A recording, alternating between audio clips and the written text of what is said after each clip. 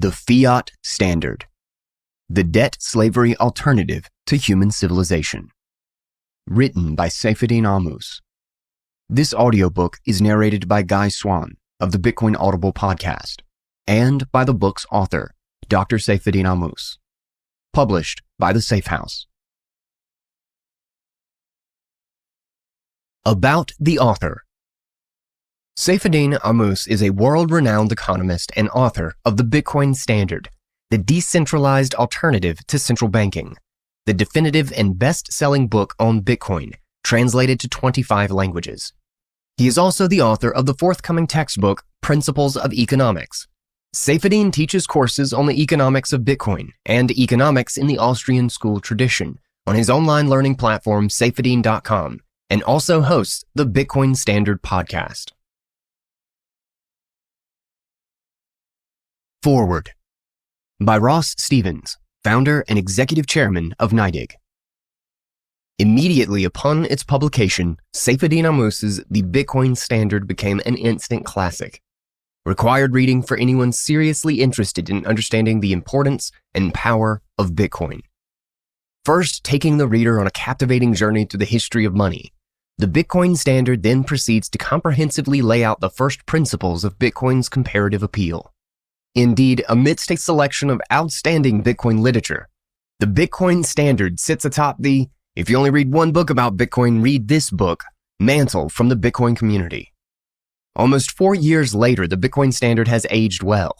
Bitcoin is relevant to the lives of over 100 million people worldwide today, strongly confirming the validity of Saifedean's central insights.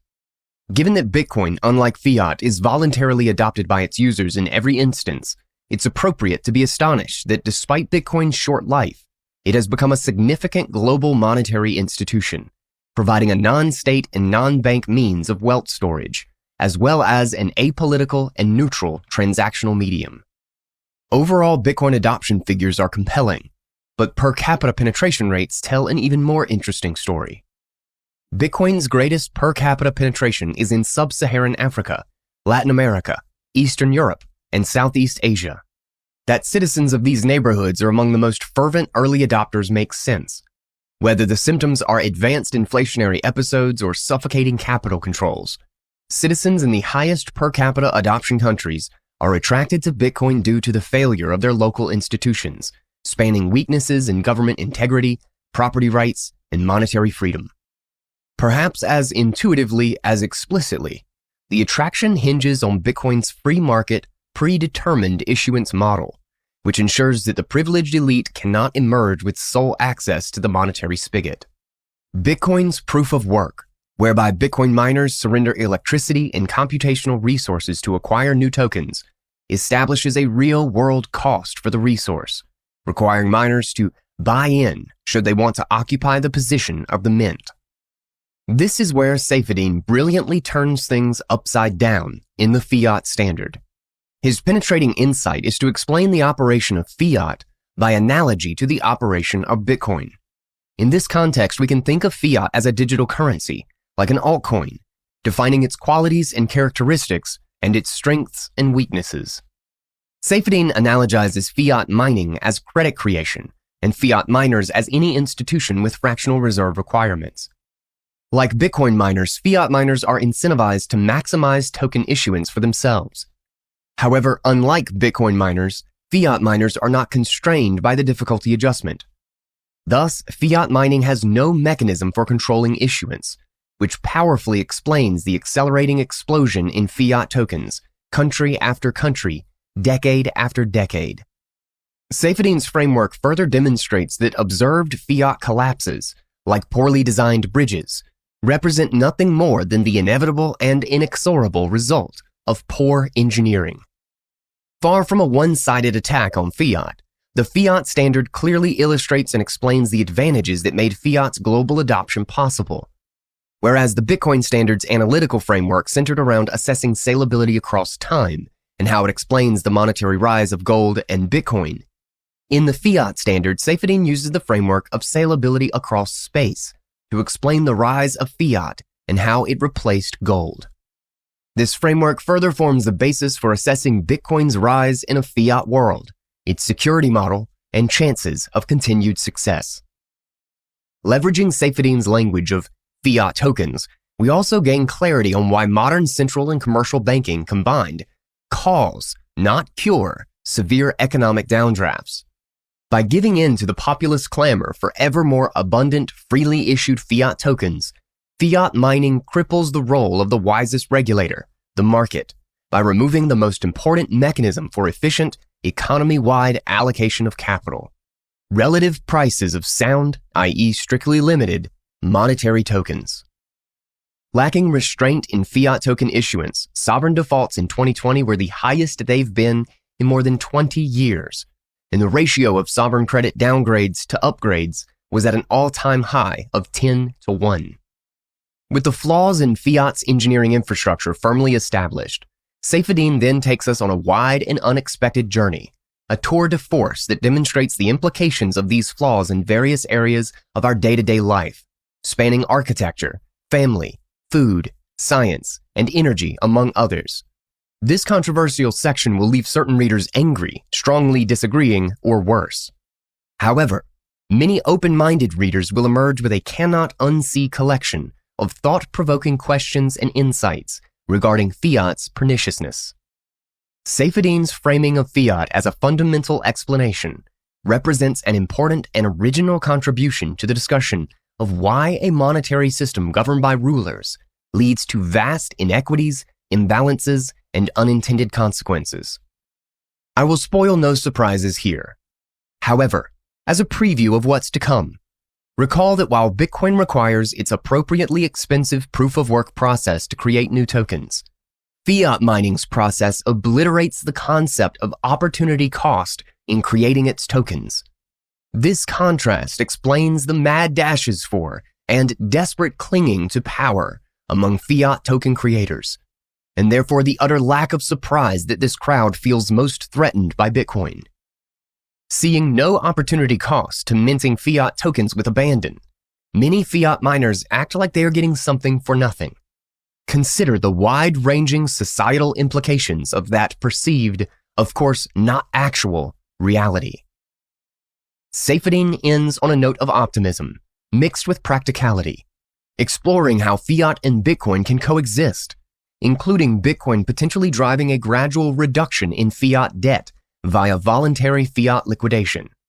Accelerating Bitcoin adoption, coupled with fiat's continued decline in real terms, can generate a glide path for humanity's step-by-step voluntary transformation to sound money. Thus, the rise of Bitcoin need not cause a catastrophic collapse of fiat, and a strong case can be made for Bitcoin as a form of fiat-denominated wealth insurance, strengthening the case for a corresponding non-zero Bitcoin allocation for everyone. However, Bitcoin is also a form of life insurance, though not in the traditional sense of a big payout if you die. Rather, Bitcoin provides a big payout while you live, in the form, pricelessly, of personal sovereignty, freedom, and dignity. In a world replete with monetary unfairness, injustice, and institutionalization of moral hazard, and the state's increasing domestication of our individuality, Bitcoin's incorruptible fairness, justice, truth, and beauty represent a beacon for all optimists who seek personal improvement and peace. Perhaps just in time, each global citizen now has a choice.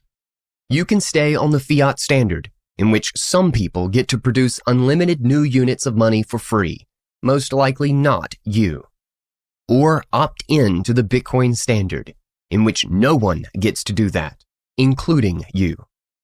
With the option now of a monetary system governed by rules, not rulers, we can each be grateful for the opportunity and personal responsibility of making that choice. Chapter 1. Introduction. This year marks the 50th anniversary of the US government closing the gold exchange window and putting the world on a fiat monetary system. The vast majority of people alive today have never used anything but fiat money. This cannot be written off as an unexplained fluke, and economists should be able to explain how this system functions and survives, despite its many obvious flaws. Fiat's longevity makes it unreasonable to keep dismissing it as an irredeemable fraud on the brink of collapse, as many of its detractors have done for decades. There are, after all, plenty of markets around the world that are massively distorted by government interventions, but they nonetheless continue to survive. It is no endorsement of these interventions to attempt to explain how they persist. In his 1929 book, The Thing, G.K. Chesterton tells the story of a man who finds a fence that appears to serve no purpose and decides to remove it. Another man counters, quote, "If you don't see the use of it, I certainly won't let you clear it away. Go away and think. Then, when you can come back and tell me that you do see the use of it, I may allow you to destroy it." End quote. 50 years after taking its final form, and more than a century after its genesis, with a new competitor threatening to potentially remove it, an assessment of the uses of the fiat system is now both possible and necessary. While fiat has not won acceptance on the free market, and though its failings and limitations are many, there is no denying that many fiat systems have worked for large parts of the last century and facilitated an unfathomably large number of trades all over the world. Its continued operation makes understanding it useful, particularly as we still live in a world that runs on fiat. Just because you may be done with fiat does not mean that fiat is done with you. Understanding how the fiat standard works and how it frequently fails is essential knowledge for being able to navigate it. It is also not appropriate to judge fiat systems based on the marketing material of their promoters and beneficiaries in government, finance, academia, and the popular press. While the global fiat system has so far avoided the complete collapse its detractors predicted, that cannot vindicate its promoters' advertising of it as a free lunch maker with no opportunity cost or consequence. More than 60 episodes of hyperinflation have taken place in countries using fiat monetary systems in the past century. Moreover, avoiding regular catastrophic collapse is hardly enough to make a case for it as a positive technological, economic, and social development. Beyond the relentless propaganda of its enthusiasts and the rabid venom of its detractors, this book attempts to offer something new, an exploration of the fiat monetary system as a technology, from an engineering and functional perspective, outlining its purposes and common failure modes, and deriving the wider economic, political, and social implications of its use. Adopting this approach to writing the Bitcoin Standard contributed to making it the best-selling book on Bitcoin to date, helping hundreds of thousands of readers across more than 25 languages understand the significance and implications of Bitcoin. Perhaps counterintuitively, I believe that by first understanding the operation of Bitcoin, you can then better understand the equivalent operations in fiat. It is easier to explain an abacus to a computer user than it is to explain a computer to an abacus user. A more advanced technology performs its functions more productively and efficiently, allowing a clear exposition of the mechanisms of the simpler technology and exposing its weaknesses. My aim is to explain the operation and engineering structure of the fiat monetary system and how it operates in reality, away from the romanticism of governments and banks that have benefited from this system for a century. The first 7 chapters of the Bitcoin Standard explain the history and function of money and its importance to the economic order. With that foundation laid, the final 3 chapters introduced Bitcoin, explained its operation, and elaborated on how its operation relates to the economic questions discussed in the earlier chapters. My motivation as an author was to allow readers to understand how Bitcoin operates and its monetary significance without requiring them to have a previous background in economics or digital currencies. Had Bitcoin not been invented, the first 7 chapters of the Bitcoin Standard could have served as an introduction to explaining the operation of the fiat monetary system. This book picks up where Chapter 7 of the Bitcoin Standard left off. The first 6 chapters of this book are modeled on the last 3 chapters of the Bitcoin Standard, except applied to fiat money. How does the fiat system actually function in an operational sense? The success of Bitcoin in operating as a bare-bones and standalone free market monetary system helps elucidate the properties and functions necessary to make a monetary system work. Bitcoin was designed by a software engineer who boiled the monetary system down to its essentials. These choices were then validated by a free market of millions of people around the world who continue to use this system and currently entrusted to hold around $800 billion of their wealth. The fiat monetary system, by contrast, has never been put on a free market for its users to pass the only judgment that matters. The all too frequent systemic collapses of the fiat monetary system are arguably the true market judgment emerging after suppression by government. With Bitcoin showing us how an advanced monetary system can function entirely independently of government control, we can see clearly the properties required for a monetary system to operate on the free market, and in the process, we can better understand fiat's modes of operations and all too frequent modes of failure. To begin, it is important to understand that the fiat system was not a carefully, consciously, or deliberately designed financial operating system like Bitcoin. Rather, it evolved through a complex process of compromise between political constraints and expedience in managing government default. The next chapter illustrates this by examining newly released historical documents on just how the fiat standard was born and how it replaced the gold standard, beginning in England in the early 20th century and completing the transition in 1971 across the Atlantic. This is not a history book, however, and it will not attempt a full historical account of the development of the fiat standard over the past century. In the same way, the Bitcoin Standard did not delve too deeply into the study of the historical development of the Bitcoin software.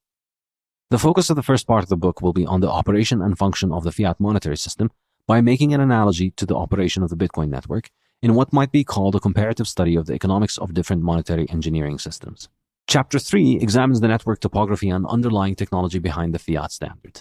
Contrary to what the name suggests, modern fiat money is not conjured out of thin air through government fiat. Government does not just print currency and hand it out to a society that accepts it as money. Modern fiat money is far more sophisticated and convoluted in its operation. The fundamental engineering feature of the fiat system is that it treats future promises of money as if they were as good as present money because the government guarantees these promises. Government coercion can maintain such a system for a very long time, even if it would not survive free market competition. Chapter 4 examines how the fiat network's native tokens come into existence. As fiat money is credit creation in a fiat currency results in the creation of new money, which means that lending is fiat's antiquated and haphazard version of mining. Fiat miners are the financial institutions capable of generating fiat-based debt with guarantees from the government and/or central banks. Unlike with Bitcoin's difficulty adjustment, fiat has no precise or engineered mechanism for controlling issuance. Credit money, instead, causes constant cycles of expansion and contraction in the money supply with devastating consequences. Chapter 5 then analyzes balances on the fiat network, exploring how many, if not most, users have negative account balances, a unique feature of the fiat network. The ability to mine fiat by issuing debt means individuals, corporations, and governments all face a strong incentive to get into debt. The monetization and universalization of debt is also a war on savings, and one which governments have persecuted stealthily and quite successfully against their citizens over the last century. Based on this analysis, Chapter 6 concludes the first section of the book by discussing the uses of fiat and the problems it solves. The two obvious uses of fiat are that it allows for government to easily finance itself, and it allows banks to engage in maturity mismatching and fractional reserve banking while largely protecting themselves from the inevitable downside. But the third use of fiat is the one that has been the most important to its survival: salability across space. I must confess, attempting to think of the fiat monetary system in engineering terms and trying to understand the problem it solves has given me an appreciation of its usefulness and a gentler assessment of the motives and circumstances that led to its emergence. Understanding the problem this fiat system solves makes a move from the gold standard to the fiat standard appear less outlandish and insane than it had appeared to me while writing the Bitcoin standard, as a hard money believer who could see nothing good or reasonable about the move to an easier money. Seeing that the analytical framework of the Bitcoin standard was built around the concept of salability across time and the ability of money to hold its value into the future, and the implication of that to society, the fiat standard initially appears as a deliberate, nefarious conspiracy to destroy human civilization. But writing this book and thinking very hard about the operational reality of fiat has brought into sharper focus the property of salability across space, and in the process has made the rationale for the emergence of the fiat standard clearer and more comprehensible. For all its many failings, there is no escaping the conclusion that the fiat standard was indeed a solution to a real and debilitating problem with the gold standard, namely its low spatial salability. Fiat's low temporal salability remained a problem, but a tolerable one because of its advantages in transferring value across space. More importantly, fiat allowed governments worldwide tremendous leeway to bribe their current citizens at the expense of their future citizens by creating the easy fiat tokens that operate their payment networks. Fiat was convenient for users, but it was more convenient for the government officials who controlled the only full nodes.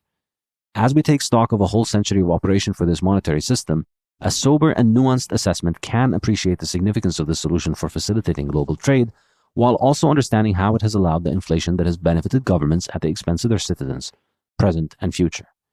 Fiat may have been a huge step backward in terms of its salability across time, but it was a substantial leap forward in terms of its salability across space. Having laid out the mechanics for the operation of fiat in the first section, the book's second section, Fiat Life, examines the economic, societal, and political implications of a society utilizing such a form of money with uncertain and usually poor intertemporal salability.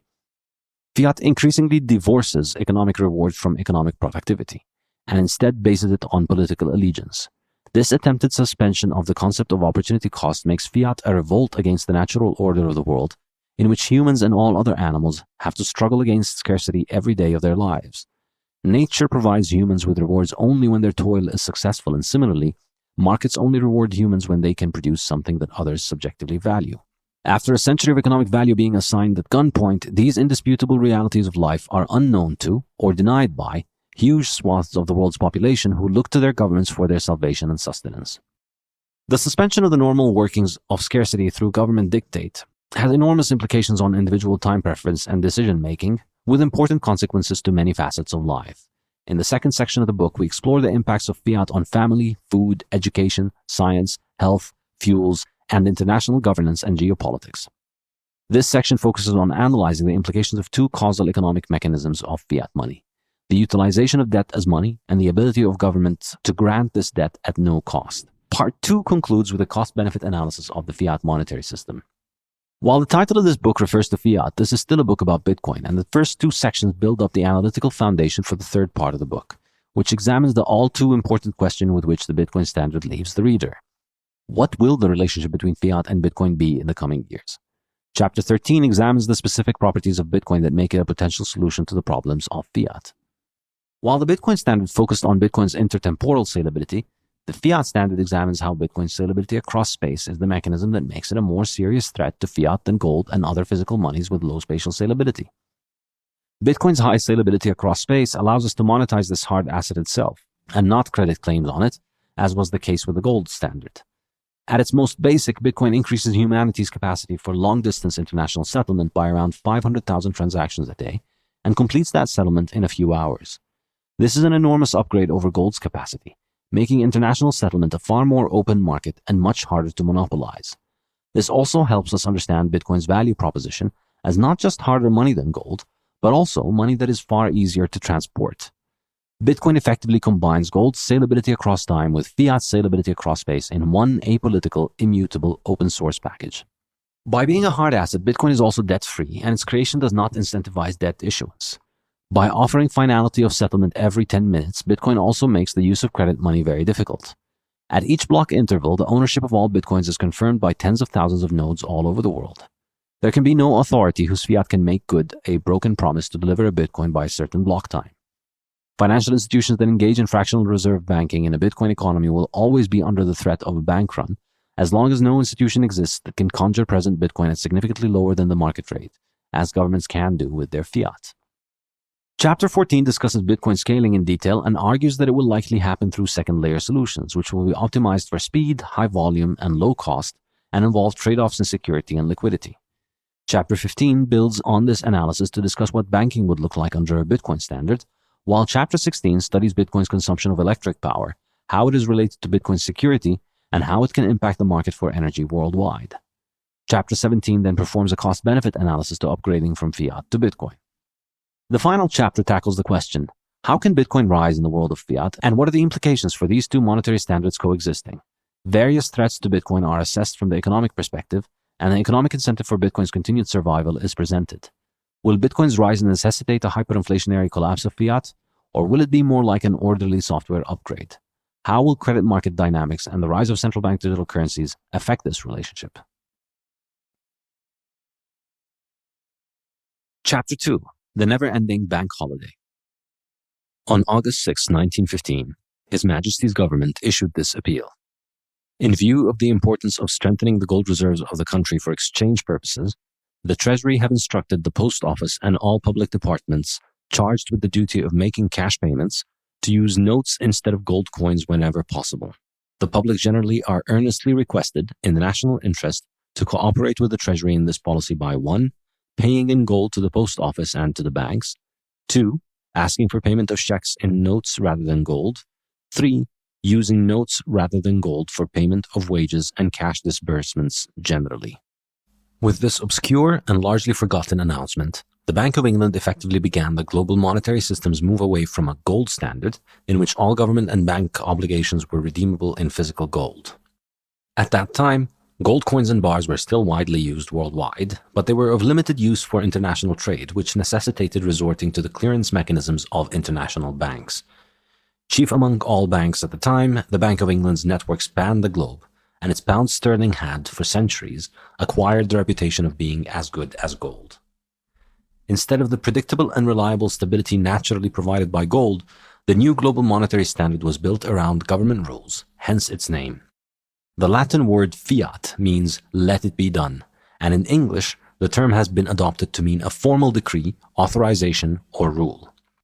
It is an apt term for the current monetary standard, as what distinguishes it most is that it substitutes government dictates for the judgment of the market. Value on fiat's base layer is not based on a freely traded physical commodity, but is instead dictated by authority, which can control its issuance, supply, clearance, and settlement, and even confiscate it at any time it sees fit. With the move to fiat, peaceful exchange on the market no longer determined the value and choice of money. Instead, it was the victors of world wars and the gyrations of international geopolitics that would dictate the choice and value of the medium that constitutes one half of every market transaction. While the 1915 Bank of England announcement, and others like it at the time, were assumed to be temporary emergency measures necessary to fight the Great War, today, more than a century later, the Bank of England is yet to resume the promised redemption of its notes in gold. Temporary arrangements restricting note convertibility into gold turned into the permanent financial infrastructure of the fiat system that took off over the next century.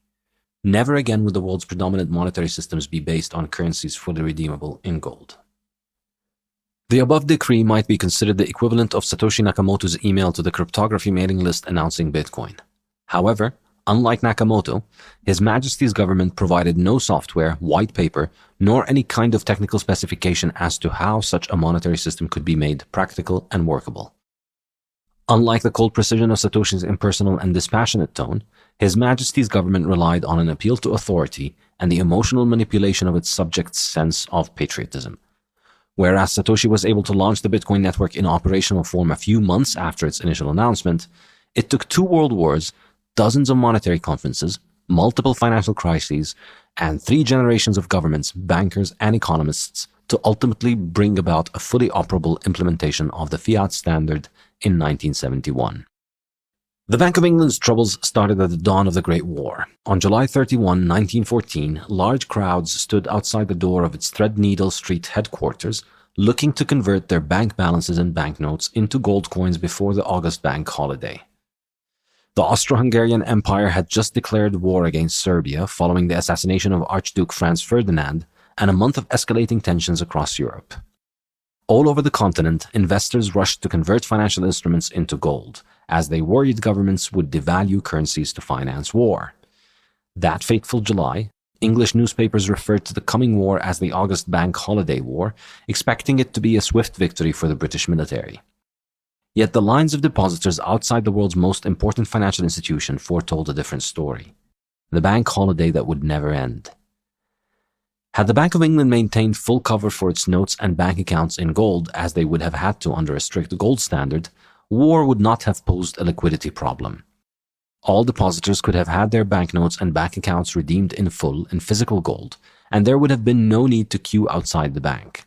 However, the Bank of England had become accustomed to not backing all its notes with gold. Depositors had good reason to hold money in the form of banknotes and bank accounts rather than in physical gold.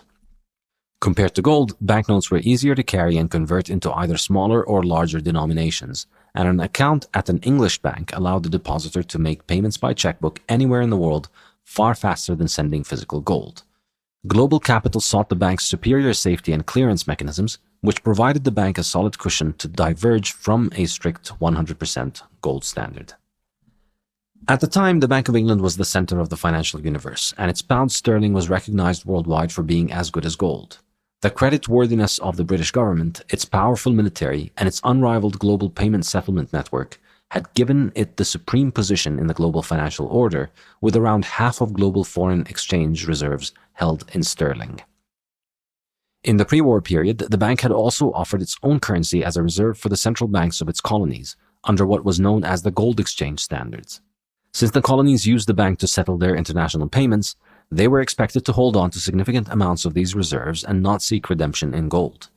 This allowed the bank a certain inflationary margin to the point that by 1913, the ratio of official reserves to liabilities to foreign monetary authorities was only 31%. The bank had exported its inflation to the colonies, financing its operations but placing itself in a precarious liquidity position. So long as most colonies' depositors and paper holders did not ask to convert their bank accounts and notes to gold, liquidity would not be a problem. For a generation of bankers reared on the peace and prosperity of the Victorian era and the gold standard, there was little reason to worry about a liquidity crisis. There was also very little reason to worry about a world war, but both the war and the liquidity crisis materialized in the summer of 1914. While the Great War triggered the bank's liquidity troubles, the deeper causes were self-inflicted and typical of the fiat century. government monopoly over the payments network encouraged abuse of the currency. As trouble brewed on the continent, many foreign depositors sought to withdraw their assets from Britain, and many Englishmen preferred to hold gold over the bank's paper. In the last 6 working days of July, the bank paid out £12.3 million in gold coins from its £26.5 million total reserves. The previously unthinkable prospect of the Bank of England defaulting on its promise to redeem its notes and accounts in gold suddenly appeared plausible. A devaluation of the pound at that stage would have allowed the bank sufficient reserves to back the currency, but would have been unspeakably unpopular with the British public, permanently undermining their faith in the bank. In November 1914, the British government issued the first war bond, aiming to raise £350 million from private investors at an interest rate of 4.1% and a maturity of 10 years. Surprisingly, the bond issue was undersubscribed, and the British public purchased less than a third of the targeted sum. To avoid publicizing this failure, the Bank of England granted funds to its chief cashier and his deputy to purchase the bonds under their own names. The Financial Times, ever the bank's faithful mouthpiece, published an article proclaiming the loan was oversubscribed. John Maynard Keynes worked at the Treasury at the time, and in a secret memo to the bank, he praised them for what he called their masterly manipulation. Keynes's fondness for surreptitious monetary arrangements would go on to inspire thousands of economic textbooks published worldwide. The Bank of England had set the tone for a century of central bank and government collusion behind the public's back. The Financial Times would only issue a correction 103 years later, when this matter was finally uncovered after some sleuthing in the bank's archive by some enterprising staff members and published on the bank's blog. The Bank of England decided to continue on the gold standard. However, its dwindling stockpiles meant it had to figure out some way to stem the tide of redemptions. Its solution was to declare an unofficial war on gold.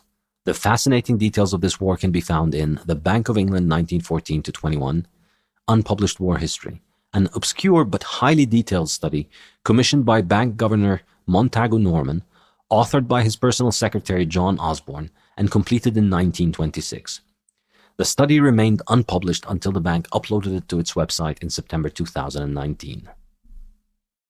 With the public not keen on lending for war, and the bank holding large amounts of government debt instead, the bank needed to shore up its liquidity with more gold.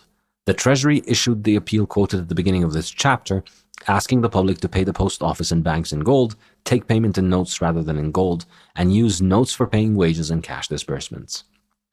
After this appeal, the Bank of England and the Treasury instructed banks to collect coins and hold them in reserve to be at the disposal of the Treasury throughout the war.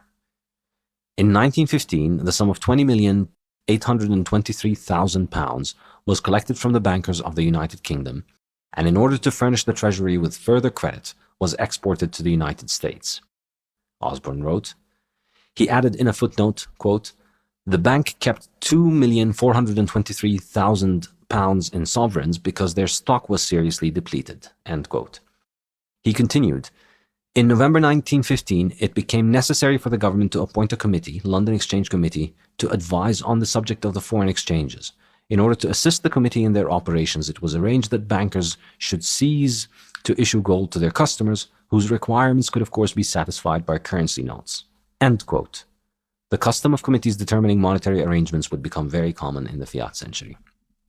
Osborne continues, begin quote, "During the following year, it became evident that as a result of the appeal referred to and the action of the bankers, the public were becoming more accustomed to the use of paper money and more reconciled to the absence of gold. In order to meet an obligation of the London Exchange Committee in connection with the loan of $50 million made to them by a group of United States bankers in November 1915, the clearing bankers in June 1917 paid to the account of the Treasury the sum of £10 million in gold coin, which was set aside on behalf of the Federal Reserve Bank of New York."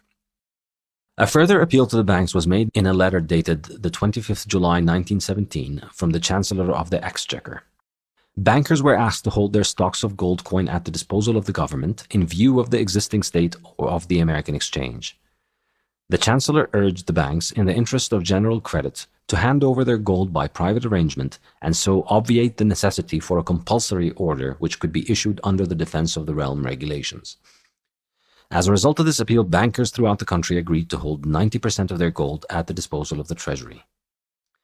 On the 1st of April 1919, the export of gold coin was prohibited by order in council, and on the same date, at a meeting of bankers, it was agreed that all gold coin and bullion then held and thereafter acquired by them, accepting only such gold as might be imported by the banks themselves, should be held at the absolute disposal of the Treasury, and that delivery of it should be made to the Bank of England and when required. Furthermore, they agreed that all gold already earmarked for foreign account should, if released, be paid into the Bank of England at once.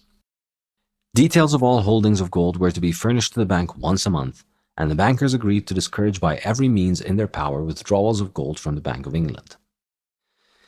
It was realized that it was absolutely essential both to bankers generally and to the whole country that the available supplies of gold should be ready at hand, if necessary, for use centrally to meet any threatening developments in foreign exchanges, and particularly in the American exchange. At the end of the year, the Treasury requested the bank to collect the entire stocks of gold coin held by bankers throughout the kingdom. End quote. The bank would periodically purchase gold coins from banks using banknotes. In December 1919, the Treasury requested the bank collect all the gold coins held by bankers in the United Kingdom. Private bankers surrendered 41,793,000 pounds of gold coin by June of 1920, practically all of their gold holdings, in exchange for paper notes. The entire operation cost £5,516 at a rate of little over £1 per 10,000 pounds collected. The discipline of proof-of-work mining was conspicuously absent at Fiat's genesis and throughout its century. Most of the gold was shipped to the United States in exchange for credit to fight the war. From the beginning of August 1914 to the end of August 1921, the bank's net gain totaled 62,411,000 pounds of gold. The British government confiscated 14,684,941 ounces of gold, or around 455.2 metric tons. Today, that gold would be worth around £20 billion, roughly 300 times what it was worth in 1914. At the time of writing in 2021, the Bank of England's gold reserves stand at only 310.3 metric tons of gold. The war, which caused this demand for gold, necessitated suspending most aviation, relieving the bank from shipping gold to its foreign depositors. In April 1919, as the war ended and aviation resumed, the export of gold coin was prohibited. Economic historian Lawrence Officer summarized this period. Quote, "With the outbreak of war, a run on sterling led Britain to impose extreme exchange control, a postponement of both domestic and international payments that made the international gold standard non-operational. Convertibility was not legally suspended, but moral suasion, legalistic action, and regulations had the same effect. Gold exports were restricted by extra-legal means and by trading with the enemy legislation, with the Bank of England commandeering all gold imports and applying moral suasion to bankers and bullion brokers." End quote. With less gold in the hands of the people and more notes, the bank had succeeded in protecting the official gold-to-sterling exchange rate of £4.25 per troy ounce of gold, the same price set in 1717 by Master of the Royal Mint Sir Isaac Newton. The Bank of England's reliable record in redeeming its notes at this rate for 2 centuries, interrupted only by the Napoleonic Wars, was a matter of national pride and global renown. It not only gave sterling its legendary reputation of being as good as gold, but also turned the phrase gold standard into the proverbial benchmark and paradigm for excellence, predictability, and reliability, a phrase that was never threatened with replacement by a century of the fiat standard.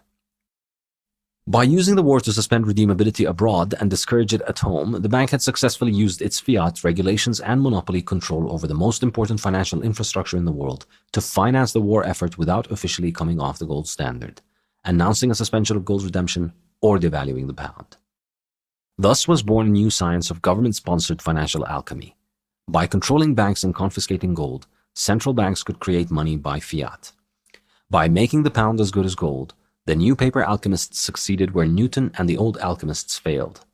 Gold could be produced at will after all. The printing press and the checking account were the alchemists' long-sought philosopher's stone. In the immediate aftermath of the war, there seemed to be no downside to the world's central bank and its currency diverging from the sound gold anchor. Over time, the cost of these monetary shenanigans became apparent, as governments would increasingly abuse these schemes, ultimately making them a permanent feature of the fiat century, surreptitiously trading long-term prosperity for the illusion of short-term stability. The economic consequences of the inflation would weigh on the British economy for decades. By maintaining the pound sterling at the pre-war gold rate, the Bank of England sowed the seeds of several problems that became common in later implementations of the fiat standard. The bank maintained the nominal exchange rate between notes and gold, but in reality, the prices of normal goods and services increased sharply. According to recent research by the Economic Policy and Statistics section of the House of Commons Library, the annual change in prices from 1915 to 1920 were 12.5%, 18.1%, 25.2%, 22%, and 10.1%, a cumulative 5-year rise of 124%. Price increases made life difficult for the average Englishman, spurring the rise of organized labor and popular demands for price and wage controls. Inevitably, rationing and shortages followed, as well as mass unemployment. The war's end brought millions of military servicemen home, but the price and wage controls made it very difficult for the British economy to accommodate their return to the workforce. Revaluing the pound to accommodate the inflation would have meant devaluing the population's savings. However, prices of goods and labor would have readjusted on the market. By foregoing this revaluation, maintaining an overvalued exchange rate, and discouraging the redemption of paper into gold, the bank delayed the necessary economic adjustment and prolonged dislocations brought about by inflation and price and wage controls. Pressure grew on the government to spend to support the unemployed and the poor. However, further spending and expansionary monetary policy caused even more price increases and put greater pressure on sterling in international markets. A populist clamor grew for the bank to bring gold coins back into circulation and return to the pre-war gold standard. Britain's problems were not just domestic. While all European countries effectively went off the gold standard in 1914, the US had only done so in 1917, attracting large quantities of gold fleeing Europe. With the credit it provided to the Bank of England, the US Federal Reserve also secured a large part of the British supply of gold. As goes gold, so goes power. The Bank of England was learning to readjust to a new global economic reality in which the United States and its Federal Reserve played a supremely important role. The alchemy of the UK's Fiat standard continued to become more expensive as the US took on its global leadership role, and sterling continued to face troubles throughout the coming century, losing 3/4 of its value against the US dollar and more than 90% of its value against gold. All major European economies engaged in large-scale inflation to finance the war, after which their currencies were devalued against gold and were no longer redeemable at the pre-war rate. At this point, the prudent step would have been to acknowledge that the fiat standard had served its purpose as a temporary war financing measure and return to the gold standard. Governments had repeatedly promised this, and Europe's citizens had expected it. However, returning to the gold standard at the pre-war parity would have meant an inevitable end to the inflationary boom started by the credit expansion that financed the war and, subsequently, a painful recession. The US chose this path, resulting in a sharp but quick recession in 1920, after which the US economy began one of its longest expansions in history. US gold redemption resumed in 1922 after a 5-year suspension. Britain, on the other hand, tried to square the impossible circle of maintaining the Treasury's high spending, the Union's high wage requirements, the gold peg at its pre-war rate, and sterling's role as a global reserve currency. Having experienced the sweet taste of paper alchemy, the Bank of England thought it could manage its way out of overt default on its gold redemption obligations through financial and political engineering. Rather than formalize the reality of inflation and devalue the pound to get back on the gold standard, the Bank of England and the Treasury chose to kick the can down the road and across the pond, where it would continue to be kicked into the next century. So began the habit of obtaining short-term relief at the expense of long-term solvency and stability. As economist Murray Rothbard described it, quote, "In short, Britain insisted on returning to a gold at a valuation that was 10 to 20% higher than the going exchange rate, which reflected the results of war and post-war inflation. This meant that British prices would have to decline by about 10 to 20% in order to remain competitive with foreign countries and to maintain her all-important export business. But no such decline occurred, primarily because unions did not permit wage rates to be lowered. Real wage rates rose and chronic large-scale unemployment struck Great Britain.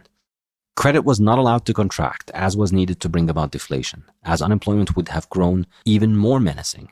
An unemployment caused partly by the post-war establishment of government unemployment insurance, which permitted trade unions to hold out against any wage cuts. As a result, Great Britain tended to lose gold. Instead of repealing unemployment insurance, contracting credit, and or going back to gold at a more realistic parity, Great Britain inflated her money supply to offset the loss of gold and turned to the United States for help. For if the United States government were to inflate American money, Great Britain would no longer lose gold to the United States.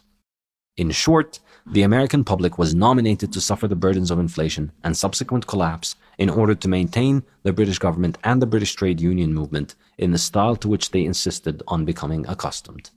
End quote.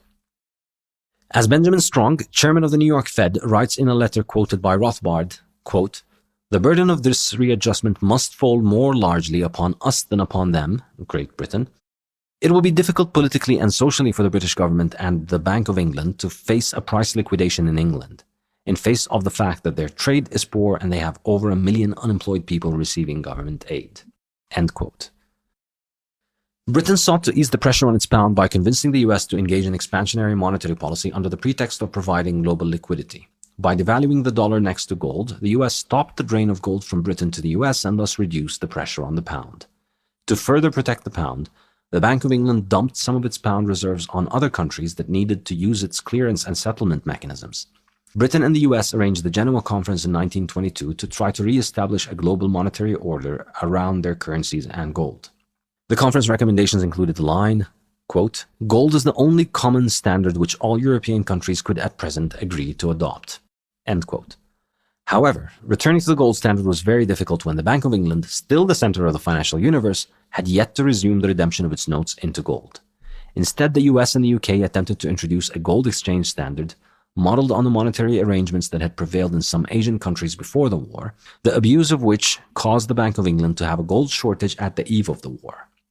In essence, global central banks would deposit gold at the Bank of England and US Federal Reserve and use their international settlement network to add salability across space to their gold.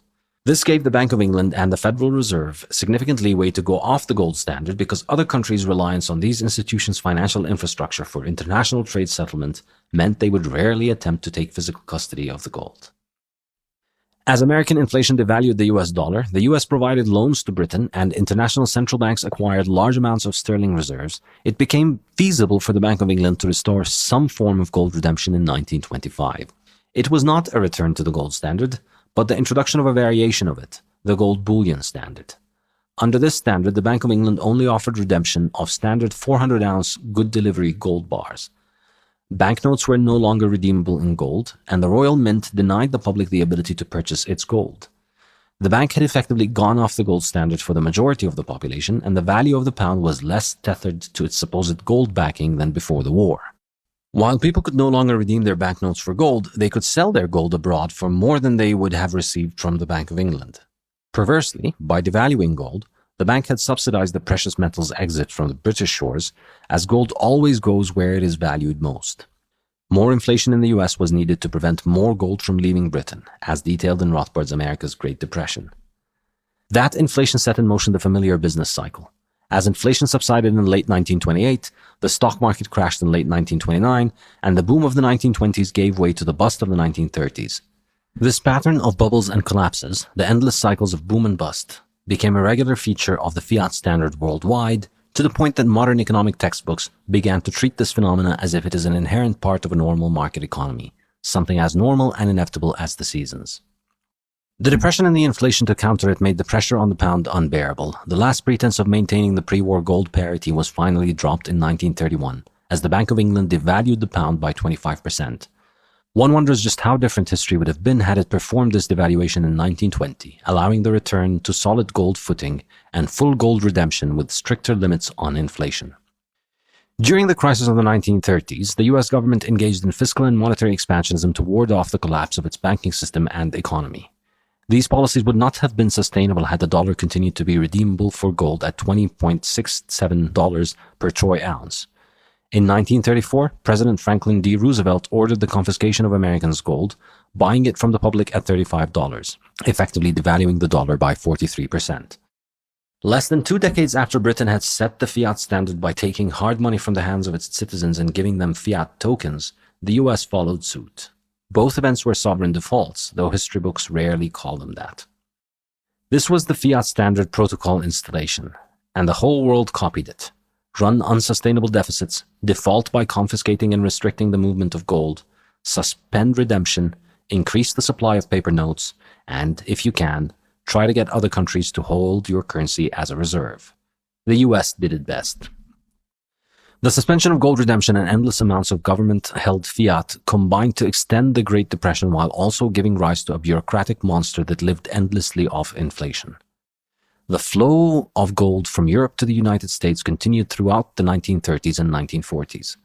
After the Second World War, the US was in a monetary league of its own, with gold reserves that dwarfed other nations and the world's most important international payments network. The new monetary reality was enshrined into the architecture of the nascent global financial system in 1946 with the signing of the Bretton Woods Agreement.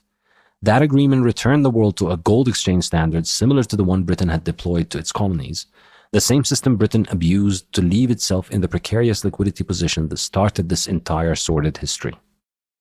The new global monetary system was built around the US dollar, which only other central banks could redeem for gold. The US federal government still prohibited Americans from owning gold, and most other countries imposed restrictions on the metal's ownership and trade. With all its extra gold and its ability to export dollars to the rest of the world, there was very little restraint on the capacity of the US government to spend in the post-war years. The military-industrial complex President Dwight D. Eisenhower warned of in his farewell address secured itself a continuous trickle of global war with which to harvest profits from the fiat spigot. FDR's New Deal welfare programs grew in the 1950s and metastatized in the 1960s under Lyndon Johnson's so-called Great Society, a permanent welfare state that needed to be financed by fiat. The world still bought dollars because they needed them, and there was no reason for Americans to suspect a liquidity problem. But just like England in 1914, the late 1960s placed the US in a gold crunch, as European central banks moved to redeem their increasingly devaluing hoard of US dollars for hard gold. On August 15, 1971, President Nixon delivered the Nixon Shock, a series of government edicts aimed at containing rising inflation and unemployment. Nixon said the following in a nationally televised broadcast, quote, "The third indispensable element in building the new prosperity is closely related to creating new jobs and halting inflation. We must protect the position of the American dollar as a pillar of monetary stability around the world. In the past 7 years, there has been an average of one international monetary crisis every year. Now, who gains from these crises? Not the working man, not the investor, not the real producers of wealth. The gainers are the international money speculators. Because they thrive on crises, they help to create them. In recent weeks, the speculators have been waging an all-out war on the American dollar. The strength of a nation's currency is based on the strength of that nation's economy, and the American economy is by far the strongest in the world. Accordingly, I have directed the Secretary of the Treasury to take the action necessary to defend the dollar against the speculators. I have directed Secretary Connolly to suspend temporarily the convertibility of the dollar into gold or other reserve assets, except in amounts and conditions determined to be in the interest of monetary stability and in the best interests of the United States. Now, what is this action, which is very technical? What does it mean for you? Let me lay to rest the bugaboo of what is called devaluation. If you want to buy a foreign car or take a trip abroad, market conditions may cause your dollar to buy slightly less. But if you are among the overwhelming majority of Americans who buy American-made products in America, your dollar will be worth just as much tomorrow as it is today. The effect of this action, in other words, will be to stabilize the dollar. Now, this action will not win us any friends among the international money traders, but our primary concern is with the American workers and with fair competition around the world." End quote. Nixon's prognostications and guarantees were off the mark. Prices skyrocketed over the coming decades. Instead of stabilizing, the dollar collapsed in value, and the new system of international partial barter, unhinged from its golden anchor, would turn money trading into a lucrative career and a gigantic industry. Even though the US Treasury suspended gold redemption, it committed to maintaining the dollar pegged to gold at a certain level.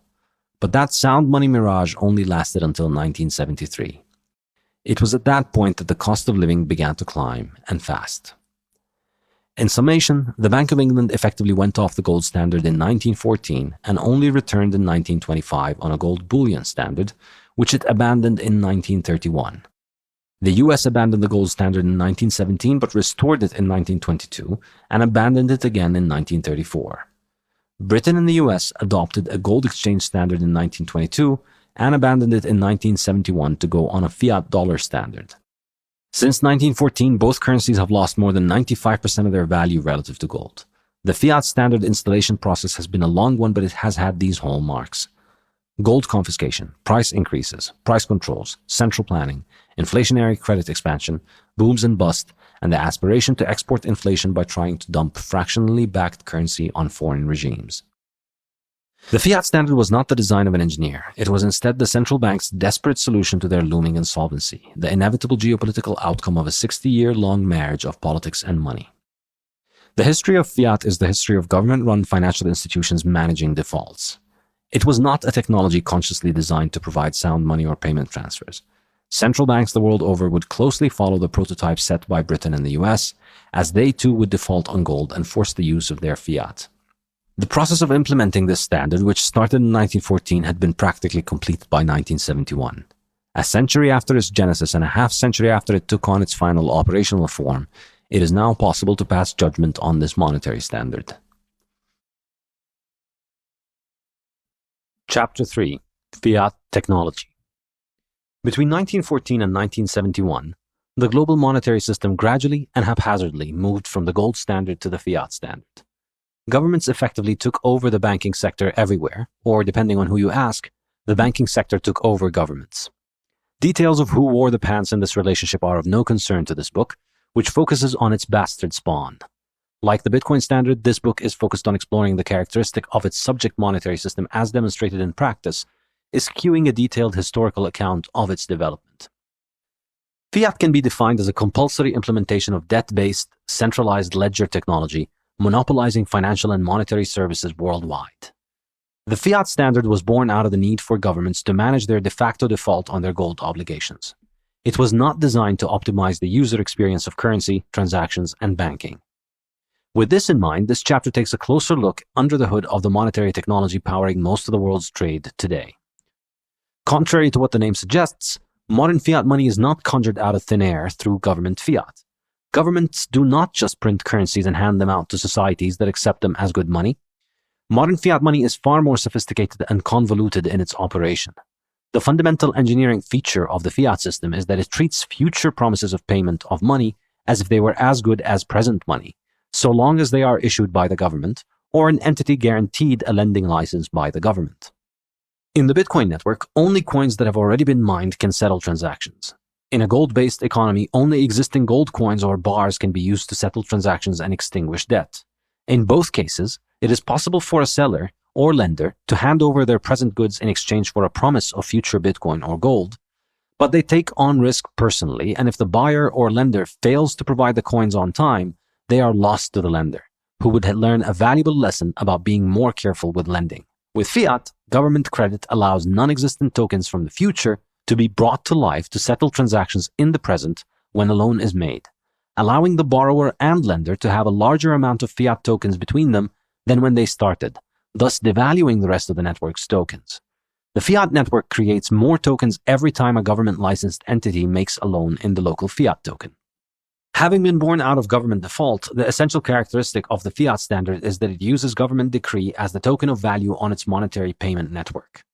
Since the government can decree value on the network, it effectively makes its own credit money. As the government backs the entire banking system, this makes all credit issued by the banking system effectively the government's credit, and so part of the money supply. In other words, the US Congress and Federal Reserve are not the only institutions capable of conjuring money from thin air. Any lending organization also has the capacity to increase the money supply through lending. Blurring the line between money and credit makes measuring the money supply practically impossible. In a payment system like gold or Bitcoin, only mature money, or money of full maturity, meaning money that does not have a future period of maturity at which it acquires its full liquid value, can be used to settle payments and debts. Under a fiat system, money that has not matured and will only do so in the future can be accepted as payment, so long as it is guaranteed by a commercial entity with a lending license. Unlike with a pure gold standard or with Bitcoin, the supply is not a set objective number of units being traded between network members. The units are ephemeral, constantly being created and destroyed. Their quantity is dependent on a subjective choice of which imperfect definition of money one uses. This makes it virtually impossible to obtain an objective, agreed-upon measure of the supply of money or to audit the supply, as is the case with Bitcoin. When a client takes out a $1 million loan to buy a house, the lending bank does not take a pre-existing mature $1 million present in its cash reserves or from a depositor's balance at the bank. It will simply issue the loan and create the dollars that are used to pay the seller of the house. These dollars did not exist before the loan was issued. Their existence is predicated on the borrower fulfilling their end of the bargain and making regular payments in the future. No present goods are used in the home purchase. No saver had to set the token aside to give it to the borrower to pay the house seller. The present good of the house is handed to the borrower without them having to offer a present good in exchange, and the house seller does not grant the credit to the borrower nor take on the risk of default. The bank grants the credit, and the credit risk is ultimately borne by the central bank guaranteeing the bank, the loan, and the currency. Had the house seller granted the credit, they would be taking on the risk of default and giving up their present good willingly, affecting no other parties. But by utilizing the fiat standard, the house seller receives their payment in full upfront, and the buyer receives the house in full upfront. Both parties walk away with present goods they can use in full, even though only one of these goods existed before the transaction took place. The new fiat tokens created to allow this transaction place the risk of the buyer defaulting on all holders of the currency. All three parties involved in the house transaction are happy, but could such a system survive in a free market? It appears favorable to the buyer, who can buy a home without having to pay the full price upfront. It appears favorable to the seller because it finances more potential buyers and bids up the price of their home. It also appears favorable to the bank, which can mine new fiat tokens at roughly zero marginal cost every time a new lender wants to buy a house. However, the transaction only works by externalizing the risk to society at large, protecting the buyer, seller, and bank from default by having the government's currency holders effectively absorb the risk premium through the inflation of the money supply. The sacrifice of the present good that allows both to spend can only come at the expense of the currency being devalued. Should a fiat system coexist with a hard money system in a free market, one would expect the rational investor to hold their wealth in the harder money, which cannot be debased to finance credit. However, even without the rational self-interest of the investor, inflation causes a currency to lose value over time next to the harder currency. This means that it is inevitable, in the long run, that most economic value will accrue to the harder currency. But by monopolizing the payment networks necessary for the modern division of labor, governments can make currency holders take that risk for significant periods. To create an analogy with Bitcoin's operation, we could say that the fiat network creates or destroys a number of new tokens with each block, equal to the amount of lending that has taken place, minus the amount of credit repaid and defaulted on. Rather than a set new number of coins to be added with each block, as with Bitcoin's protocol, the number of fiat tokens added in each fiat time period is the net result of debt creation, which can vary widely and can be positive or negative. Network topography.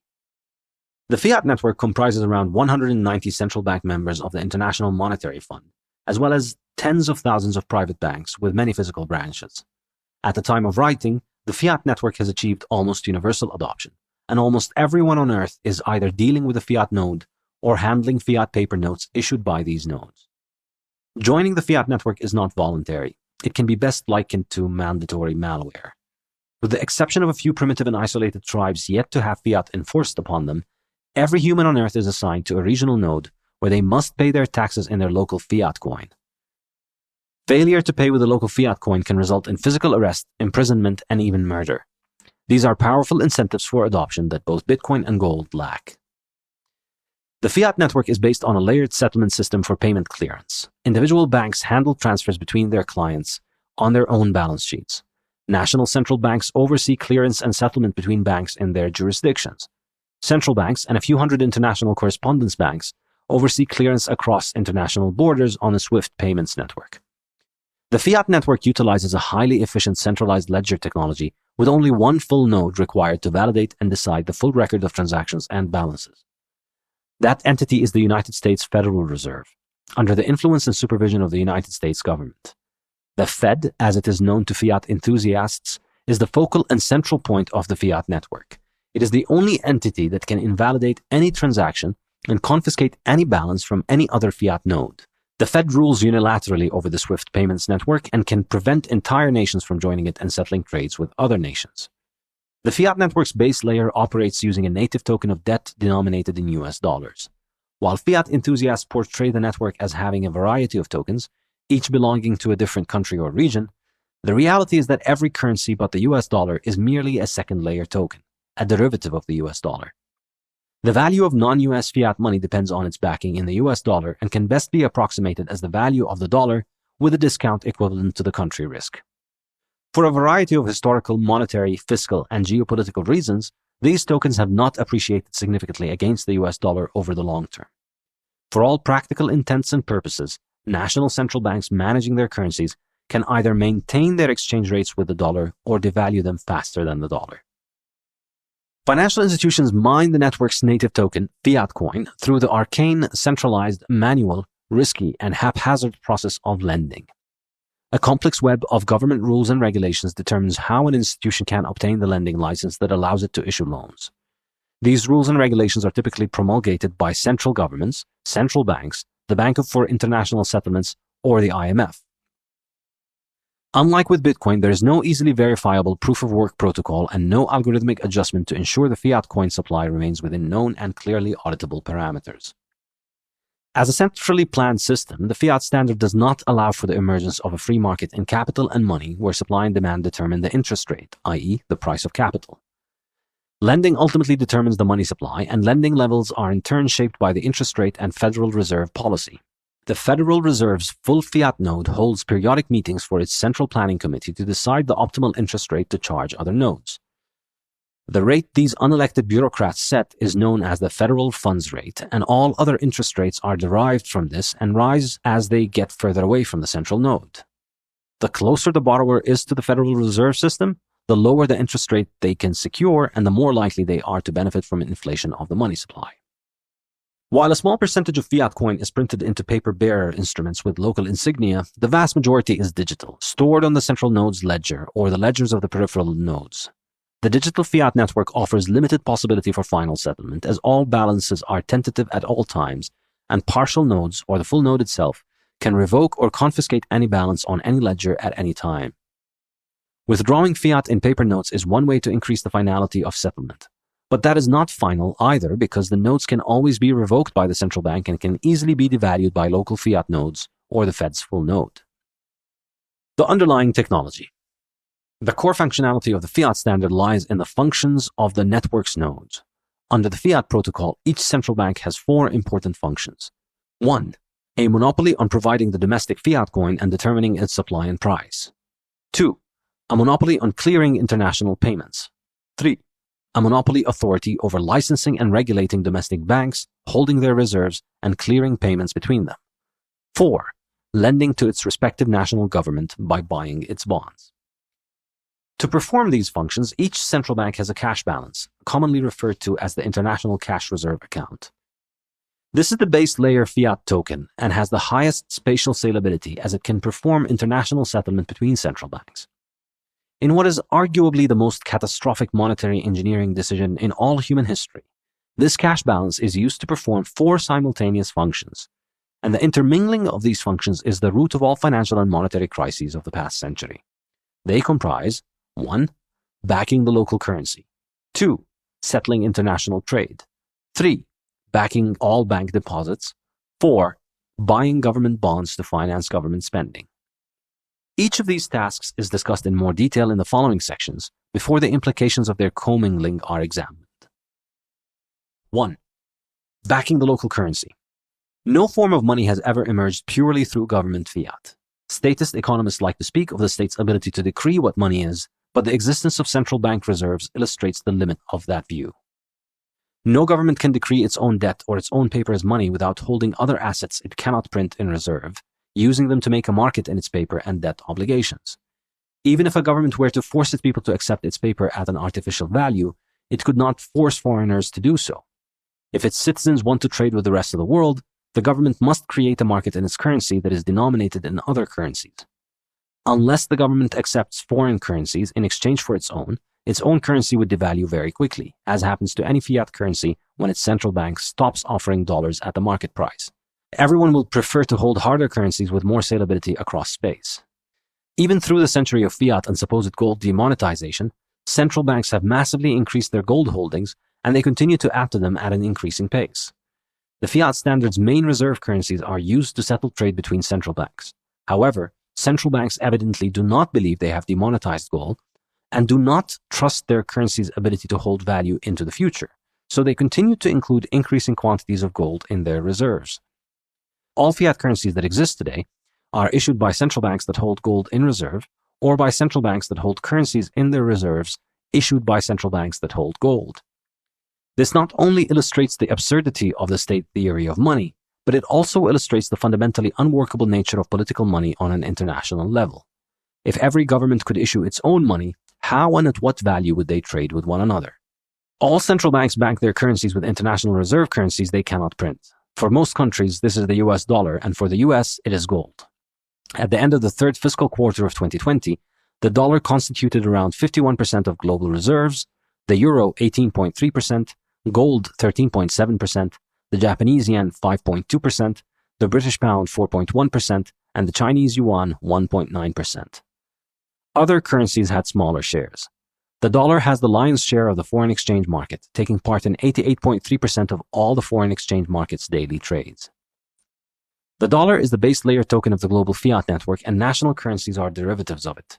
There are 180 national currencies in the world today. Other than the dollar and the euro, national currencies are mainly used domestically in the secondary national fiat banking layers. 2. The international cash account. Central bank reserves also settle the central bank's international current account, which includes international trade transactions, and its international capital account, which settles international movements of capital. All international payments to and from a country have to go through its central bank, allowing it a strong degree of control over all of its international trade and investment activities. Central bank reserves increase when foreign investment inflows or exports increase, but they fall when foreign investment outflows or imports increase.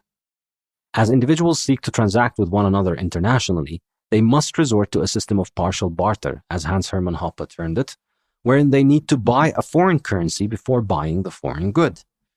This has led to the enormous growth of the foreign exchange industry, which only exists to profit from the arbitrage opportunities generated by the ever-shifting values of national currencies. This also effectively makes governments and their central banks third parties in every international transaction their citizens have with foreigners. By also using national reserves for the settlement of international trade, a country's international trade is held hostage to the central bank's successful management of its currency. If the creation of debt were to increase quickly, the value of the national currency would decline against other currencies. The central bank would have to start depleting its international reserves if it needed to stabilize the value of its currency, compromising its ability to settle trade for its citizens. 3. Bank reserves. Central bank reserves ultimately back the banking system's reserves. Central banks were intended to be the entities in which commercial banks would hold part of their reserves in order to settle with each other without having to move physical cash between their headquarters. Under a fractional reserve banking system, the central bank also uses its reserves to provide liquidity to individual banks facing liquidity problems. This means that inevitable credit contractions that follow the banking system's credit-fueled booms are remedied by central banks using their reserves to support illiquid financial institutions. This means that the inevitable credit contractions that follow the banking system's credit-fueled booms are remedied by central banks using their reserves to support illiquid financial institutions, in effect increasing the money supply. Given that central banks make markets in their domestic currencies relative to foreign currencies, if credit expansion were to increase the supply of a domestic currency and a central bank's foreign reserves were to remain unchanged, the domestic currency would be expected to depreciate against foreign currencies. 4. Buying government bonds.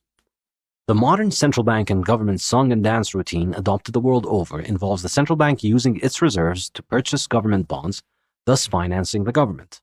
Central banks are the main market makers in government bonds, and the extent of a central bank's purchase of government bonds is an important determinant of its national currency's value. As governments ultimately control central banks, despite their constant protestations to the contrary, they can lean on them to purchase their bonds to allow for more government spending. When a central bank buys larger quantity of its government's bonds, the value of its currency declines since it funds these purchases by inflating the money supply. As monetary continence has continued to erode, central banks no longer just buy government bonds. They also engage in monetizing all kinds of assets from stocks to bonds to defaulted debt to housing and much more. The intermingling of these four functions in the hands of one monopoly entity protected from market competition is ultimately the root cause of most economic crises globally. It is easy to see how these four functions can conflict with one another and how a monopolist will have the perverse incentive to protect their own interest at the expense of the long-term value of the currency and thus the wealth of their citizens. Maintaining the value of a currency is arguably best served by using hard assets as reserves, gold in particular. However, the second function, settling payments abroad, is only doable with the US dollar and a handful of other national currencies used for international settlement. The first conflict central banks face is between choosing a monetary standard for future needs or present needs. This dilemma would not, of course, exist in a globally homogeneous monetary system such as a true gold standard, since gold would offer salability across time and space.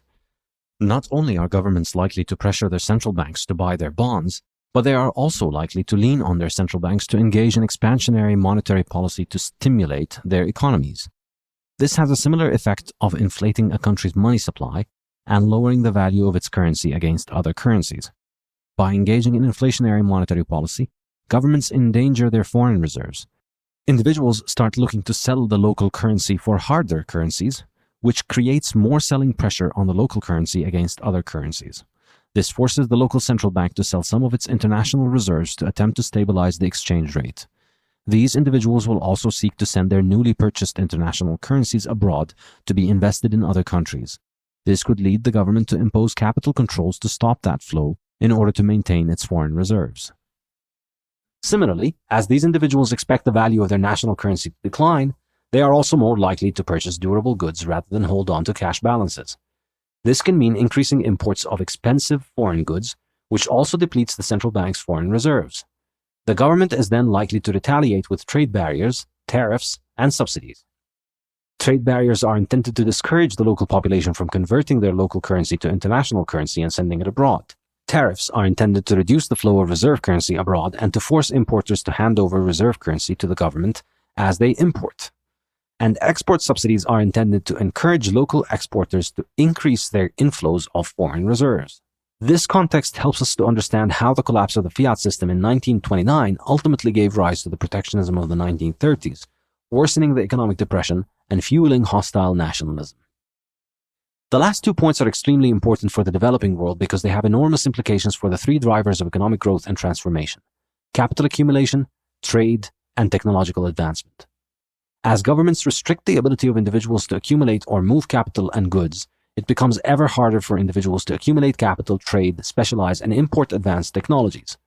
The global monetary system built around government-controlled central banks effectively puts local capital markets and all imports and exports under governmental control. They can dictate what can enter and exit their countries through their control of national banking sectors. The fact that governments can always squeeze imports, exports, and capital markets for foreign exchange revenue makes them very attractive borrowers for international lending institutions. Countries' entire private economies can now be used as collateral for governments to borrow from the global capital markets.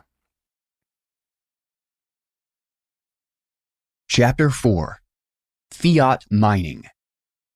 Chapter 4 of the Bitcoin Standard discussed fiat money from a quantitative perspective. It looked at its supply growth over the previous decades compared with those of commodities and Bitcoin. As a measure of the salability of fiat money across time, its supply growth in the second half of the 20th century was found to be far higher on average than those of gold and silver. However, the Bitcoin Standard did not delve too deeply into the operational details of the fiat monetary system, how it produces new monetary units, and how they are destroyed. This chapter will begin by explaining the dynamics of fiat money creation through the process of lending, and how this process results in erratic and unpredictable money supply growth. We will then examine how this supply translates to price increases and what their long-term implications are. Lending as mining. While a small percentage of a country's currency exists in the form of physical cash, the majority exists in digital form, created whenever a financial institution, backed by the central bank, lends. New money is not created when currency bills are printed, but rather whenever new debt is issued. Bill printing just turns some of the already existing money supply from digital to physical form. Anyone who finds a way to get other people into debt profits not only from a positive interest rate return, but also by bringing new money into existence. Getting others into debt is the fiat standard's version of gold prospecting. Rye stones were used as currency in Micronesia until Captain O'Keefe imported superior foreign technology to flood the market with new supplies. The monetary role of seashells was destroyed when modern industrial boating inflated their supply. Copper, silver, and gold miners constantly try to increase their supply, but gold's indestructibility and scarcity combine to restrain its supply from growing too quickly. Bitcoin miners try to mine as much Bitcoin as possible, but they are successfully constrained by the difficulty adjustment and a network of thousands of nodes worldwide enforcing Nakamoto's consensus parameters. On the other hand, politicians and bankers diligently find new excuses for extending credit in government money. Various political, constitutional, and intellectual safeguards against inflation have only sporadically, temporarily, and unreliably succeeded in controlling the debt creation underwritten by central banks. The most effective restraint against credit growth spiraling out of control in the fiat system has been the inevitable deflationary recessions it precipitates and the concomitant collapses in the money supply. Since lending is effectively the mining of new fiat tokens, there is a strong economic incentive to issue debt. Financial institutions stand to profit from creating new money, and a lending license is highly sought after. Politicians and bureaucrats also face strong incentives to encourage lending, as increased lending leads to increased investment in spending. According to the simplistic Keynesian economic model, which dominates the highest levels of politics and academia, increasing these factors in the short term is always the first solution to any economic problem. The short-term economic boom from credit expansion is all that a politician cares about, as the long-term consequences will likely be left for their successors to deal with. Moreover, these long-term consequences can always be blamed on convenient current scapegoats, rather than obscure past credit policy decisions. In 1912, Ludwig von Mises published The Theory of Money and Credit, a foundational text in economics. He summarized its central conclusion, quote, "The expansion of credit cannot form a substitute for capital." Since 1912, the fiat standard has provided object lessons for economists to point to in support of Mises's contention. Capital consists of economic goods that can be used to produce other economic goods. Money can be traded for capital goods, but it cannot substitute for or supplement them. The stock of capital that exists in any society at any point in time can only be increased by deferring the consumption of existing resources. It cannot be increased by producing more claims on it. Instead of accumulating capital from savers and lending it to borrowers, fiat banking just creates new claims on existing capital and hands them out to borrowers. There is little incentive for people to save, and there is no longer any real capital scarcity for those who are politically well-connected. There is also no capital for those who are not well-connected.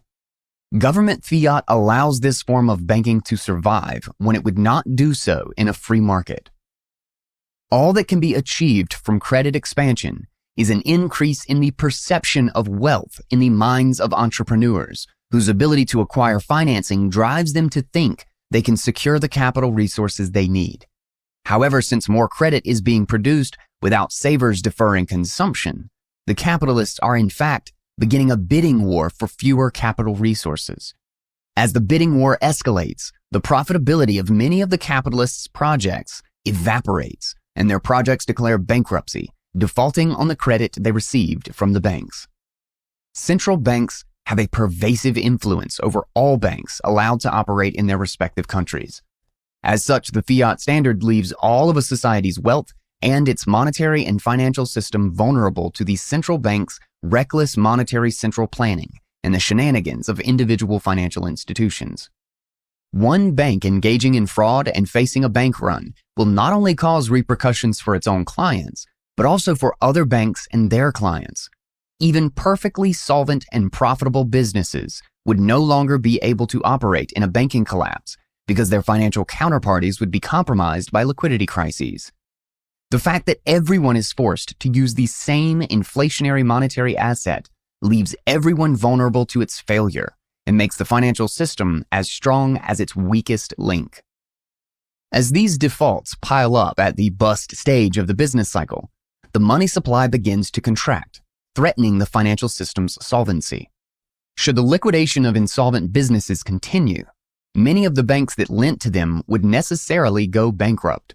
However, since banks have a monopoly on vital economic functions, their collapse is a catastrophe that politicians and the public want to avoid, leading to a clamor for the central bank and government to step in and inject liquidity into the financial system.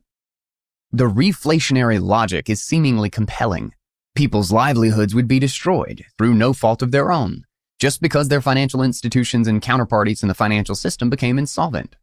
If the central bank already allocated reserves for the banks, and they can extend credit without causing a perceptible decline in the value of their currency, it would be cruel to just let these businesses and livelihoods go to ruin. Since the central bank can create liquidity at will by fiat, then relieving the liquidity crunch would prevent the destruction of many livelihoods. After all, the monetary policy of the monopolist central banks ultimately causes the recession stage of the business cycle, and none of these businesses have a choice in whether to opt into it.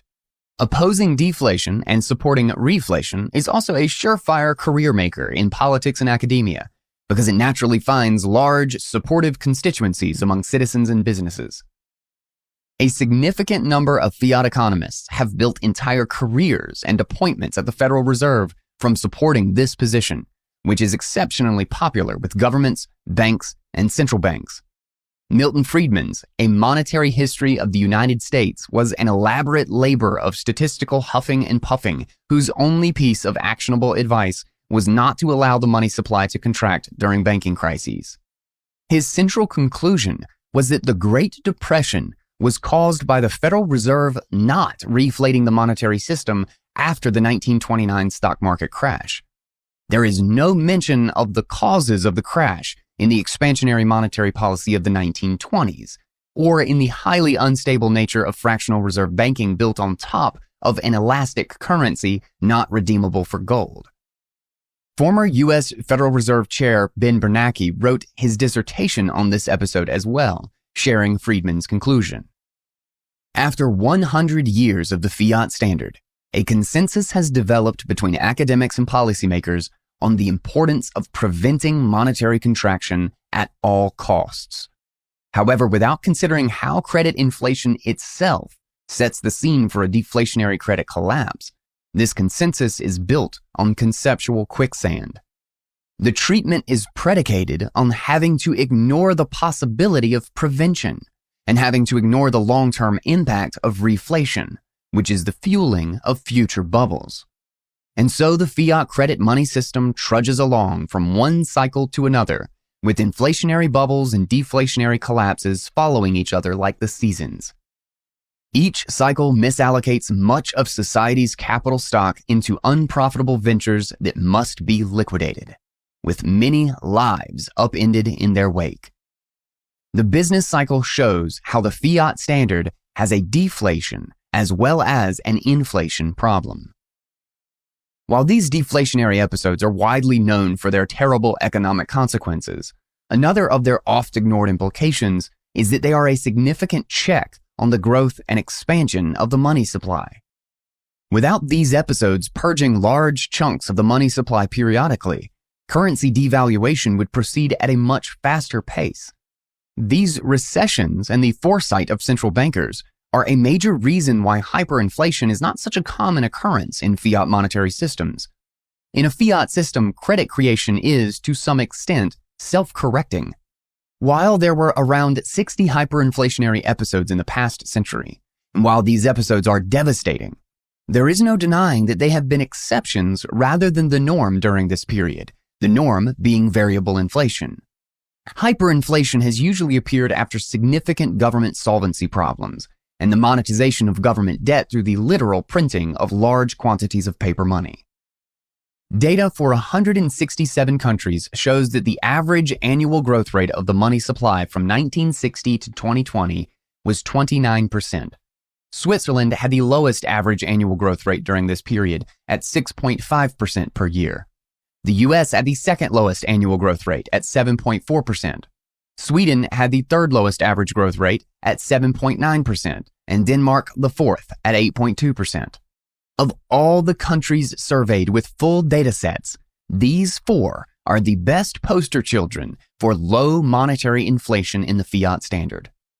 Looking closely at their monetary supply growth rates from 1960 to 2015, we can see what the best case scenarios for fiat monetary issuance look like. These countries not only had the lowest annual supply growth rates, but they also had relatively little variability in their growth rates. Unlike Bitcoin's perfectly predictable and auditable declining rate of supply growth, And unlike gold's steady growth rate, which averages around 1 to 2% every year, fiat's annual growth rate is highly variable. Even for the 4 best performing fiat practitioners, the supply can frequently increase by over 10% per year or turn negative at times because of the endless cycles of inflation, deflation, and reflation. Deflation phobia. The deflation phobia of modern economists and policymakers has extended beyond just worrying about banking collapses. It has progressed to a pathological level, where even a natural decline in prices caused by productivity increases is viewed as economically catastrophic. There is a huge difference between recession-induced deflation, which is only possible with an inflationary credit collapse, and productivity-driven benevolent deflation. The latter is a healthy, normal, and sustainable feature of a free-functioning market system, where the good with the highest stock-to-flow and the reliably lowest rate of growth is used as money. As the monetary medium grows at the lowest rate of any market asset or commodity, its market price will likely rise relative to most goods over the long term. And as market participants engage in producing more goods, the quantities of all goods available are likely to grow faster than that of the monetary medium. Gold emerged as money because of its hardness, and so it appreciated in the long run against everything else under the gold standard. Money, thus, tends to become more valuable in terms of real goods and services, and savers are able to enjoy more goods if they defer consumption. Declining prices are a natural market response to increases in the production of goods and services. Contrary to the argument presented by decades of fiat economists, the normal decline in prices caused by productivity-driven deflation does not have devastating consequences for society, although it does for their fiat jobs. The ability to buy more goods in the future does not stop people from consuming in the present. Time preference is always positive, and people always prefer having something in the present to having it in the future. Humans need to eat to survive, and most expect decent shelter, clothing, and other consumer goods, and so they consume. Deflation will likely cause them to reduce frivolous consumption, but they will consume nonetheless, and whatever they do not consume will be saved or invested, providing demand or goods in the future. Fiat economists understand the direction of the effect of moving to harder money correctly. However, they betray their ignorance of marginal analysis, i.e., comparing marginal costs with marginal benefits, when they conclude that a reduction in spending must somehow be total and catastrophic, rather than marginal and beneficial. People are more likely to hold on to their money if they expect its value to rise, but they will still need to spend it in order to survive. Harder money will result in a reduction in present spending, all else equal, but it will lead to more future spending. The best example to illustrate this point is the computer industry, which even under inflationary fiat money makes products that become cheaper very quickly. In 1980, a 1 megabyte external hard drive was worth $3,500, but in 2020, that amount of data storage was worth a fraction of a cent. And yet, people have continued to buy and benefit from hard drives for decades, even though their prices continue to decline. When making a purchase, one does not compare the price of the good to its future expected price, but rather the price of the good is measured against the benefit that can accrue from it. Even if the price of the good were to decline, the benefits of buying it today can outweigh the benefits of waiting, and if so, the buyer will make the decision to purchase a good. Every person who buys a phone or laptop today does so even though they would definitely get a lower price if they waited just 1 year. Yet every year, billions of people globally buy phones and laptops because they need them in the present, not just in the future. Life is finite. Time preference is positive. People want to enjoy the benefits of production in the present, and Keynesian inflationary apologia cannot survive 5 minutes of intelligent inspection. Human progress is intertwined with the hardening of our monetary media. The harder a monetary medium, the less its supply will be inflated, and the more its owner can expect it to maintain its value or even have it appreciate over time. The more the money can be expected to hold its value over time, the more reliably an individual can use it to provide for their future self. The more reliably one can provide for their future self, the more they can reduce their uncertainty about the future. The less their uncertainty about the future, the less a person discounts the future, and the more they are likely to plan and provide for it. In other words, hard money is itself a driver of lowered time preference. As our money becomes harder, our ability to save efficiently increases, allowing us to provide for our future more easily and encouraging us to become increasingly future-oriented.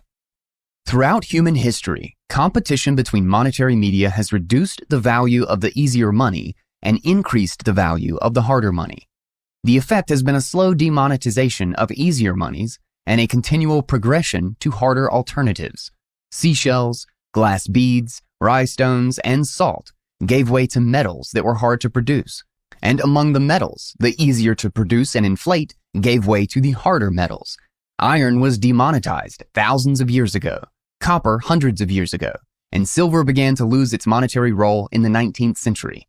By the early 20th century, almost all of humanity was on a gold standard and able to store the value of its wealth in a money whose supply increases at around 2% per year and whose value can be reliably expected to appreciate over time. The introduction of fiat money stopped and reversed this seemingly inexorable progress toward ever harder money. The best money available in the world now increases in supply by around 7% per year. The ability to save value for the future is diminished, and the uncertainty of the future rises significantly. Greater future uncertainty and insecurity inevitably lead to a greater discounting of the future and a higher time preference. CPI and unitless measurement. Fiat money enthusiasts maintain a strange obsession with a metric produced by national governments named the Consumer Price Index, or CPI. Government-employed statisticians construct a representative basket of goods and measure the change in the prices of these goods every year as a measure of price increases. There are countless problems with the criteria for inclusion in the basket, for the way that the prices are adjusted to account for technological improvements, and with the entire concept of a representative basket of goods. Like many metrics used in the pseudoscience that is macroeconomics, the CPI has no definable unit with which it can be measured. This makes measuring it a matter of subjective judgment, not numerical precision. Only by reference to a constant unit whose definition and magnitude are precisely known and independently verified can anything be measured. Without defining a unit, there is no basis for expressing a quantity numerically or comparing its magnitude to others. Imagine trying to measure anything without a unit. How would you compare the size of two houses if you could not have a constant frame of reference to measure them against?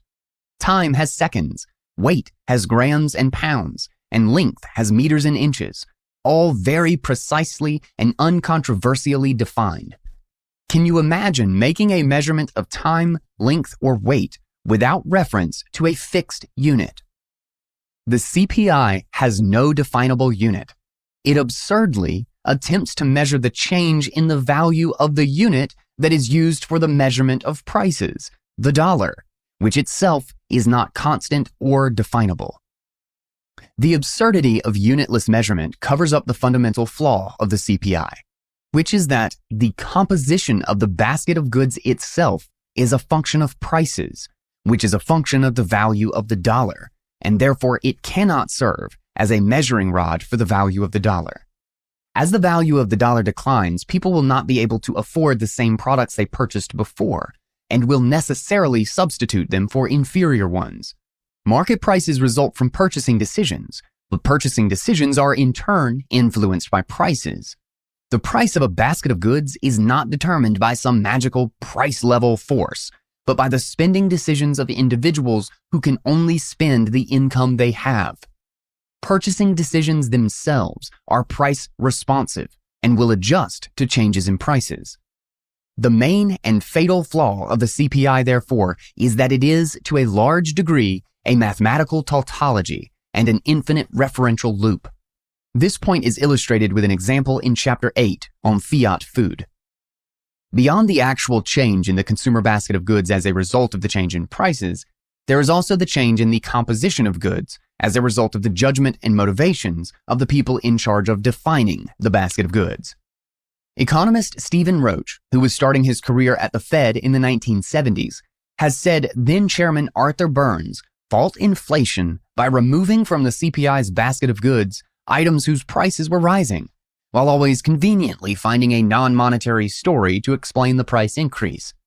By the time he was done with it, he had eliminated about 65% of the goods in the CPI, including food and oil and energy-related products. The implications of these moves on the food and energy markets will be discussed in detail in chapters 8, 9, and 10. One of the most important ways in which the measurement of the CPI has been manipulated is through the removal of house prices from the basket of market goods, under the pretense that a house is an investment good, an absurd redefinition. Investments produce cash flows, but a person's own home cannot produce an income. On the contrary, it is consumed, and it depreciates and requires continuous expenditure to maintain it. The Fiat standard first destroyed the ability of individuals to save, then forced them to treat their home as their savings account. With low salability and divisibility, houses constitute terrible savings vehicles. But by excluding it from CPI and teaching people to treat it as a savings account, inflation magically appears beneficial. Inflation as a vector. The CEO of MicroStrategy, Michael Saylor, a newly converted Bitcoiner, has given the best analysis of measuring inflation that I have come across. His key insight is that inflation cannot be measured as a metric. It can be better understood as a vector. There is no universal inflation rate that measures increases in the prices of all goods and services, so inflation affects different goods in different ways. If inflation is considered as a vector, wherein each good has its own price inflation rate, it becomes far easier to identify the impacts of inflation on individuals and their provision for the future. Saylor's inflation vector allows us to see how inflation rates vary across goods depending on a few key properties, such as their variable cost of production and desirability. Goods that are abundant, not highly sought after, and require a low variable cost of production witness the least price inflation.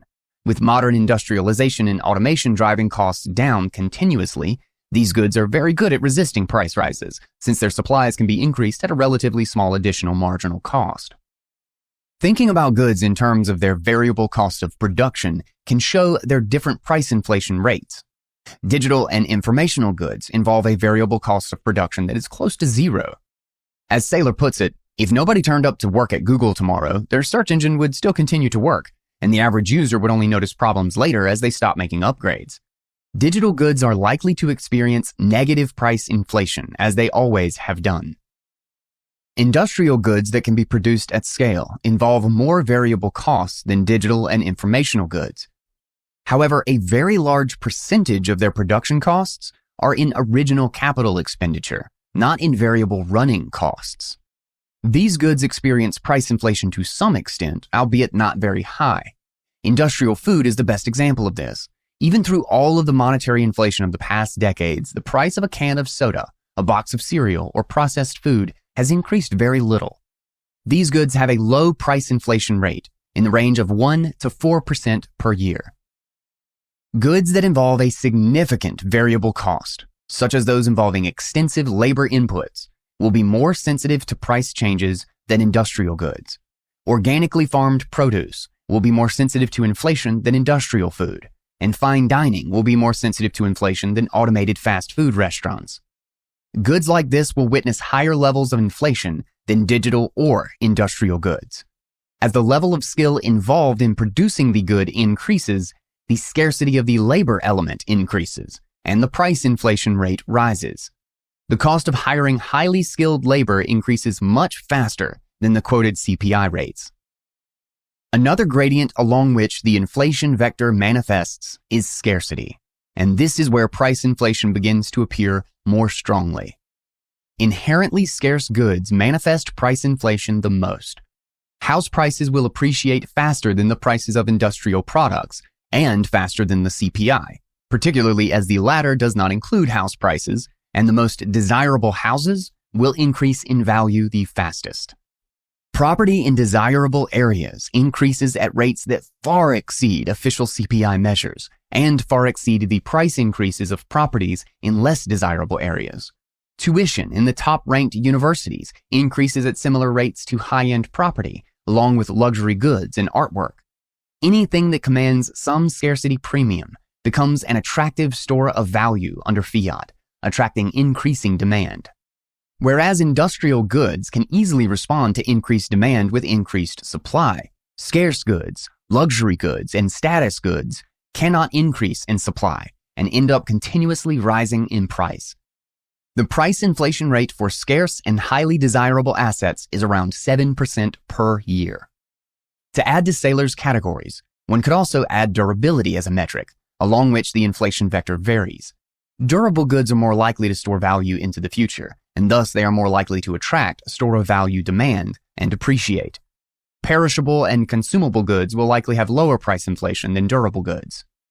Saylor's most brilliant insight on this issue is to pinpoint that inflation shows up in the cost of purchasing financial assets that yield income for the future. Returns on bonds have declined along with interest rates, reducing the ability of individuals to afford retirement.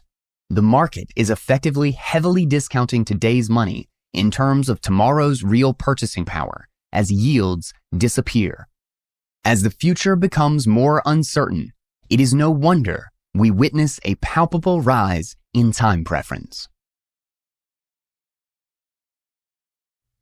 Chapter 5. Fiat Balances, Universal Debt Slavery. The Bitcoin monetary system has a neat and simple mechanism for managing user balances. Individual users can opt to run a full Bitcoin node, which constantly keeps track of all Bitcoins and their ownership among Bitcoin public addresses.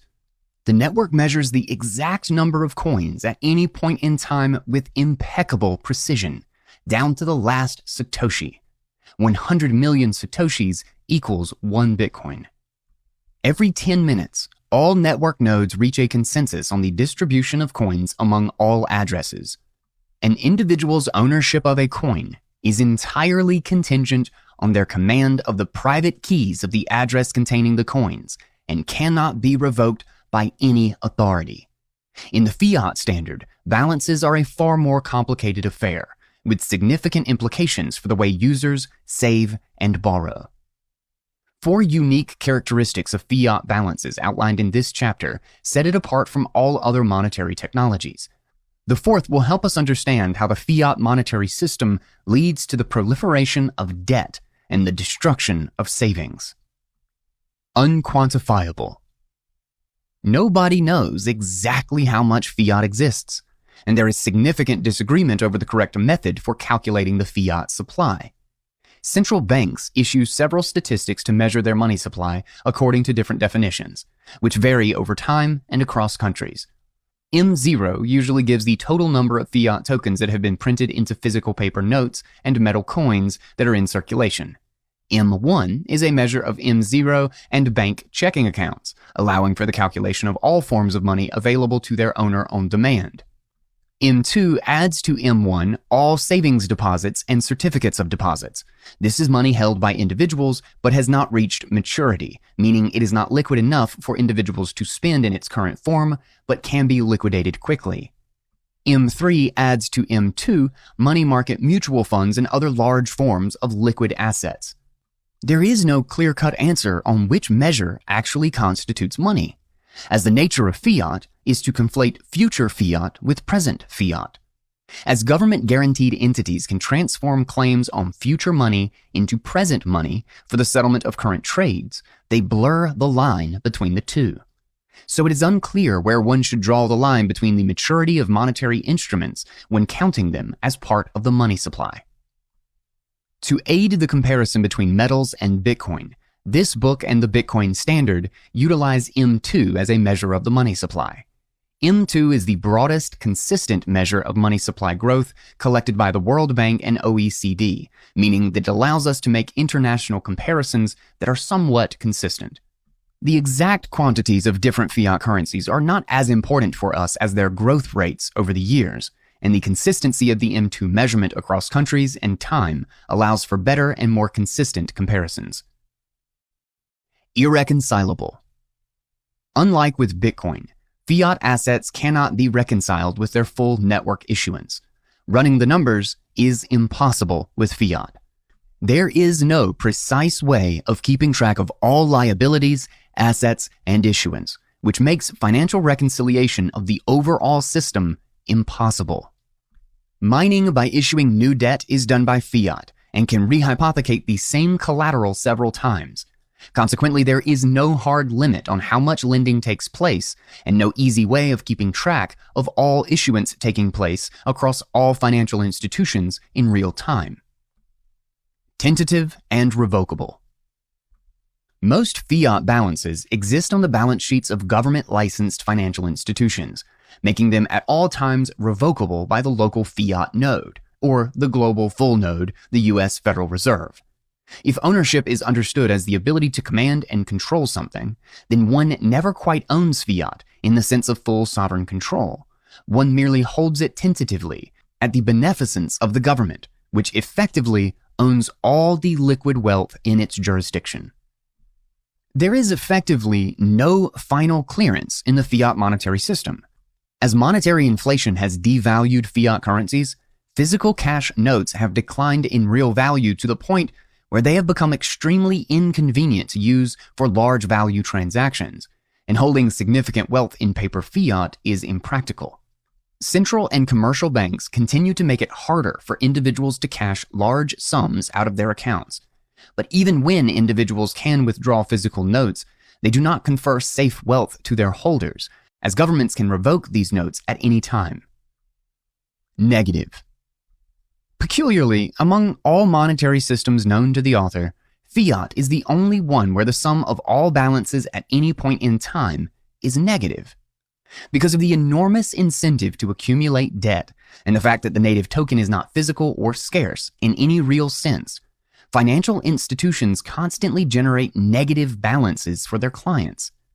The total sum of all debts far exceeds the quantity of money available. All other media of exchange are present goods, and any debt must be lent by someone who owns it first, so the balances always add up to a positive number.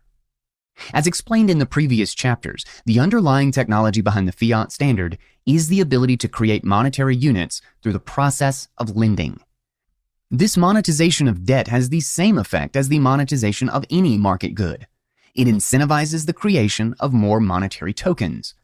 This means that the fiat economic system is highly geared toward the creation of more debt, and fiat users are incentivized to get into debt as much as possible. Fiat is a tiered system. Low-level users are only able to access physical paper money. Higher-level users are able to open bank accounts and secure debt, and the financially responsible ones will get into large amounts of it. For the bottom tier, which constitutes the majority of fiat users worldwide, balances are positive. But the balances of the top tier of users, who constitute the vast majority of global monetary wealth, are usually negative. Under the fiat standard, being rich does not usually mean having many fiat tokens.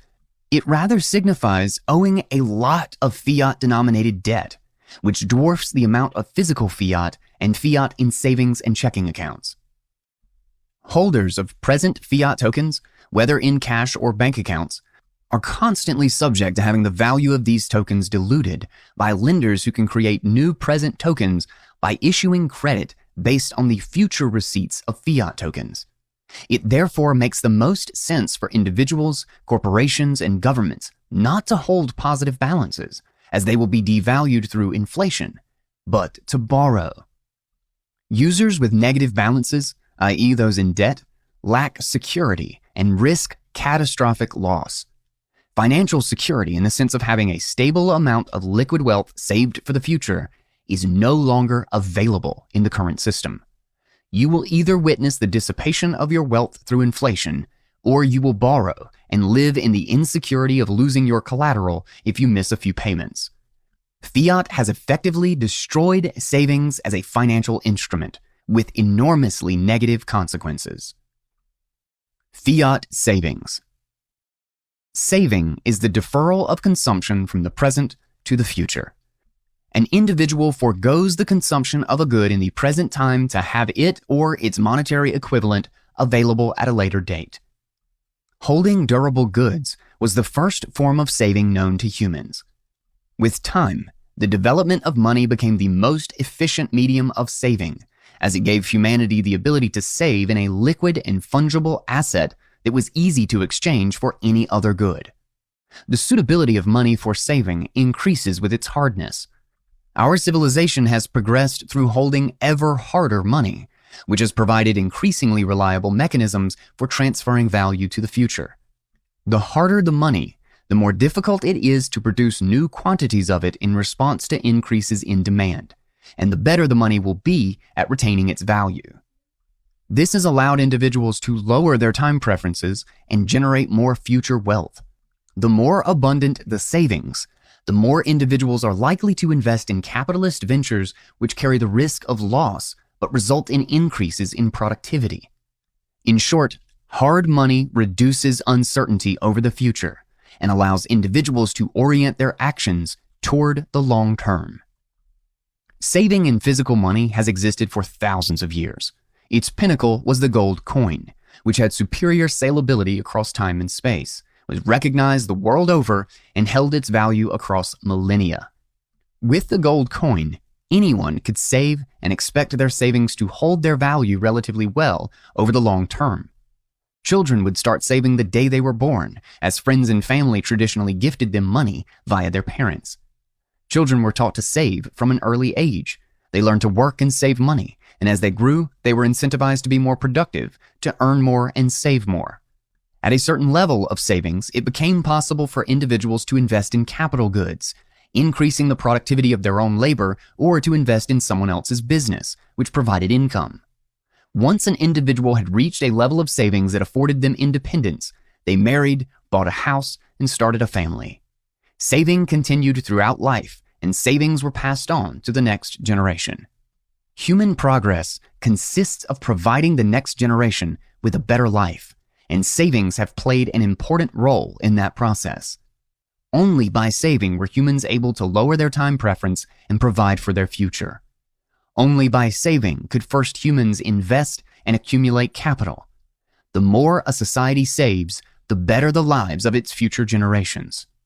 The development of the concept of saving is a crucial part of the development of human civilization.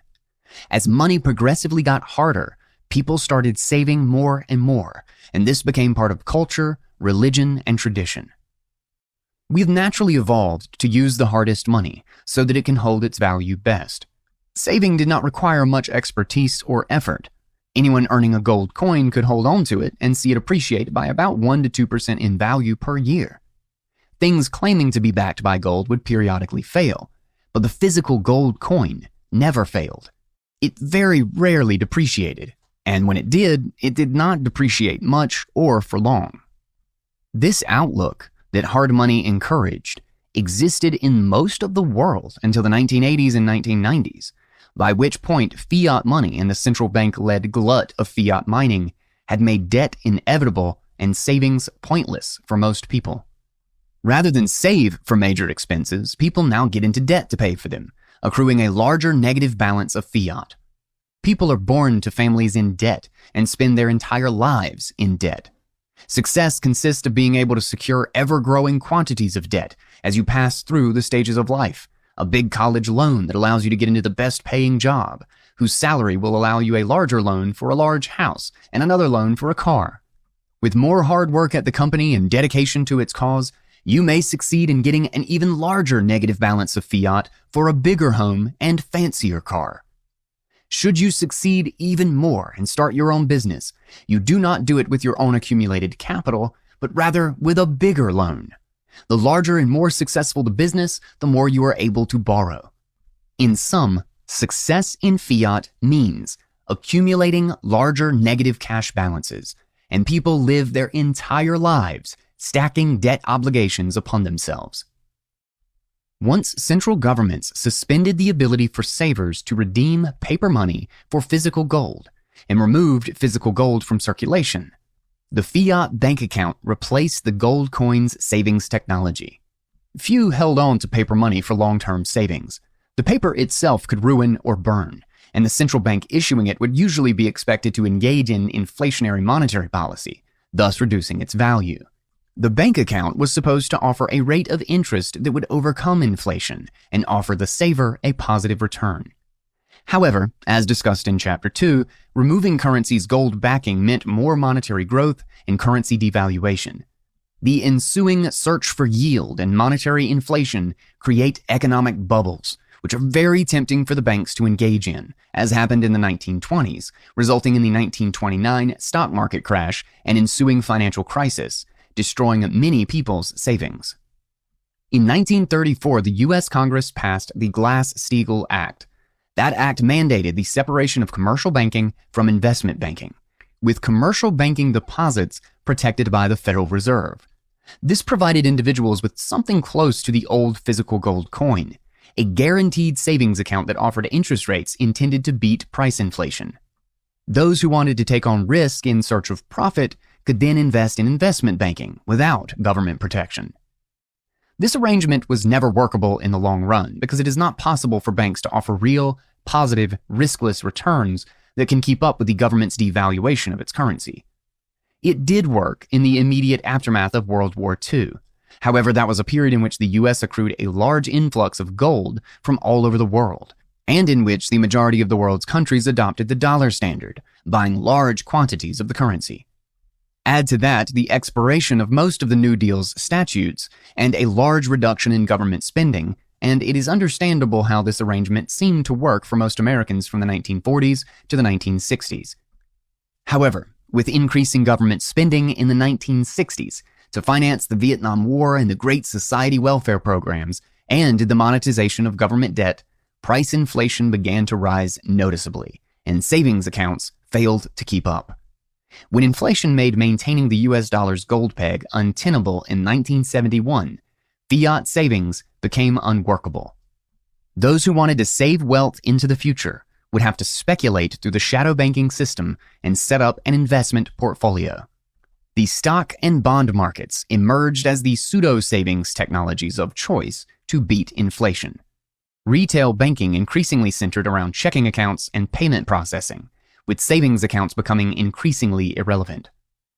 From the 1970s until the 1990s, government bonds functioned as the world's savings account, offering inflation-beating returns. However, government bonds are not a useful monetary asset and cannot work as a long-term store of value because there is no effective mechanism restricting their supply from growing. As demand for bonds as a store of value increases, their prices rise and their yields drop, which means their returns eventually stop beating inflation. Bond issuers can borrow on increasingly favorable terms, which encourages them to become less fiscally responsible. By banning the use of gold as money, governments created and amplified demand for their own debt, far beyond what their creditworthiness would merit. Increasing demand for government bonds has driven the ever-growing government debt bubbles of the past few decades. By the late 2000s, bond yields in Western economies could clearly no longer beat inflation, and their role as a savings mechanism became less appealing.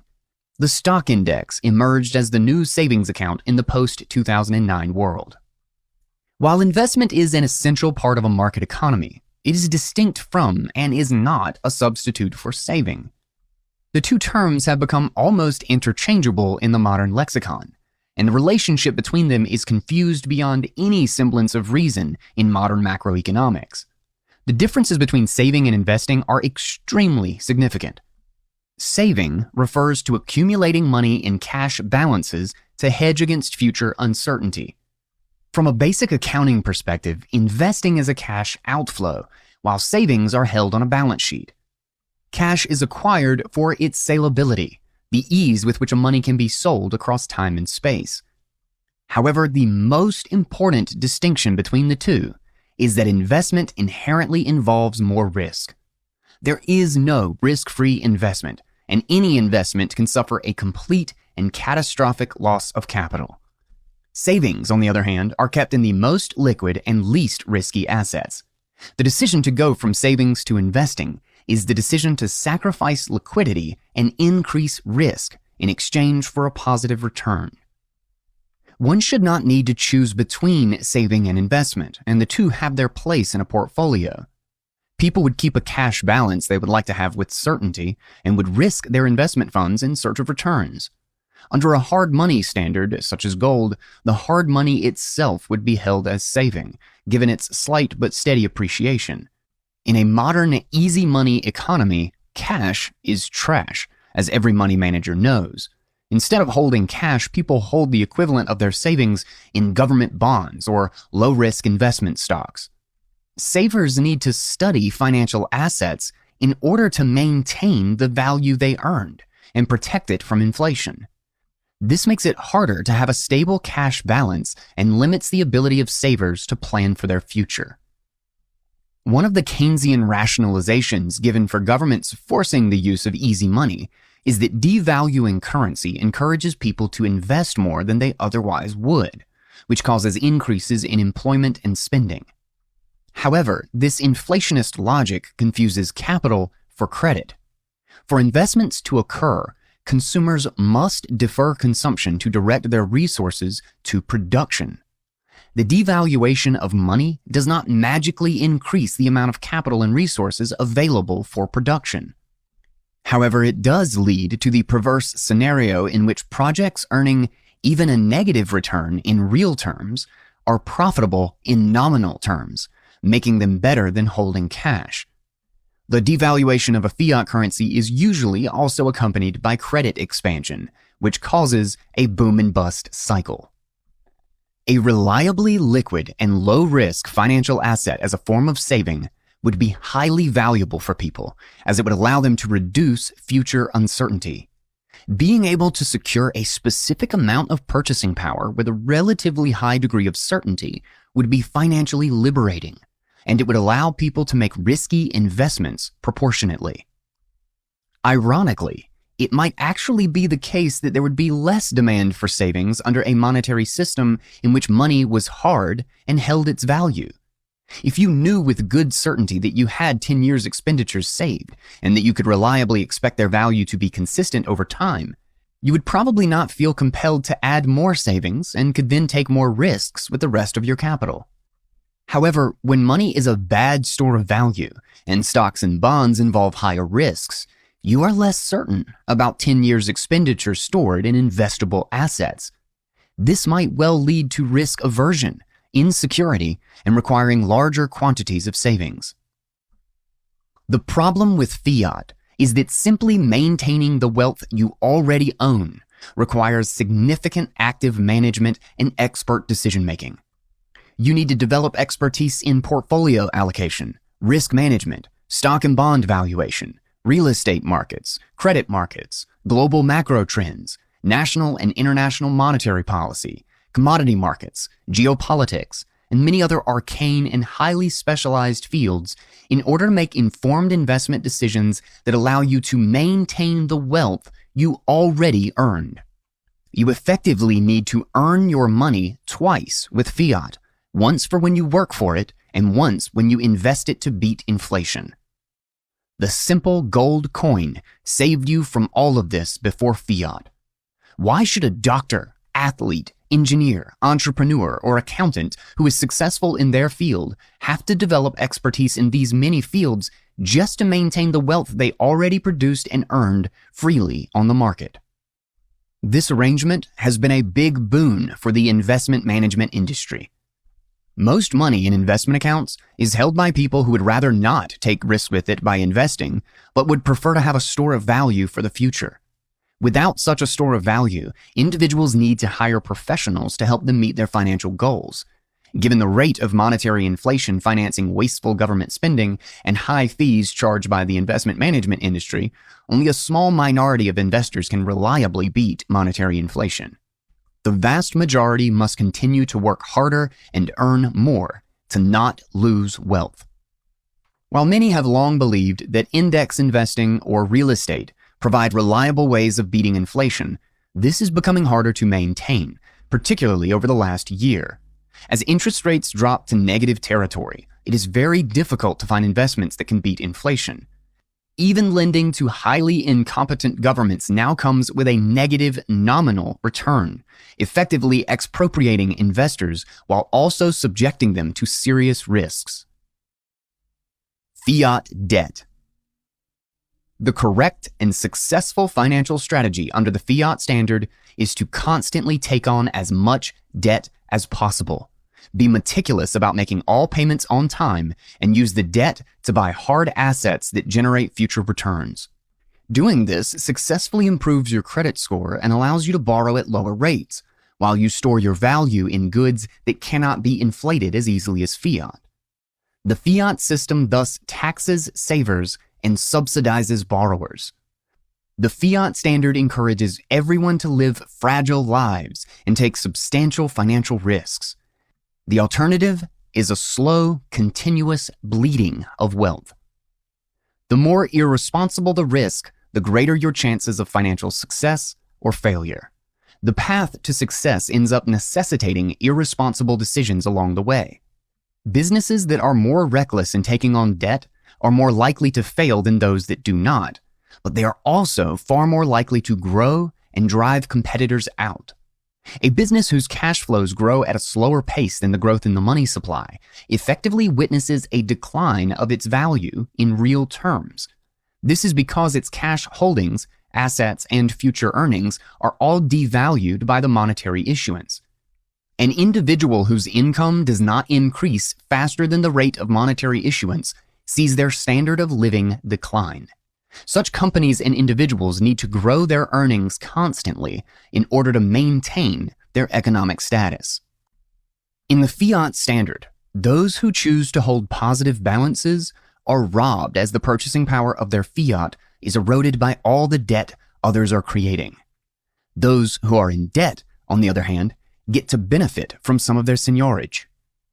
Not taking on debt is reckless financial irresponsibility. Irish economist Richard Cantillon described the redistributive impact of inflation as benefiting the people who receive the newly created money first at the expense of those who receive it later. In the modern fiat standard, the beneficiaries of the Cantillon effect are the borrowers and savers are the victims. Spending less than you earn and keeping savings on hand are simply no longer optimal financial strategies. They are expensive luxuries most cannot afford. Under a fiat standard, users are incentivized to accumulate hard and cash-generating assets instead of accumulating more fiat, which continuously loses value. Whatever wealth one saves in a liquid and internationally redeemable financial asset is continuously and systematically debased. Even saving in gold, the legacy hard money, carries significant transaction costs and spatial salability constraints. The path to financial success under the fiat standard lies in acquiring hard assets. Financing these acquisitions with debt is even more profitable. Not only is inflation likely to devalue the loan for the asset more than it devalues the asset, but as the lender and borrower are partaking in fiat mining, there is enough benefit in the mining seigniorage to make the purchase cheaper for the borrower. The most profitable route, however, comes from being able to issue fiat and get others into debt. Among the most effective ways to issue debt is to build a business that pivots to providing banking services to its customers, which explains why so many businesses in so many fields offer credit products to their customers. Under the fiat standard, every business model degenerates into interest rate arbitrage. The purpose behind setting up business is increasingly less about making money from serving customers, but establishing a creditor relationship with them. Managing to secure debt at a lower interest rate becomes the most significant market advantage. Businesses live and die by their ability to turn over debt at a healthy arbitrage. This phenomenon is apparent in many modern companies. Most businesses that provide credit will give their customers very good deals on their products if they use the company's credit card. The incentive for doing so is clear. Large corporations can borrow at very low rates, but they can charge their customers interest rates in excess of 20% on their credit cards. Before it went bankrupt, the U.S. department store Macy's was generating about as much revenue from the credit cards it issued its customers as the clothes it sold to them. The consequence of fiat balances being negative is that everyone is constantly in debt. Your home ownership is contingent on you fulfilling your financial obligations for decades. Your future depends on you and many others fulfilling financial obligations in a timely manner. Your future uncertainty is higher than it would be if you could place your wealth in a hard money, and that causes a rise in time preference. Everyone is less peaceful and more insecure. In the fiat standard, money becomes a liability rather than future security.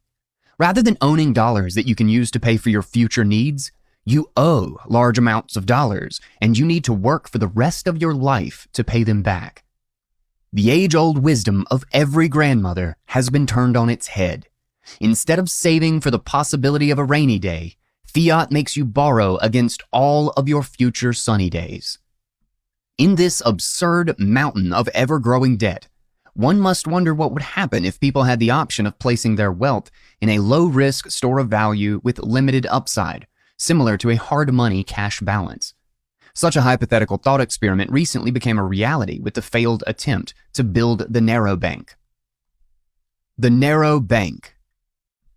In 2018, the narrow bank applied for a banking license from the U.S. Federal Reserve. It had a unique and very simple business model. It would take money from depositors and deposit it at the Fed, the least risky balance sheet in the world, where it would collect interest. It would simply pass on the interest rate it received from the Fed to its customers, minus a small fee. The business model seemed like a great deal for all involved. Depositors would get a small return without taking on significant risk, a trade that arguably many would have taken, given the uncertainty surrounding global capital markets. The bank would make a profit, and the Federal Reserve would have little cause for concern regarding the bank's solvency and liquidity. Tellingly, the bank's license application was rejected. The fundamental reason the bank was rejected was that its safety and reliability would have endangered the other banks in the financial system. If the safety of the Federal Reserve's balance sheet were easily available to investors, many would have chosen it over traditional financial assets as the bedrock of their portfolios.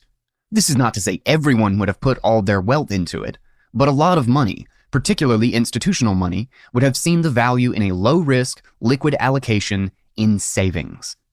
In all likelihood, there is a large demand for about a 2% interest rate with very low counterparty risk. While the rate is not high, it is highly attractive as a savings instrument because of its low risk. Such a bank would even be more appealing during times of crisis, when everyone searches for wealth protection. The more people seeking out the safety of the narrow bank, the fewer there would be investing in traditional financial institutions. And the more precarious the liquidity position of traditional financial institutions would become. The Fed's refusal to grant the narrow bank a banking license shows that it recognized that in a free market, many investors would prefer the safety of guaranteed returns over the risky search for a few extra points of yield. Fiat central banking is built on the fictional idea that devaluing currency will cause people to invest more, thus inducing more economic production. But like all coercive government interventions into markets, there is no free lunch, and the costs are paid in ways that may not appear very clear initially. The Fed's policy to encourage more investment leads people engaging in riskier investment than their risk profiles would otherwise indicate, leading to financial bubbles and crises. What would happen if a large percentage of people placed significant portions of their wealth in a financial instrument that offered liquidity and safety, but low or no returns? Would this reduce the amount of economic production that takes place? Would this reduce the amount of actual capital for investors and entrepreneurs? Arguably, the opposite would be true. Savings and investment are not competing for a set, fixed pool of money. They are together competing against present consumption. Saving must precede investment, and an increase in savings leads to an increase in investment. Both are driven by and must be preceded by lowered time preference and delayed gratification. When money is expected to appreciate, people are more likely to defer consumption and save.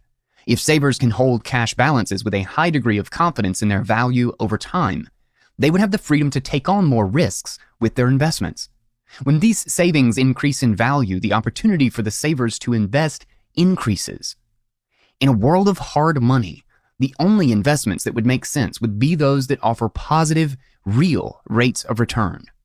In a world of easy money, on the other hand, investments are made that accrue positive nominal returns, but negative real returns, leading to capital destruction in real terms. The misallocation of capital under an easy monetary system also causes a lot of capital destruction. The Fed did not stop the narrow bank from operating because it was dangerous, but because it would expose just how dangerous the rest of the banking system is and how much demand exists for safe savings. In the third part of this book, the rise of Bitcoin is understood in this context.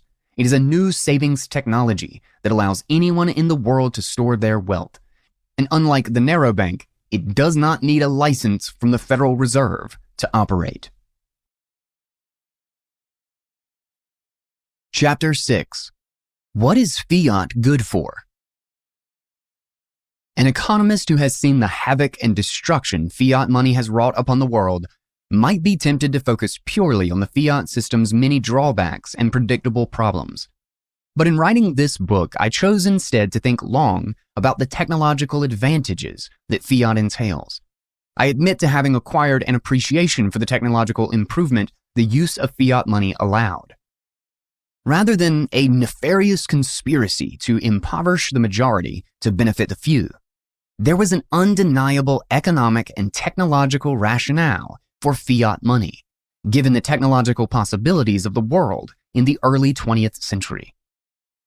The analytical lens of the Bitcoin standard was salability across time, which can be understood as the degree to which a money holds its value over time.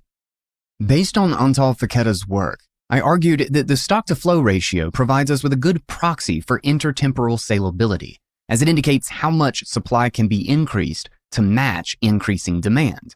Historical examples of primitive monies and national currencies demonstrate how monetary goods with higher stock-to-flow ratios displace monetary goods with lower stock-to-flow ratios.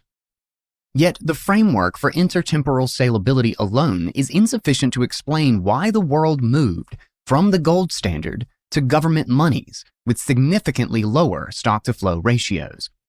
This book uses the analytical lens of interspatial salability to explain the technical and economic driving forces behind this change.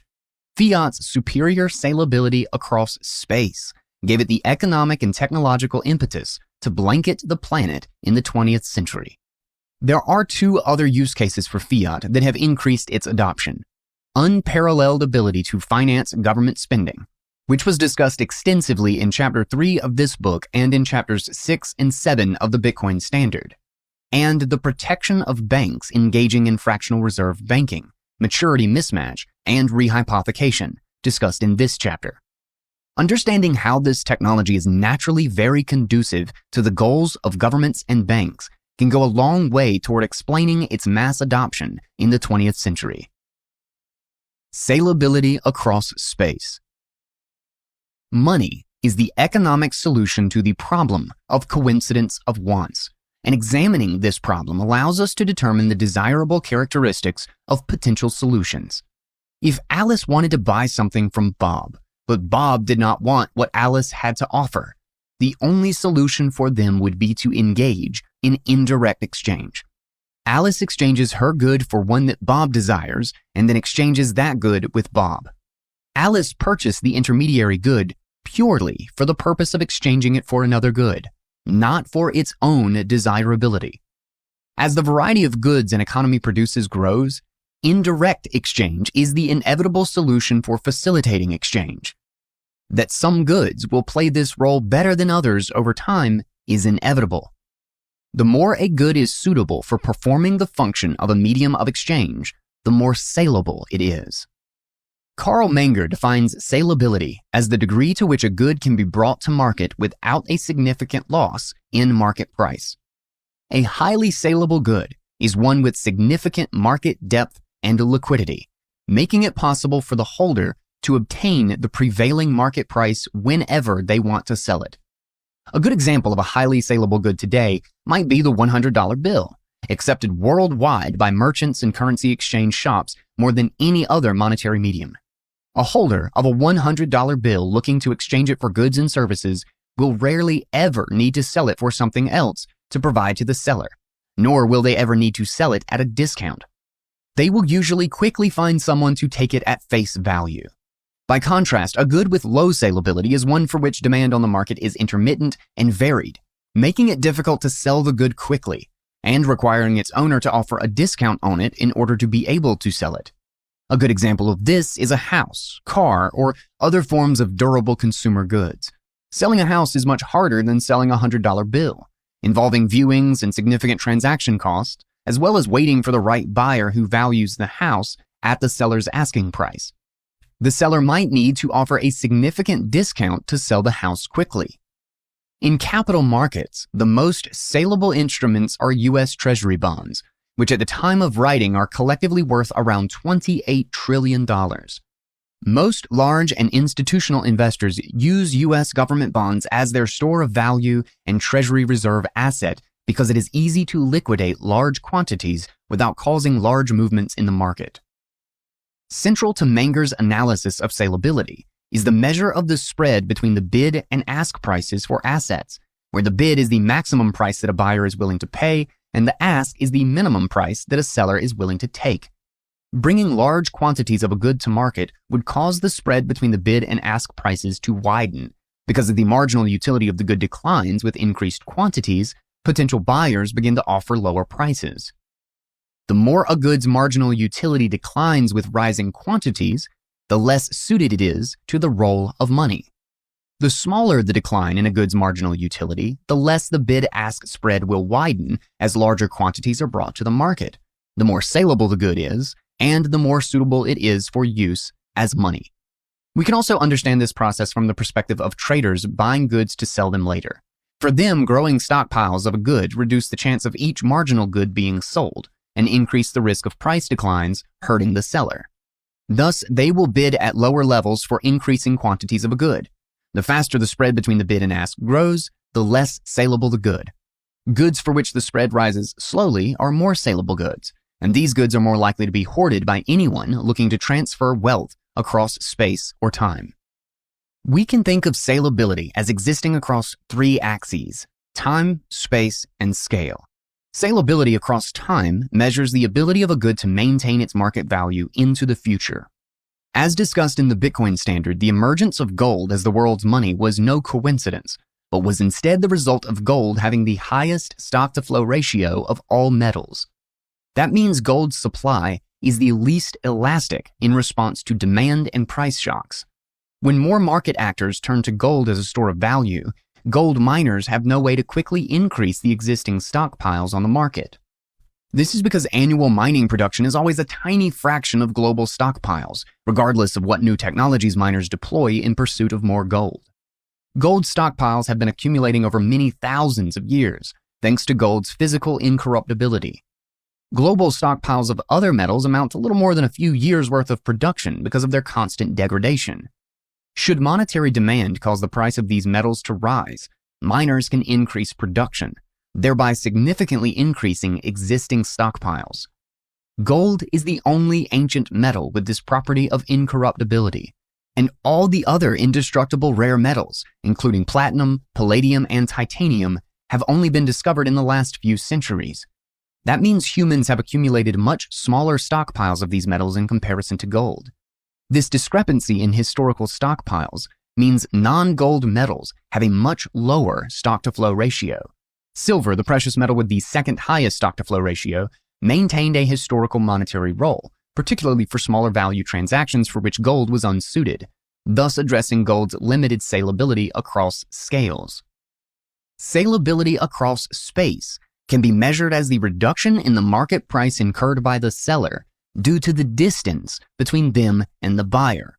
An immobile house is not saleable across space at all, as moving a building would destroy it.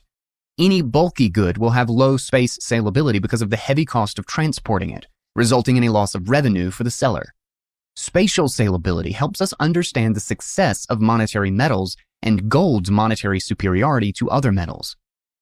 Metals have a relatively higher value per unit of weight and volume than cattle or crops. Large amounts of value could be minted into relatively small weights of uniform metal to standardize coinage and make these coins recognizable to more people across wider geographies. People using uniform, easy-to-transport coins knew that the coin's purity was relatively easy to verify, allowing for wider geographic dissemination and superior salability across space.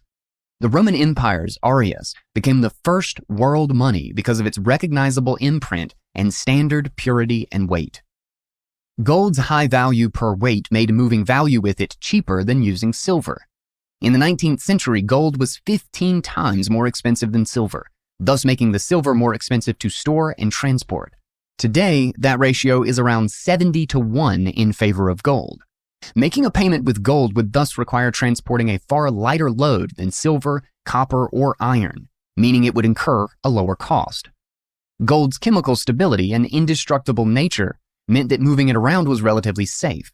More value concentrated in less weight obviously resulted in a currency that was cheaper to transport. As a result, a buyer would expect to lose less value when moving currency long distances for transactions. This spatial salability was key to gold's superiority over other precious metals. But a gold coin's salability nonetheless declines with distance, as the cost of transporting it rises. Physicality means distance will always result in reduced salability across space. In the late 19th century, the steamship, automobile, and railroad spread worldwide, and they were soon followed by the airplane. As transportation costs declined significantly, the possibilities for mutually beneficial trade expanded everywhere. For the vast majority of the world, this meant greater integration and more varied trading with global markets.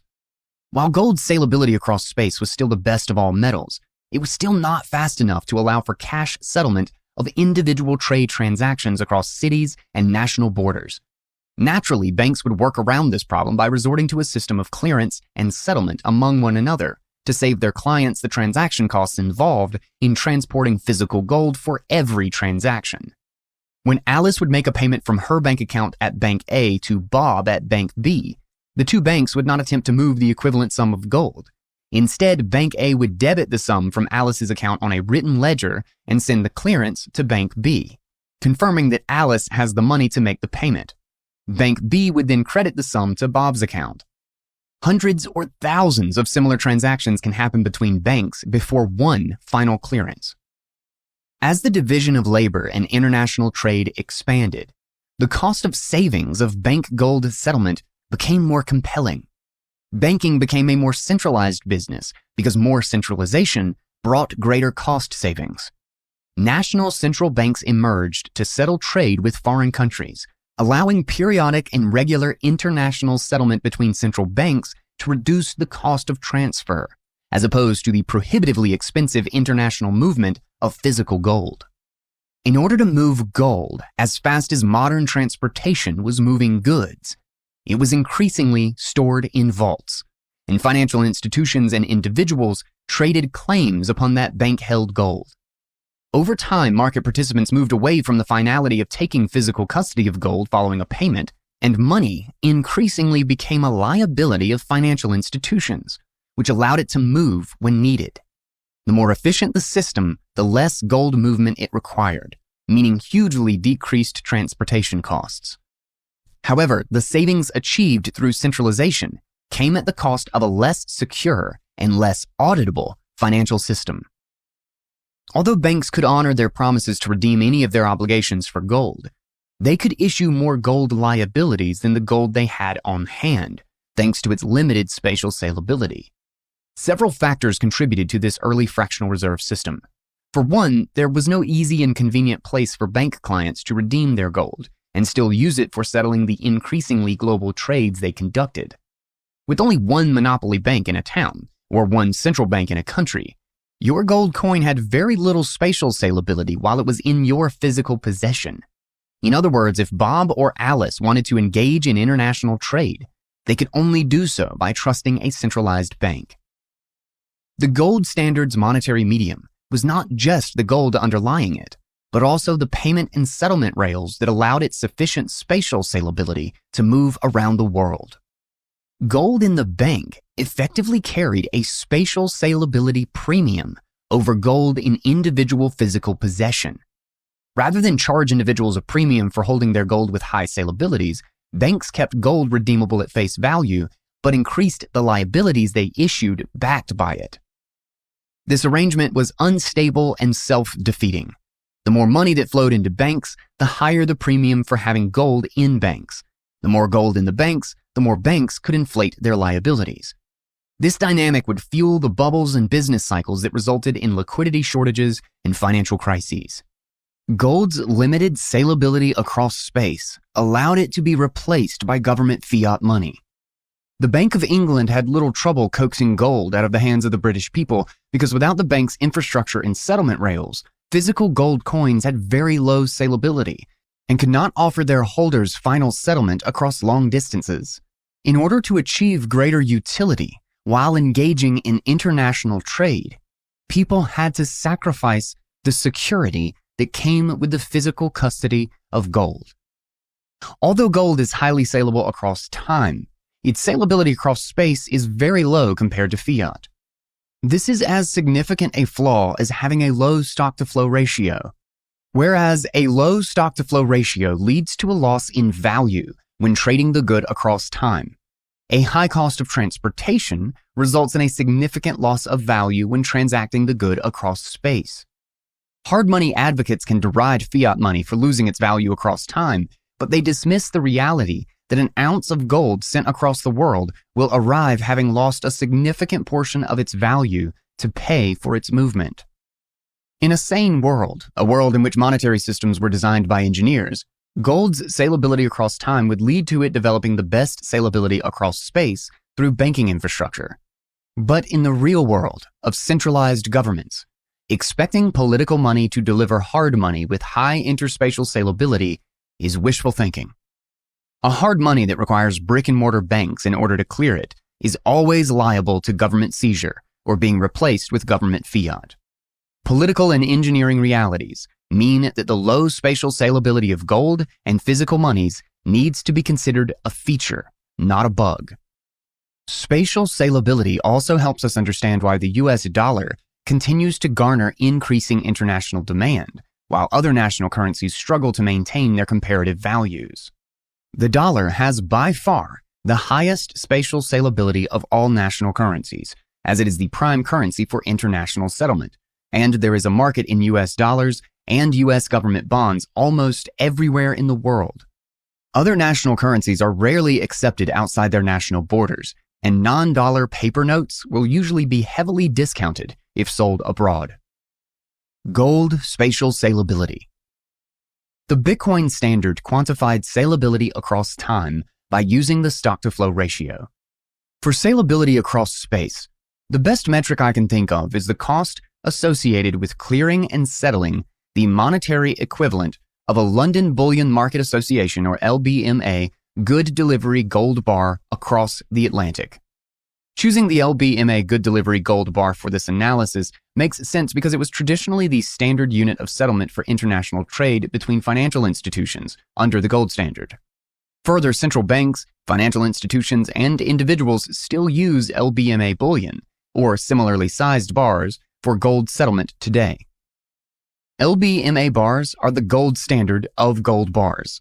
A good delivery bar weighs around 400 troy ounces or 12.5 kilograms and has a market value of around $750,000 in 2021.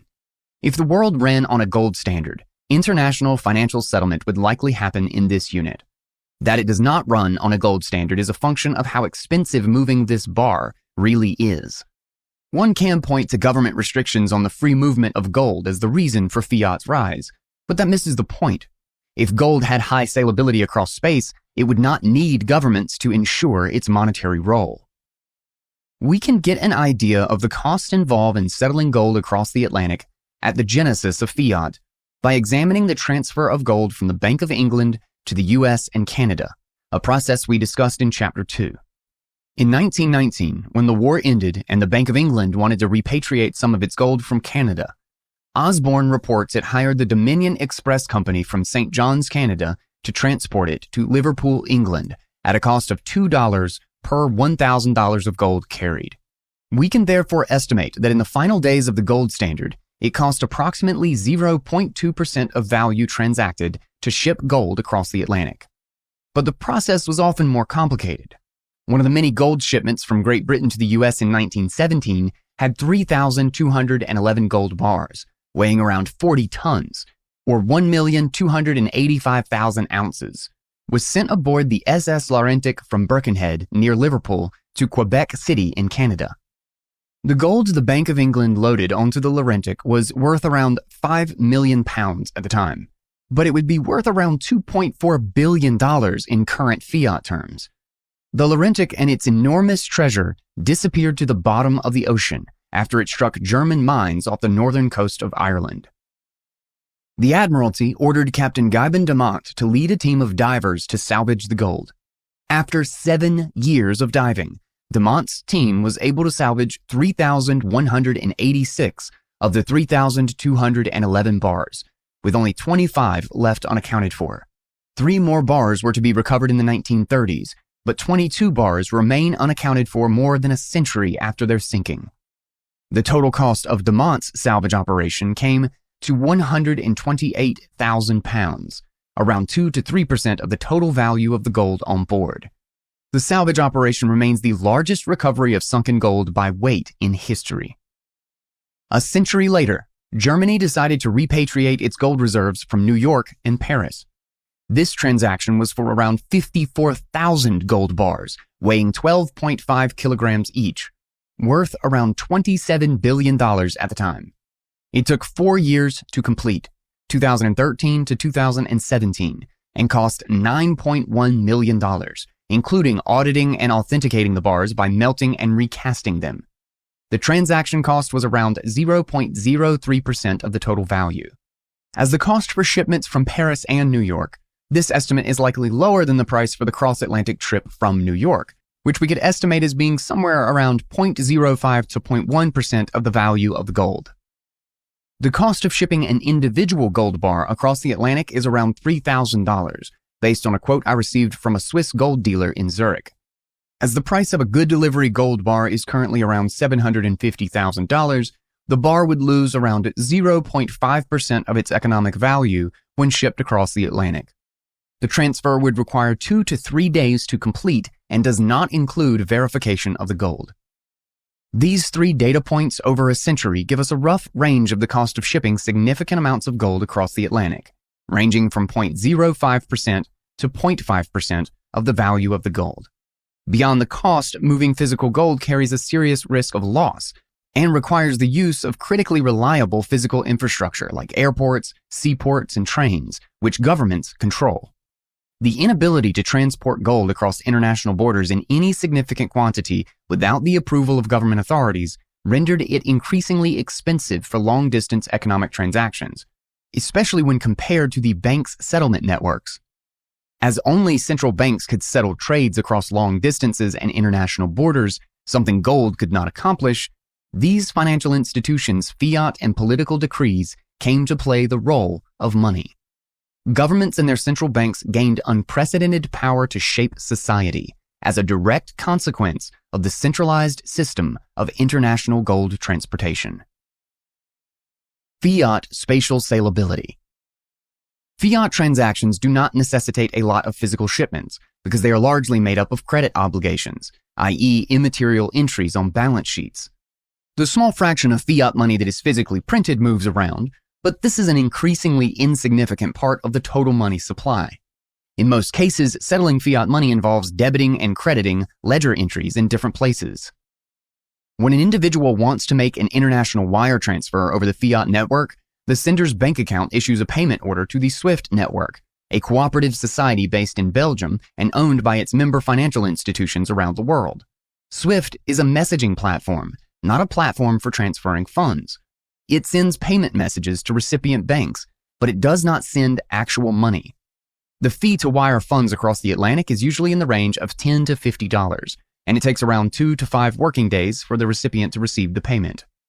But the settlement of funds from the two banks can take significantly longer to finalize, as finality depends on the various banking relationships involved.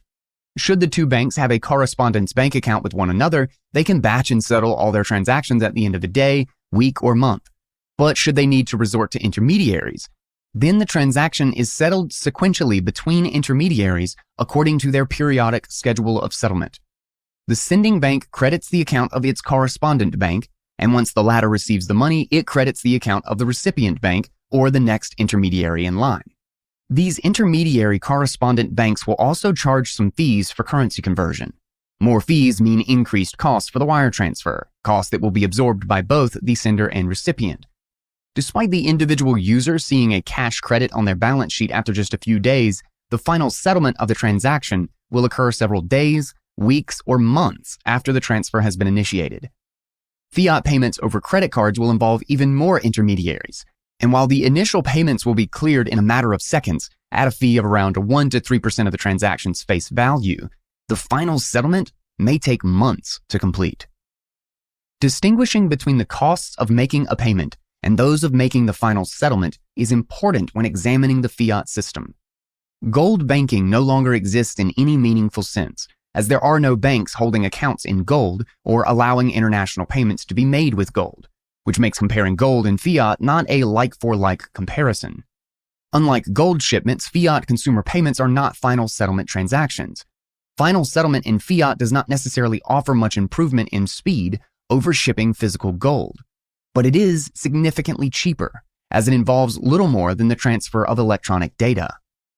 As gold standard payments increasingly became credit payments and not cash settlements, the payment rails of banks and central banks became an increasingly important part of the monetary infrastructure that made payments possible.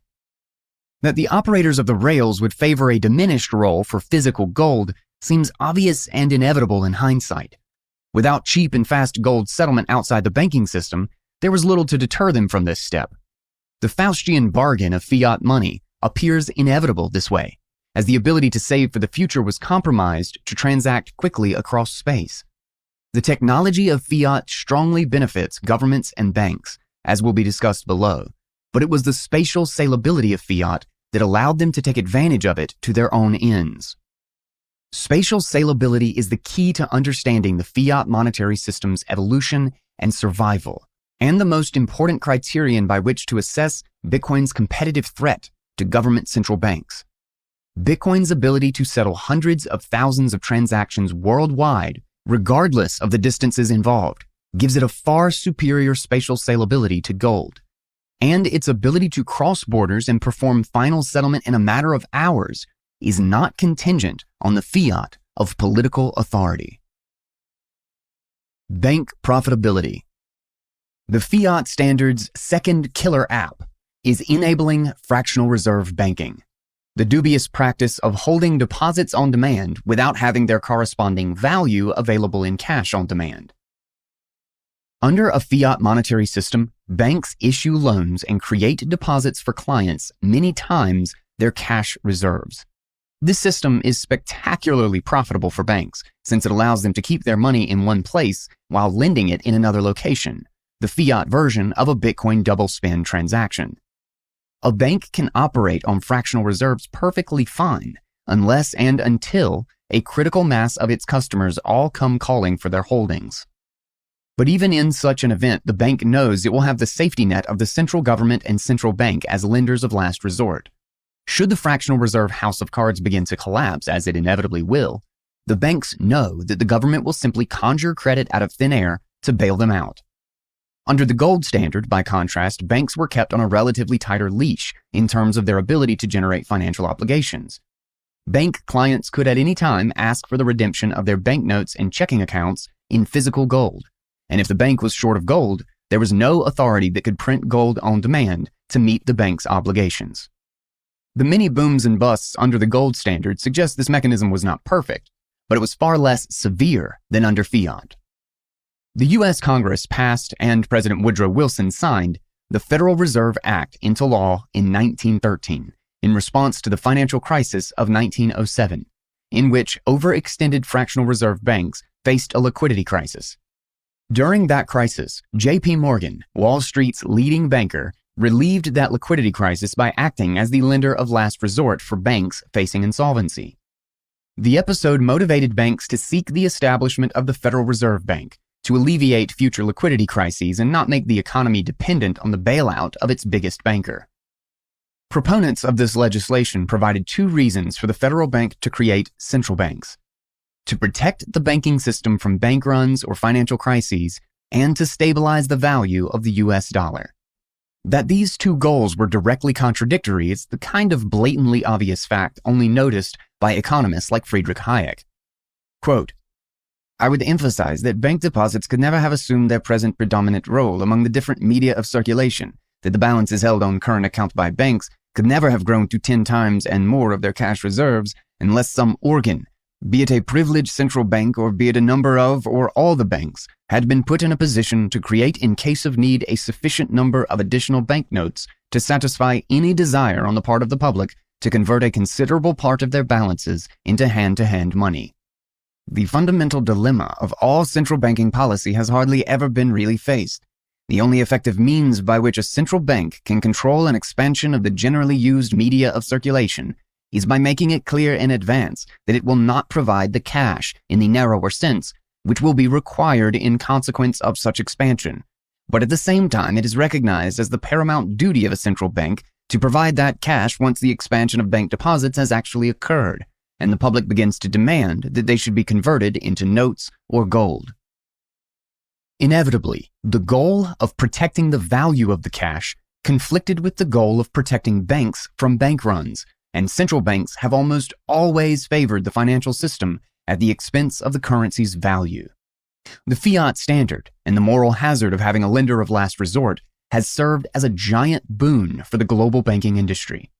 The Federal Reserve Act effectively gave banks a license to create money out of thin air and a safety net to protect them from the consequences. Is fractional reserve banking necessary for a growing economy? The argument for the necessity of fractional reserve banking ultimately boils down to the same arguments that Keynesians, inflation apologists, and monetary cranks of all hues use for monetary expansionism in general. An increase in the supply of money will lead to more economic production. By this logic, banks that can create loans in excess of the capital they hold in reserve can mobilize more capital and finance more projects, resulting in less unemployment and increased prosperity.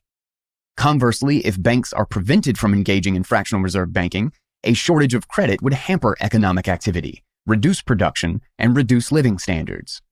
By using fractional reserve banking to decouple available credit from savings, society benefits overall. At least, that is what Keynesians believe. The problem with this logic is the same as with all inflationist arguments. Money and credit, by themselves, are not productive assets. They merely represent receipts that allow their holders to purchase productive assets. An increase in the supply of money or credit will no more increase the stock of productive assets in an economy than an increase in printed football stadium tickets will increase the capacity of the stadium itself. The ticket is merely a proxy for a seat in the stadium, and money and credit are but claims on final products and the capital goods used in their production. Should a football team wish to increase the maximum number of tickets it sells, it cannot do so by simply increasing the number of tickets it prints. Instead, it would have to increase the stadium's capacity, which requires engineers, workers, and heavy capital equipment to complete. Printing tickets beyond the capacity of the stadium would result in more spectators than seats, and a conflict over these seats, but it cannot, under any circumstance imaginable, cause an increase in the number of seats. There can be no such thing as a shortage of money or a shortage of credit. Whatever supply of money an economy is using is always sufficient to supply all the needs of the economy, provided the money itself is divisible enough. The demand for money is always higher than the supply, because people desire more things than they produce, and because desiring is far easier than producing. In the fiat standard, it appears that these desires can be satisfied with more money, but the creation of money to meet these desires does nothing to produce the objects of desire. The sought-after good can only be created by dedicating scarce resources to its production. In a free market, people dedicate their time to production in order to make money. And as a number of goods and the number of economic production increases, the supply of money need not increase, but its value will naturally rise. Fractional reserve banking does not magically create more capital, labor, or resources. It merely entrusts their allocation to central banks rather than the productive, conscientious people who produce and save them. Fractional reserve banking is a form of central planning that impoverishes society overall, but enriches banks and politically connected individuals. Without fractional reserve banking and the fiat that protects it, capital and labor would flow to the highest bidder, and that will always tend to be the entrepreneur who uses capital and labor most productively. This would encourage people to save, as free market forces work to efficiently allocate resources according to the most productive and valuable endeavors. With the bank credit creation of the fiat system, capital allocation becomes increasingly political and centrally planned, and failed users of capital can still continue to control it if they are allowed to create credit. The market's natural process of creative destruction and reallocation of resources is thwarted the more that credit is politically manifested rather than generated from savers. Can fractional reserve banking survive in a free market? Fractional reserve banking is not necessary for an economy to function, but such systems nonetheless remain prevalent the world over. How can we explain this apparent contradiction?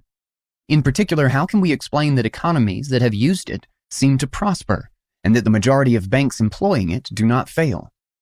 To answer these questions, we must examine the role central banks play as the lenders of last resort for banks operating with fractional reserves.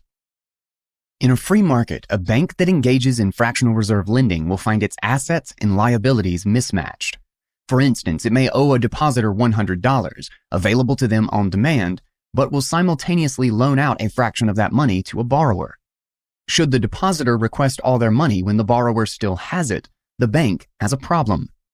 But since the bank has more than one borrower and depositor, returning money back to the depositor by giving him another depositor's cash keeps the system afloat. As the amount of lending increases, along with the fraction of deposits lent out, the bank's position becomes increasingly precarious and vulnerable to a bank run. To make matters worse, once depositors and borrowers discover the increasing amount of unbacked credit issued by the bank, they become more concerned about the safety of their deposits, and thus more likely to demand their withdrawal. If the amount of cash depositors demand exceeds the bank's reserves on hand, the bank has a liquidity problem. This is viewed as distinct from a solvency problem because the bank does have enough assets to meet all its depositors' withdrawal demands, but it does not have them on hand. There are a few different ways to address liquidity problems. For one, banks can simply satisfy withdrawal requests on a first-come, first-served basis until they run out of cash. Another way is for the bank to redistribute the problem to all customers by taking a percentage haircut off each depositor's balance until the bank's total reserves match the total of all depositors' newly adjusted balances.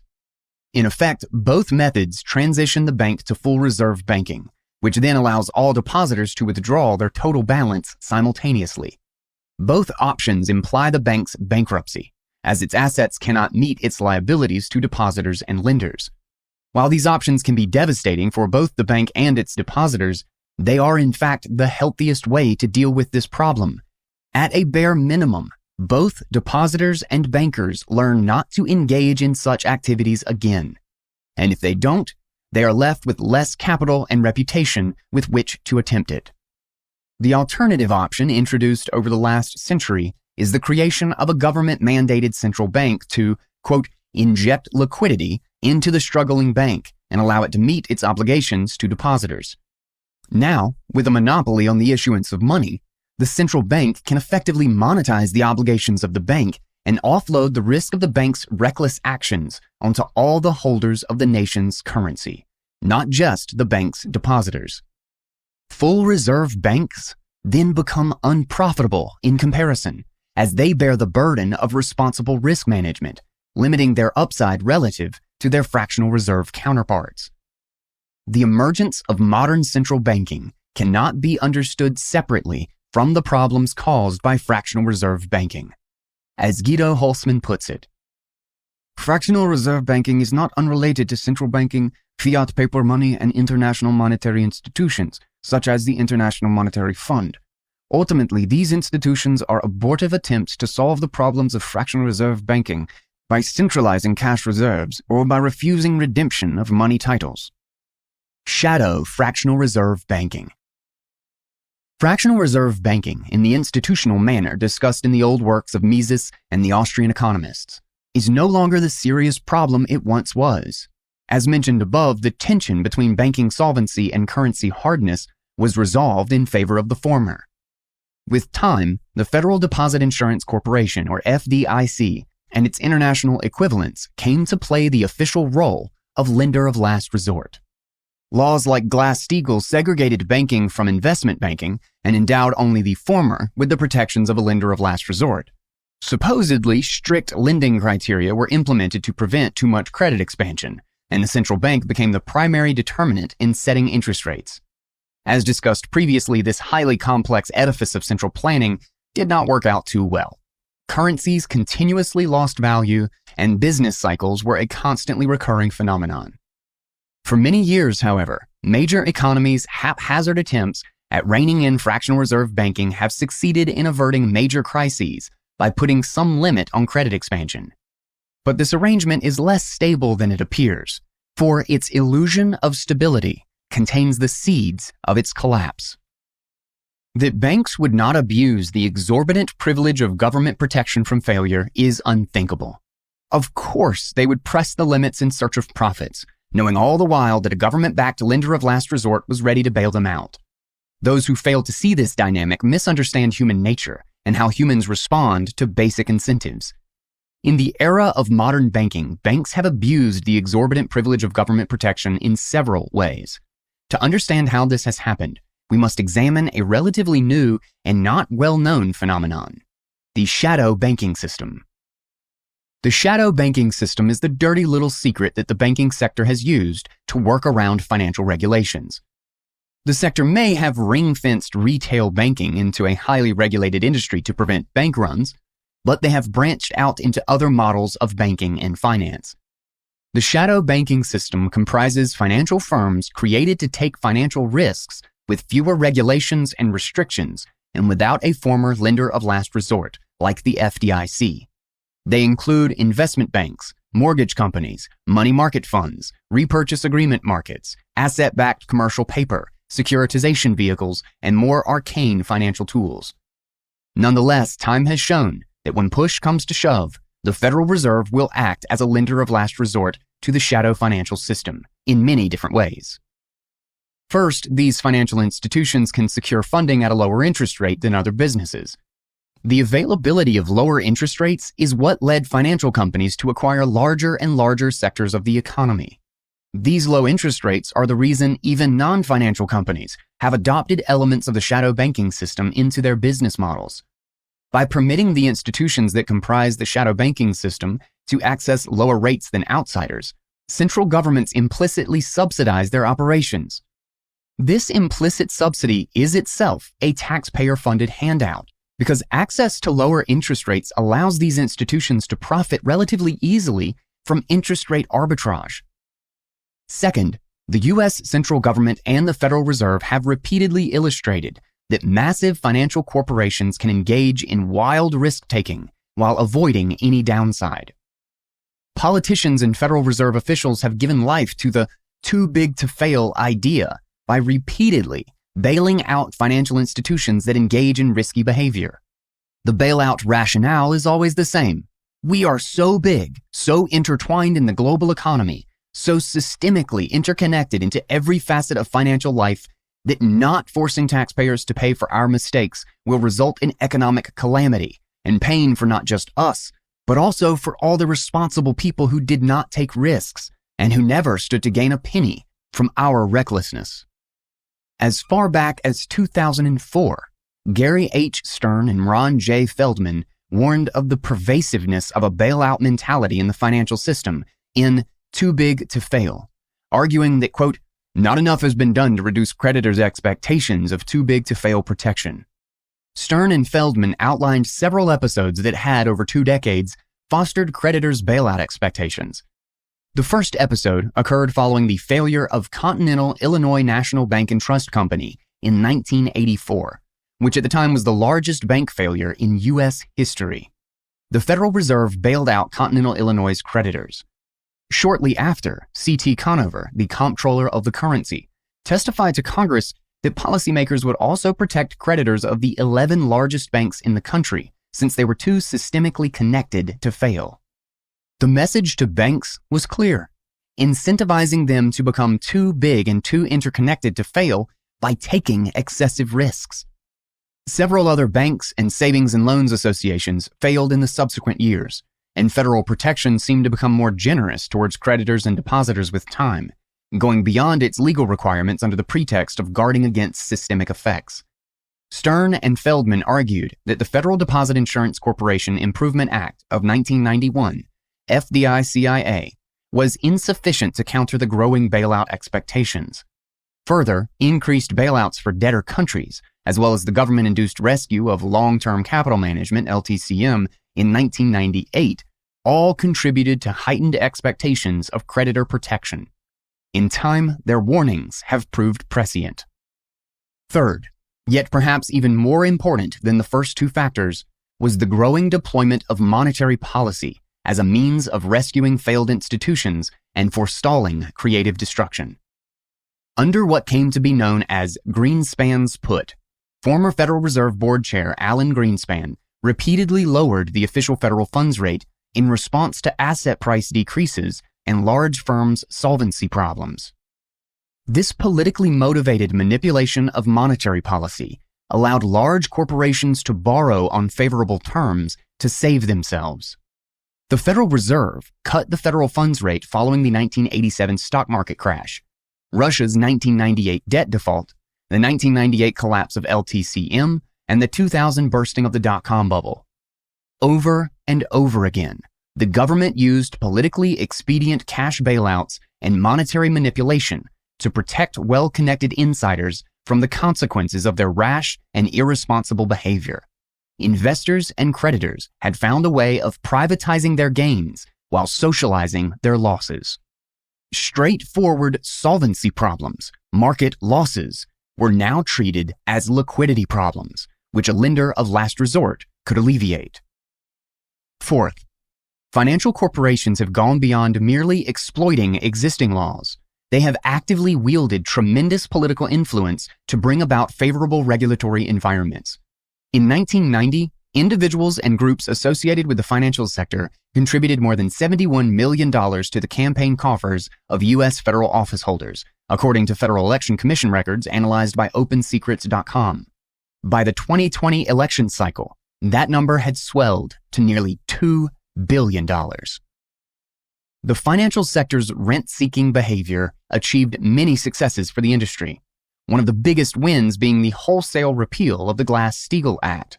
With Glass-Steagall stricken from the U.S. legal code, retail banks could once again enter into investment banking. Rather than being the main culprit of this episode, the repeal of Glass-Steagall was more of a symbolic confirmation of the reality that had crept in over decades of government-controlled banking. A giant shadow banking system was now responsible for creating more of the U.S. dollar money supply than the government or the formally regulated retail banking system. The shadow banking system's ability to increase the supply of credit is hard to measure or understand, as its many organs move in many different ways. All of this means that today, inflationary money creation and business cycles are not mainly generated in the traditional or retail banking system, as was the case during the eras of most Austrian economists. Analyses of fractional reserve ratios, lending criteria, and interest rates for depository institutions are becoming increasingly quaint irrelevancies in the modern economic system, where far more money is created outside the traditional retail banking system than inside it. The layers and degrees to which maturity mismatching and fractional reserve banking can exist in the shadow financial system are not easy to survey. If you thought fractional reserve banking was complicated for bank reserves, it is nothing compared to the complexity of performing the equivalent of fractional reserve banking for all financial assets and instruments held by the shadow financial system. Stocks, bonds, commodities, and all different kinds of debt are now part of mismatched maturity lending, which effectively means the claims for ownership of these assets dwarf the assets. The 2008 financial crisis was merely the collapse of this fractional reserve shadow banking system, sparked by an acute crisis in housing and mortgage markets. By bailing out most financial institutions directly, and by letting them borrow at lower rates, central banks played the role of lenders of last resort, allowing these banks to profit from mismatched maturity lending in financial markets. Part 2. Fiat Life. Chapter 7. Fiat Life. Fiat against nature. Nature offers humans a reality that they must learn to deal with to survive. You must sow to reap. You must work to be rewarded, and you will suffer from want by not working. This is the nature of life for all living things. Every creature needs to spend its days searching for food and trying to avoid becoming food.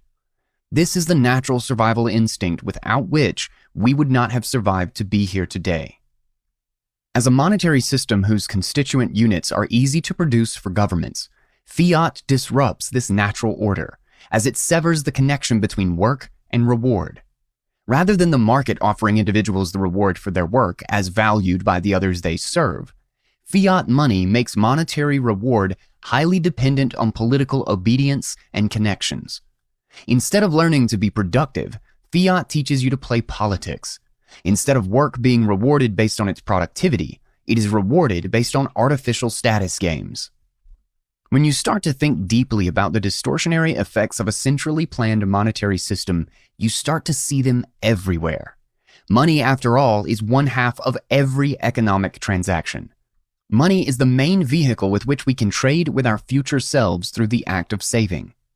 The development of money allows humans to think of the future and make plans to provide for it. The harder the money, the more reliably we can provide for the future. The less uncertain the future is, the easier it is to think and plan for it, and the less it is discounted. Money is the medium for the communication of information in a market economy. Profit and loss are the signals that ensure the most productive continue to profit and receive the resources needed to produce more, while those engaged in unproductive work lose their resources and stop wasting them. In a sound money economy, the only way for a business to survive is to produce something of value to others. At any point in time, all operational businesses must be productive, and the only exceptions would be the businesses on their way to shutting down. When money is controlled by government, this process is perverted, and the profit and loss mechanism is sabotaged. The requirement for survival is no longer productivity, but political acceptability and obsequiousness. Unproductive but politically favored firms can survive for decades, continuing to waste resources, while productive and politically unfavored firms can go out of business. At any point in time, the businesses that are operational will likely contain a large number of zombie parasites, draining resources away from productive members of society. By devaluing the monopoly currency, government essentially forces everyone to raise their time preference. At the same time, the devaluation of currency allows government to meddle with all aspects of life. This chapter focuses on the impact fiat money has had on time preference, architecture, capital, the environment, and the family. The next chapters will explore the effect that raised time preference, limitless government spending, and overbearing government intervention have had on a few very important aspects of modern fiat life: food, education, science, energy, and security. Other important consequences of fiat money were discussed in the Bitcoin standard: government finance, war, tyranny, and business cycles. After a century of the fiat standard, wherein government fiat mandated citizenry use debt as money, it is now possible to discern some clear societal and economic consequences of the widespread use of this technology. Money can be thought of as the operating system for society, as it is involved in every economic transaction, and so it will have a pervasive influence on the nature of economic choices that individuals make and the values that motivate them. Fiat time preference. Money as a technology is heavily intertwined with our time preference, i.e., the degree to which we discount the future. As humans develop the capacity to store economic goods for future use, their ability to provide for their future increases. An economically primitive man can provide for his future self by saving consumption goods for future use. As their degree of economic sophistication increases, humans can develop durable consumption goods that they maintain and use over time. As money develops as a mechanism for conducting trade, it can be saved to transfer economic value in the future, allowing for a more compact and reliable transfer of value across time. The better we are at providing for the future, the more we become aware of it and plan accordingly. The process of lowering time preference is inextricably linked to money. Having money allows humans to delay consumption in exchange for something that can hold value well and be exchanged easily. Without money, delaying consumption and saving would be more difficult because the goods could lose their value over time. You could store grains to grow, but the chance of them ruining before the next season is higher than the chance of a gold coin ruining. If you can sell the grain for gold, you are able to exchange it back to grain whenever you need to, and you can use it to purchase something else meanwhile. Money naturally increases the expected future value of deferring consumption compared to a world with no money. This incentivizes future provision. The better the money is at holding on to its value into the future, the more reliably individuals can use this money to provide for their future selves, and the less uncertainty they will have about their future lives. The history of money is a natural progression from easier to harder media over time. Salt, cattle, glass beads, limestone, seashells, iron, copper, and silver have all been used as money in various times and places. But by the end of the 19th century, the entire globe was practically on a gold standard. The use of an easier monetary medium would lead to its overproduction, and thus a decline in its value and the dissipation of its monetary premium. Throughout history and through global trade, money would always tend to be the hardest good to produce. As money progresses from easier to harder media of exchange, individuals' time preference will naturally decline as their discounting of the future declines. We can understand the process of human civilization as the process of lowering time preference, as Hans Hermann Hoppe explains. As people value the future more, they begin to invest in improving it. Their actions are carried out with regard to their consequences over a longer and longer time frame.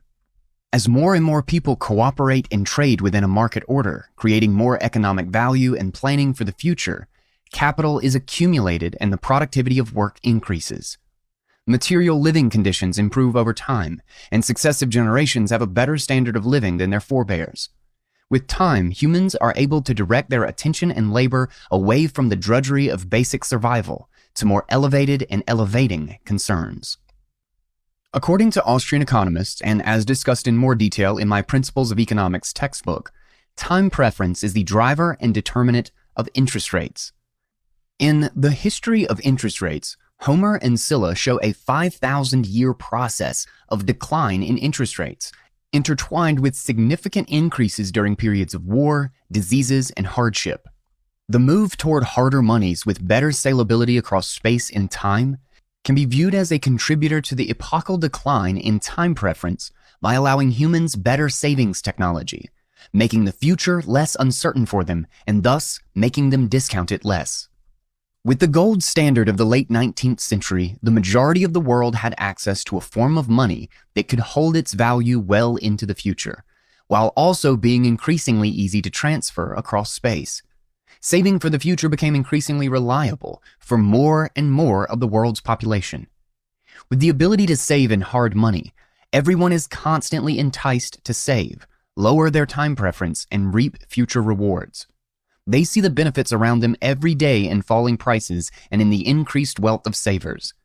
Economic reality is constantly teaching everyone the high opportunity cost of present spending in terms of future happiness. The 20th century's shift to an easier monetary medium has reversed this millennia-old process of progressively lowering time preference. Rather than a world in which almost everyone had access to a store of value whose supply could only be increased by around 2% a year, the 20th century gave us a hodgepodge of government-provided abominations of currencies, growing at 6 to 7% in only the best examples, usually achieving double-digit percentage growth and occasionally triple-digit. Rather than expecting money to appreciate and thus having a reliable way to retain value into the future, Fiat returned humans of the 20th century to far more primitive times, when retaining value into the future was far less certain, and the value of their wealth was expected to be reduced in the future, if it survived at all. The future is hazier with easy money, and the inability to provide for the future makes it less certain. This increased uncertainty leads to a higher discounting of the future, and thus a higher time preference. Fiat money effectively taxes future provisions, leading to a higher discounting of the future and an increase in basic present-oriented behavior among individuals. Why delay consumption today when you are unsure what will happen to your property tomorrow? The extreme of this process can be seen when observing the effects of hyperinflation, i.e. the move to a very easy and rapidly devaluing currency. A look at the modern economies of Lebanon, Zimbabwe, or Venezuela through their recent hyperinflationary episodes provides a good case study, as do the dozens of examples of hyperinflation in the 20th century. Adam Ferguson's When Money Dies provides a good overview of the effects of hyperinflation in interwar Germany, a society that was one of the world's most advanced a few years earlier. In each of these hyperinflationary scenarios, as the value of money was destroyed, along with it went any concern for the future. Attention turns instead to the short-term quest for survival. Saving becomes unthinkable, and people seek to spend whatever money they have as soon as they secure it. People begin to discount all things which have value for the long run, and capital is used for immediate consumption. In hyperinflationary economies, fruit-bearing trees are chopped down for firewood in winter. Businesses are liquidated to finance expenditure, and the proverbial seed corn is eaten. Human and physical capital leave the country to go where savers can afford to maintain and operate them productively. With the future so heavily discounted, there is less incentive to be civil, prudent, or law-abiding, and more incentive to be reckless, criminal, or dangerous.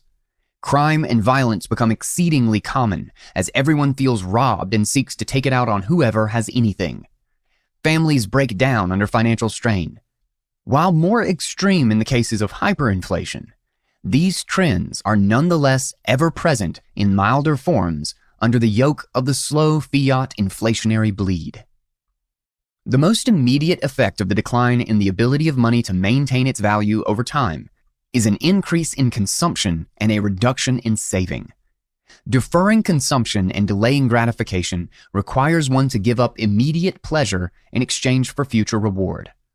The less reliable the medium of exchange is for transforming value into future reward, the lower the expected value of the future reward, the more expensive the initial sacrifice becomes, and the less likely people are to defer consumption. The extreme of this phenomenon can be observed at the beginning of the month in supermarkets of countries witnessing very fast inflation. People who get their paycheck will rush to the supermarket to immediately convert it into groceries and essentials, knowing that the quantities they can acquire by the end of the month will be far smaller due to the destruction of the value of the currency.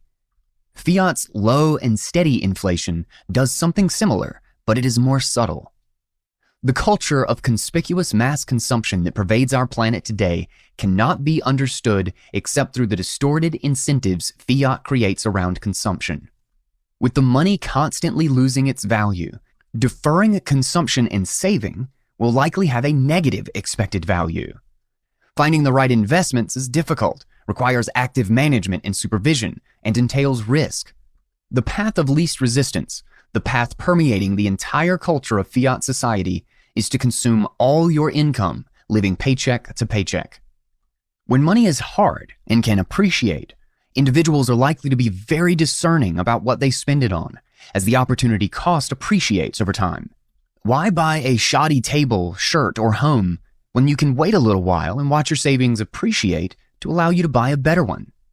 But with cash burning a hole in their pockets, consumers are less picky about the quality of what they buy.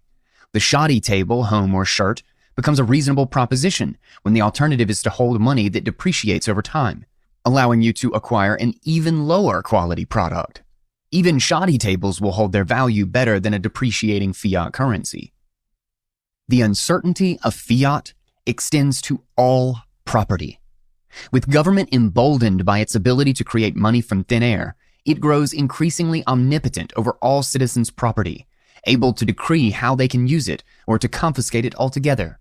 In The Great Fiction, Hoppe likens fiat property to a sword of Damocles hanging over the head of all property owners who can have their property confiscated at any point in time, increasing their future uncertainty and reducing their provision for the future. Fiat architecture. Fiat's high time preference is perhaps most apparent when examining the longest-lived consumption good humans have: buildings. As industrial technology has made construction cheaper and easier than ever before, the quality of buildings worldwide has declined, along with their longevity. An astoundingly curious fact until you consider how the increased discounting of the future affects fiat construction planning. Time preference changes have the most significant effects on goods that survive longer, as they offer the most scope for trading off future for present-day utility. As time preference rises, the discounting of the future increases, and the value of a house surviving for many decades declines markedly. As this happens, architecture has moved from optimizing for quality and longevity to optimizing for present-day cost reduction. Under the gold standard, homes were built to last. The owner would have saved since their childhood to build their home, and they usually built it with the intention of living in it for the rest of their life. But in the 20th century, homes were built cheaply, with very little regard for the building's long-term prospects. 20th century architecture is uglier and less permanent than 19th century architecture, and one might be tempted to think this is so because the uglier modern buildings are more economical. But this is likely only true if one discounts the future heavily. While it is likely cheaper to build one of today's modern modular homes in the short run, it is more expensive in the long run, given the regular maintenance costs needed to keep it operational and the fact that it will need to be replaced far sooner than a 19th century building. A stroll through any city with parts built in both the 19th and the 20th century shows a very marked difference in the architecture produced in each era. An entire book could be written contrasting 19th and 20th century building styles and discerning all the ways in which rising time preference has influenced design and construction. This chapter will only use one illustrative example: the Boston Public Library's two buildings, constructed almost a century apart. The first building, the magnificent McKim Building, was built between 1888 and 1895 in the classical tradition, at the cost of $2.268 million in gold-backed dollars, equivalent to $70.2 million in 2020 fiat dollars.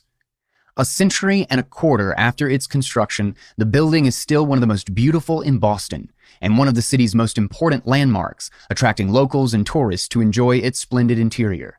Its structure has needed little construction or maintenance to remain standing and beautiful. The second building, the Johnson Building, is a brutalist modernist abomination nicknamed the Mausoleum by those unfortunate enough to have experienced the gloom of entering it. Built in 1971, it reached such a degree of disrepair and dysfunction that it needed a complete overhaul in 2013, which cost $78 million and took 3 years to complete. The cost of maintaining the ugly Johnson Building only 40 years after its construction exceeded the cost of building the magnificent McKim Building, which has not required major maintenance after 125 years of uninterrupted and reliably functional beauty, at least according to official CPI statistics. Our technology today is far superior to what existed in the late 19th century, and it is only natural that the cost of construction has gone down with technological improvements. Poverty did not drive the city of Boston to switch from building beautiful monuments to ugly concrete boxes. It was the high time preference that heavily discounts the future costs of renovation, implied by the modern quick-to-build and quick-to-decay construction. The millennia-long tradition of classical architecture was not displaced by modern abominations because the latter were cheaper, but simply because they defer their costs to the future, which the 20th century taught us to discount heavily. Fiat capital destruction.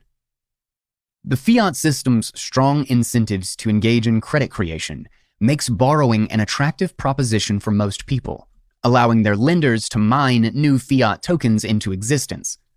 The result is a society where everyone is indebted and few have savings for the future. The wealthy can protect themselves in these situations by holding most of their wealth in hard assets, but the majority of the population will usually have most of its wealth in liquid assets, which are constantly devalued, removing the motivation to work for a better future. This dis-saving is not just reflected in the negative fiat balances everyone keeps. It pervades all forms of capital. Temporally and cognitively, saving is the necessary predecessor to investment and capital accumulation. Individuals have to first decide to defer gratification and delay consumption. In other words, they have to save before they are able to accumulate any capital. The reduction in the incentive to save will lead to a reduction in the availability of capital to invest. Fiat enthusiasts will respond to this point by arguing that central bank credit expansion amplifies the incentive to engage in productive business rather than hoard cash unproductively. But if we understand saving as the necessary prelude to investing, then the reduction in savings will lead to a reduction in real investments backed by real savings. The investments financed through credit expansion without requisite savings are not a free gift from government that allows us higher productivity without sacrifice. They are simply miscalculations and malinvestments that lead to business cycles, inflation, and crises. As discussed in Chapter 6 and 7 of the Bitcoin Standard, central banks manipulate their monopoly currencies, distorting the ability of entrepreneurs to perform economic calculations. This leads to systematic errors in the allocation of capital, which are exposed when a credit expansion recedes, leading to the recessionary bust part of the business cycle. Each business cycle causes large amounts of capital misallocation into unprofitable and unproductive ventures that effectively consume capital rather than increase it. Credit unbacked by savings cannot generate new capital for investment. It can only misallocate existing capital to sectors where self-interested individuals operating in a free market would not have allocated it. Another way to understand the destructive impact of inflation on capital accumulation is that the threat of inflation encourages savers to invest in anything they expect will offer a better return than holding cash. When cash holds its value and appreciates, an acceptable investment will return a positive nominal return, which will also be a positive real return. Potential investors can be discerning, holding on to their cash while they wait to find the best opportunity. But when money is losing its value, savers have a strong impetus to avoid the devaluation of savings by investing, and so they become frantic to preserve their wealth and are less discriminating. Investments that offer a positive nominal return could nonetheless yield a negative real return. Business activities that destroy economic value and consume capital appear economical when measured against the debasing monetary unit and can continue to subsist, find investors, and destroy capital. The destruction of wealth in savings does not magically create more productive opportunities in society, as childish Keynesian fantasists want to believe. It simply reallocates that wealth into destructive and failed business opportunities. Fiat's consumptive and destructive impetus is also reflected in natural capital and the environment. As the possibility of providing for the future becomes less certain due to money's inability to maintain its value, economic actors discount more heavily the future services provided by soil, rivers, forests, beaches, and water aquifers, which makes depleting these resources a more rational strategy. The desire to conserve these parts of nature wanes when individuals do not value their future services, and the inevitable outcome is depletion and overuse. The next chapter on fiat food discusses the impact this has on agriculture and diets. Related to the general rise in time preference and the heavy discounting of the future is the rise of interpersonal conflict between individuals and the degradation of the manners and mores that make human society possible. Trade, social cooperation, and the ability of humans to live in close contact with one another in permanent settlements are dependent upon them learning to control their base, hostile animal instincts and responses, and substituting them with reason and a long-term orientation. Religion, civic, and social norms all encourage people to moderate their immediate impulses in exchange for the long-term benefits of living in a society, cooperating with others, and enjoying the benefits of the division of labor and specialization. When these long-term benefits seem far away, the incentive to sacrifice for them becomes weaker. When individuals witness the dissipation of their wealth, they rightly feel robbed, and they question the utility of living in a society and respecting its mores. Rather than a way to ensure more prosperity for all, society appears as a mechanism for an elite few to rob the majority. Under inflation, crime rates soar and more conflict emerges. Those who feel robbed by the wealthy elite of society will find it relatively easier to justify aggressing against others' property. Diminished hope for the future weakens the incentive to be civil and respectful of clients, colleagues, and acquaintances. As the ability to provide for the future is compromised, the desire to account for it declines. The less certain the future appears to an individual, the more likely they are to engage in reckless behavior that could reward them in the short term while endangering them in the long term. The long-term downside risk of these activities, such as imprisonment, death, or mutilation, are discounted more heavily compared to the immediate reward of securing life's basic goods.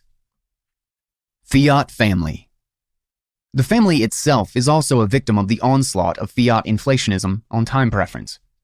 In all cultures, people invest their youth and resources into building a family with a life partner, sacrificing present resources to provide a safe fostering environment for children.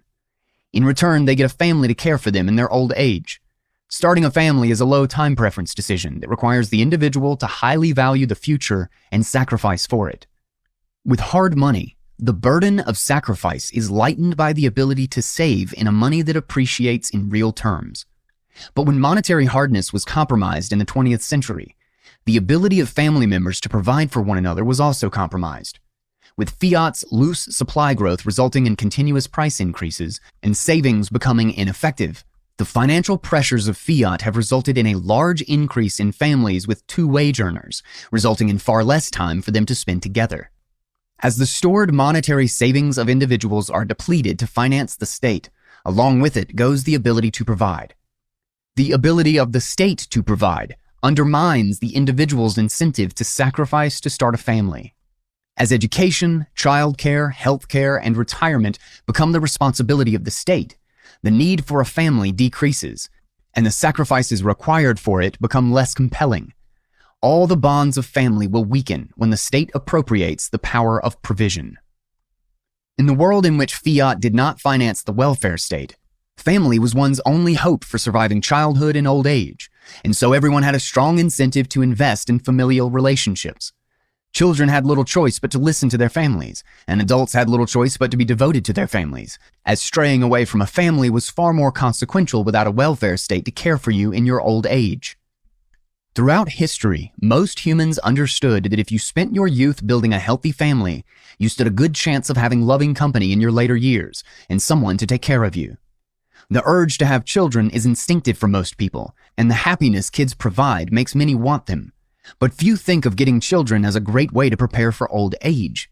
It is very common to see people extend their adolescence indefinitely and waste their youth on inconsequential nonsense, offering fleeting pleasures but little lasting security, satisfaction, or fulfillment. Even if government is still there to provide for you financially in your old age, it cannot caress and love you as you grow old and frail. Humans have needs beyond just the financial. The need for connection, love, and familiarity is very strong, and the long-term investment in family is the most reliable method known for obtaining this. Being relieved from having to provide for the long term by the fiat credit machine, individuals end up investing less in the families that would give them joy and satisfaction in their later years. Nothing in our psyche has changed over the past 100 years to allow us to overcome this need and sacrifice family. What has changed is our ability to think long-term and care for our future selves. Armed with the advanced and dangerous technologies of his ancestors from the Golden Age, Fiat man finds himself approaching the world with a progressively shorter horizon, stumbling along from one short-term fix to another, depleting his capital stock, devaluing the age-long institutions, mores, and traditions that have allowed his modern existence. Fiat man finds himself descending back into the barbarism of his distant ancestors. By providing a monetary standard built on hard money that resists debasement, Bitcoin is allowing people worldwide to provide for their future selves more reliably, decreasing their uncertainty about the future, lowering their time preference, and offering us the intriguing possibility of reversing the 20th century's rise in time preference and its many attendant catastrophes. Chapter 8. Fiat Food. Money, being a part of every economic transaction, has a pervasive effect on most aspects of life. The mechanics of fiat money outlined in the first section of this book create several distortions significant to food markets. This chapter focuses on examining two particular distortions: how fiat's incentives for raising time preference affect farmland production and food consumption choices, and how fiat government financing facilitates an activist government role in the food market through interventionist farm regulations, food subsidies, and dietary guidelines. Fiat farms. The closing of the gold exchange window in 1971, discussed in Chapter 2, relieved the U.S. government from the restraint of having to redeem its fiat in physical gold, and thus allowed it a larger margin of inflationary expansion. The inevitable result of the expansion in the quantity of money was price increases for goods and services, the hallmark of the world economy in the 1970s. As runaway inflation ensued, the U.S. government did what every inflationist government in history has done. It blamed it on a multitude of factors: the Arab oil embargo, evil speculators on the international capital markets, natural resources reaching their limits, etc. But it never accepted the culpability of its own monetary policy. Each expansion of government credit and spending develops a dependent group, which uses its political influence, i.e. its votes and its money, to perpetuate the spending, making the job of any politician who would urge restraint in government spending very difficult. The path to success in fiat politics lies in abusing the printing press, not reining it in. Whether it is welfare checks, pandemic stimulus checks, housing assistance, food stamps, free college, or free healthcare, the politician who wants to spend fiat money will always find support from a certain segment of the population. On the other hand, the politician who favors fiscal restraint is unlikely to become popular and will more likely be branded as an enemy of the poor. As food prices became the pressing political question of the day, there was little chance of reining in the price increases through reversing inflationary policies.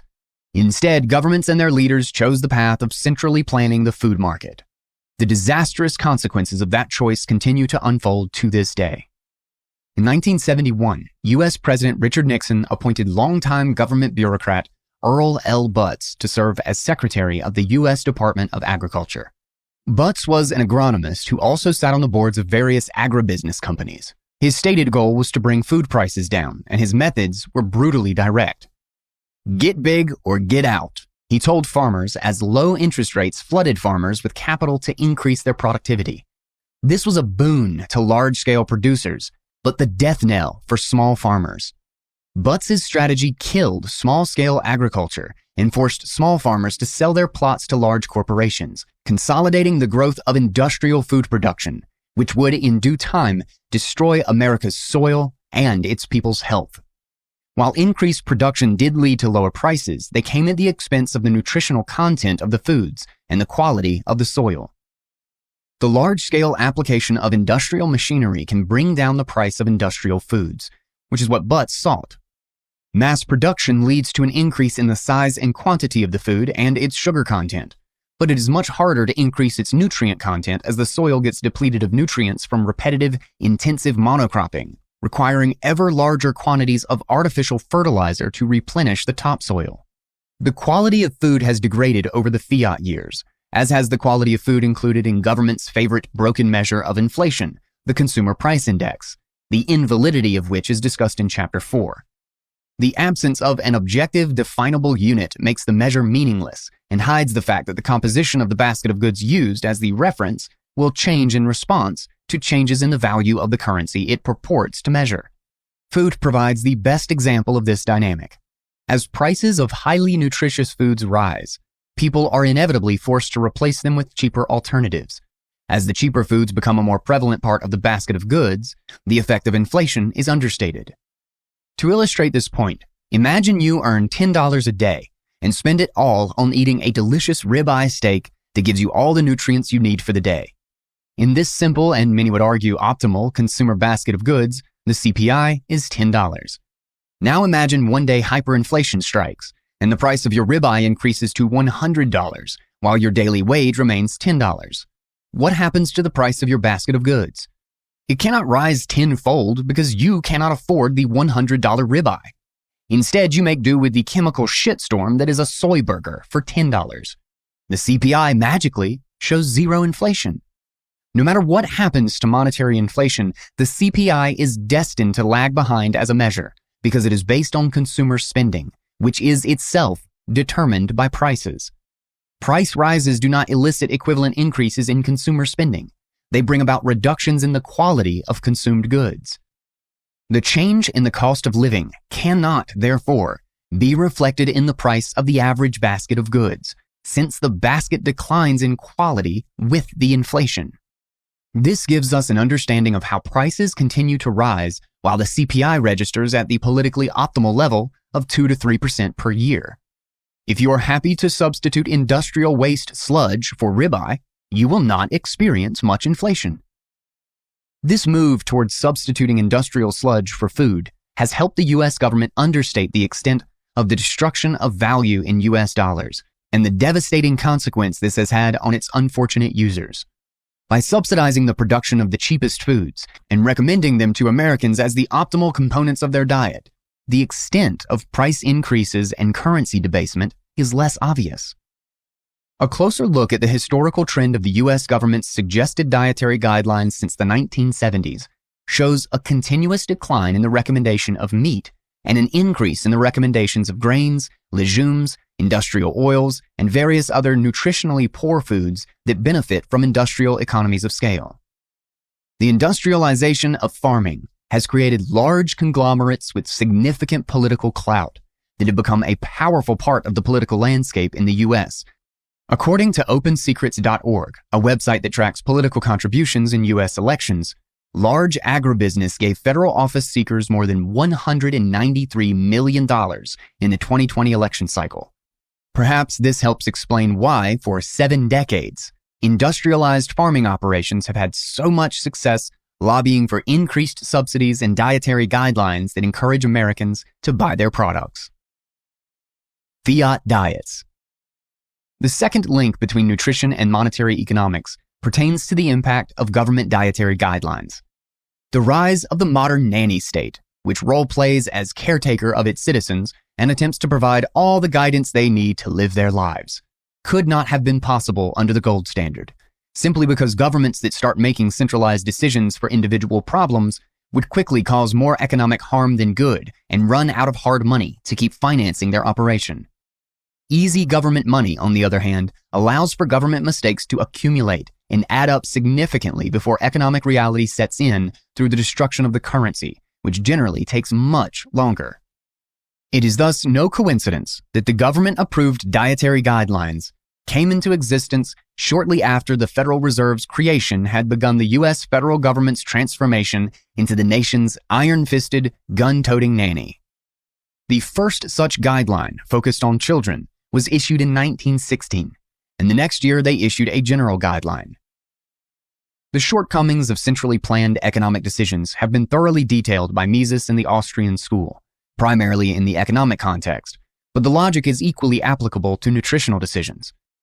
Mises explained that what coordinates economic production and what allows for the division of labor is the ability of individuals to perform economic calculation over their own property. When an individual can weigh the costs and benefits of different courses of action they might undertake according to their own preferences, they are able to decide the most productive course of action to meet their own ends. On the other hand, when decisions on using economic resources are made by people who do not own them, there is no possibility of accurately calculating the real alternatives and opportunity costs, particularly as they pertain to the preferences of the individuals using and benefiting from the resources. Humans, like all animals, have an instinct for eating, as anyone who has seen a baby approach food will know. Humans have developed traditions and cultures around food for thousands of years, which help people know what to eat, and individuals can experiment themselves and study the work of others to decide what to eat to meet their goals. But in this century of fiat-powered omnipotent government, even the decision of what to eat is increasingly influenced by the actions of central governments.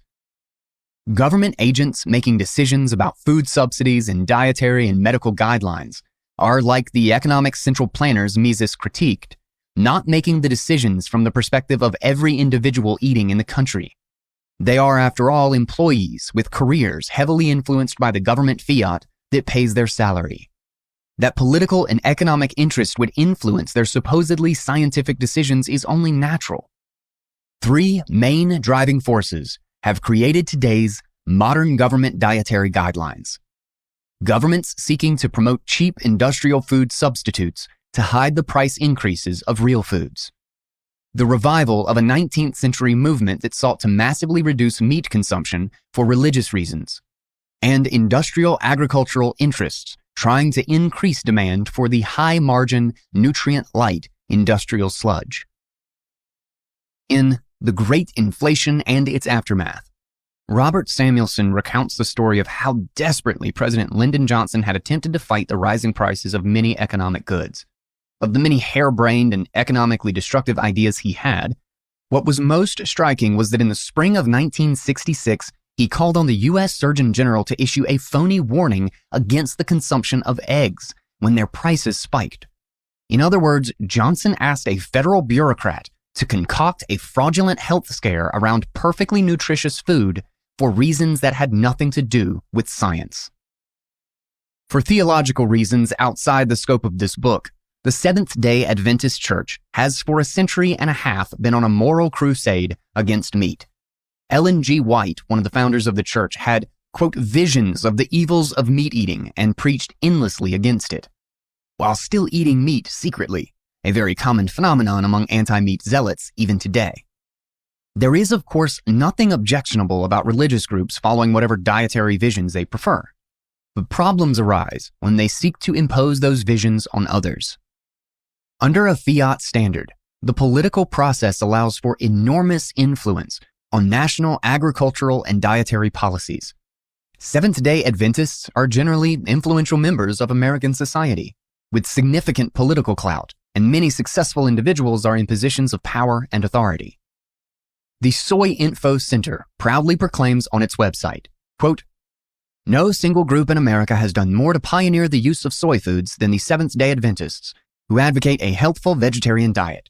Their great contribution has been made both by individuals, such as Dr. J. H. Kellogg, Dr. Harry W. Miller, T. A. Van Gundy, Jethro Kloss, Dorothea Van Gundy Jones, Philip Chin, and by soy foods producing companies, including La Sierra Foods, Madison Foods, Loma Linda Foods, and Worthington Foods. All of their work can be traced back to the influence of one remarkable woman, Ellen G. White."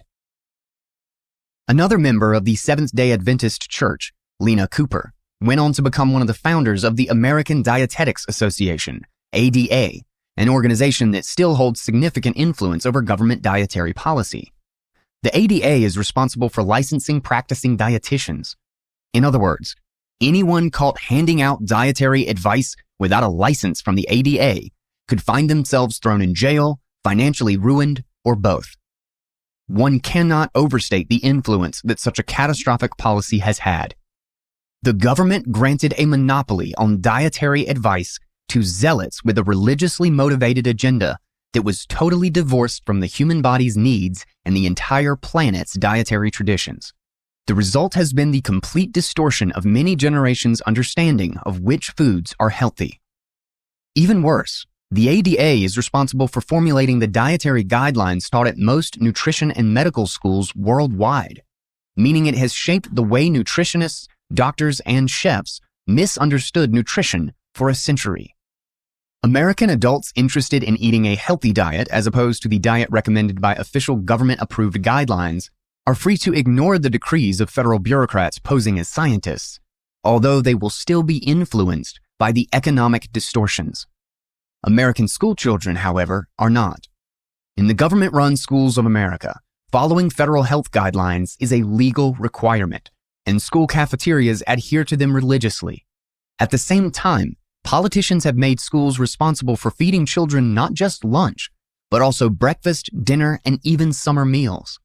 Millions upon millions of American kids are being compelled by the government to consume a Fiat diet. While statists proudly believe they are fighting poverty by having the state supply this Fiat food for children, they are actually impoverishing them long-term by setting them up for years of health problems in adulthood. While American children pay the price with their bodies, industrial food producers soak up taxpayer-funded profits. The reader should not be surprised that the ADA, like all the other main institutions that support the government's control of the economy and its citizens, was established in 1917, around the same time as the Federal Reserve. Another organization, the Adventist Health System, has been responsible for producing decades worth of shoddy, quote, research that advocates of industrial agriculture and meat reduction use to push their religious visions on a species that demonstrably can only thrive by eating animal proteins and fatty acids. The messianic anti-meat message might have been drowned out in a sane world, but it was highly palatable to the agricultural industrial complex, who could cheaply produce the crops which were to replace meat in the fevered visions of the Adventists. It was a match made in heaven. Agro-industry profited enormously from producing these cheap crops. Governments benefited from understating the extent of inflation, as citizens replaced nutritious meat with cheap slop. And the Adventists' crusade against meat provided the mystic, romantic vision that would make this mass poisoning appear as if it were a spiritual step forward for humanity. The confluence of interests around promoting industrial agriculture products is a great example of the bootleggers and Baptists' nature of special interest politics, described by economist Bruce Yandel. While Baptist priests were evangelizing the evils of alcohol and priming the public to accept these restrictions, it was the alcohol bootleggers who lobbied and financed politicians to impose prohibition, as their profits from bootlegging would increase with the severity of the restrictions on alcohol sales. In so many matters of public policy, this pattern repeats. A sanctimonious, quasi-religious moral crusade demands government policies, the most important consequence of which is to benefit special interest groups. This dynamic is self-sustaining and self-reinforcing, and does not even require collusion between the bootleggers and Baptists. With fiat inflation causing both the cost of nutrient-rich food to rise and the increased power of government to meddle in dietary affairs. With a religious group attempting to commandeer government diet policy for its own anti-meat messianic vision. And with an increasingly powerful agricultural industrial complex able to shape government food policy, the dietary Overton window has shifted considerably over the past century. What passed for healthy food came to include a long list of toxic industrial materials. It is entirely inconceivable that the consumption of these foods would have been as popular without the distortions generated by fiat money. By the end of the 1970s, the US government and most of its international vassals were recommending the modern food pyramid. The fiat-subsidized grains of the agricultural industrial complex feature heavily in this pyramid, which advertises them as the base of the diet, recommending 6 to 11 servings a day. This food pyramid is a recipe for metabolic disease, obesity, diabetes, and a plethora of health problems that have become increasingly common in the intervening decades, to the point most people think of them as a normal part of life. The next section will focus on listing the most damaging industrial substances that have been marketed as food by the fiat system, while the next chapter examines the scientific process behind it. Fiat foods. Industrialization has made it possible to use plants to mass-produce substances that humans had never before digested. But just because something can be produced does not mean it should be eaten. However, since these foods are cheap, there will always be a strong financial incentive to convince large groups of people to eat them. The most successful of these products are highly palatable and addictive. These drugs and toxic industrial products have been foisted upon the world through a century of heavy propaganda and government policy, all financed by fiat money. 1. Polyunsaturated and hydrogenated quote, vegetable and seed oils. A century ago, the majority of fats humans consumed consisted of healthy animal fats like butter, ghee, tallow, lard, and schmaltz. Today, most fat consumption comes in the form of toxic, heavily processed industrial chemicals misleadingly referred to as vegetable oils. These are mainly soy, rapeseed, sunflower, and corn, as well as the abomination that is margarine. The diet change that would likely cause the largest improvement in a person's health with the least effort is the substitution of these horrific industrial chemicals for healthy animal fats. Most of these chemicals did not exist 100 years ago, and those that did were mainly deployed in industrial uses, such as lubricants. As industrialization spread and the government stoked hysteria against animal fats, these toxic chemicals have been promoted worldwide by governments, doctors, nutritionists, and their corporate sponsors as the healthy alternative. The spread of this sludge across the world, replacing all the traditional fats used for millennia, is an astounding testament to the power of government propaganda, hiding under the veneer of science. The late Dr. Mary Enig of the Weston Price Foundation has written extensively on the different kinds of fat and their impact on health. 2. Processed corn. In the 1970s, government policy pushed the mass production of corn and used policies to make its price very cheap. As a result, American farmers had a large surplus of corn crops. This abundance of cheap corn led to the development of many creative ways to use it in order to benefit from its low price. The overproduction of corn has become so excessive that the cheap inferior products of the corn plant are now used where other substances would be a far better, healthier, or more efficient option. Sweeteners, gasoline, cow feed, and countless industrial processes all deploy heavily subsidized corn for its cheapness when far superior alternatives exist. One of the most destructive uses of corn is the production of high fructose corn syrup, HFCS, which has replaced sugar as a sweetener in the US because it is so cheap, and because tariffs on sugar in the US make sugar very expensive. In 1983, the FDA blessed this new substance with the classification of, quote, generally recognized as safe, and the floodgates opened in an unbelievable manner. Since then, American candy, industrial food, and soft drinks have become almost universally full of HFCS, which is arguably even more harmful than regular sugar, on top of being nowhere near as appetizing or desirable. If you have ever wondered why candy and soft drinks taste much better everywhere other than in the US, now you know why.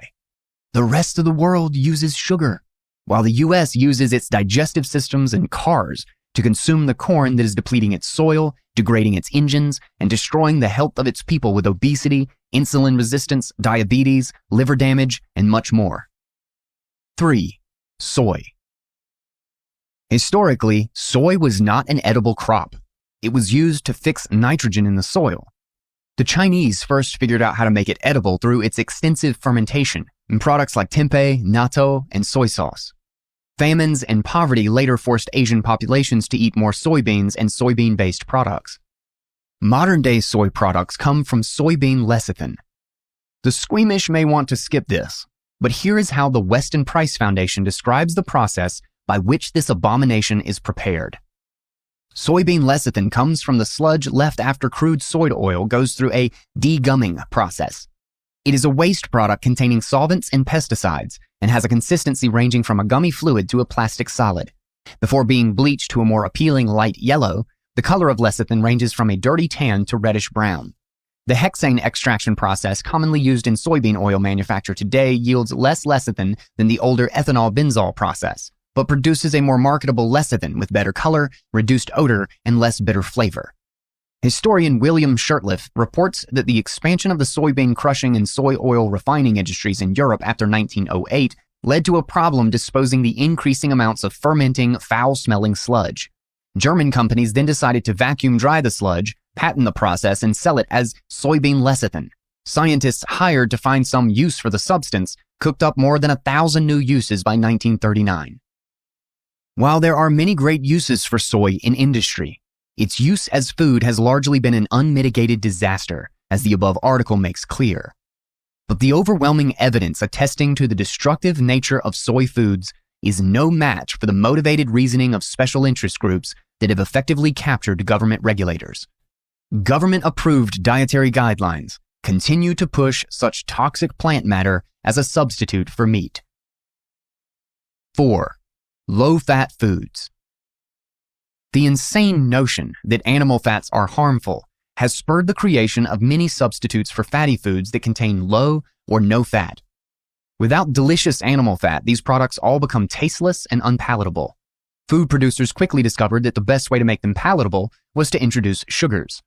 Those who try to avoid animal fat because of dietary guidelines will find themselves hungry more often. They need to binge on endless doses of sugary snacks all day, junk food that contains lots of chemicals and artificial, barely editable or pronounceable compounds. As the consumption of animal fat declined, the consumption of sweeteners, particularly HFCS, increased as a flavor substitute. But the addictive nature of these substitutes means that people deprived of wholesome, satiating animal fats end up being constantly hungry and are more likely to resort to eating large quantities of the cheap industrial alternatives. The popularization of fat-free skim milk has been one of the most destructive battles in the crusade against saturated fats. In the early 20th century, American farmers used the leftovers from the production of butter to fatten their pigs, as combining it with corn provided the quickest way to fatten a hog. Through the magic of the Fiat scientific method, corn with skimmed milk ended up being the human breakfast recommended, promoted, and subsidized by Fiat authorities, with the same fattening result. John Kellogg, another devout Seventh-day Adventist and a follower of Ellen White, viewed sex and masturbation as sinful, and his idea of a healthy diet was one that would stifle the human sex drive. He was correct and astoundingly successful in marketing his favorite breakfast to billions worldwide. 5. Refined flour and sugar. Whole grain flour and natural sugars have been consumed for thousands of years. Whole grain flour produced from the whole grain contains the germ and bran, which contain all the nutrients in the wheat. As Weston Price documented, elaborate rituals existed for preparing whole wheat, and it was eaten with ample animal fat. Industrialization changed things drastically for these two substances, effectively turning them into highly addictive drugs. Goldkeem, producers of whole flour, explain. An important problem of the Industrial Revolution was the preservation of flour. Transportation distances and a relatively slow distribution system collided with natural shelf life. The reason for the limited shelf life is the fatty acids of the germ, which react from the moment they are exposed to oxygen. This occurs when grain is milled. The fatty acids oxidize and flour starts to become rancid. Depending on climate and grain quality, this process takes 6 to 9 months. In the late 19th century, this process was too short for an industrial production and distribution cycle. As vitamins, micronutrients, and amino acids were completely or relatively unknown in the late 19th century, removing the germ was an effective solution. Without the germ, flour cannot become rancid. Degermed flour became standard. Degermation started in densely populated areas and took approximately 1 generation to reach the countryside. Heat-processed flour is flour where the germ is first separated from the endosperm and bran, then processed with steam, dry heat, or microwave, and blended into flour again. In other words, industrialization solved the problem of flour perishing and ruining by industrially removing the nutrients from it. Sugar, on the other hand, existed naturally in many foods. In its pure form, however, sugar was rare and expensive, since its processing required large amounts of energy, and its production was almost universally done by slaves because few would choose to work that exhausting job of their own volition. As industrialization and capital accumulation allowed for slave labor to be replaced with heavy machinery, people were able to produce sugar in a pure white form, free of all the molasses and nutrients that accompany it, and at a much lower cost. Refined sugar and flour can be better understood as drugs, not food. Sugar contains no essential nutrients, and flour only contains very few in small amounts. The pleasure of consuming them is akin to the pleasure you get from a hit of an addictive substance.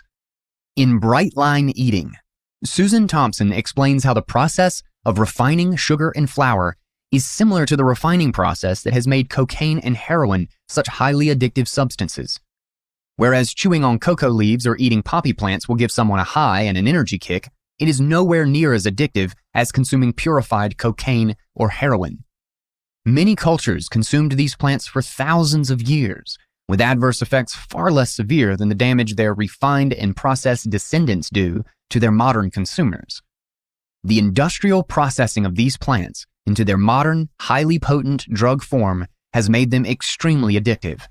It allows those consuming them to ingest large quantities of the pure essence of the plant, without any of the rest of the plant matter that comes with it.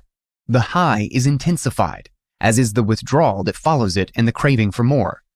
Thompson makes a compelling case that the processing of these drugs is very similar to the processing of sugar and flour in how addictive it makes them, citing studies that show sugar is 8 times more addictive than cocaine. The harvest of Fiat. Seed oils and soy products have legitimate industrial uses. Corn, soy, and low-fat milk are passable cattle feed, though certainly not as good as letting cattle graze. Processed flour and sugar can be used as recreational drugs in tiny quantities, but none of these products have a place in the human diet and must be avoided for humans to thrive and be healthy. Yet, as technology and science continue to advance and make them cheaper, and government increasingly subsidizes their production, we find people consuming them more and more, to an extent that is truly unbelievable. Faster and more powerful machines can reduce the cost of producing these materials very significantly, and as industrial technology has advanced, producing these foods has become increasingly less expensive. Industrialization can do little to improve the cost of nutritious red meat, which is produced by allowing livestock to walk freely on large areas of land, grazing and getting sun, and which also perishes quickly. But the Fiat foods of monocrop agriculture have a stable shelf life, allowing them to remain in storage or on display for years and to spread far and wide. Worse, their shelf stability allows them to be manufactured into highly processed foods engineered to be artificially palatable and addictive. The ubiquity of these cheap, heavily subsidized, highly tasty, and toxic foods has been an unmitigated disaster for the health of the human race. Another way of understanding the impact of rising time preference is in the food choices individuals make. As depreciating money drives people to prioritize the present, they are more likely to indulge in foods that feel good in the moment at the expense of their future health. The shift towards short-term decision-making invariably favors more consumption of the junk foods mentioned above. Eating cookies and candy bars, for example, might yield short-term pleasure, but doing so on a longer timescale will almost certainly come at a cost to the consumer's health. Modern Fiat medicine is highly unlikely to mention the obvious dietary drivers of modern diseases, as prevention makes for bad business. Why prevent someone from eating themselves into diabetes when you are the one who will sell them insulin for the rest of their shortened life? The prevalent religious faith in the power of modern medicine to correct all health problems further encourages individuals to believe eating industrial waste has no consequences. Government subsidies for the production of unhealthy foods, and government scientists recommending and requiring we eat them, have been extremely effective in altering Americans' food choices. In the years between 1970 and 2014, Americans' per capita consumption of red meat declined by 28%, whole milk by 79%, eggs by 13%, animal fats by 27%, and butter by 9%. By contrast, the consumption of toxic vegetable oils increased by 87%, and grains increased by 28%.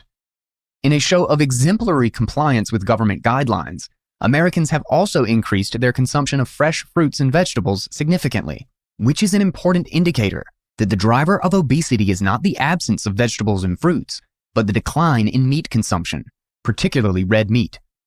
Overall meat consumption stayed relatively constant, rising by 2%, but that happened because American meat eaters began substituting inferior, cheap, mass-produced poultry for highly nutritious, essential red meat. Overall, Americans' calories from animal foods declined by 21%, while calories from plant foods increased by 14%. Nina Teicholz estimates the average American ate around 175 pounds of meat per year in the 19th century, predominantly from highly nutritious red meat. Today, the average American eats around 100 pounds of meat per year, but half of that comes from poultry. A century of technological progress and ever-increasing economic growth has somehow not translated to an increase in the consumption of the most sought-after and nutritious food. Instead, Americans are increasingly having to make do with inferior and cheaper sources of food. The impacts of this dietary transition on Americans' health have been calamitous. Obesity has been increasing steadily since the 1970s, along with many chronic diseases which modern nutrition science and its corporate sponsors have done everything to pretend are unrelated to diet. One cannot find a more apt representation of the impact of inflation and unsound money. The paper wealth of Americans is increasing, and the statistics show that their quality of life is rising. In reality, however, the quality of their food is degrading because the quantity of nutrients they consume is declining, and their mental and physical health are deteriorating. Instead of nutrients, Americans are increasingly subsisting on drugs and toxic industrial products. The ever-growing variety and quantities of flavored industrial sludge filling Americans' refrigerators is not food, nor is it a satisfactory substitute. Americans' increasing obesity is not a sign of affluence, but a symptom of deprivation. The level of spending and income in America may have increased according to government statistics, but if Americans work longer hours than they ever did, and their basic nutrition is deteriorating, there must be something seriously wrong with the money they are using, both as a store and measure of value.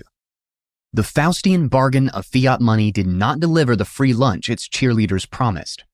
Instead, it brought industrial concoctions of soy sludge and high fructose corn syrup, light on nutrients, high on empty calories, and extremely costly to the health and well-being of its consumers.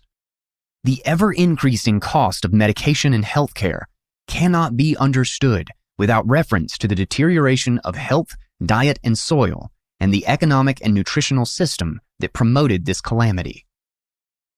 The modern world suffers from a crisis of obesity unprecedented in human history. Never before have so many people been so overweight. Modernity's tragically self-flattering misunderstanding of this crisis is to cast it as a crisis of abundance. It is the result of our affluence that our biggest problem is obesity rather than starvation. The flawed paradigm of nutrition, another field of academic inquiry thoroughly disfigured by government funding and intervention, emphasizes the importance of obtaining a necessary quantity of calories, and that the best way to secure the needed calories is by eating a diverse and balanced diet that includes hefty portions of grains. Animal meat and fat are viewed as harmful, best consumed in moderation, if at all. From this perspective, obesity occurs when too many calories are consumed, and malnourishment occurs when too few calories are consumed. This view is as overly simplistic and ridiculous as Keynesian textbooks' insistence that the state of the economy is primarily determined by the level of aggregate spending, with too much spending causing inflation and too little spending causing unemployment. In reality, nutrition is about far more than caloric intake. It is about securing sufficient quantities of essential nutrients for the body, which come in 4 categories: proteins, fats, vitamins, and minerals.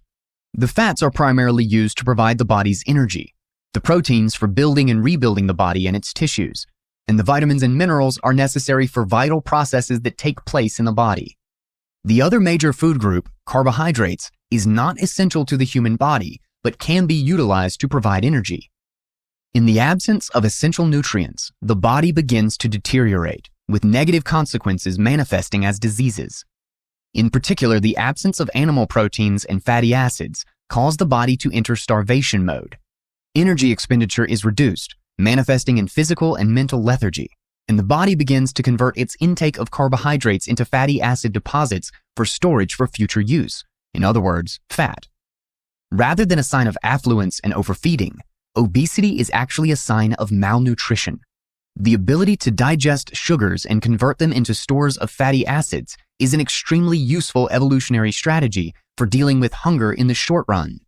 But when the deprivation of essential nutrients becomes a lifestyle, the fat storage turns into the debilitating sickness of obesity.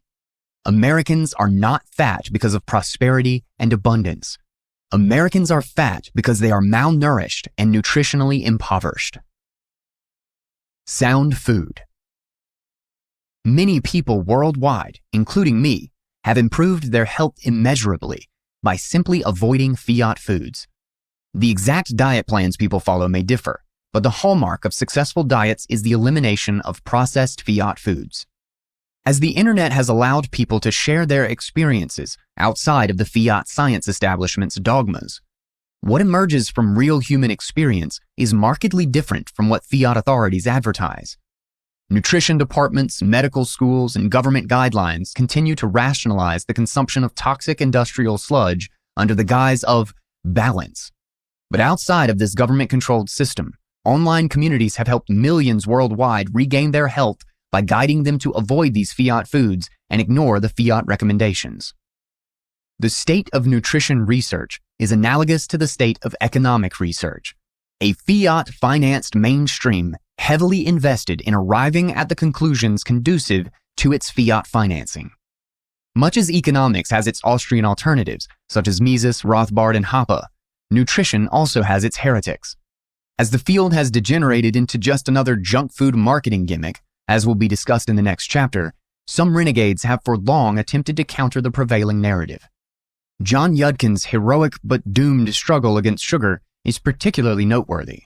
But perhaps the most comprehensive framework for studying nutrition comes from the work of Weston Price, a Canadian dentist who worked a century ago. Price is mainly known today as both a dentist and a pioneer in the discovery and analysis of several vitamins. His 1939 magnum opus, Nutrition and Physical Degeneration, is largely ignored by the mainstream of academia and nutrition science, as his conclusions fly against the politically correct dogma taught in the medical and nutrition schools of modern universities.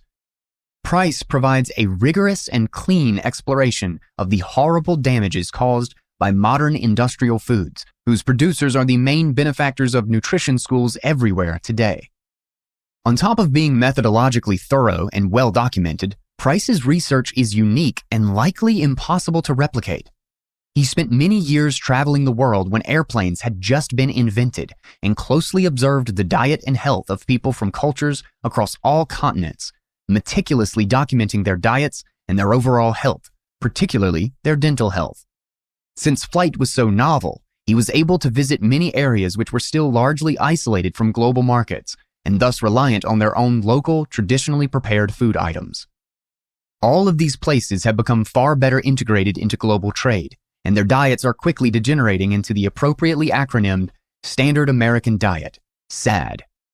Price took thousands of pictures of the people he studied, as well as countless samples of their foods, which he then sent to his laboratories in Ohio for analysis. Across the world, Price compared the diets of genetically similar, separate populations. The major difference between the populations he compared was that in each comparison, one population was integrated into global trade markets with access to industrial foods, while the other was isolated and eating its local, traditionally prepared foods. Price studied Inuits in northern Canada and Alaska, Swiss villagers in isolated valleys, herdsmen in Central Africa, Pacific Islanders, Scottish farmers, and many other populations. No matter where in the world you come from, Price visited your ancestors or people not too far from them. The results were as stark as they are edifying, and Price arrived at several important conclusions. While it is really impossible to do justice to this monumentous work in a few paragraphs, there are some important conclusions worth discussing. One purpose of Price's trip was to find, quote, native dietaries consisting entirely of plant foods which were competent for providing all the factors needed for complete and normal physical development without the use of any animal tissues or product.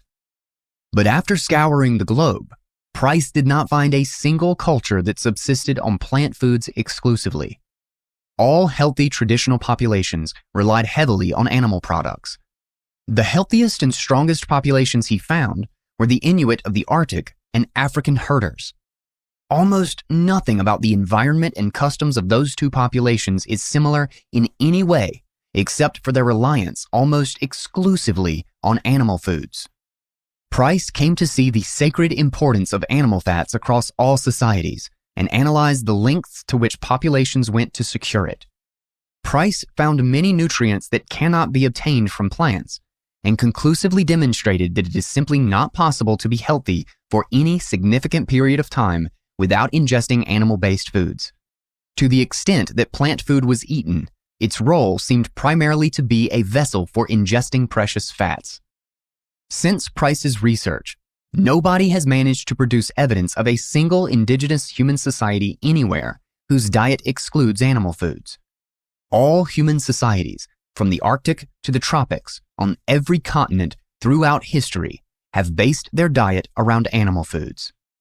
The internet has allowed dietary knowledge to escape the grip of fiat science, and so more humans have learned about Price's work. Countless other scholars, doctors, dietitians, and physical trainers have also become willing to counter the fiat dogma. Thanks to the spread of dietary knowledge outside of the politically correct, government-sanctioned channels, we are beginning to see a very clear pattern emerge from people who shift their diet from one based on fiat garbage to one based predominantly on animal foods, a huge reduction in their desire for junk and ultra-processed food. The need to constantly be eating junk food is not just a product of its engineered hyperpalatability and addictive properties. Junk food cravings are also a result of deep malnutrition caused by not eating enough meat. No wonder the anti-meat message is blared out relentlessly by mainstream media, academia, and other industrial food marketing outlets. The less meat people eat, the more highly profitable subsidized junk they must replace it with. One can only imagine how different modern nutrition science would be if its purpose was to inform humans of how to be healthy, rather than manipulate them into eating poisons for the profit of food corporations. Another important conclusion from Price's work is that the diseases of civilization that we have accepted as a normal part of life largely began to appear with the introduction of modern processed foods, in particular grains, flours, and sugars. Here is but one of many examples to illustrate the point, drawn from Chapter 21. The responsibility of our modern processed foods of commerce as contributing factors in the causes of tooth decay is strikingly demonstrated by the rapid development of tooth decay among the growing children on the Pacific Islands during the time trader ships made calls for dried copra when its price was high for several months.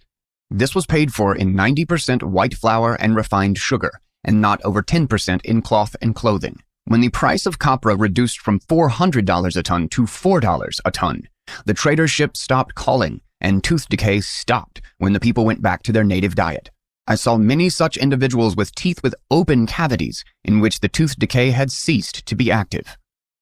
Price closely studied how various cultures prepared their plant foods and extensively documented the methods needed to make most grains and plants palatable and non-toxic. These heavily complex traditional rituals of soaking, sprouting, and fermenting are necessary to remove the many natural toxins that exist in plant foods, and they allow the body to absorb the nutrients in these foods. In the high time preference age of fiat, nobody has time for these rituals, and instead the majority prefer the industrial food processing methods which rely on maximizing the sugar and palatable ingredients at the expense of nutrients.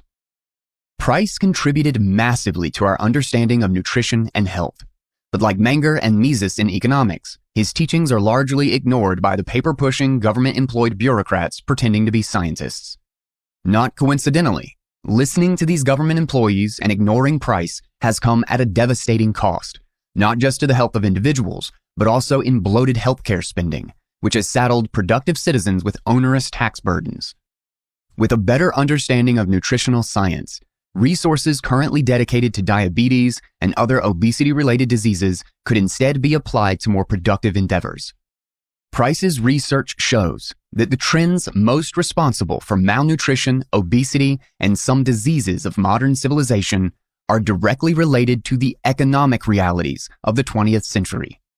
The nutritional decline Price documented happened around the turn of the 20th century, which coincidentally was when the modern world economy moved away from the hard money of the gold standard and toward easy government money. It is unquestionable that a large part of the problem of modern industrial diets lies in the availability of modern high-powered machinery capable of efficiently and quickly processing plants into hyper-palatable junk food. Yet, given everything discussed above, it is very difficult to argue that the fiat money experiment of the last century has not massively exacerbated the impact of modern industrial foods by heavily subsidizing them and subsidizing the miseducation of generations of nutritionists and doctors who promote them. On a hard money standard, we would still have these industrial foods, but without fiat subsidies, they would not have been so ubiquitous in modern diets. Fiat has facilitated the growth of the managerial state and the production of mass propaganda, quote, research. Fiat has given us unscientific dietary guidelines tailored to normalize the consumption of industrial food sludge. Fiat has paid credentialed types in white coats to warn against the dangers of healthy, wholesome, non-industrial but low profit margin foods like meat. In the absence of this Fiat-driven dynamic, most people's understanding of nutrition would be very different and far more similar to the traditions of their ancestors, which revolved heavily around animal foods. Fiat soils.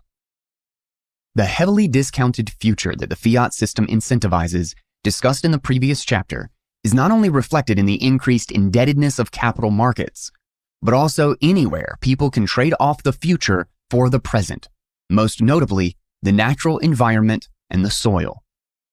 As individuals' time preference rises and they start to discount the future more heavily, they are less likely to value the maintenance of a healthy future state for their natural environment and soil.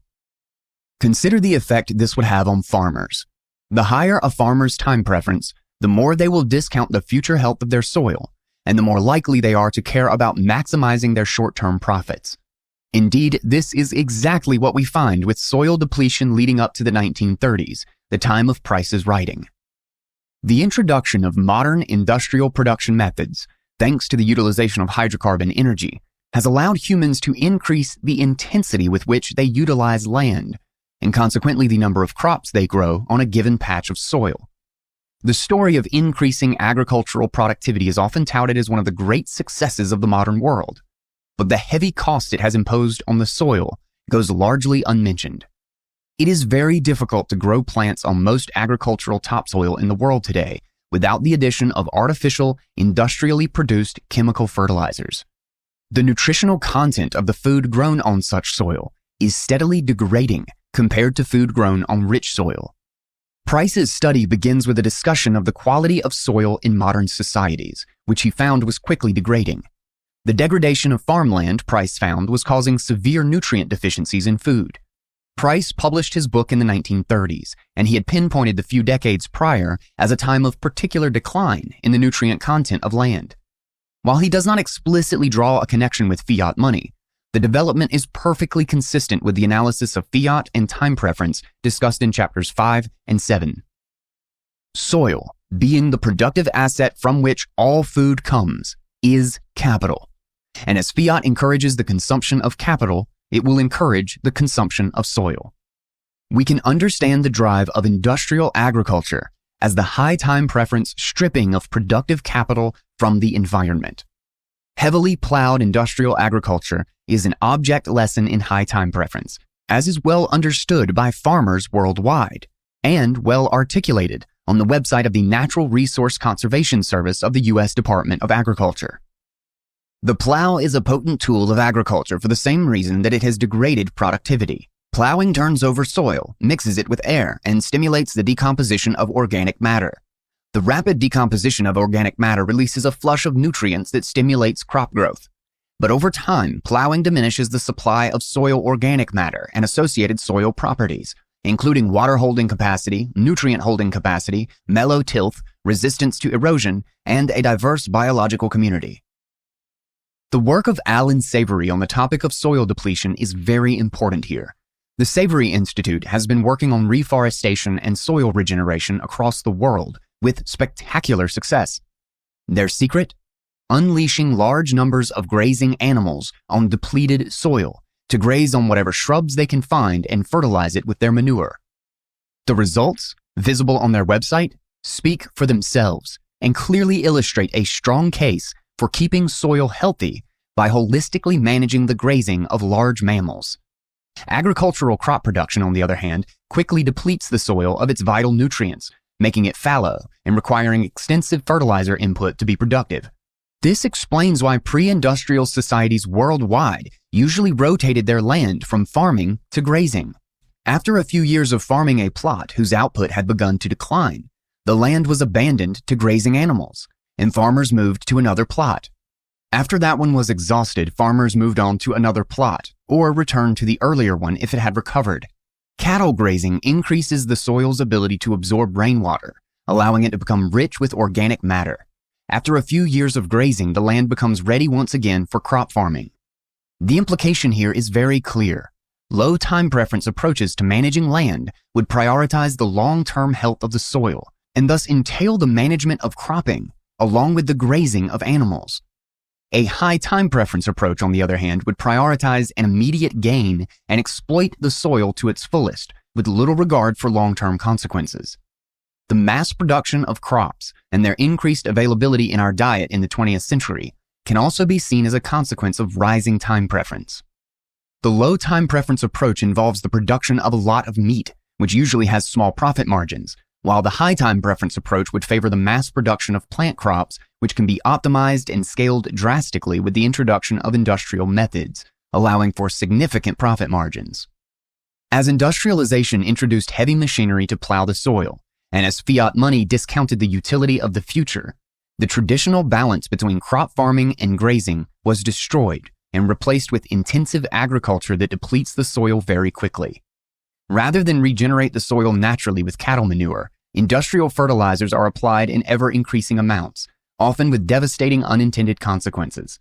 For example, the impact of industrial fertilizer runoff in the Mississippi River Delta and the Gulf of Mexico is well documented.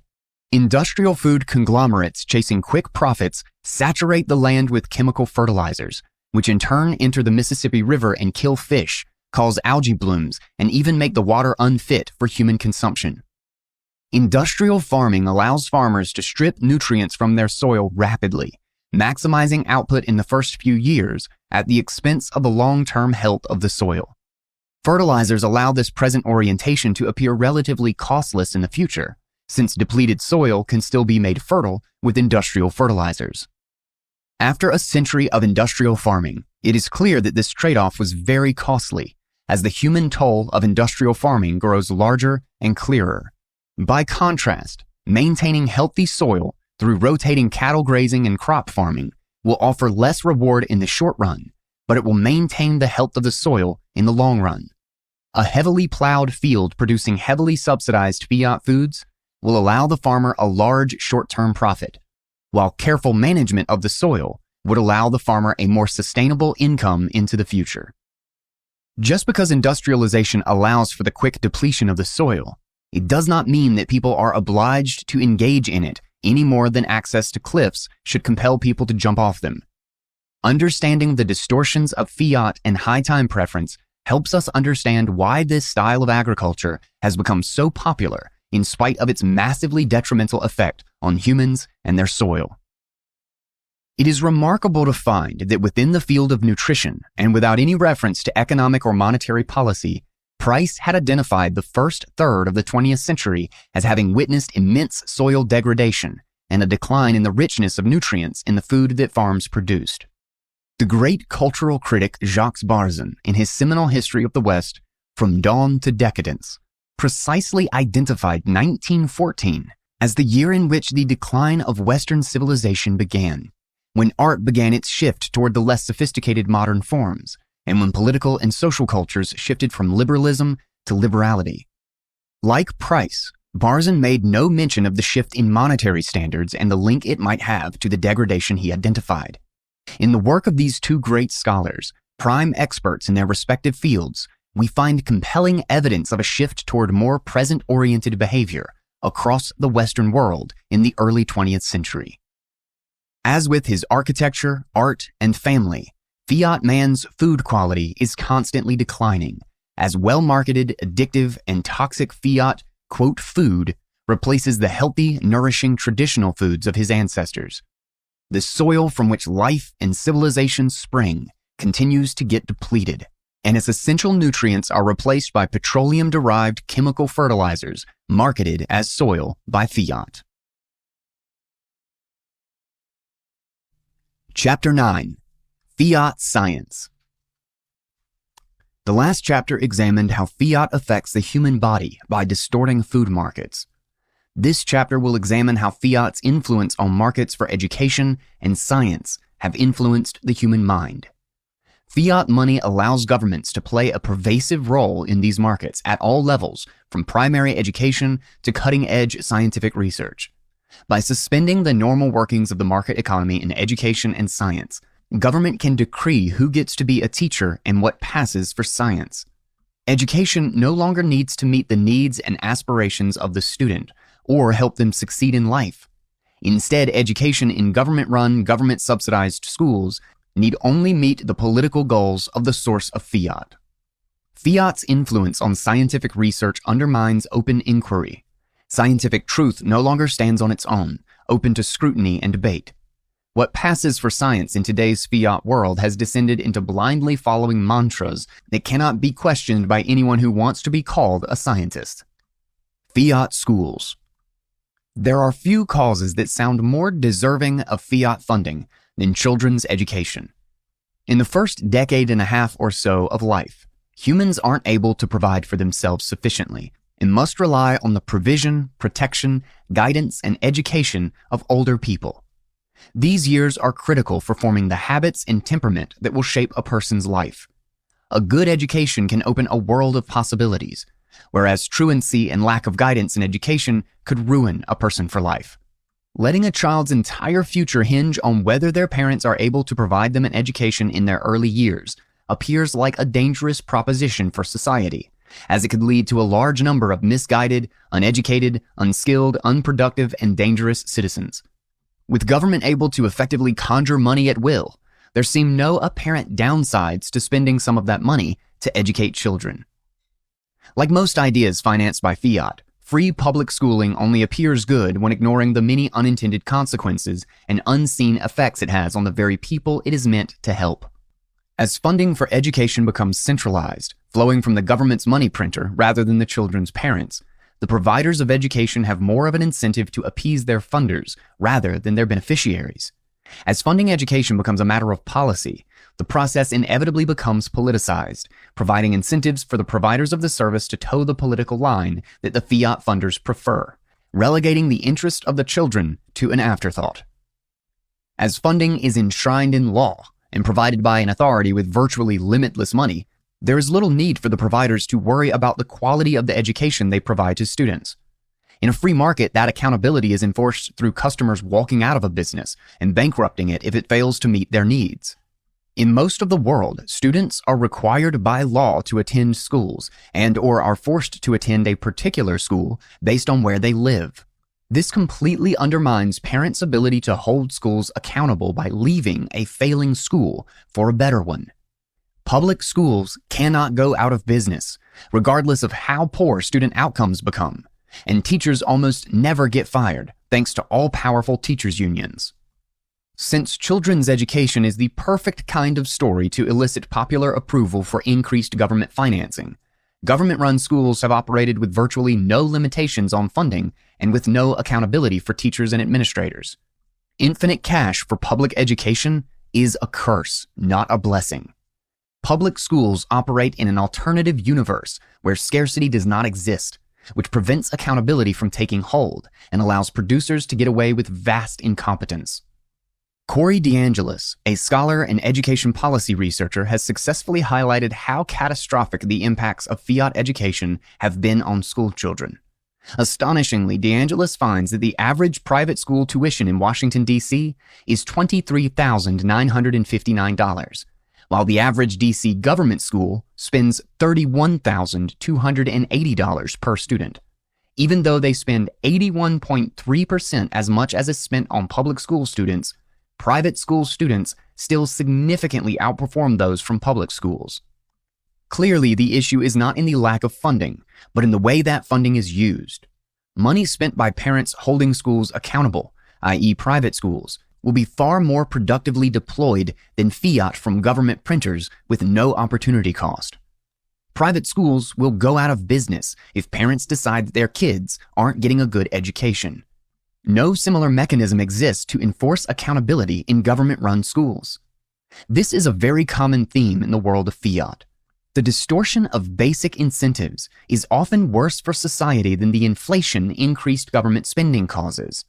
Very often, fiat's most catastrophic effect is not price increases, but the myriad distortions and outright destruction of incentives that it brings to many areas of human life. In government-run institutions, fiat leads people to operate as if their agency or office is immune from the ironclad economic laws of nature. The consequences of living in this fiat-enabled delusion are often severe. DeAngelis has compellingly advocated for an important economic reform to public education. Instead of spending government money on public schools, which are protected from market competition, governments should simply hand the money to parents and allow these parents the freedom to choose for themselves where their children go to school. Unsurprisingly, his ideas are met with vehement opposition by the many vested interests in the educational system, whose jobs and privileges depend on collecting government fiat directly, without having to be accountable to the students and their parents. The most vivid example I know of the economic distortion caused by public financing of education comes from Egypt, where an entire private education system takes place in the afternoon, where the teachers are paid a decent wage and the students pay a decent tuition fee, leading to productive learning. A friend told me that in some cases, entrepreneurs would rent the public schools to host the classes, leading to the surreal situation of the same students and the same teacher meeting in the same classroom twice on the same day. In the morning, the government is paying and the teacher is getting negligible pay, so no education happens. But in the afternoon, in the privately organized schooling system, actual education takes place. Fiat universities. Fiat's distortion of the university system is similar to that of the grade school system, with the added consequence of ruining entire educational disciplines, notably the hard sciences, with disastrous economic impacts. The most common misconception about modern universities is that they are private, when they are almost all reliant on government financing. Governments provide universities with a sizable portion of their income in the form of research funding. Perhaps more importantly, governments provide students with subsidized low-interest loans to attend university, heavily skewing young adults' choice in favor of attending university and causing a large misdirection of resources in that direction. That tuition costs have risen in concert with larger subsidies for a college education is no coincidence. After a century, it is fair to say Fiat has successfully destroyed the modern university as a center of learning and research, transforming a once noble institution into a make-work welfare program for nerds, a highly overpriced credential mill, an inescapable debt trap, a country club experience, a political indoctrination camp, and a corporate advertising agency. He who pays the piper calls the tune, and as students are not the main source of income for universities, they are increasingly turning into the product universities offer to their various governmental and private sponsors, rather than the consumers.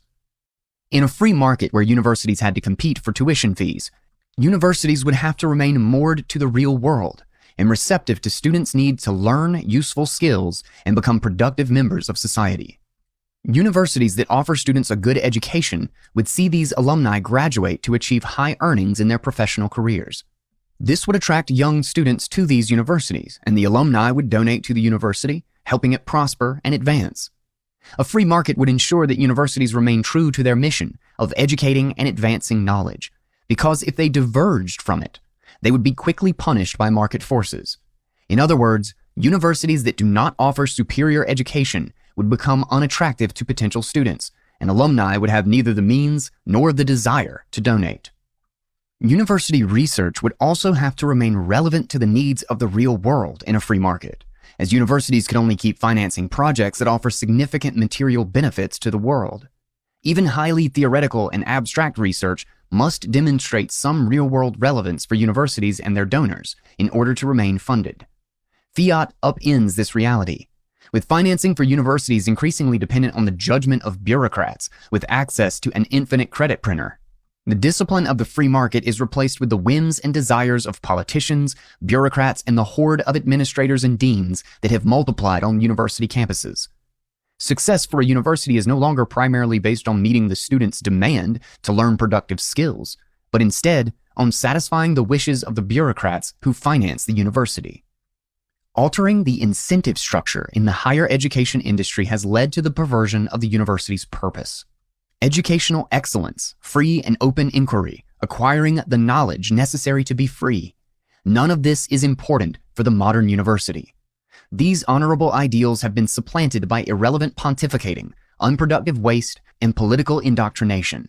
The only thing today's university students are learning well is the ideology of allegiance to government, and universities actively export this same ideology to society at large.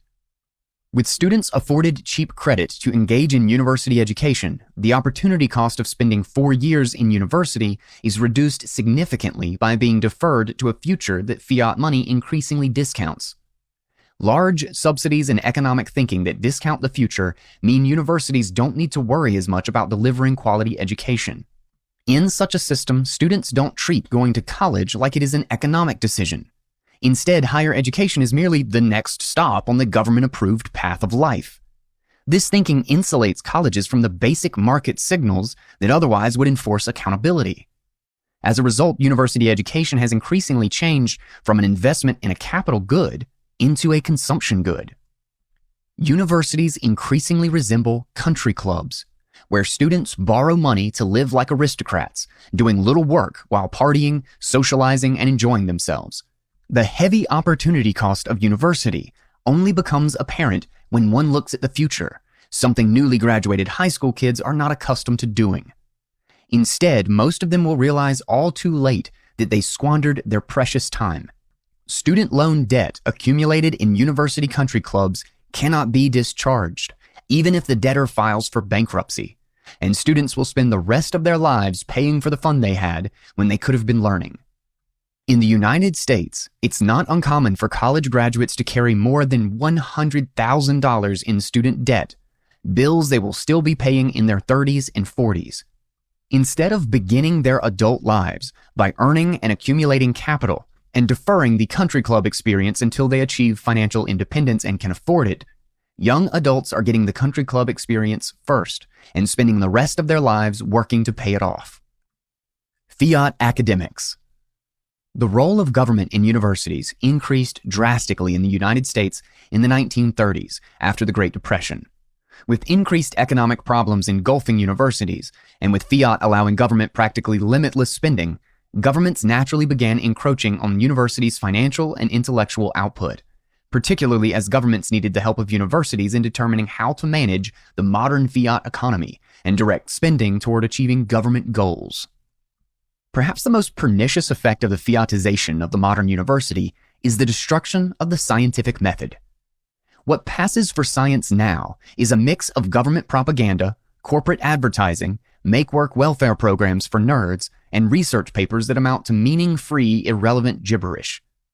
This sad state of affairs persists and survives because government intervention has removed the market test for success. With funding for research primarily coming from government bureaucrats, academics don't need to worry about real-world profitable applications of their work. Irrelevant research bears no cost for the researcher or his institution. And with universities afforded an effective subsidy through subsidized loans for their consumers, the market test for success is removed, and universities and the geeks populating their offices are free to drift into a world of insignificance and corruption, a world with little regard for truth.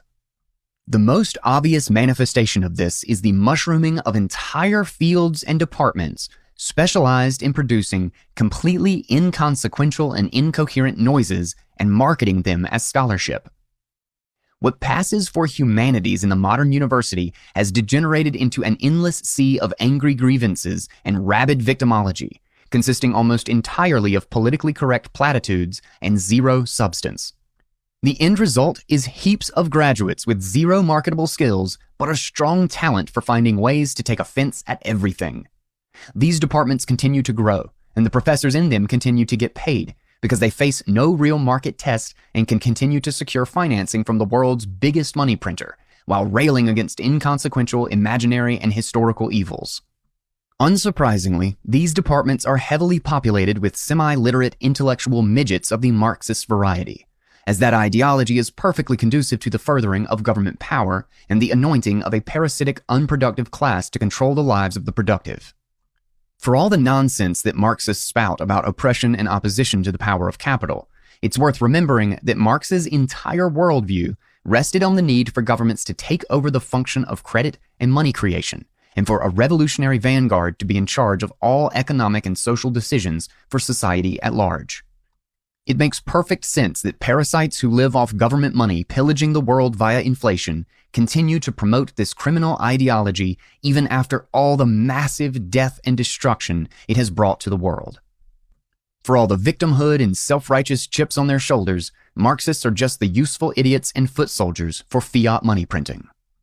Entire books could be written about the degeneration of humanities education in the modern university, but for our purposes we will simply invoke one highly illustrative story. A physicist by the name of Alan Sokal had long suspected that most humanities scholarship was nonsense, so he chose to test this theory himself by submitting a paper of incomprehensible gibberish for publication at a leading journal of critical studies. The paper was accepted for publication. These are the same journals in which publication is necessary for academics to keep their jobs and advance in their career. By publishing deliberately fashionable gibberish, Sokal showed us the true nature of fiat academia. Nonsense devoid of meaning, churned out by the bucket load to tick bureaucrats' boxes. Fiat science.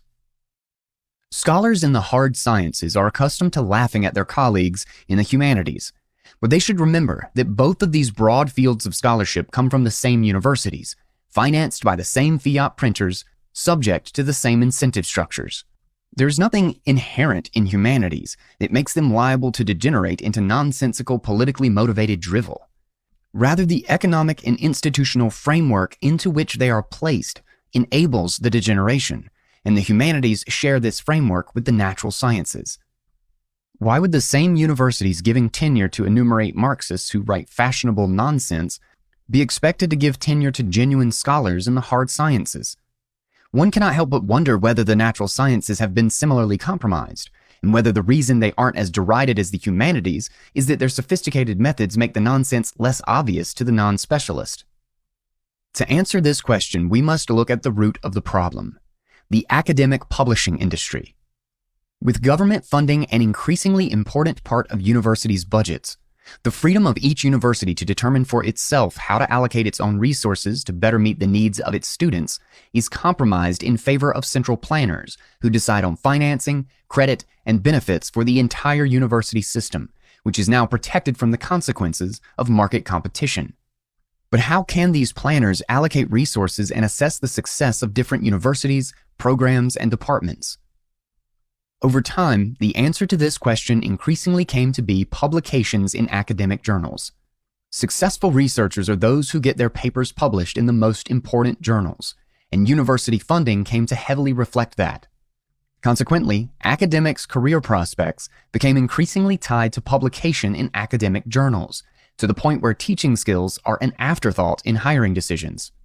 Students the world over complain about professors who are unable and unwilling to put effort into teaching, but most universities do not and cannot care about this because the students are not the customers they are seeking to please, as long as government grant money and subsidized student loans continue.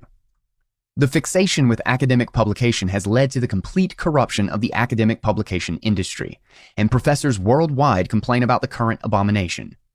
Academic publishers are the kingmakers of the entire university system, as their journals are the basis for determining who gets hired, promoted, and tenured in their university. Academic publications have been consolidated into a handful of academic publishing houses that are far more akin to a cartel than beacons of knowledge. If you think the cartel comparison is hyperbolic, consider the case of the late Aaron Swartz.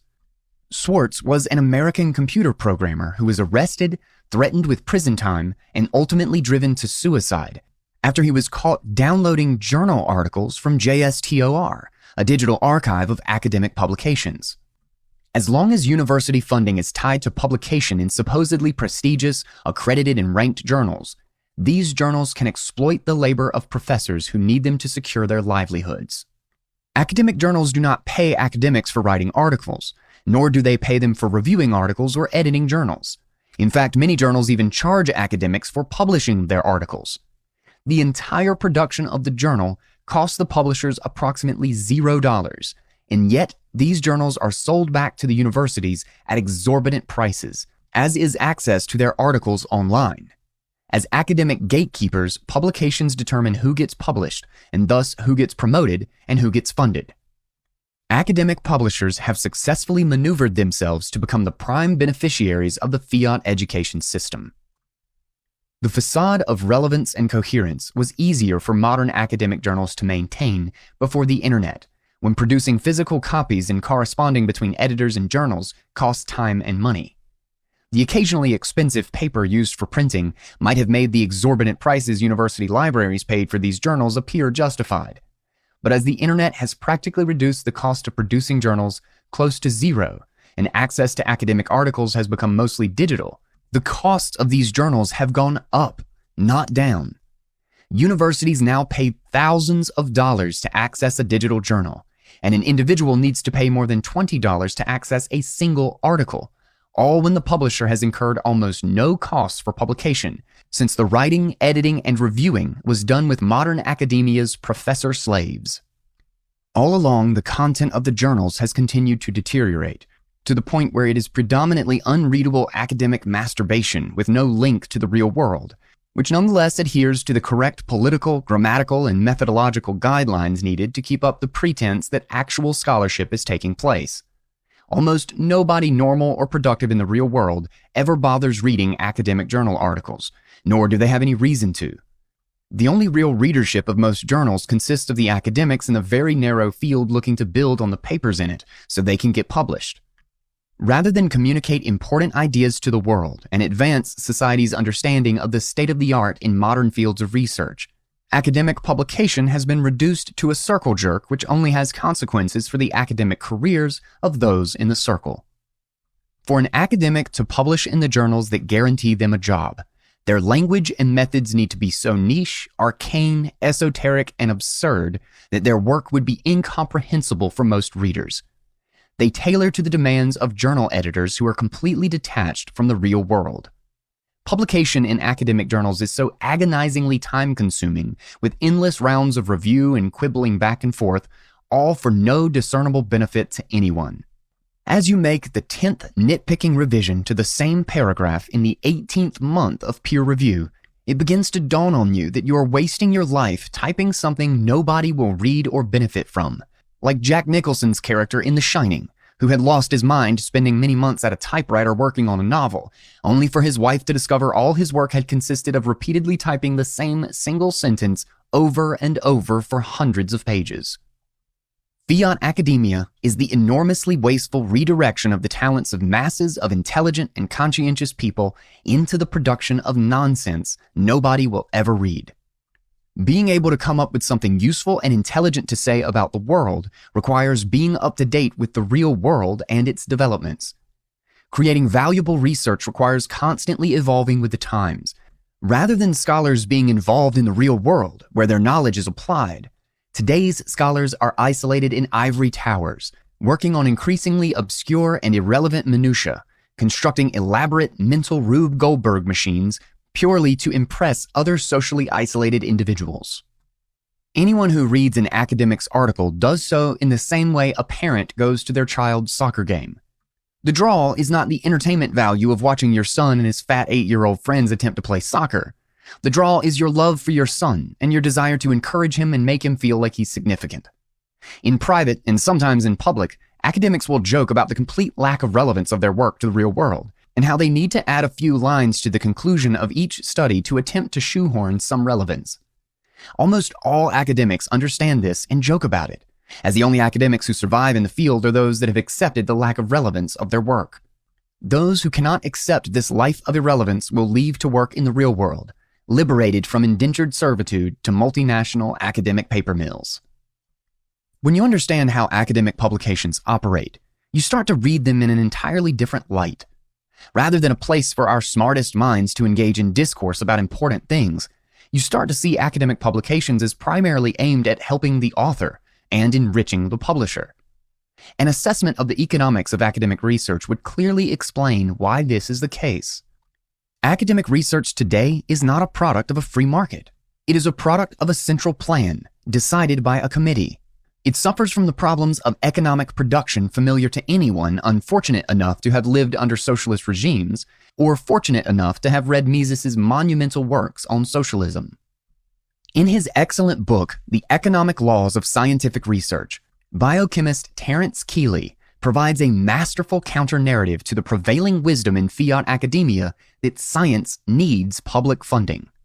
Keeley observes how private enterprise and a free market in scientific research spurred the Industrial Revolution that happened in the 18th and 19th centuries in Great Britain. Government funding simply did not exist during that period and would only emerge during World War I, which coincidentally was the same time Britain went off the gold standard. In a free market for science, free of the intervention of fiat, research is intimately tied to the needs of the market, and any misdirection of resources results in a loss for the investor, either forcing him to learn his lesson or eventually bankrupting him. Either way, what is wasteful will cease. But with a fiat standard, the waste can continue for as long as the government's currency can be devalued. Government and scientific research bodies are central planning boards, able to decree by their fiat what is legitimate science, which researchers get funded, which scholars get to call themselves scholars, and which get banished as heretics. Like central planners in socialist economies, as Mises explained, these bureaucrats are unable to perform a rational economic calculation with their resources, as they do not own the resources they allocate and cannot estimate the correct opportunity costs for their different uses. There is no real feedback from the market to the decision makers in the form of profits for productive applications of capital and losses for wasteful applications. Without the feedback mechanism of profit and loss, any bureaucracy is deaf, dumb, and blind. Whereas in the production of agricultural commodities, central planning boards led to the creation of catastrophic shortages and surpluses, in the context of scientific research, these boards have led to an enormous shortage in proper scientific research. Instead, government intervention has left us a glut of largely pointless research papers. Without a real market test of research decisions, the bureaucrats must assess contributions using imperfect metrics. Free from the test of the market, researchers must focus on the metrics themselves, and eventually only the best at achieving these metrics succeed. The goal is to get published, not to arrive at important conclusions. Scholars want to publish as much as possible to get more funding, while journals want to publish as much as possible to sell more subscriptions to universities. Research funding bodies also want to support as much research as possible, as that allows them to draw on larger budgets, and there's no real opportunity cost. Without the real budget constraints that would be enforced by a hard money, this academic system can only head in the direction of ever-increasing amounts of research papers and ever-decreasing relevance and usefulness. John Ioannidis has published some very compelling research to show why the majority of scientific research findings are likely false, and his conclusions are intimately tied to the fiat system's decoupling of science from market incentives and feedback. With such strong incentives to publish, the likelihood of a false result getting published increases drastically. With the enormous number of experiments that can be carried out, only the experiments with desirable results get published. With tolerable margins of error around results, there will inevitably be a growing number of scientific papers published with false findings. Testing novel hypotheses that can attract media attention is a good way to get published, and testing many of these will inevitably lead to many statistically significant results, even when the studied relationship does not exist. With the ever-increasing number of scientific journals out there is always a market for papers. Perhaps the most profound problem with the incentive structure of fiat science was captured by the remarks of Brian Nosek. Quote, "There is no cost to getting things wrong. The cost is not getting them published." With little opposition to getting things published, one would expect most research findings to be irrelevant and wrong. Anyone who follows science news in mainstream media with a decent memory will notice how scientists found that pretty much every single thing on the face of the earth causes cancer and also protects from cancer. The requirements to produce a study that implicates coffee, meat, wine, or electronics with causing cancer is so low that it is equally plausible to find an opposite conclusion. Any sponsor of a study can, quote, find the result they want by hiring enough creative researchers. The science-industrial complex. Science inevitably becomes very ripe for capture by special interests when funding is removed from the realm of market competition.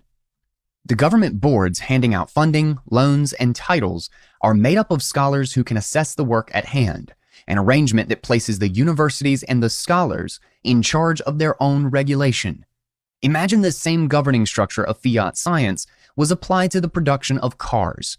A government-appointed board staffed by car producers licenses car producers, judges their output, and rewards them accordingly, and assigns the cars to consumers. Clearly, such an arrangement would be in favor of the car producers and not the car consumers, who have no ability to influence car production with their preferences, choices, and purchasing decisions. With this institutional arrangement, government agencies become ripe for capture by private interests who stand to gain enormously from having the science issue decrees in their favor. It is only natural to expect to see significant rent-seeking and well-funded attempts to influence and control government's relationship with scientific researchers. In his farewell address, U.S. President Dwight Eisenhower warned his countrymen about the dangers of the emergence of a military-industrial complex, and these remarks have become fairly well known today. Far less known are the remarks that immediately followed, warning of what may be called the scientific industrial complex. The prospect of domination of the nation's scholars by federal employment, project allocations, and the power of money is ever present and is gravely to be regarded. Yet in holding scientific research and discovery in respect, as we should, we must also be alert to the equal and opposite danger that public policy could itself become the captive of a scientific technological elite. The science says. Science is a name given to a systematic method for asking questions and experimenting to answer those questions. Science relies on demonstrable experimentation precisely because it relies on the word of nobody. Under the Fiat standard, science has instead become a set worldview with prescribed statements and commandments. When the practice of science and all universities are captured by a single authority with infinite fiat at its disposal, the experiments are turned into ritual exercises carried out behind closed doors, whose results are to be believed by relying on the authority of the experimenters and the bodies that regulate them. The scientific method is perverted to its exact opposite when government channels relay the supposed results. Rather than a process, quote, science has become an ideology or religion. One indication of the state of disrepair in which modern science finds itself is the normalization of the completely absurd phrase, the science says, very commonly repeated by academics, journalists, politicians, and the public at large.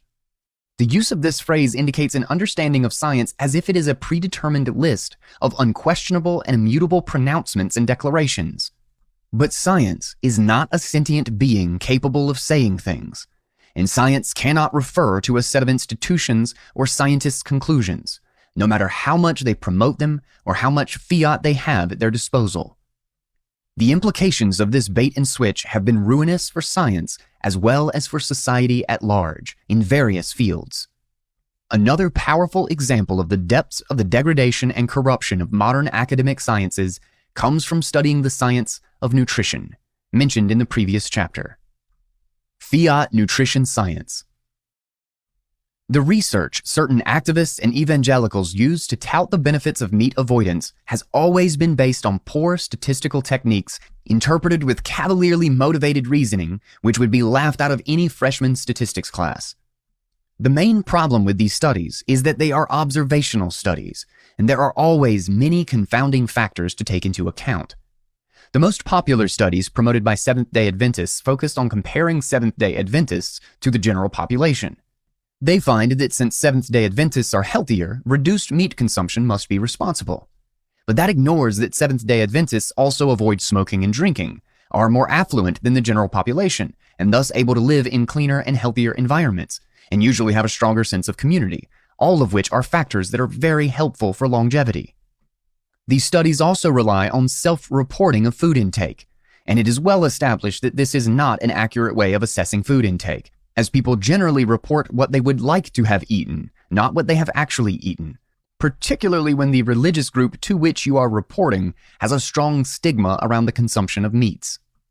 More general observational studies, such as the terrible reports bureaucrats at the World Health Organization rely on, find that people who eat more meat suffer from more diseases than people who eat less meat, and therefore conclude that meat must be to blame. But on a population level, the consumption of meat is very strongly correlated with the consumption of all other kinds of foods. In other words, the same people who eat a lot of meat also eat a lot of sugars, grains, flours, and all manner of industrial sludge. A proper statistical observation study would try to control for these factors, but anti-meat studies never do that because they are based on trying to validate religious visions and not the scientific method. Yet, even an observational study that controls for many factors cannot be viewed as definitive.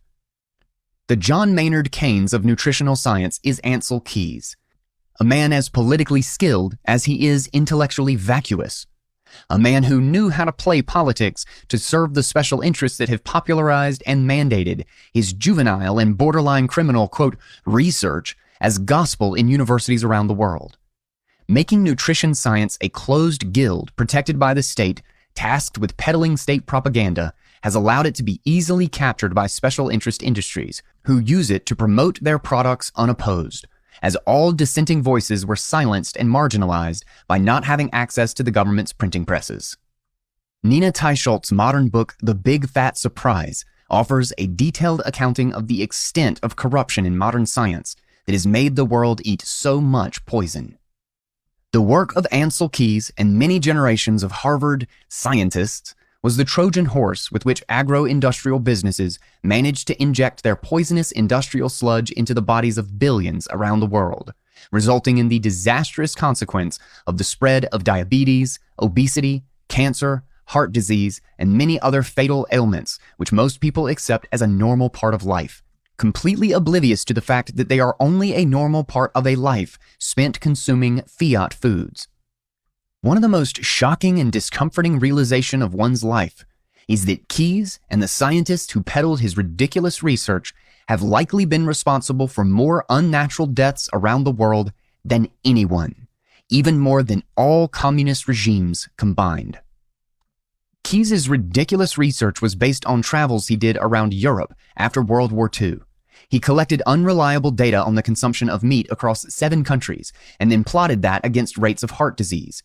After inexplicably eliminating France from the data, Keys found a correlation between heart disease and meat consumption, which he interpreted as evidence that meat causes heart disease, and from that was born the famous 7-country study, popularized to the heavens by mass media and mass education as the definitive and final word on nutrition.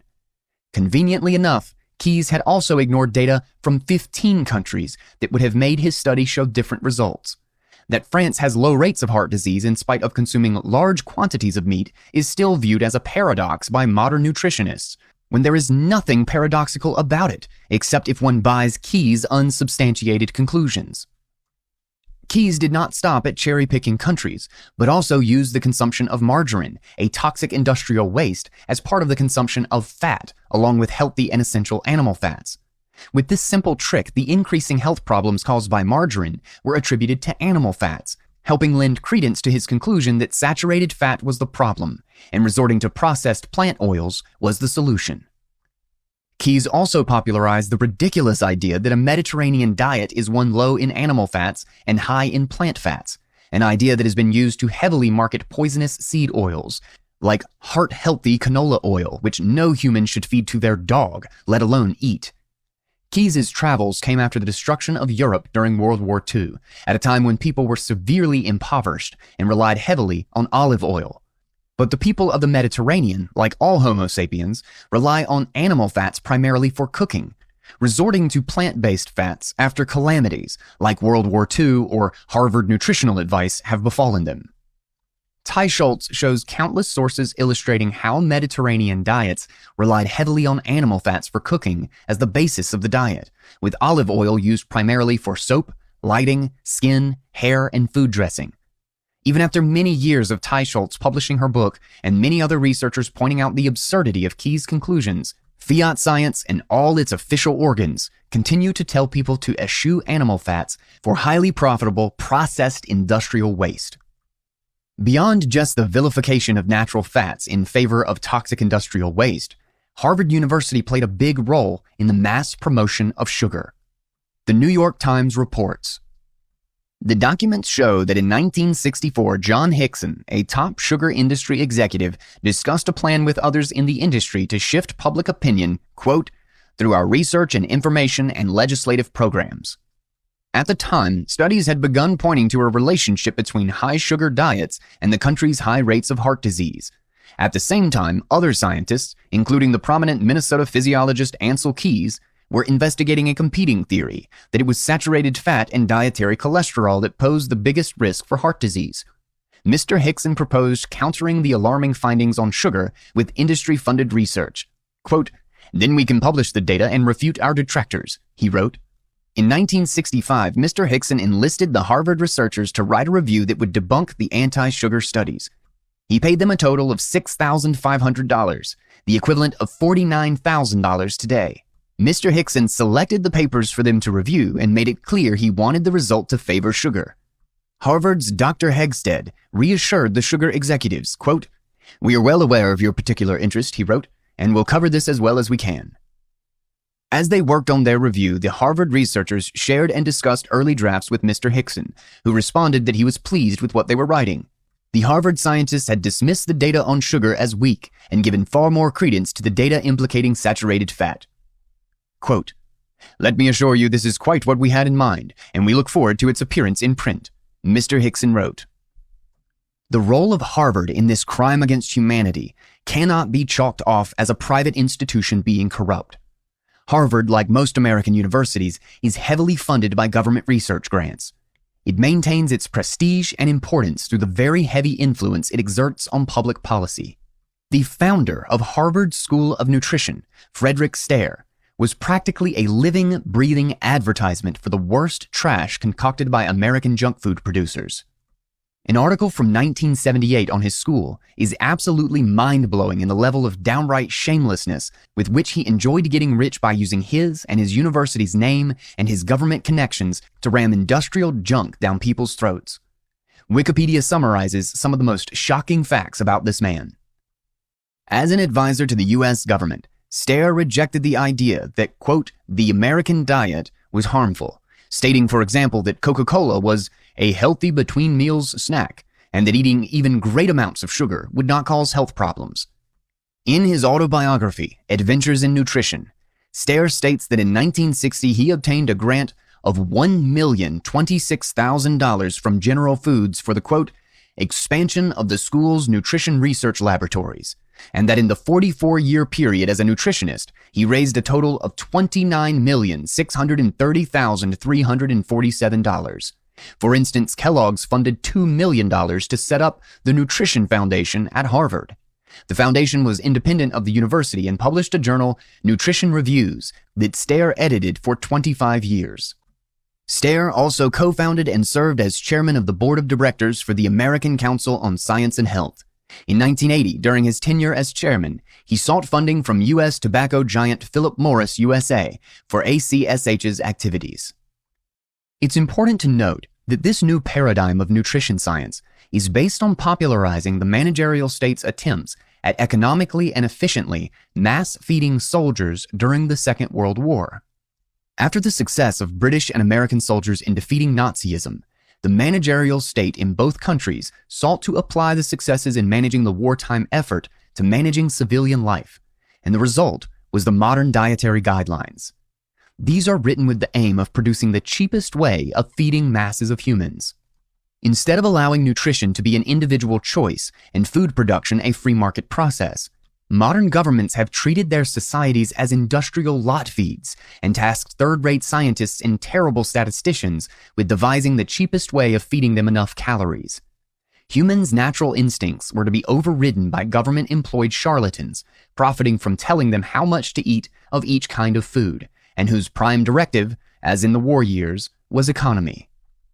Consequently, the biggest beneficiaries from government nutritional guidance were the producers of the cheapest sources of calories and proteins, grains and legumes.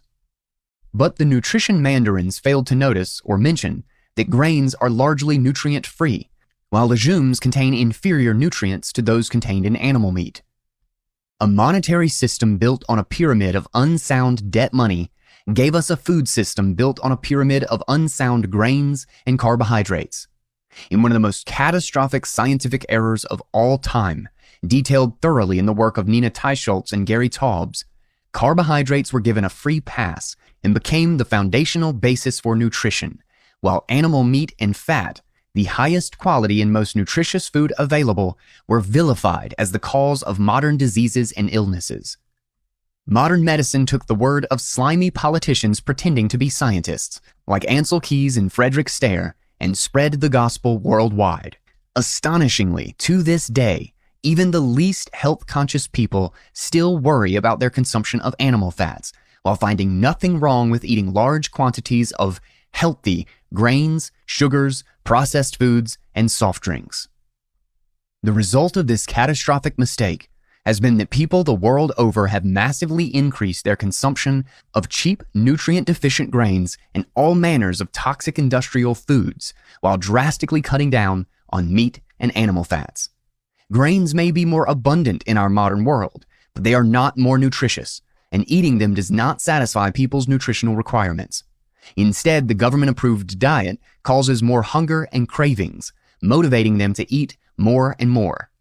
The obesity of the modern world has its root in a very real lack of necessary nutrients in favor of eating highly addictive and non-nutritious junk, while the truly nutritious food, fatty meat, has been deemed dangerous by modern government's diet dictators. The reason that the obese of today eat too much is not that they are affluent. Rather, it is that they are utterly deprived of nutrients and are constantly hungry, and the grain and sugar which form the vast majority of today's diet provide close to no nutrition. The role of the government as the nanny state responsible for dictating the diets of the entire population is a natural outgrowth of the totalitarianism that fiat money engenders. When government has the ability to generate any money it needs for whatever purposes it deems necessary, any nice-sounding ideal will eventually come to be viewed as a prerogative of the state. What started off as a well-meaning religious attempt to save people from the envisioned damages of eating meat devolved into a government bureaucracy captured by large agro-industrial food interests motivated to sell food that can easily scale industrially and provide the highest margins. Fiat hysteria. The skewed incentives of science go beyond just publishing an endless stream of trivialities that are likely untrue. The quest for publication is strengthened by researching something that attracts a lot of attention, and a very good way to attract attention is to focus on areas that invoke fear. Academics are strongly incentivized to overemphasize risks and potential catastrophes in their work, because that significantly increases the chances of publication. More importantly, perhaps, findings that are, quote, concerning and troubling are far more likely to successfully attract more funding in the future. In fiat science, there is a very strong incentive for researchers to warn of impending calamity. If their warnings prove unfounded, they face no consequences for being wrong. Like the central planners who order up expensive government projects, scholars warning about impending doom from their offices will not be the one to foot the bill for the many precautions they ask governments to impose on citizens. There is no market test that would punish a scholar for misleading people into misdirecting resources over a manufactured crisis, and government research boards have no incentive to introspect, criticize, or punish their own financing of inaccurate, scaremongering research. With the incentives aligned for panicking and little downside to it, it is no wonder many modern researchers resemble Chicken Little more than scholars. One need not invoke any grand conspiracy to push scare stories in science to understand why so many scientists are constantly so terrified of the natural world. The simple reality is that without a market test and with unlimited government fiat ostensibly dedicated to research topics in the public good, there will naturally be more funding available for scary conclusions, and the more panicky scientists are likely to thrive and achieve prominence than their more reasonably sober colleagues. By separating researchers from the consequences of their research and action, fiat naturally selects for and magnifies the hysterical conclusions. The next chapter discusses one of the most prominent of these examples. Chapter 10. Fiat Fuels. One of the most notable consequences of the closing of the gold exchange window in the 1970s was the significant and unprecedented increase in the price of oil, the first significant increase in the costs of energy after centuries of steady decline had immensely improved the lives of people. The economic shock was very significant for Americans, whose modern lives were increasingly reliant on high energy consumption, gasoline for cars, and electricity for a growing number of household appliances.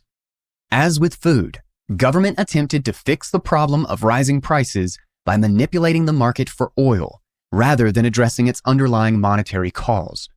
Instead of reducing inflationary credit expansion in government spending, bureaucracies sought to find cheaper and better alternatives to oil. Most Fiat academics and textbooks continue to this day to blame the energy crisis on the Arab oil embargo of 1973, an astonishingly absurd explanation for several reasons. The shortages had started in 1972, before the embargo. The embargo failed to reduce the imports of oil to the United States in any meaningful sense, as the oil market was liquid and large enough for the U.S. to find oil from other sources.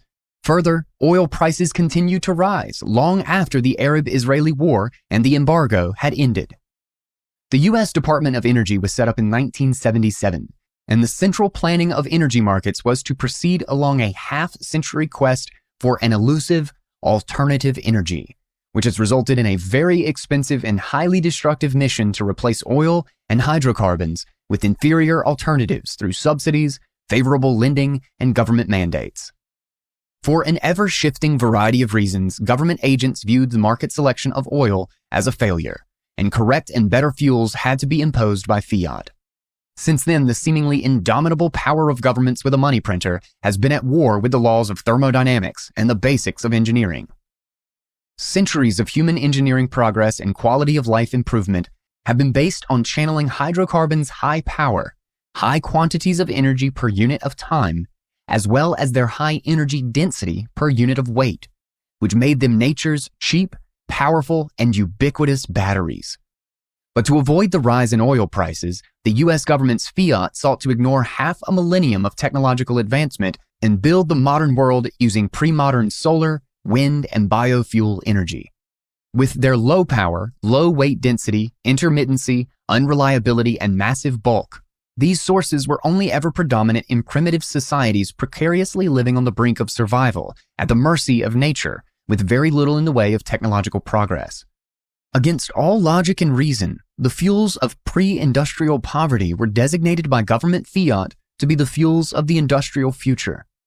For the first time in history, centrally planning the sources of energy humans use became viewed as a legitimate function of government, and it led to the emergence of large industries reliant on government subsidies, mandates, and subsidized credit to operate, while constantly making promises of achieving technical and economic success in a few years. The consequences of this megalomaniacal quest to override the laws of thermodynamics are predictable for anyone familiar with the inevitable fate of all attempts to centrally plan market outcomes. Yet, as is the custom for failed central plans, Fiat universities and academics spend little time dwelling on them, and those who do are largely ignored.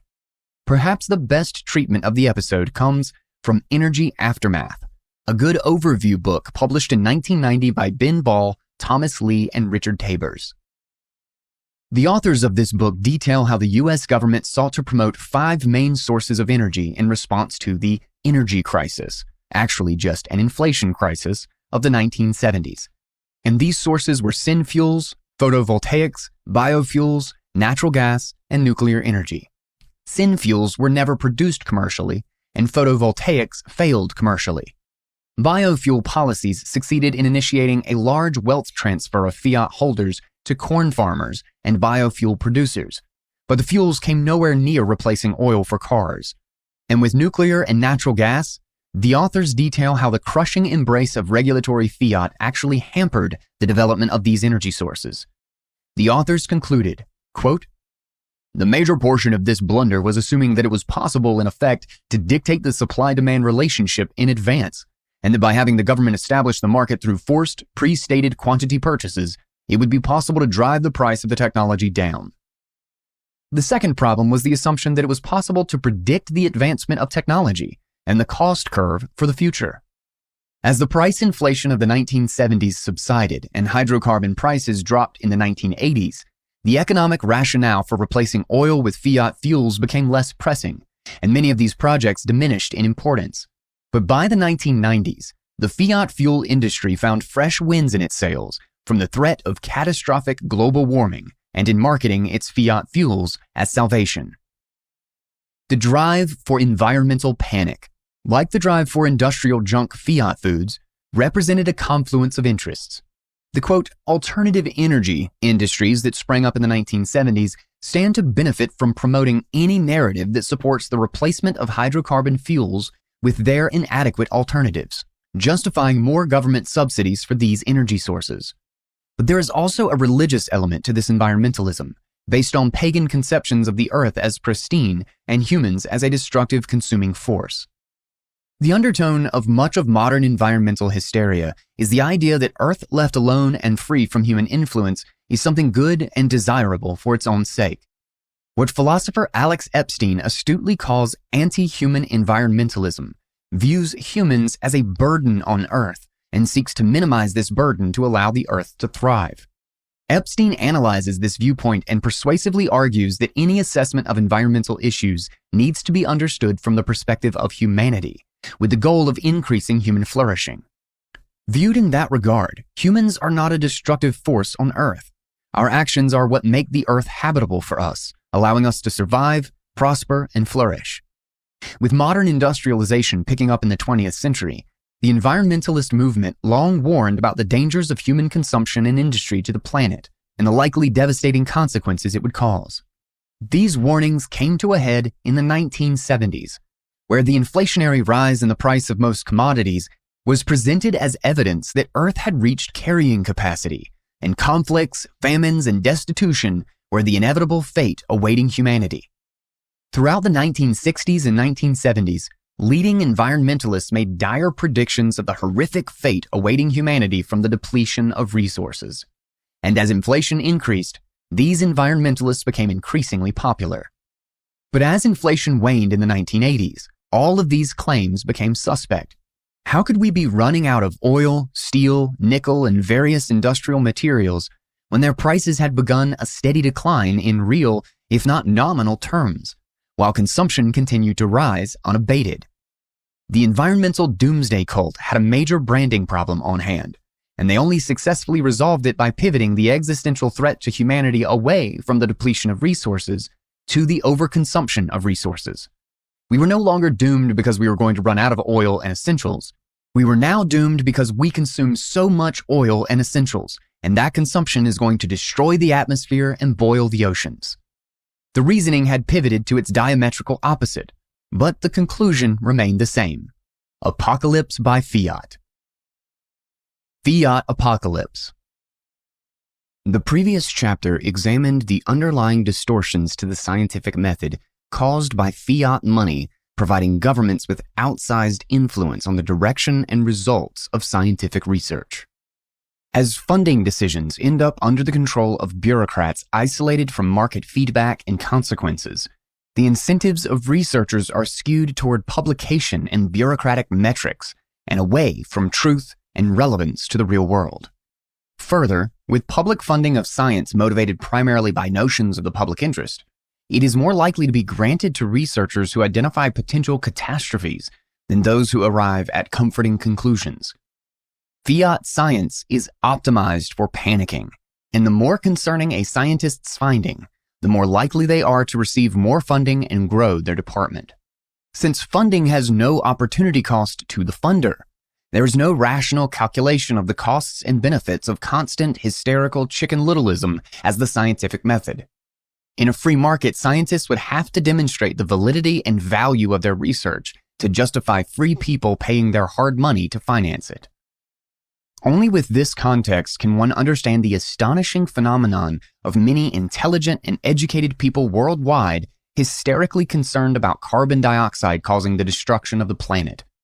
Carbon dioxide is a gas that is an essential component of all living creatures, and it has always existed as part of the Earth's atmosphere in trace amounts, currently at a concentration of around 418 parts per million, or 0.0418%. Pre-industrialization, the concentration of carbon dioxide in the atmosphere was close to 280 parts per million, and modern climate science has been converted into a weird monomaniacal cult that attributes every single problem in the natural environment to the increase of the concentration of this trace gas.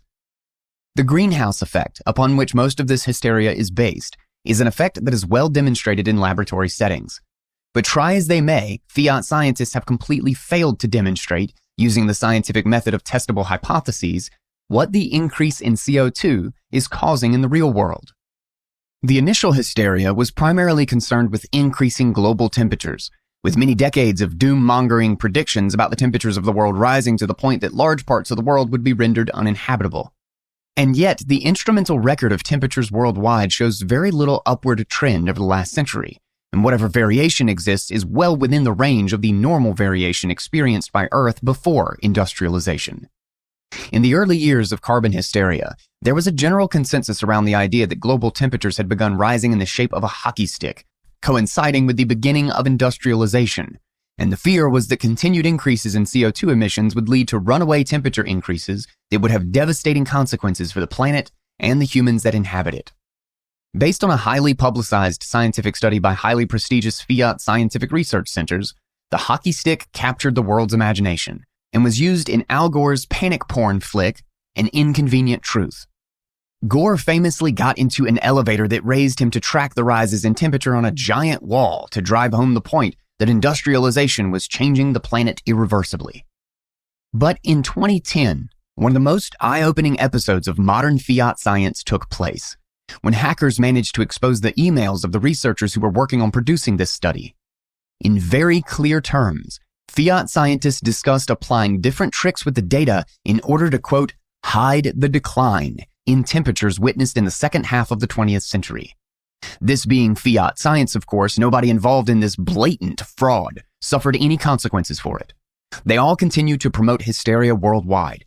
But the exposition of this fraud has thankfully led to the disappearance of the hockey stick as the totem and talisman of the carbon hysterics. Contrary to Fiat scientists' illusions, there is very little reason to believe that atmospheric CO2 levels are Earth's thermostat knob. Ocean acidification is another common supposed impact of increased concentration of CO2. Dozens of academic papers discuss this effect. But as scientists tried to replicate the findings of these papers, it became apparent they were based on extremely liberal methodology to arrive at the desired results. When Fiat scientists studied the fish in fish tanks, they noticed the fish were not thriving. But when researchers tested them in the sea, they found little preference among fish for water with lower levels of CO2. With a clear demonstrable effect of increased CO2 emissions worldwide, carbon hysteria has moved on to promoting an endless list of natural phenomena as being the product of CO2. The panic survives from one field to another, with the conclusion foregone, but the theories and mechanisms a constantly shifting variety of motivated reasoning by Fiat. Since our Earth is moving, not static, it is constantly oscillating between night and day and 4 seasons, and since it is surrounded by a complex atmosphere, nothing is constant in weather and climate, so the hysterics never run out of changes to attribute to CO2, in the same way witch doctors and shamans have always blamed extreme weather on their followers, demanding they sacrifice to fix it. Blaming carbon dioxide has reached pathological levels of delusion at this point. A website has collected hundreds of press articles based on scientific studies blaming CO2 for an endless list of bad things happening worldwide. These range from increases in cases of depression among pets, to earthquakes, cancer, declines in bird populations, the creation of ISIS, traffic jams, earlier squirrel reproduction, increased aggression by polar bears, floods, sea level rise, hurricanes, and decline in whale populations. This is just a random sampling of the many horrors attributed to the increase in the concentration of a gas essential to all living things from 0.028% to 0.042%. Once it has been established that, quote, the science says carbon dioxide emissions are bad and a cause to panic, the Fiat scientific method is set in motion.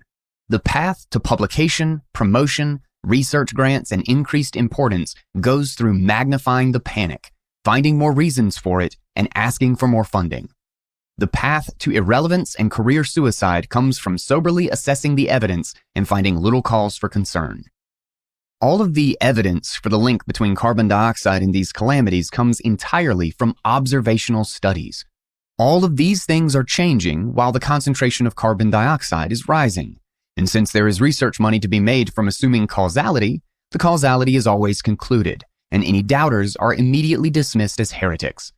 In fact, a closer look at the studies behind these sensationalist headlines shows that the causal link between CO2 emissions and the phenomenon concerned is usually assumed as a given, and the paper does not make any attempt to prove it, but will instead switch to discussing the details of the phenomenon observed. These papers continue to provide the grist for the mill of news items constantly beating the drums of fear. It is well known to Fiat academics that including a few paragraphs with a tangential link to global warming in your paper increases its chances of securing a publication and funding. What would a proper scientific study need to do to convincingly illustrate a causal link between carbon dioxide emissions and these various phenomena? It would need to posit a testable hypothesis based on the impact of carbon dioxide emissions and test whether the predictions of the hypothesis accurately map against reality, and continuously fail to reject the null hypothesis that there is no link between CO2 and the phenomenon. In other words, a proper scientist would measure bird populations, sea levels, or temperature and make a testable prediction conditional on CO2 emissions levels along the lines of, quote, if CO2 emissions increase by X% over the period between year X and year X plus 10, there will be no impact on bird populations, sea levels, or temperature. Repeatedly rejecting the null hypothesis and then developing accurate numerical predictions for the studied relationship would go a long way to establishing the credibility of the evidence linking carbon dioxide to this particular phenomenon. The global government lockdowns initiated in 2020 have provided climate scientists with a natural experiment of sorts, with which to test the robustness of their claims on the link between CO2 emissions and atmospheric concentrations of CO2, and between emissions and climate phenomena. As the world economy went into a debilitating shutdown starting in March 2020, there was a very significant reduction in aviation and car driving, two major sources of CO2 emissions.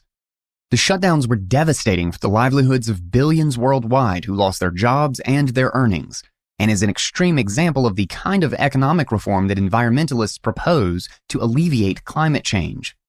What was the impact of these shutdowns on the atmosphere and climate? 1 year later, we are beginning to see studies estimate this.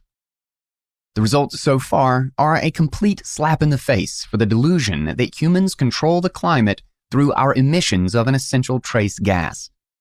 Most fascinating is the discovery that all of these lockdowns had no discernible impact on the trend in CO2 atmospheric concentration growth, which continued with no perceptible change. Another study examined the impact of lockdowns on temperature and rainfall and found no discernible effect. To the best of my knowledge, there has not been a single study to find evidence that the global shutdown had any discernible impact on any aspect of the Earth's climate or atmosphere. If locking billions of people at home, with their cars parked and global aviation coming to a near complete halt, had no detectable effect on climate, there is no good reason to believe any of the dire predictions of Fiat climatologists. Nor, for that matter, is there any good reason to countenance the hubristic notion that central governments have the power to control the very air of Earth. Similarly, there is no good reason to think that the greenhouse gas effect as studied in laboratory settings will translate to the world at large, where the environment is far more complex than any lab could ever be. One cannot dismiss the hypothesis that humans are having an impact on atmospheric CO2 concentrations and the climate. But the burden of proof is on the people making these extraordinary claims to present convincing evidence that illustrates the causal mechanisms involved, the likely impacts, the value of the mitigation measures they propose, and their true cost. Without testable hypotheses, the entirety of modern climate science is at best conjecture, but more likely motivated reasoning in search of a predetermined conclusion to secure more funding. Without testable hypotheses, climate scientists ought to be far humbler and more modest about whatever conclusions they arrive at. It is debatable whether the findings of the modern field of climatology would exist in a free market for research without fiat funding. But it is pretty clear that a society running on hard money, which would force everyone to constantly think about the opportunity costs of action, would come nowhere near contemplating the precautions and measures called for by carbon hysterics. The threats of climate change are an ever-shifting set of vague, hypothetical threats of doom, while the threat from the transitioning of energy sources from reliable hydrocarbons to unreliable, quote, renewables is a matter of life and death for billions on the planet, as discussed below. As time has gone by and the many calamitous predictions of the climate hysteria industry have failed to materialize, a more sober and reasonable assessment of the dangers of CO2 emissions is becoming possible. The last year has witnessed the publication of two extremely important books on the topic of climate, whose authors come with impeccable scientific and environmentalist credentials. Physicist Stephen Koonin, a former chief scientist for the Obama administration, has just published Unsettled: What Climate Science Tells Us, What It Doesn't, and Why It Matters. The culmination of many years of examining the scientific studies published on climate change, the supposed consensus around it, and the real-world evidence for it. Koonin's conclusion is unabashedly non-panicky. One by one, he takes apart the major tenets of the climate hysteria religion and shows how little evidence there is to support them. Most importantly, Koonin absolutely destroys the anti-scientific and totalitarian claim that the science is settled and not up for debate. In Apocalypse Never: Why Environmental Alarmism Hurts Us All, lifelong environmental activist Michael Schellenberger takes a very sober look at similar topics and shows why the popular alarm and hysteria around climate change is very misplaced. Beyond just dispelling the fears of climate alarmists, Schellenberger provides a very thoughtful and eye-opening treatment of the social and psychological impacts of the growing number of people who have been conditioned by fiat scientists into a state of despair, panic, and constant fear over the weather. Moreover, he illustrates how the obsession with CO2 has overshadowed and displaced the interest in other pressing environmental phenomena. Reading these two books is a massively relieving let-off for anyone still suffering under the delusion that driving a car or taking a flight is causing irreparable damage to the planet and our environment. There is little reason to believe whatever changes in temperature we've witnessed over the last century are in any way out of the ordinary for our planet, which has witnessed far greater variation in the past without our CO2 emissions affecting it. There is also no reason to suspect changes in CO2 concentration in the atmosphere will cause catastrophic ocean acidification. Beyond these two headline threats, what remains is an ever-shifting, endless list of supposed threats, each with a very tenuous link to CO2 emissions. But more important than the hallucinations of fiat scientists looking to get published is the state of the planet and the livability of the climate, for which we have very reliable data. If CO2 emissions were in fact causing dangerous damage to the climate, we would expect to see this reflected in an increasing number of deaths caused by climate and natural disasters. Yet, reality shows us the exact opposite. Deaths from hydrological, climatological, and meteorological disasters have declined drastically throughout the past century, thanks to the amazing technological advancements of the past century, which have made survival into old age far less uncertain than it was at any point in history. As humans have mastered our natural environment, we have steadily tamed the harms of nature and protected ourselves from them. Perhaps the most significant factor in the mastery of our climate has been the use of high-power energy sources to meet our needs. It gave us modern sanitation and indoor plumbing, modern wastewater treatment, ubiquitous cheap steel to fortify our houses and protect them from the elements, drained swamps that stop breeding insects and diseases, warm homes at little cost, hospitals full of modern equipment, and pharmaceuticals that save our lives. The irony completely lost on the climate alarmist is that the materials they want to ban are our best weapon to survive the natural dangers of climate. Fiat thermodynamics. Fiat society thinks it can decree new laws for thermodynamics and override engineering reality by government fiat. The eternal adolescents of fiat want to live in modern homes, easily survive winters, travel faster than walking, use modern electronic devices and medical equipment, and have electricity on demand. But they don't want to use the substance that makes all of these possible. Any person with a familiarity with the engineering realities of modern life will realize that the policies and demands of Fiat people when it comes to energy are as reasonable as the child who wants to go to Disneyland, but throws tantrums refusing to get into the car taking him to Disneyland because he doesn't want to get into the car, he just wants to get into Disneyland. It is difficult to communicate to a child in a tantrum that the car is his only realistic option for getting to Disneyland, and that the only possible alternative is walking for days and not some magical teleportation device. This is exactly the plight of trying to explain to Fiat people that hydrocarbons are the only reason most of our modern life is possible, that working alternatives cannot be conjured by Fiat, and that the only realistic alternative is grinding poverty and a precarious existence, not some absurd Star Trek world where all that we want materializes with the flick of a switch without any combustion taking place. Just like the child who wants to be teleported to Disneyland should present their teleportation device before throwing a tantrum, it is time for Fiat fuel enthusiasts to first show the rest of us how they can survive on Fiat fuels before demanding we give up the hydrocarbons that are essential for our survival. No evil conspiracy of oil companies and oil-producing nations is forcing Fiat fuel enthusiasts to consume oil. They consume it because their actions are grounded in the real world, unlike their ideas.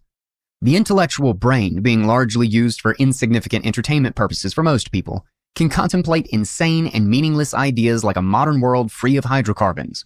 But the acting human, looking to survive and thrive, cannot.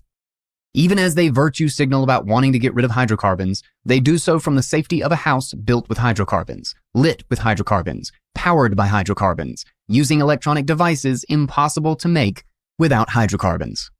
Beyond very small-scale, non-commercial applications employing windmills and solar energy sources, the vast majority of humans' actions, and not their empty virtue signaling, clearly show that humans prefer and require hydrocarbons. The growth of the renewable energy industry is almost entirely a function of growing government subsidies. As Warren Buffett put it, quote, "We can get a tax credit if we build a lot of wind farms. That's the only reason to build them. They don't make sense without the tax credit." This was the case in the 1970s, and that left behind a large number of white elephant projects. Today, easy money is creating a similar misallocation of resources in these industries. Initially, you might expect that solar energy, being so plentiful and abundant, would be far cheaper than hydrocarbon energy, which needs extensive prospecting, drilling, extraction, and transporting to use. The sun shines down on every inch of the earth for significant parts of the year, and its rays bring large quantities of energy. It is estimated that the solar energy that falls on the earth in 1 hour is larger than the energy that all humans consume in a full year. Why would solar energy then not be cheaper than hydrocarbon energy? The answer is that in its raw form, solar power is cheaper than hydrocarbons. But in its raw form, solar power can only satisfy the human needs for skin exposure to sunlight and for growing plants. Solar energy in its raw form cannot satisfy the majority of our modern energy needs. Since humans do not need large quantities of energy in the aggregate, we require high amounts of energy at the margin, in large quantities over short periods of time, in order to produce power, defined as unit of energy per unit of time. High power is the driving force of modern technologies that makes modern construction, industry, transportation, electronics, and many more modern accomplishments possible. One cannot use the rays of sunlight directly to move a car or power a factory, and their absolute quantities are irrelevant. Whereas solar energy is plentiful, being able to concentrate it into high power is a very complex operation that requires significant investment in capital infrastructure through solar panels and batteries. As a form of energy in the abstract, solar is infinitely cheap. But as an economic good that meets our need for power, solar energy requires highly sophisticated and expensive equipment to become usable. And that is why it remains far more expensive as a source of energy than hydrocarbons and continues to require subsidies, mandates, and subsidized fiat credit. It is not the aggregate quantity of the good that matters, but its ability to satisfy our particular needs at the time and place where we need them. The best technology for channeling solar power to meet our needs turns out to be the batteries of nature. Hydrocarbon fuels which have concentrated solar power over billions of years under the Earth's crust for us. Abundant, packing a powerful punch and incomparably cheaper than modern man-made batteries.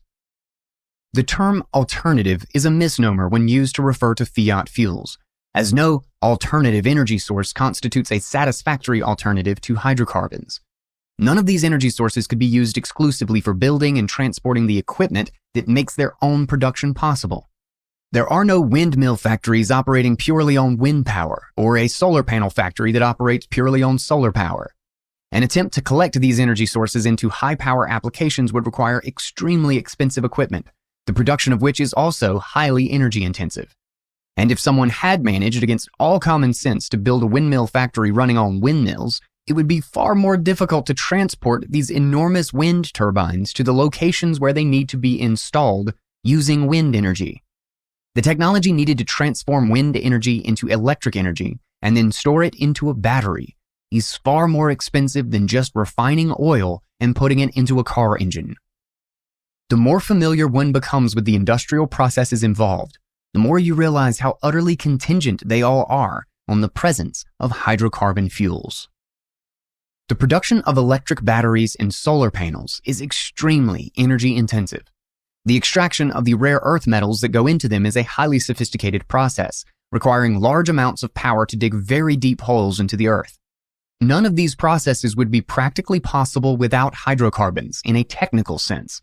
In an economic sense, they are even less feasible when one remembers that in a world without hydrocarbons, we will have far more pressing and basic needs to invest our time and resources into. While engineers might in theory devise roundabout ways of producing batteries and windmills without hydrocarbons, in reality, without hydrocarbons, humans will have nowhere near the resources available to invest in such highly sophisticated methods of production, when survival in the winter is far from certain, and when basic transportation has become massively expensive. The entire division of labor on which our modern economy depends is impossible without hydrocarbons. The only viable alternatives to hydrocarbons are hydroelectric power and nuclear power, but those are extremely limited in their scope for growth. Hydroelectric is only economical in areas near large sources of hydroelectric power, while nuclear faces very strong political and regulatory barriers to its expansion, and is itself dependent on hydrocarbons for the industrial materials that make it possible. Even if all political and regulatory barriers to nuclear adoption were removed tomorrow, it would still take many decades before the infrastructure for nuclear energy could be built to match hydrocarbon fuels. It would still require hydrocarbons as inputs into the process, and it would not displace the use of hydrocarbons as fuels for mobile and remote requirements. The cost of Fiat fuels. I studied these questions in depth when doing my PhD more than a decade ago and became disillusioned with the state of scholarship on these questions and the enormous and blatant theft these policies encourage. It appeared clear to me at that time that the renewable energy scam was fast becoming as entrenched as the corn subsidies that are a permanent fixture of U.S. politics. Powerful interests were making a significant income from these scams, and they set the terms of debate around these questions.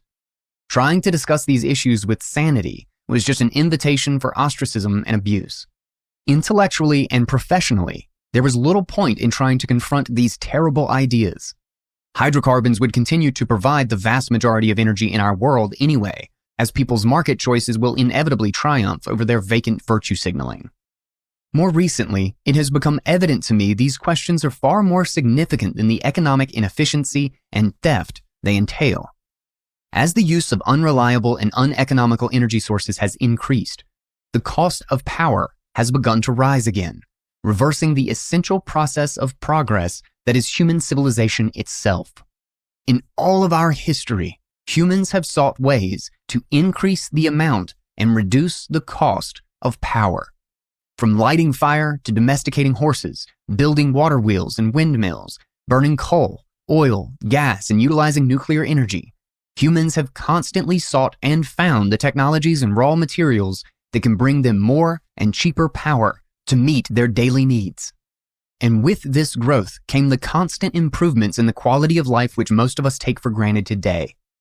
By mandating the use of primitive, low-power, unreliable energy sources, governments are raising the cost of all economic activity and making life more difficult.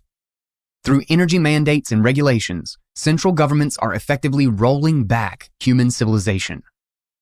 All over the world, places that have aggressively mandated the use of fiat fuels for the grid are witnessing a steady rise in the cost of electricity. Germany has witnessed a 51% rise in the cost of electricity between 2006 and 2018, a doubling in price between 2000 and 2020. California, the U.S. leader in mandating fiat fuels, has witnessed a 39% rise in the cost of electricity between 2011 and 2020. The United Kingdom's electricity prices rose by 27% in the decade leading up to 2020. Energy price increases seem to be normalized and accepted by many in these economies, but the implications are severe in the long term in three particular ways. First, higher energy prices badly impact the poorest in society, who usually spend a much higher percentage of their income on energy. Second, higher energy prices translate to rising prices in all goods and services, as energy is an input into every production process. Finally, rising energy prices are debilitating for energy-intensive industries, particularly manufacturing, which effectively means these societies are deindustrializing and destroying their high-productivity industries. It is astonishing to imagine that Germany, the industrial powerhouse whose efficiently engineered and manufactured goods have blanketed the planet, allowing the world to increase its productivity drastically, is now committing industrial suicide by making manufacturing prohibitively expensive in order to promote the engineering scam that is fiat fuels. Energy prices rise with the development of fiat fuels due to their intermittent nature, which means they produce energy according to the whims of nature and not the demands of consumers, resulting in expensive problems of underproduction and overproduction. Since there are times in which renewable energy sources will produce no energy whatsoever, and these times can coincide with peak demand, all power grids must maintain reliable power plants able to provide them with peak demand when needed, or else face brownouts or blackouts. As a result, the investment in fiat fuel plants is almost entirely an added cost to the grid, not a replacement. To ensure that electricity users have full power when they need it, there can be no reduction in the capacity of reliable power sources. Overproduction is another major contribution to the cost. When demand is low but fiat fuel plants are running at high capacity, such as windy nights for wind turbines or cool sunny weekend days when there is little demand for heating, cooling, or industrial production, the grid must invest significantly to find ways to safely dispose of the excess energy, and this energy can cause damage to the grid, leading to blackouts. Beyond the rise in the direct market price of electricity, the imposition of fiat fuels has also led to plummeting power grid reliability in much of the industrialized world, which entails significant indirect costs. The transformative power of hydrocarbons lies not just in the high power they deliver, but also in their ability to deliver power on demand, when required, anywhere on Earth, freeing humans from having to tailor their actions around the weather. Fiat energy is reversing this enormous leap forward for humans. It is astonishing to watch a place like California, which had managed to secure 24-hour reliable energy for its citizens many decades ago, reduced to having its governor call on its citizens to avoid doing activities requiring high power in the evening as the sun sets and solar power generation slows down. Years of investment in unreliable energy sources and underinvestment in gas and nuclear plants have left the infrastructure of many advanced economies teetering at the brink, one natural disaster away from collapse. Schellenberger's Apocalypse Never provides a good overview of the extent of this malinvestment in California. And as the rest of the world continues to head in the direction of California with fiat fuels, it is hard to escape the conclusion that these catastrophic grid failures will become far more common, leaving humans to fend for themselves against the challenges of the natural environment without the power technologies that have made survival progressively easier over the past few centuries. Once one strips away the carefully crafted and expertly marketed romantic pseudoscientific halo around fiat fuels, there is no escaping the conclusion that they represent nothing less than the reversal of the process of civilization and the devastation of human progress achieved through centuries of hard toil, sacrifice, capital accumulation, and technological ingenuity.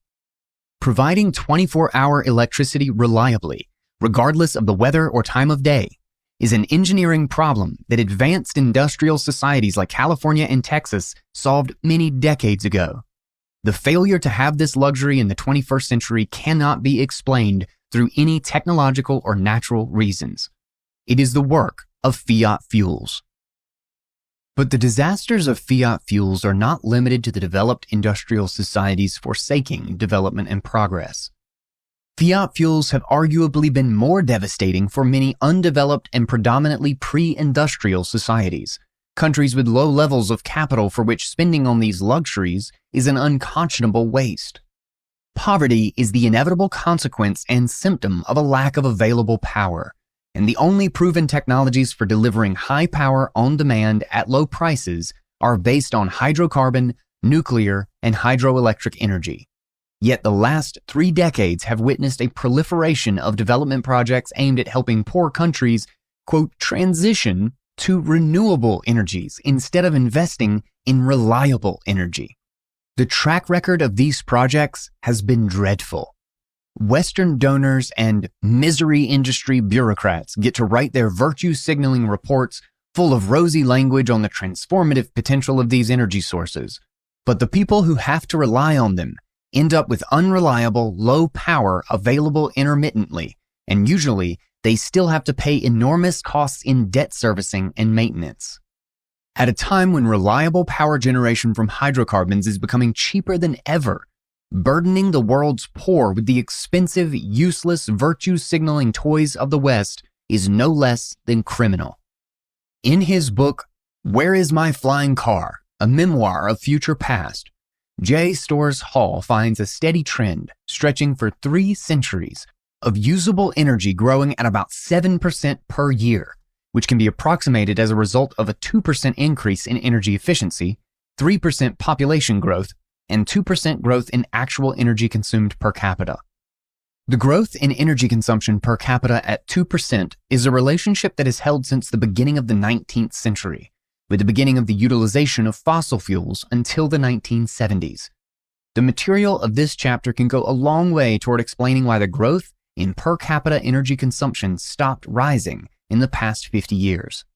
With inflation causing the prices of energy to rise and increase interventions in energy markets, the growth in energy consumption has slowed. An industry that best illustrates this trend is aviation, which I have written about before.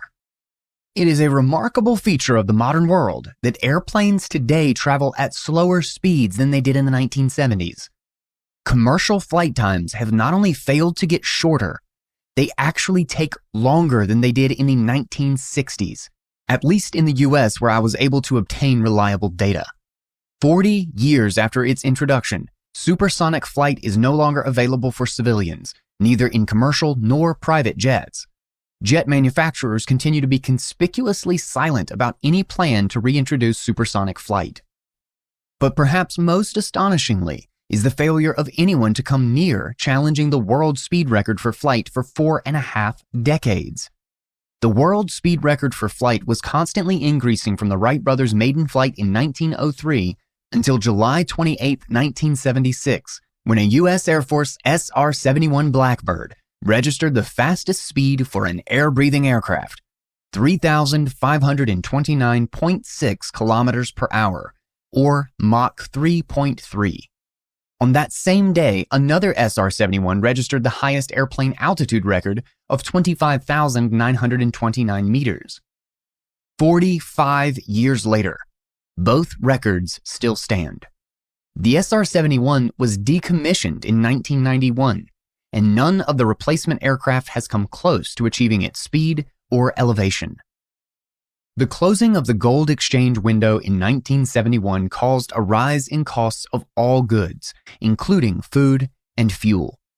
The rise in the price of energy was massively disruptive to a highly industrialized world economy reliant on modern high-power tech.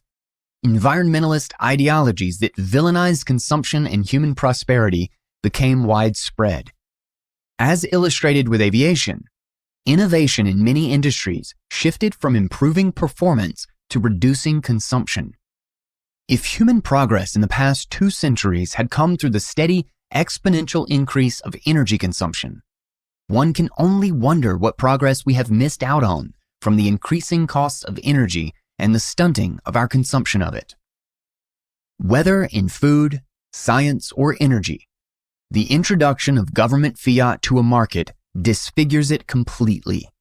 We have no idea what the world would look like if we had continued to have a free market in energy and inflation hadn't spiked prices and made them so volatile.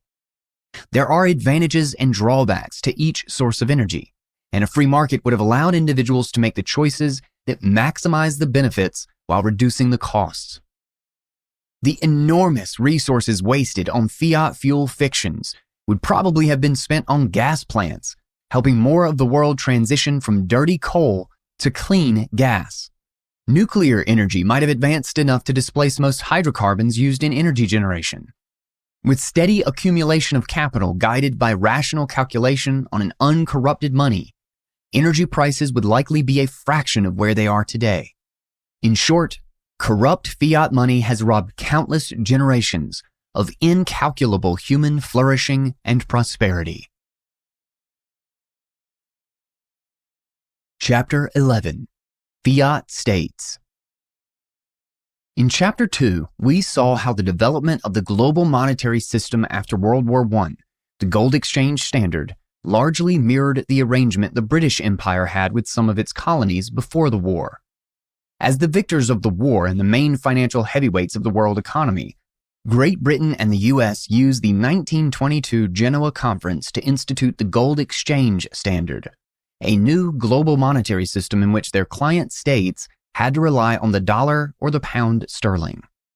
In theory, if the US and Great Britain had been on a strict gold standard, then the gold exchange standard would have been no different from the gold standard.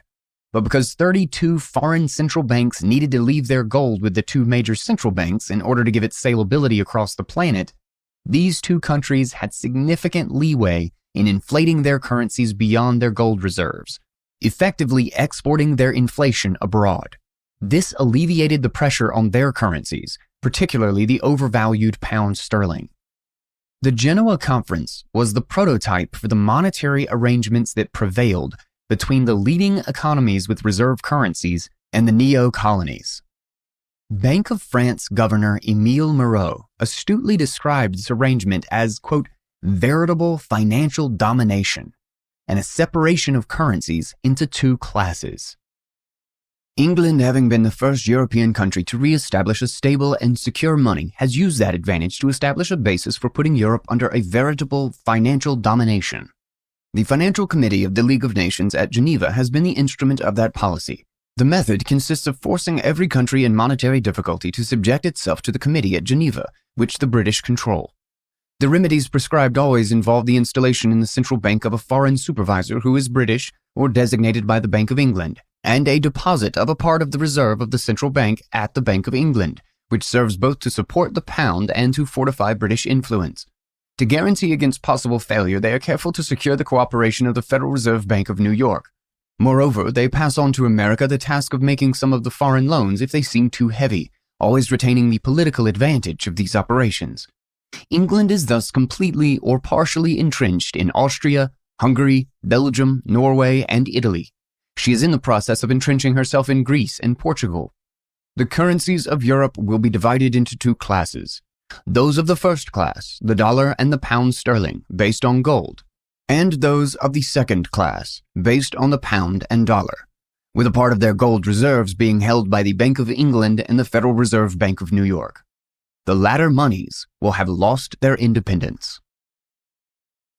The larger the liquidity pool of a currency, the smaller the domestic impact of any inflationary credit creation by the respective monetary authority.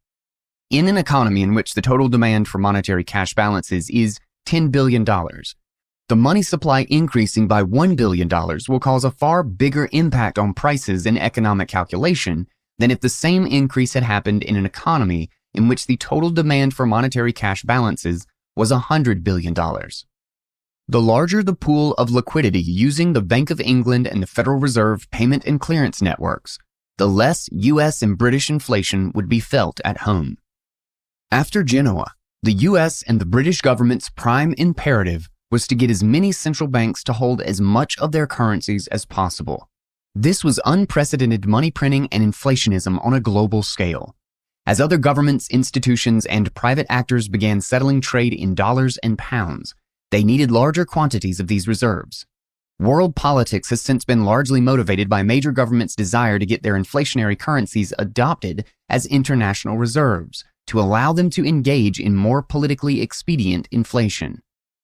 National central banks were the nodes of the fiat network.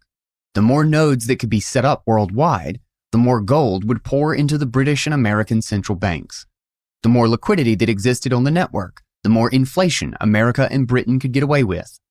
The dynamic created by the gold exchange standard might lead an observer to wonder whether British and American support for national liberation movements was not purely altruistic, but rather a self-interested move to create more fiat nodes in nascent countries. The new global monetary system was termed a system of monetary nationalism by Friedrich Hayek. By monetary nationalism, I mean the doctrine that a country's share in the world's supply of money should not be left to be determined by the same principles and the same mechanism as those which determine the relative amounts of money in its different regions or localities. A truly international monetary system would be one where the whole world possessed a homogeneous currency such as obtains within separate countries and where its flow between regions was left to be determined by the results of the action of all individuals.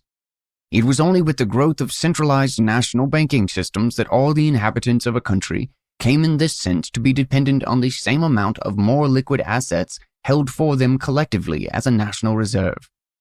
For a time, the ascendancy of the gold standard and the consequent belief that to maintain it was an important matter of prestige, and to be driven off it a national disgrace, put an effective restraint on this power.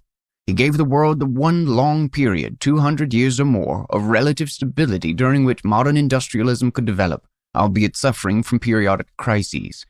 But as soon as it was widely understood some 50 years ago that the convertibility into gold was merely a method of controlling the amount of a currency, which was the real factor determining its value, governments became only too anxious to escape that discipline, and money became more than ever before the plaything of politics.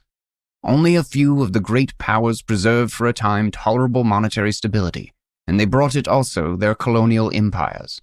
But Eastern Europe and South America never knew a prolonged period of monetary stability. What came to be known as the developing world consists of countries that had not yet adopted modern industrial technologies by the time an inflationary global monetary system began replacing a relatively sound one in 1914. This dysfunctional global monetary system continuously compromised these countries' development by enabling local and foreign governments to expropriate the wealth produced by their people. By 1914, the only nations that had achieved a considerable degree of industrialization and capital accumulation were those of Western Europe as well as the US and Canada. At the time, modern industrialization was beginning to spread into Eastern Europe, the north and south of Africa, and many parts of Asia and South America. The more a country engaged in trade with industrialized economies, the more it imported the revolutionary technologies of the 19th century, chief among them the steam and internal combustion engines. The more technologically advanced a developing nation became, the more it accumulated capital, the more productive its workforce became, and the higher its living standards were.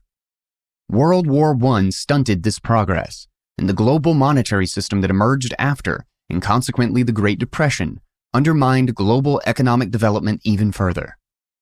As central banks inflated away the value of their currencies, international trade and finance became the release valve through which national inflationary economic distortions would correct themselves.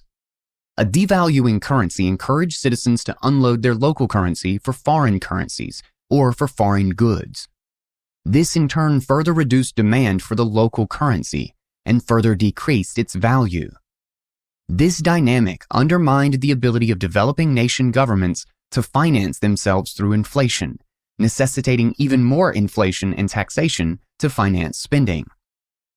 Governments could have tried reversing that trend by reducing inflation, but the statist economists of the time sought to fix it by limiting the free movement of capital and goods. Trade barriers proliferated during the Great Depression, resulting in heightened international hostilities around trade. The imposition of trade barriers in turn resulted in a further deterioration of economic conditions in the countries imposing them, even as their own citizens suffered from these very policies. The governments imposing such barriers and the economists advocating them would of course never admit that inflation, increasing centralization, and protectionist policies caused the progressively worsening depression. Instead, political leaders blamed other countries and local ethnic minorities. Years of scapegoating and growing hostility toward foreigners and minorities came to a head in 1939. The world's totalitarian Fiat regimes began to turn on each other and on their ethnic minorities. Hayek had identified this threat to global peace in his Monetary Nationalism and International Stability lectures in 1937. Alas, his warnings fell on deaf ears. The monetary standard was no longer a homogeneous money freely moving around the world wherever its owners found the best use for it. Instead, state-controlled money became a tool for increasingly omnipotent governments to finance war and totalitarianism. Government-approved history and economics textbooks are completely silent on the monetary origins of the Great Depression and World War II. The promoters of increased government centralization and control claimed this new alchemy allowed governments to build a bright future.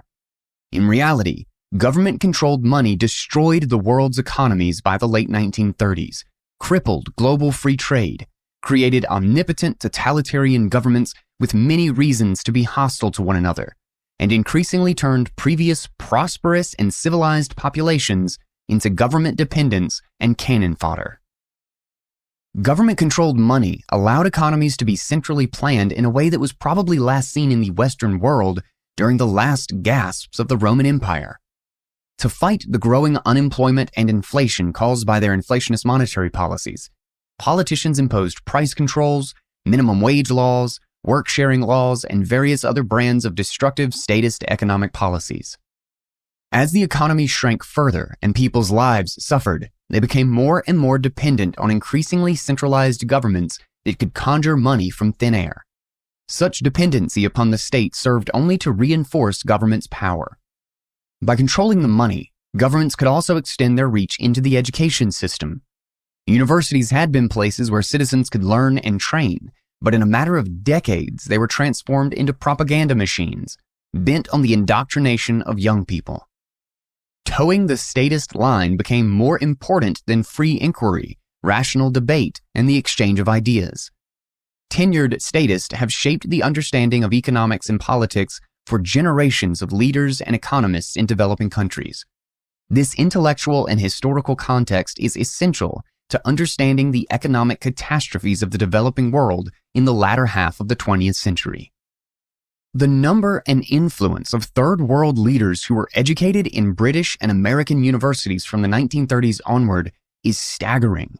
I have seen no systematic study or data on the topic, but anyone familiar with the economic history of developing countries or with the rhetoric of any development agency or ministry in a developing country will see this influence in the distinct stench of Marxist and Keynesian notions of central planning. The entire framing of the notion of economic development is driven ultimately by a highly socialist view of how an economy works. The alert reader will not miss the economic development literature's fascination with macroeconomic aggregates and the way in which the government and the development sector are viewed as the omniscient, omnipotent forces of justice working to achieve the holy goals of development. The misery industry. As outlined in the Bitcoin Standard, the International Monetary Fund, or IMF, World Bank, and World Trade Organization were the brainchildren of the communist activist Harry Dexter White. This fact does not feature heavily in these organizations' voluminous and slick marketing material, but it nonetheless makes a lot of sense when one examines what these institutions actually do. The function of central banking itself is the essence of communist and socialist thought. Back in 1844, when Karl Marx and Friedrich Engels penned their Communist Manifesto, a central bank was one of the 10 main pillars of the communist program they sought to implement. The IMF's main role is as a global lender of last resort. Since individual governments can suffer from foreign reserve payment problems, And since this monetary system runs on an easy currency, it was almost inevitable that expansionary monetary policy would be used to keep this system functioning. Thanks to its financing from the US Federal Reserve, the IMF is able to issue large amounts of US dollar-denominated credit to central banks around the world, and has performed this function continuously over the past 7 decades. Its existence is essential for the US dollar to maintain its role as the global reserve currency. Without a global lender of last resort, every third world country would have run out of its dollar reserves, and their central banks would have gone bankrupt. Banks and individuals in these countries would then use other currencies, or gold, to engage in global trade. It is no coincidence that the IMF strictly forbids its members from tying their currencies to gold, because this would prevent the US dollar from continuing to function as the global reserve currency, even though a global gold standard would achieve all of the IMF's stated goals of international stability, as it did in the 19th century. The problem with the IMF serving as the lender of last resort is the same that exists with a monopoly central bank. Its ability to bail out individual banks is a huge moral hazard that incentivizes banks to take on more risk, as they can rely on being bailed out. As the IMF looks to maintain the role of the dollar as the global reserve currency, it encourages all governments to use it and lends to them when they run out of it. Under the gold standard, countries that ran out of gold and went bankrupt were effectively taken over by their creditors. Kings would abdicate if they were bankrupted, and entire lands would be taken over by other countries. There were very serious consequences to government defaults and bankruptcies, which taught fiscal and monetary responsibility. But with the IMF able to bail out countries, the consequences for government incompetence and mismanagement are far less serious, as political leaders can always borrow from the IMF to foist the cost of insolvency onto future citizens.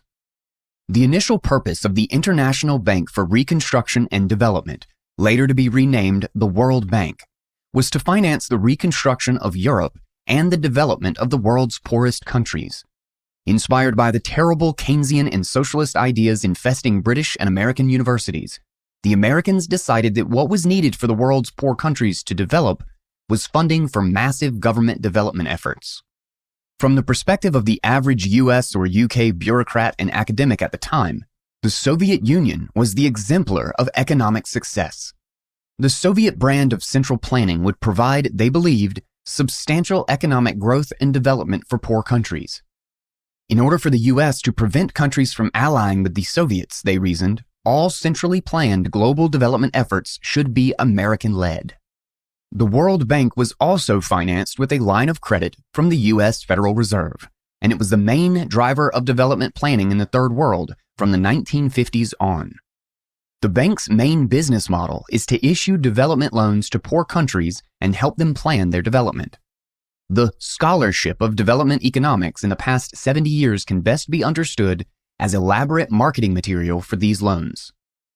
When World Bank planning inevitably fails and the debts cannot be repaid, the IMF comes in to shake down the deadbeat countries, pillage their resources, and take control of political institutions.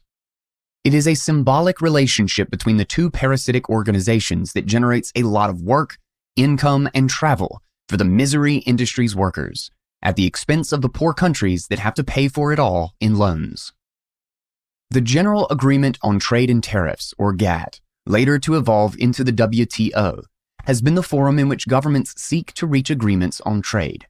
After the value of currencies became arbitrary and unconnected to a neutral free market commodity, and as capital controls limited the free movement of capital, trade became a significant pressure release valve for monetary distortions. The GATT, or WTO, was built on the insane premise that a central global authority could somehow regulate the flow of trade to prevent imbalances, as if the trade flows were the cause of the imbalances rather than a symptom of monetary manipulation. The GATT, or WTO, severely undermined the free movement of goods and services in the 20th century, even though technological advancements allowed for faster and cheaper movement of goods than ever before. One of the most important functions of the WTO today is to stifle the free movement of technological innovations worldwide by forcing countries to accept US patent and copyright law. Forcing countries to apply U.S. intellectual property laws domestically makes it much harder for developing country industries to build on new technologies and slows the speed and spread of innovation. But it does benefit the large corporations that have enormous influence over the WTO. In addition to these three main institutions, commonly referred to as the International Finance Institutions, or IFIs, there has been a large growth in international and national development organizations globally. These organizations are involved with all aspects of life in the average third world country and have grown into monopoly central planners with control over many sectors of developing economies. The final component of the misery industry is its academic wing. This wing comprises thousands of academics who study development and plan, execute, and assess development projects and strategies worldwide. Quote, development economics makes no sense whatsoever as an independent discipline of economics, since the realities of economics are equally true in developing and developed countries. Nothing is gained from isolating developing countries' economies and studying them as if they were different. No intellectual reason exists for this separation, nor is there market demand for this ridiculous field of study. The demand is purely manufactured by the misery industry and its many intellectual tentacles. Readers who are unfamiliar with development economics literature should consider themselves lucky. In 7 decades, thousands of scholars have produced endless heaps of reports, papers, studies, and books on development economics, all of which essentially conclude nothing. These academics' only real achievement is the creation of very rich case studies on central planning's myriad failures, in an endless tale of self-reinvention with ever more ridiculous feel-good buzzwords and corporate boilerplate that never questions one universally important tenet. Development requires debt and financing, which require growing amounts of bureaucracy and more funding. No matter what the latest global menace is, operationally, the solution is to convert a Federal Reserve line of easy money into third world debt to produce more jobs for misery industry bureaucrats and their foot soldiers. Freedom from accountability.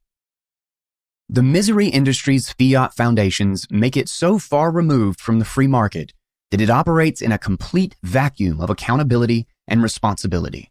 As explained by William Easterly, these organizations have a fundamental and intractable principal-agent problem. The supposed beneficiaries of their services are not the ones paying for them, so the providers will never be accountable to them. They are instead accountable to their donors and funders in the rich countries.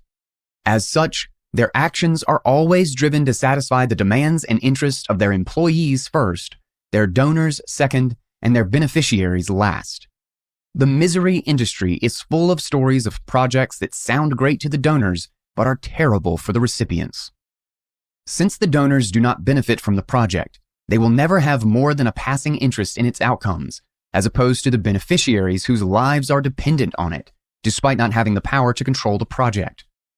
This asymmetry creates highly skewed incentives for the project's providers and ensures they do not face real accountability for their actions. The World Bank has for decades been the butt of many jokes because it alone is responsible for assessing the success of its own projects. Whereas in a free market, the consumer is the beneficiary who decides which companies to finance, and governments have at least a pretense of political accountability to democratic institutions. In the misery industry, the only kind of accountability is self-accountability. The World Bank itself decides on which projects to undertake and how much to fund them. Afterward, bureaucrats drawing on a salary from the bank conduct internal reviews and issue assessments. As you would expect from any bureaucracy, it is not really possible for any real critical self-assessment to emerge because it does not have to. The World Bank's funding is practically limitless. So long as the Federal Reserve's fiat credit is accessible, there is no market pressure to deliver goods and services. The Fed ensures that the World Bank can never go out of business, regardless of whether its projects fail miserably. Without real consequences, there cannot be real accountability. The misery industry is also notorious for retaining and rewarding the most incompetent of its staff members, an ideal and lucrative gig for anyone seeking to avoid accountability and responsibility.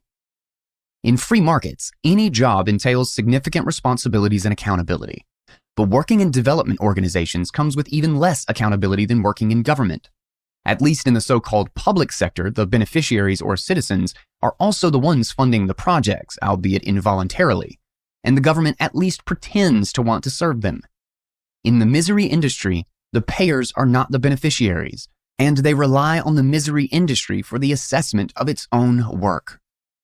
Projects in the misery industry pay lip service to serving the population of poor countries, but their underlying motivations can be best summed up in one phrase: self-preservation. Like any bureaucracy isolated from the healthy feedback of the free market, these organizations do not exist to serve their customers, but rather their insiders. Failed policies can continue for decades as long as they are financed. The IFI's access to a line of credit from the Federal Reserve grants them immunity from market failure. After 7 decades, their budgets and staff continue to grow each year, irrespective of performance, and this growth shows no sign of abating. The more one reads about it, the more one realizes how catastrophic it has been to hand this class of powerful yet unaccountable bureaucrats an endless line of fiat credit and unleash them on the world's poor.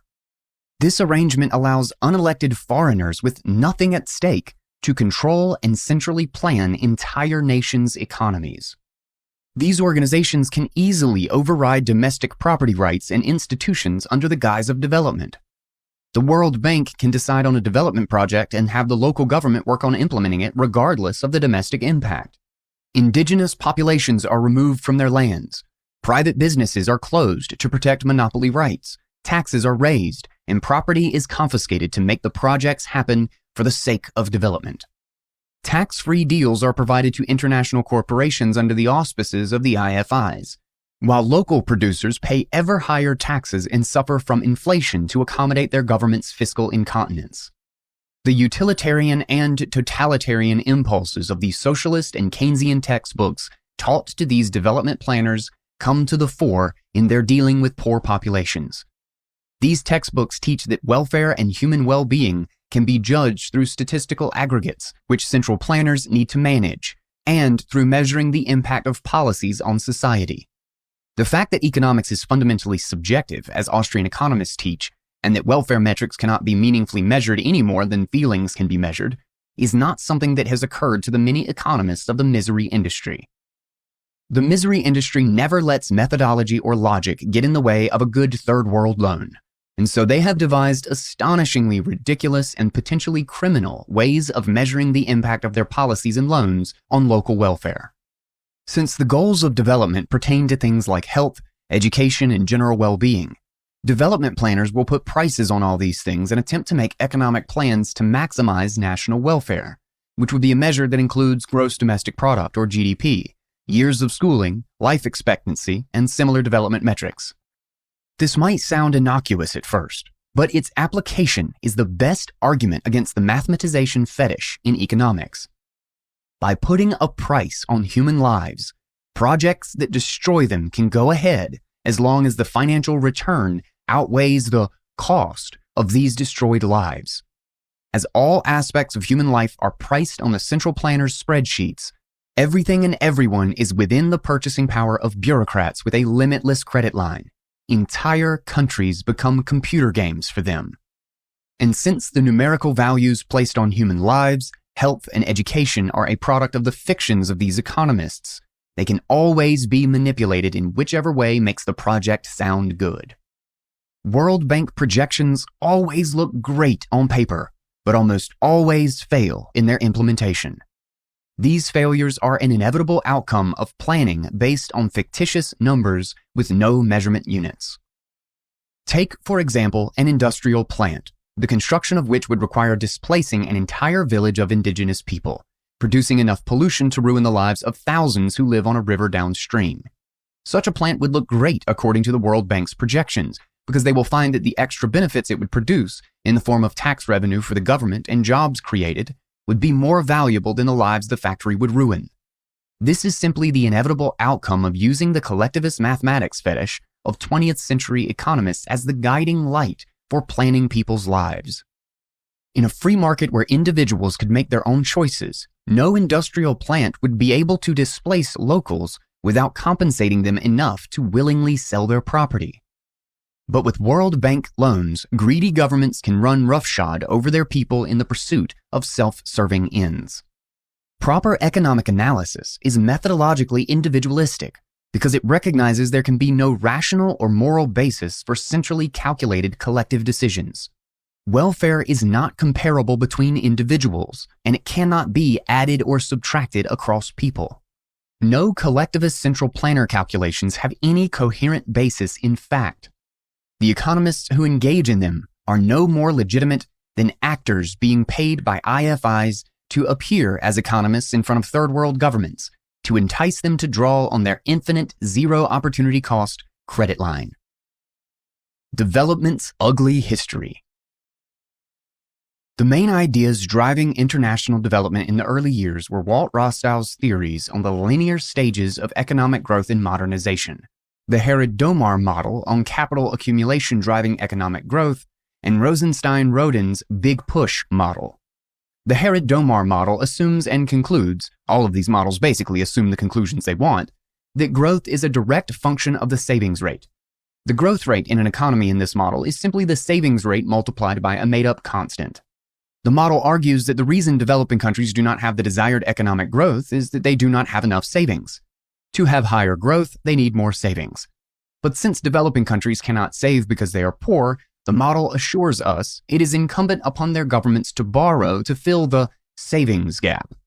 In other words, debt must be acquired to ameliorate the savings deficiency and thus achieve the desired growth. According to Rosenstein-Rodin, the government's central planners would spend capital on a big push to build out critical infrastructure and transform the economy from agrarian, rural, and isolated to educated, modern, urban, and industrial. While any sane economist would agree that capital accumulation is key to growth, it does not follow that governments borrowing capital would have the same effect as if they were to accumulate it. Borrowing is the exact opposite of saving, and investments financed by loans will incur extra interest costs, whereas investments financed with capital will incur no interest. But more importantly, when governments borrow to spend, they are centrally planning their economies and thereby gaining power over the productive members of their society, who have to foot the bill. Diabolically, billions of people worldwide have been thrown into generations of debt slavery in order to finance their government's megalomaniac economic plans. One of the key insights from Austrian economics concerns the role of government in allocating capital. If the government owns capital goods, a market is not possible in these goods, so there will be no prices to determine the most productive uses of capital, and government will fail to allocate them in a way that meets the needs of the beneficiaries. As governments are handed large amounts of funds to spend, they are able to engage in all kinds of politically popular projects with little regard for the opportunity cost, alternatives, or long-term consequences. Whereas in a free market, capital is allocated by people who have generated it, and is lost by those who do not use it productively. In a government-planned economy, politicians who did not earn the money are able to do with it as they please without facing the consequences of their folly. Government can continue to tax and borrow to finance itself as it makes bad economic decisions, while private actors are not afforded such a luxury. Capital allocation by governments cannot be compared to capital allocation by individuals. It makes little sense to think of the money that governments spend as capital investment, as it really resembles consumption more than investment. Governments and politicians spend money more on buying votes and loyalty than on investing in the future. The profligacy of government development projects and the conspicuous consumption by everyone involved only highlights this point. Having been miseducated at Keynesian and socialist Fiat universities, development economists blamed the failures of their plan on everything and everyone except international lending and the World Bank. A new round of models, buzzwords, and development strategies were announced, and lending and central planning resumed under their banner. This ritual would continue for 7 decades of insanity and has proven highly rewarding for those who work in the misery industry, yet highly destructive to the powerless victims of their relentless help. The misery industry constantly judges its failures and concludes the problems lie in some of the meaningless cosmetic terms they use to impress each other. Quote, more participatory planning is needed. Stakeholder engagement needs to be improved, etc. The solution is inevitably bigger budgets, more debt, and more central planning. After the failure of the initial generation of development planners, development economists moved on to more convoluted models that viewed development as a more complex transformation of society. With lots of meaningless mathematical models, the misery industry started moving toward a more hands-on approach to central planning, getting into smaller projects, managing critical infrastructure, and targeting poverty alleviation directly. The results were not much better than before. By the 1970s, the development failures piled high, and a lot of soul-searching within the misery industry would lead to more government control and more centralized economic planning. As the dependency school approach became more popular, government central planning became far more pervasive. The combination of global easy money, following the U.S. government's decision to suspend gold redeemability, and governments and international bureaucracies staffed with Keynesian and Marxists proved disastrous. Global banks were flooded with liquidity they wanted to lend, and governments had an insatiable demand for more money to run their catastrophic schemes. The misery industry was more than happy to be the matchmaker. More and more developing countries became saddled with massive debt in the 1970s as interest rates continued to drop. Toward the end of the 1970s, the inflationary pressures unleashed by the Keynesians at the U.S. Federal Reserve had escalated wildly, leading to increasingly high prices and speculative bubbles. Wealth holders worldwide started to dump their highly inflationary government monies in favor of gold. The price of gold had risen from $38 an ounce in 1971 to $800 in 1980, and there were serious concerns in Washington over the dollar's survival. As things got perilous for the dollar, U.S. President Jimmy Carter, sagging in popularity thanks to a broad economic malaise, nominated economist Paul Volcker to serve as the 12th chairman of the Board of Governors of the Federal Reserve System in July of 1979. Volcker immediately set to work saving the dollar from destruction by reining in monetary policy and raising interest rates, which had enormous repercussions globally. Suddenly, every government with an unsustainable but manageable debt burden under low interest rates was now unable to make their increasingly larger interest rate payments. The 1980s would be the decade of third world debt crises. As a third world country's central bank's foreign reserves become insufficient to cover its government debt obligations, the problem of the balance of payment functions described above turns the government's own insolvency into a national catastrophe. Under the classical gold standard, life could continue relatively normally for citizens of a country whose government went bankrupt.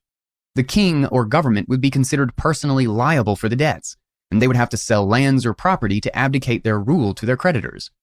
But under monetary nationalism, the first thing sovereigns can do when facing repayment problems is to lean on the central bank to use its monopoly control over virtually all of a country's capital to finance the government. This can take many forms, of course, all of which have been tried by your favorite kleptocratic regimes of the 20th century. The simplest is for the government to issue more local debt and have the central bank buy it, which in turn increases the local currency supply, reducing its value. Inflation is just the first and most inevitable outcome of the debt burden and central planning foisted on poor countries. Far more terrible consequences follow as governments attempt to fight this inflation. Should the government try to prevent the exchange rate from declining by setting a fixed rate, its reserves would collapse as people redeem their local currency for global reserve currencies. As it seeks to stem the bleeding of reserves, it will start to compromise the other functions of the central bank, with devastating consequences. It could begin to restrict trade to prevent people from sending their foreign exchange abroad. It could forcefully prevent capital from exiting the country. It could confiscate bank accounts. Each of these interventions would result in the exact opposite of their intended consequences.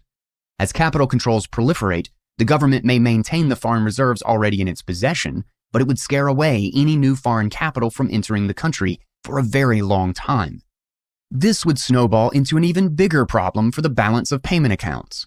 Trade protectionism can prevent the loss of foreign reserves in the short run, but its second and third order effects are highly destructive to the economy.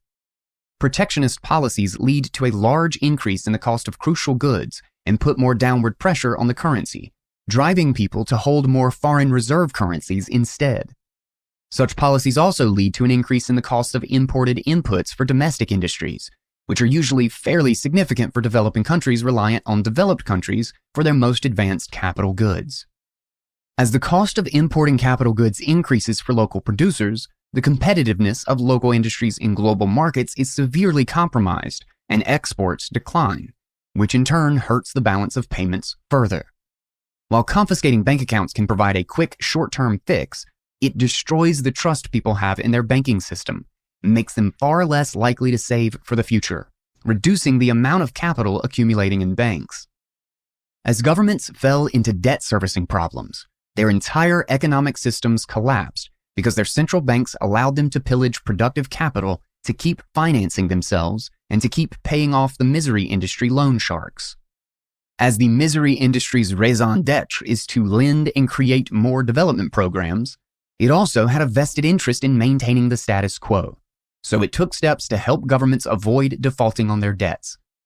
Propping up states at risk of insolvency by having them borrow ever larger amounts was the only way the circus of economic development financing could continue.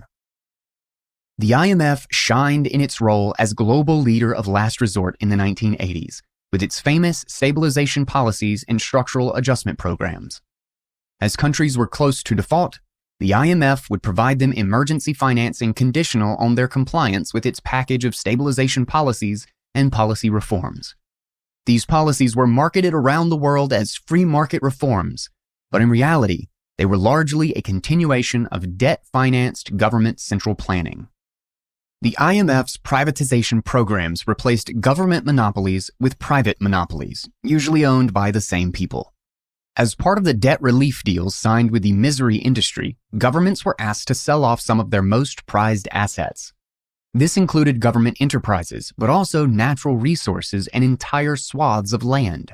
The IMF would usually auction these to multinational corporations and negotiate with governments for them to be exempt from local taxes and laws. After decades of saturating the world with easy credit, the IFIs spent the 1980s acting as repo men. They went through the wreckage of third world countries devastated by their policies and sold whatever was valuable to multinational corporations, giving them protection from the law in the scrap heaps in which they operated. This reverse Robin Hood redistribution was the inevitable consequence of the dynamics created when these organizations were endowed with easy money. As part of these, quote, free market reforms, the IMF would recommend imposing more taxes to close the budget gaps, using free markets as a cover to pass off its global fiat mining enterprise. The role of IFIs as enablers for multinational corporations is something that has been repeated often by its leftist critics, such as John Perkins in his Confessions of an Economic Hitman. While there is some kernel of truth to Perkins' sensationalist stories, there is of course much that is missing. Having worked for these organizations for decades, Perkins' critique is typical of the lefty fiat insiders who criticize these institutions while living off of their paychecks, concluding that the problem is that they are free market institutions and the solution is more central planning. In my estimation, approximately 90% of the people who work for international financial institutions can be classified as leftist critics of these institutions. American actor Joseph Stiglitz has made a lucrative career from these organizations by playing the role of an economist who criticizes them, demanding they shift toward more central planning and debt financing, even as he collects paychecks from them. The work of Perkins and many others clearly exposes how much large multinational corporations benefit from the special arrangements that the IFIs negotiate for them with developing countries. However, that cannot be understood as the root problem, but rather as a symptom of it. The enormous power of a credit line from the U.S. Federal Reserve that gives these organizations power over developing countries also makes them ripe for capture by multinational companies looking to do business in the developing world. Fiat economists lash out at multinational corporations as if Nike and McDonald's are the most serious problems facing the third world, completely oblivious to the far more mendacious horror unleashed by the fiat debt that pays their salaries. This superficial ritual prevents them from coming to terms with harder questions. Why is there a global lender of last resort in the first place? Why do all the world's governments have to get into debt? Why should the IFIs get to plan economic development when the history of central planning is the history of comprehensive failure?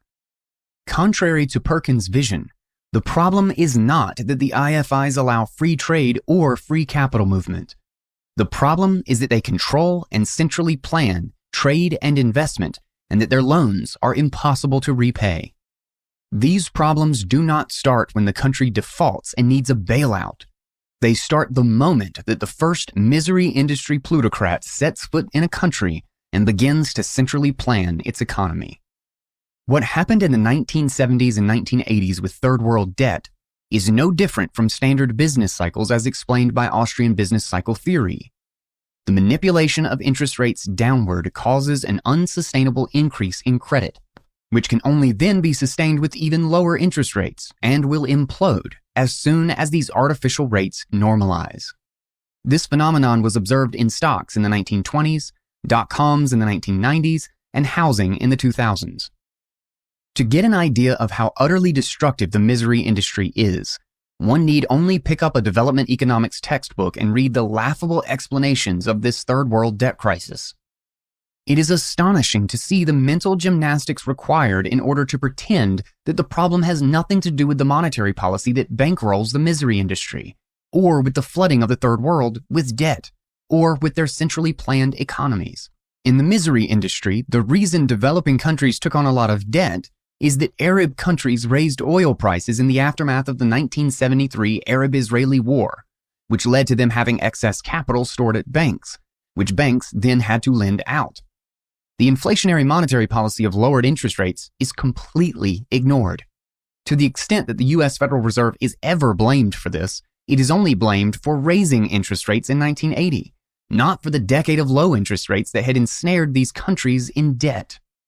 The masochistic reader is invited to read Chapter 13 of Michael P. Todaro and Stephen C. Smith's Economic Development and see for themselves a fine sample of these rationalizations. The misery industry grew enormously while destroying the economies of the third world and bringing them to bankruptcy, and it also thrived while rescuing them from their debt crises. The staff and budgets of these organizations have continued to rise before and after debt crises, irrespective of any success or failure metrics. IFI internal reports will forever bemoan their failures to achieve their macro goals and the individual failure of their projects.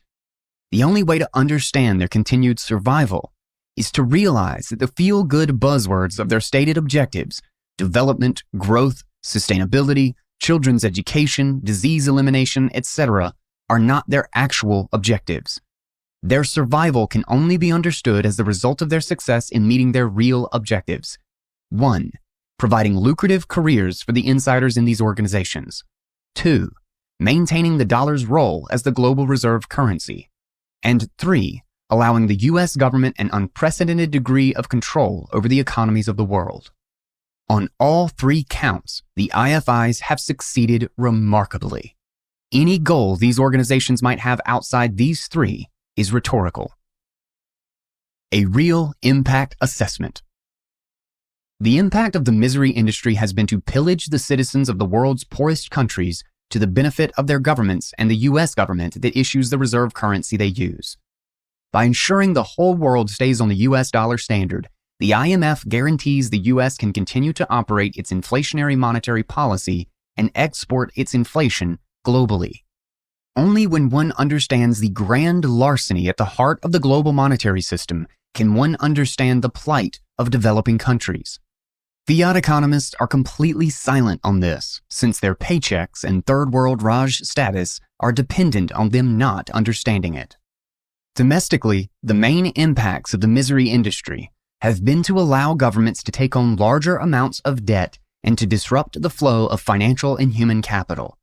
Instead of allowing entrepreneurs and individuals to reap the rewards of their productive work and have the successful among them in charge of more capital allocation decisions, thus shaping the decisions of other producers in meeting their demands, the average third world government confiscates the wealth of its productive citizens and puts capital in the hands of clueless, unaccountable misery industry central planners and their subordinates in local governments. In the absence of a free market, thanks to the misery industry's central planning, the misery industry itself ends up being the most lucrative employer in developing countries. Instead of the brightest talents of developing countries seeking to work in a productive capacity and serve their fellow citizens, they are attracted to jobs in the misery industry and end up shuffling papers, writing reports, and conducting the studies nobody reads, but that are necessary to keep the funding flowing. On top of destroying the market economies of poor countries and turning them into centrally planned failures, the large amounts of debt enable them to persist longer in failed policies, which conveniently gives the donor governments a great excuse to control them politically. The net result is that the Third World is not just centrally planned, it is also accountable to foreigners instead of locals. Without the misery industry to bail out every kleptocrat in the Third World, there would not be constant inflation and recession. On the contrary, it would only take one of these crises to completely destroy any government that engaged in it, thus allowing for a new start. Had kleptocrats not constantly had recourse to the IFI's endless credit lines, they would quickly bankrupt themselves until they were replaced by governments that behaved responsibly and only spent less than they taxed. A single hyperinflationary episode that destroys a government and replaces it with a monetarily disciplined one is a far better outcome than the eternal purgatory of constantly high inflation, fiscal crises, capital controls, protectionism, and central planning that the IMF promotes. If you live in a poor country, you are witnessing the collapse of your money's value through your government's own inflation and the inflation of the US dollar backing it. You are suffering from monetary central planning on a local and global level. You are witnessing the distortion of your local markets through the intervention of foreign central planners. The brightest minds in your country will be tempted to enter into careers in the misery industry rather than produce something of value. The argument of this book is not that the misery industry is responsible for making poor countries poor. Rather, in light of all the ways in which the misery industry disrupts and destroys the economic and political institutions of a poor country, it is very hard to argue that it has not hampered developing countries from developing, growing, and eliminating poverty. In sum, the sprawling bureaucracy that is the misery industry has achieved precisely the opposite of its stated goal. Development successes. Within the development industry, there is an almost mystical air to the question of how development can happen. The time of simple answers is well past us at this point, and the gibberish reports produced by today's international organizations offer nothing concrete in their meaning-free but grammatically and politically correct platitudes. These organizations cannot in any meaningful way claim to have succeeded in their original missions. Nevertheless, the world has witnessed significant improvements in standards of living, along with the steady elimination of poverty, absolute poverty, illiteracy, and many diseases. The idea that these organizations are in any way to thank for this progress is a fiction that not even their own economists entertain too seriously. As examination of the history of economic development over the past 7 decades shows very clearly how there is no mystery to it, and that development conforms to the fundamental tenets of economics. All over the world, and not just in developing countries, societies that have secure property rights, free markets, and relatively open international trade have prospered and eliminated poverty the most effectively. As 19th century industrial technology has spread to the rest of the world in the 20th century, despite government restrictions and controls, it has brought the living standard improvements that it always brings. As modern telecommunications technology has also spread worldwide, it has helped people integrate into markets, learn skills, and make massive productivity gains. The most important stories of growth and transformation have been in countries that have escaped socialist regimes and transitioned to more market-friendly political institutions. China is the most important example. In the 1970s, China had little private property and an almost completely centrally planned economy. After the death of Mao Zedong, the founding father of the Chinese Communist Party, the country shifted gradually toward a market economy, and living standards improved drastically. Extreme poverty has been almost entirely eliminated in just 4 decades. India's move away from the rule of British-educated Fabian socialists started in the 1980s, and with it has come a huge change in the living standards of many of the world's poorest. Neither of these countries had significant amounts of World Bank or IMF lending. nor did they have anywhere near as many projects driving their development as the African and Latin American countries still languishing in poverty today. Within Africa and Latin America, the only two examples of undeveloped countries that have successfully maintained economic growth for any appreciable period are Botswana and Chile, both of which are the freest market economies in their continents. Regimes that borrowed heavily and centrally planned their economies invariably ended up with economic disaster and hyperinflation. Among development economists who subsist on jobs from the misery industry, the success of India and China is viewed as a testament to the good plans followed by their governments, and proof that active government management of the economy is necessary and good. But anyone without a paycheck from the misery industry can clearly see that the real driver of growth is the massive reduction of government intervention in their economies. It is also clear that further limiting the state and the misery industry will result in even faster growth and development. The policies of Chinese and Indian bureaucrats and politicians are not driving their economies forward because they are good policies, but because they are far less horrible than the much more statist policies of the past. Achieving economic development is no mystery. It merely requires peace, sound money, and the freedom of citizens to work, own property, accumulate capital, and trade freely. The mystery is how to centrally plan economic development while taking on large amounts of loans from international financial institutions. This is why development economists are ultimately mystified.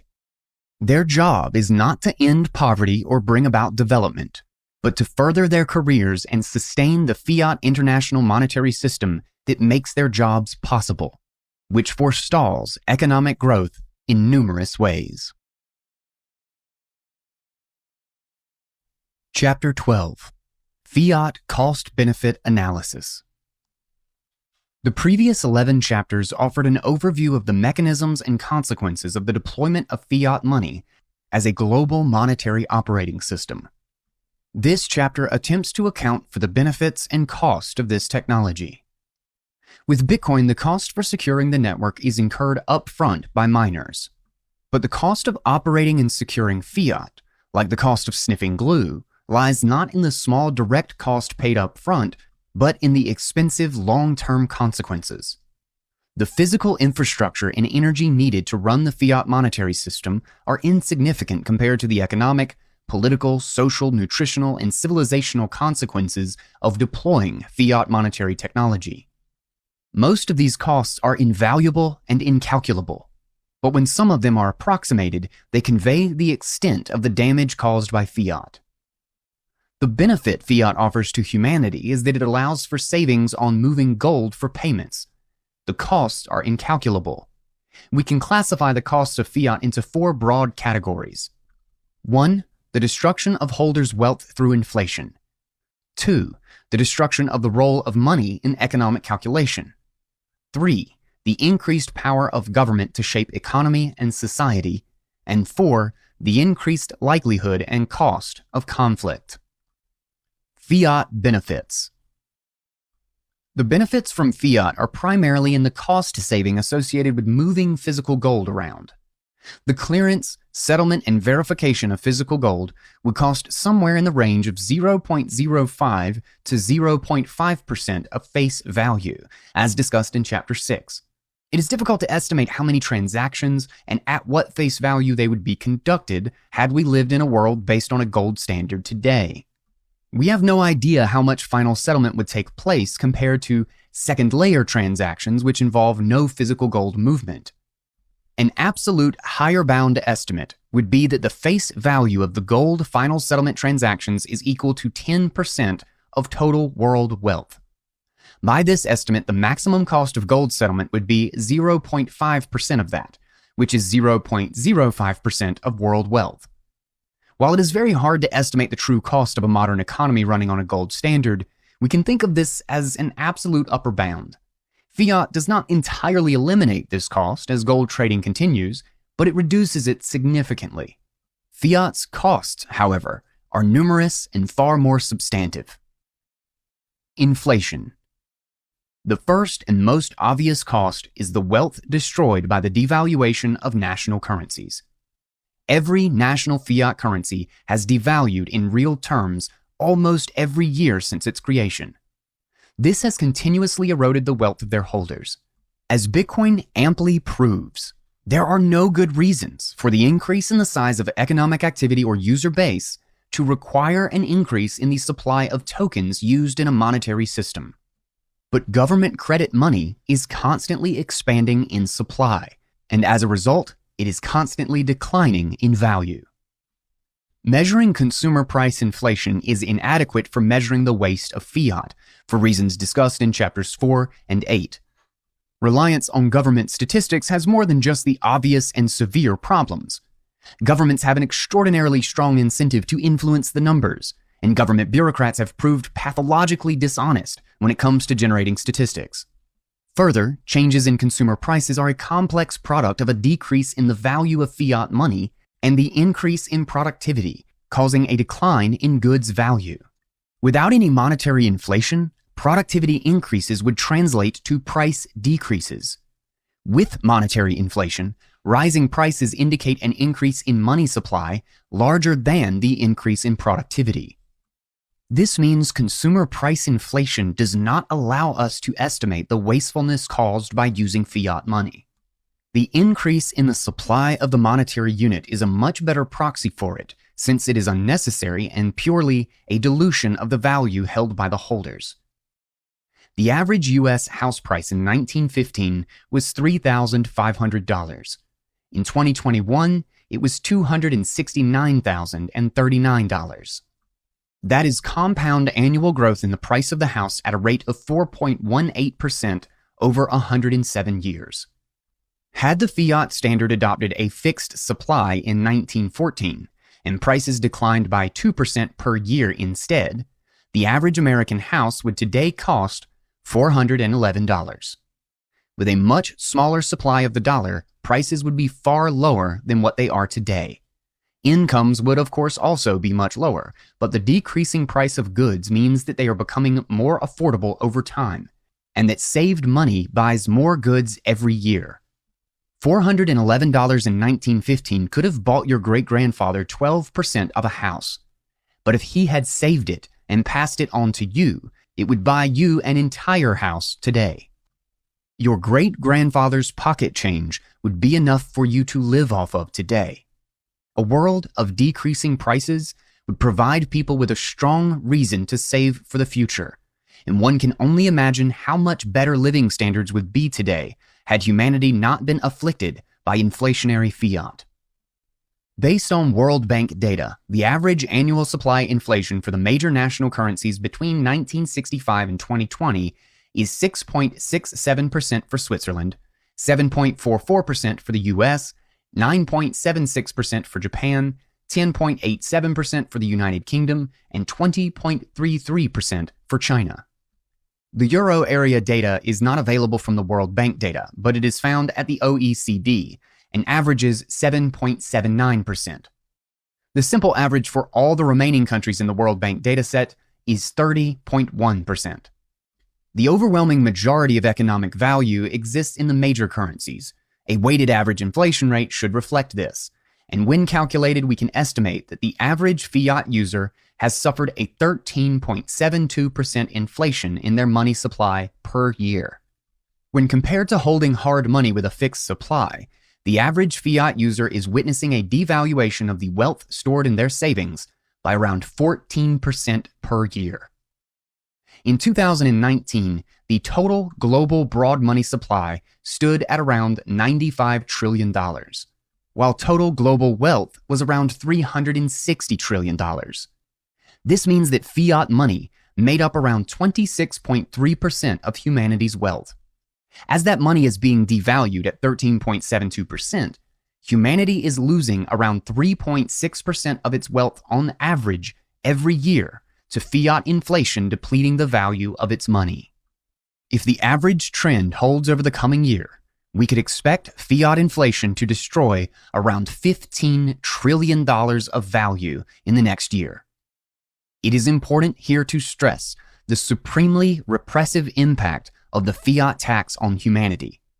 The world's poor are predominantly distributed in countries experiencing higher inflation than that of the world reserve currencies. Further, the world's poor have most of their wealth in money, not in financial assets. The world's rich are the ones who hold the vast majority of the 75% of the world's wealth that is not in fiat, but in hard assets like stocks and bonds. The rich will own more liquid wealth than the poor, but their liquid wealth is a small fraction of their wealth, a fraction that declines as wealth increases. By having much of their wealth concentrated in the little liquid fiat they can own, the poor are constantly paying a heavy price for inflation. A lot of ink is spilled over the evils of inequality, but very few will point to this very obvious and devastatingly cruel form of economic punishment inflicted on the world's poor. Central governments are constantly devaluing and degrading what little hope the poorest among us have for achieving a better life. At the same time, this regressive inflation tax rewards the rich, who can borrow large quantities of devaluing fiat and who can protect themselves by holding hard assets. Predictably enough, the economists, academics, activists, and politicians obsessed with inequality tend to be highly concentrated in fiat institutions, supported by government fiat subsidies, and understandably unable to draw the obvious connection between the inflation that pays their salaries and the poor who foot the bill. Bitcoin is far more efficient than fiat because it does not impose this form of wealth confiscation through inflation. Holders of Bitcoin can verify the supply for themselves, and the supply is devaluing at a current rate lower than 2% per year, which is halving every 4 years on its way to zero eventually. Economic distortions. The second cost of fiat money can be understood as the second-order economic effects of an inflationary global system of partial barter around government currencies and the enormously costly distortions it causes for the world economy. Chapter 5 in the Bitcoin Standard and Chapter 7 of this book discuss the connection between money and time preference, and how devaluing currency disincentivizes long-term thinking and encourages short-term focus in decision-making. The result is a reduction in saving and an increase in indebtedness. Quantifying the enormous impact on humanity of a century of government manipulation of time preference is nearly impossible. The same goes for the centrally planned distortion of the most important economic calculations each human performs, their trades with their future selves. We have no idea what the world would have looked like had everyone continued to have a safe store of value to provide for their future selves. We likely would have seen more long-term thinking and less short-termism and impulsiveness. The impact on technological advancement, capital accumulation, and many societal problems can only be imagined. Chapter 6 in the Bitcoin Standard discusses in depth how business cycles are the inevitable result of the manipulation of the money distorting the price of capital, causing malinvestment, liquidations, recessions, and enormous amounts of capital destruction.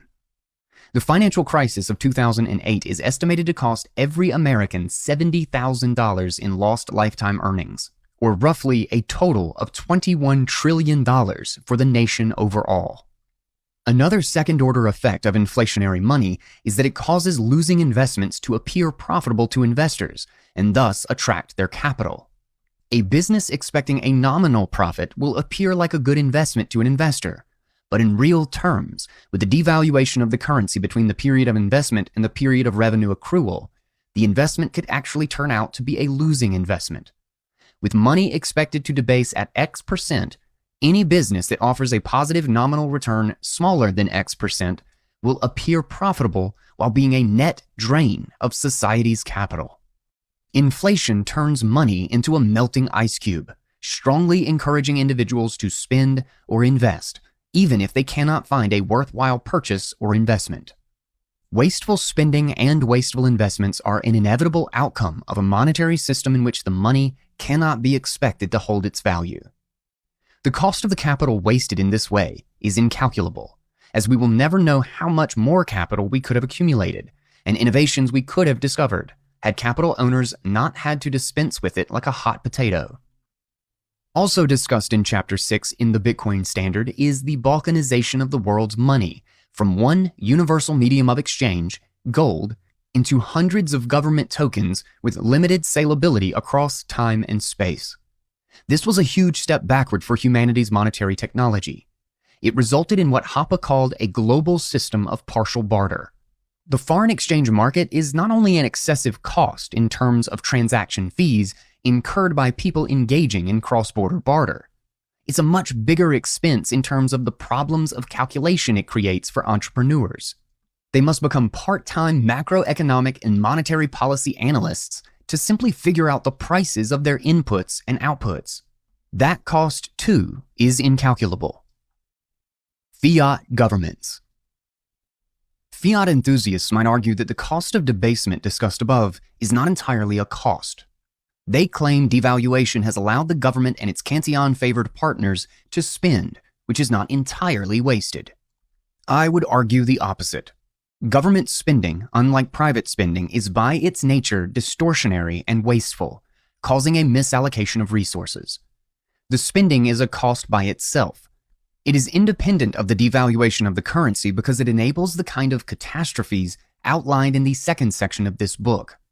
It is difficult to imagine the degree of government intervention in food production and diet discussed in Chapter 8 under a hard monetary system. The scientific process could not have degenerated into the current corrupt cartel for the mass production of content-free papers. This has been made possible due to government spending distorting the entire structure of the market and its incentives, as discussed in Chapter 9. Without inflation and government intervention in the energy market, it is difficult to imagine a free market causing the recent rises in energy prices and the decreasing reliability of grids in places that had mastered reliable grids many decades earlier. Conflict. The biggest and most devastating cost of fiat lies in the mechanism it uses to achieve consensus on a global ledger: violence. Whereas gold's monetary role was guaranteed by its chemical and physical properties, and verification of its authenticity is possible, fiat's monetary role is entirely predicated on the authority of the issuing central bank and government. By establishing a monopoly on the issuance and clearance of monetary tokens, fiat converts all underlying monetary assets into virtual tokens arbitrarily assigned or removed by the central fiat node. Any transaction can be reversed, and any balance can be confiscated. Enormous amounts of these tokens can be conjured out of thin air into any balance by pure fiat. All value and truth in the banking system can be decided politically. Fiat makes all domestic and international politics an extremely high-stakes game because the prize is virtual control over all economic value, domestically or globally. Further, and as discussed in Chapter 8 of the Bitcoin Standard, the ability of government to draw on the entire wealth of its population makes it more likely to engage in military conflict and more likely to prolong such conflict, as the costs can be easily placed on the population.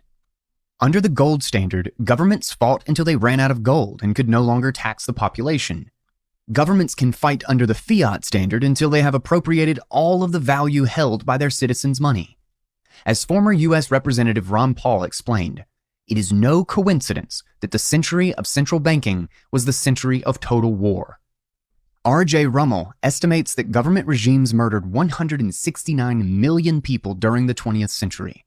All these governments were able to carry out these atrocities thanks to fiat money's extreme killer app, unlimited government finance. The 2 world wars and the dozens of other wars and genocides have brought about horrors the likes of which the world has never seen. The cost for the dead and their many loved ones cannot be estimated in tangible terms. Fiat's proof of work relies on violence and the use of physical power to subjugate opponents in the case of disagreement. Fiat is all about might makes right. It rewards might with the biggest prize of them all, the accounting system for all of society, increasingly rewarding the powerful and incentivizing humans to engage in power contests rather than economic production. The benefit of running a payment system that allows you to mint money is extremely high. People will spend resources they value close to that benefit to capture it. Fiat makes violence and power the method for incurring the cost. It takes an enormous human toll, almost entirely borne by people who stand to gain nothing from any authority capturing the printing press. Part 3. The Fiat Liquidator. Chapter 13. Why Bitcoin Fixes This. Whereas the Bitcoin Standard focused on examining Bitcoin's salability across time, this chapter explains how Bitcoin compares to fiat and gold in terms of its salability across space. As a present good whose value is not incumbent on credit obligations, Bitcoin allows the world to escape from debt monetization and universal indebtedness. Unlike fiat, Bitcoin is money without the need for the commands or regulations of any central authority. This allows for a separation of money and state. Bitcoin is, moreover, a neutral global currency that can obsolete the many geopolitical problems that have resulted from one country issuing a global reserve currency. Salability across space. Consumer-facing payments based on any monetary medium can be instantly made between any two accounts with liquidity on the same proprietary network. Instant payments already exist with fiat applications. They could be easily adapted for gold, silver, Bitcoin, or even seashells as the underlying asset. But comparing Bitcoin to fiat-based money transfer systems is not very informative, and those who harp on such comparisons are likely misunderstanding the difference between consumer payments and final settlement. The correct comparison of salability across space can only be in terms of the final settlement of the asset. Final settlement in fiat between financial institutions takes days domestically and weeks internationally. The mechanics of this process involve largely opaque shifts between central banks' non-public ledgers. Bitcoin, on the other hand, is currently proven to carry out 500,000 final settlement transactions every day in a way that is transparent, predictable, and public. Bitcoin offers a settlement whose finality increases every 10 minutes and a system that has not reversed a single confirmed transaction once in its first 12 years of operation. This settlement can only be compared to the physical movement of gold, but the lack of material and physical form gives Bitcoin a significant leap over gold in its salability across space. Unlike gold transaction fees, as discussed at length in Chapter 6, Bitcoin transaction fees are independent of the distance traveled and the size of the transaction. The implications of this for Bitcoin's competitiveness against other monetary systems are enormous. Consider, sending one Satoshi to your next-door neighbor costs exactly as much as sending 100,000 Bitcoins, worth billions of dollars, from the US to China. While transaction fees are currently under $1, it is probably safe to assume they will rise significantly in the future. But the fee will always be independent of the distance between transacting parties. Physical distance is irrelevant on internet-native money like Bitcoin. The digital ownership of Bitcoin on-chain is completely divorced from any physical location on Earth. As the value of a gold transaction increases, the cost of moving it a certain distance increases. As the distance through which a gold payment needs to move increases, the cost of moving a certain amount of value also increases. Gold's salability across space declines with transaction value and distance, but Bitcoin's salability is unaffected by these factors. This can help us understand why Bitcoin transactions continue to rise in value over time, and will likely continue to do so. Bitcoin transaction fees can be a significant percentage of the value of a small transaction, but they are a very tiny percentage of large transactions. A Bitcoin transaction fee of $1 can be 100% of the price of your coffee, but it would be 0.0000001% of a billion-dollar transaction. Alternatives for buying a coffee are far more likely to be preferable to an on-chain Bitcoin transaction than alternatives for the final transfer of $1 billion. This also suggests Bitcoin on-chain transactions will likely be used increasingly for international money transfers rather than domestic money transfers. The domestic options for money transfer will likely be cheaper than international options. This is due to the increased costs of conducting transfers across central bank networks. As Bitcoin block space becomes scarcer, domestic transactions will be gradually priced out in favor of international transactions, whose parties will value the block space more. As it currently stands, it costs around $3,000 to send a 400-ounce good delivery gold bar worth around $750,000 across the Atlantic. A similar amount of economic value sent over the Bitcoin network currently costs around $1. But as Bitcoin continues to grow, you would expect this fee to rise significantly. Still, it has a long way to go before it matches the price of a cross-Atlantic gold transaction. Even a 100-fold appreciation in Bitcoin transaction fees would still leave the cost of the Bitcoin transaction at around 3% of the cost of transporting the good delivery gold bar. The comparison becomes even more favorable for Bitcoin as the economic value transacted increases. This is because the transaction cost rises with the increasing physical weight of more gold, but does not rise for Bitcoin. In terms of time, the gold transaction needs at least an entire day to be shipped to and from the two airports, fly over the Atlantic, and clear customs. The Bitcoin transaction's clearance will take a few hours, depending on the number of confirmations the recipient wants. But perhaps the most important aspect of salability in which Bitcoin improves over gold is in the ease of verification of transactions. Running a Bitcoin full node costs around $100 to $700 as a one-time setup cost. It can then verify the validity of all Bitcoin payments at a marginal cost per transaction that is almost negligible, as it has a small daily running cost in terms of electricity, bandwidth, and hardware depreciation. By contrast, verifying the honesty of a gold transaction is significantly more expensive. Spectrometers exist that cost several $1,000s and can verify the content of coins and bars.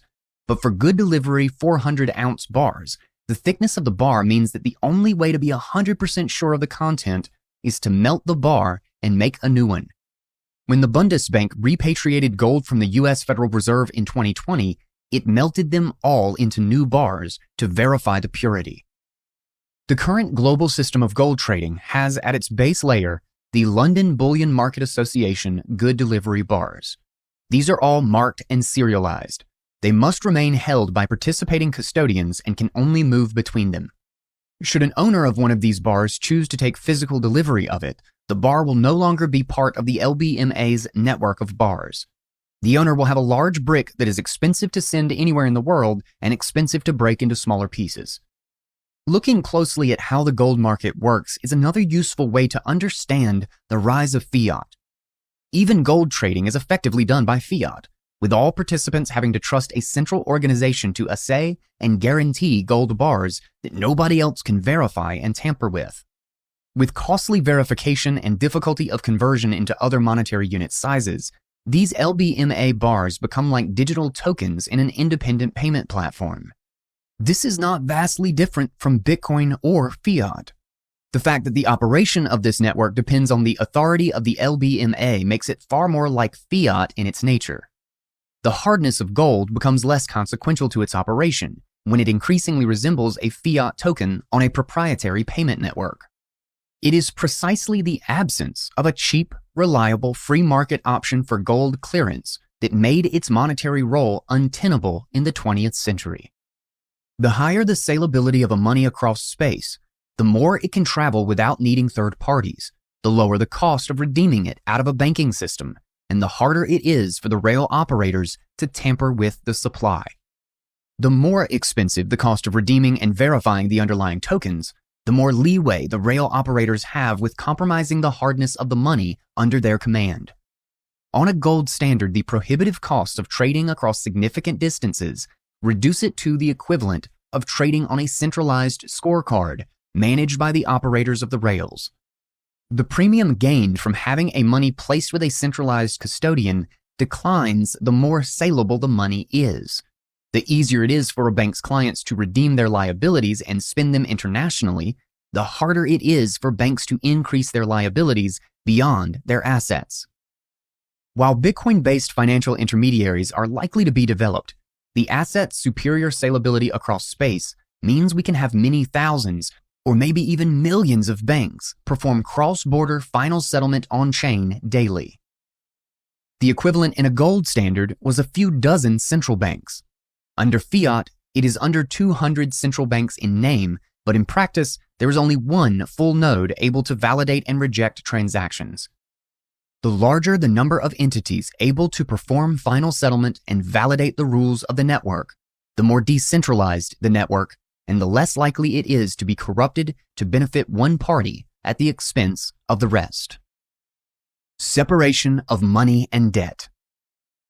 Money is a present good that can be exchanged for other present goods in a final transaction which leaves the seller not reliant on the purchaser performing any future obligations. Credit, on the other hand, is a promise to deliver money in the future. Credit can be exchanged for a present good, but the seller of the good requires the buyer to make future payments to complete the purchase.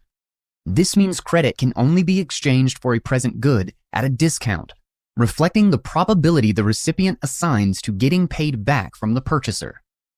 An exchange of a present good for credit can only happen among people who have some familial or institutional bond, where they expect future repeated interaction between one another, which would strongly encourage the borrower not to renege on their future payments.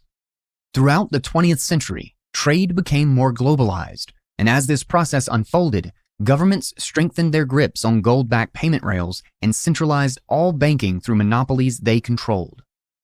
The best way to understand the gold standard and its failure is that the basic monetary asset on which it is built is not just the physical gold, but also the payment infrastructure used by the banks and central banks. As gold banks became indispensable for gold performing its monetary role, their gold was only as good as their credit, making their credit as good as gold. The limited spatial salability of gold meant the monetization of debt issued by custodians and payment rail operators. An economist or engineer who lived in the 19th century would view gold as the monetary asset and the payment infrastructure around it as a secondary layer independent of the gold. A good economist or engineer would view a 100% gold-backed payment system as the desirable and rational way to organize a gold monetary system. But after everything we learned in the 20th century, the economist or engineer of the 21st century is better off understanding the payment infrastructure as part of the monetary system.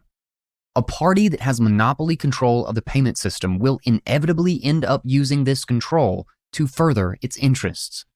It does so by issuing more liabilities than the gold it holds. If you expect the fallible humans of banks, governments, and central banks to act according to what is in the interest of the larger population relying on them, then you think the monetary asset is gold. But if you expect these fallible humans to act based on what their monopoly position allows them to do, you will understand the control of the payment rails itself as a monetary asset, along with the gold.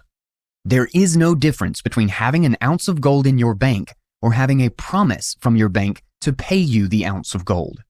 The bank can equally renege on both promises. The conflation of money and credit has become so entrenched that most modern fiat academics insist that the two things are the same, ignoring the very real differences between the two. Bitcoin is the live lesson that will eradicate this confusion one block at a time. Every block mined establishes consensus on the present ownership of all coins on the network and establishes who is able to spend how many satoshis in the next block. All satoshis are present goods, ready for final settlement with the next block. Ownership of Bitcoin is control of the private keys corresponding to a particular address at a certain block height. There can be no ambiguity about this, and no conflation between future promises of Bitcoin with Bitcoin. If you have the private keys, you have Bitcoin. If you do not have the private keys corresponding to an address, you have a promise from someone else to deliver your Bitcoin at a future block height. That promise cannot be used on the Bitcoin network, and so it has lower salability than the present ownership of Bitcoin and will inevitably be discounted to it. Bitcoin's superior salability across space also means it is relatively cheap for Bitcoiners to liquidate Bitcoin deposits to discover if they are actually held on demand or if they are being rehypothecated. The distinction between future Satoshis and present Satoshis is very clear, and made clearer every 10 minutes a block clears, making it harder to issue unbacked liabilities. This enables a clear distinction between present and future goods, and between money and credit. In the fiat standard, customers have no choice but to deal with their local central bank for banking and settlement of international payments.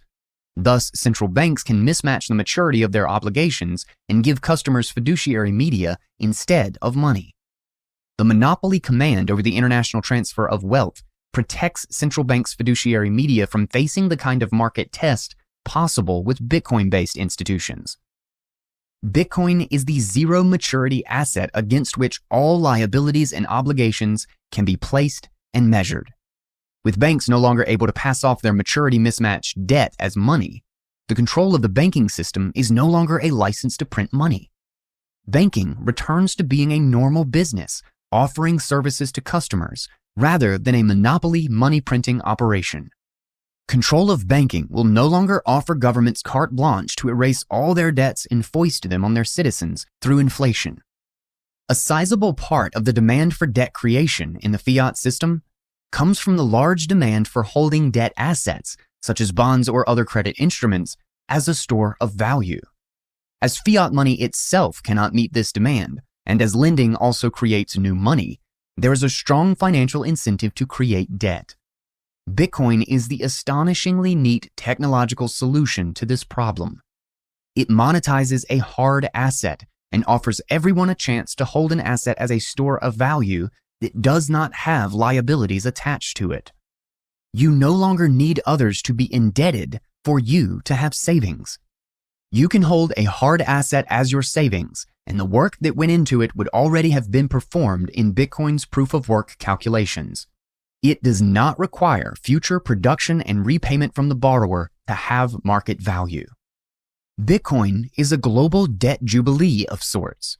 This is because its continued growth will likely undermine the demand for the creation of more debt. It could reverse the enormous growth in debt over the past decades of fiat. Anti-fiat technology. Fiat money gives government the ability to spend without limit until the currency collapses.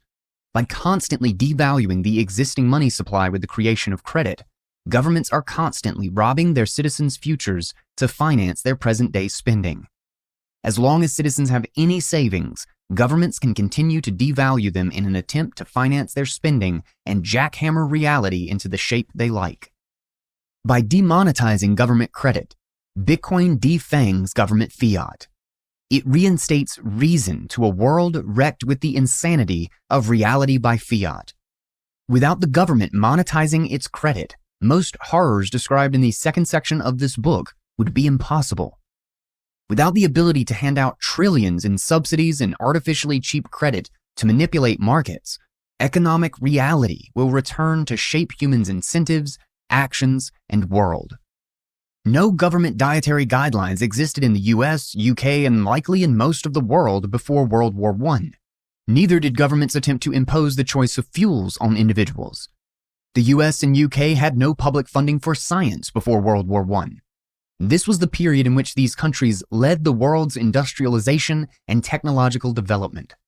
The engine, the telephone, the car, the airplane, and countless of the most important technologies of the modern world were invented in the 18th and 19th centuries. They mostly came about by individual inventors, financed by their savings or the savings of others, and not from government departments. There was no war on drugs in the 19th century. The notion of government micromanaging individuals' lives and choices was quaint before fiat. Fiat's unlimited spending power makes all these ideas possible by separating the lunatics who pursue them from the costs and consequences. Neutral global currency. The importance of Bitcoin for the world's poor lies in its ability to obsolete the horrific political and economic arrangements discussed in Chapter 11. Those who think citizens of poor countries need a cheap mass payment network in order to thrive are missing the forest for the trees. What they really need is a politically neutral international monetary system that will finally permit economic development.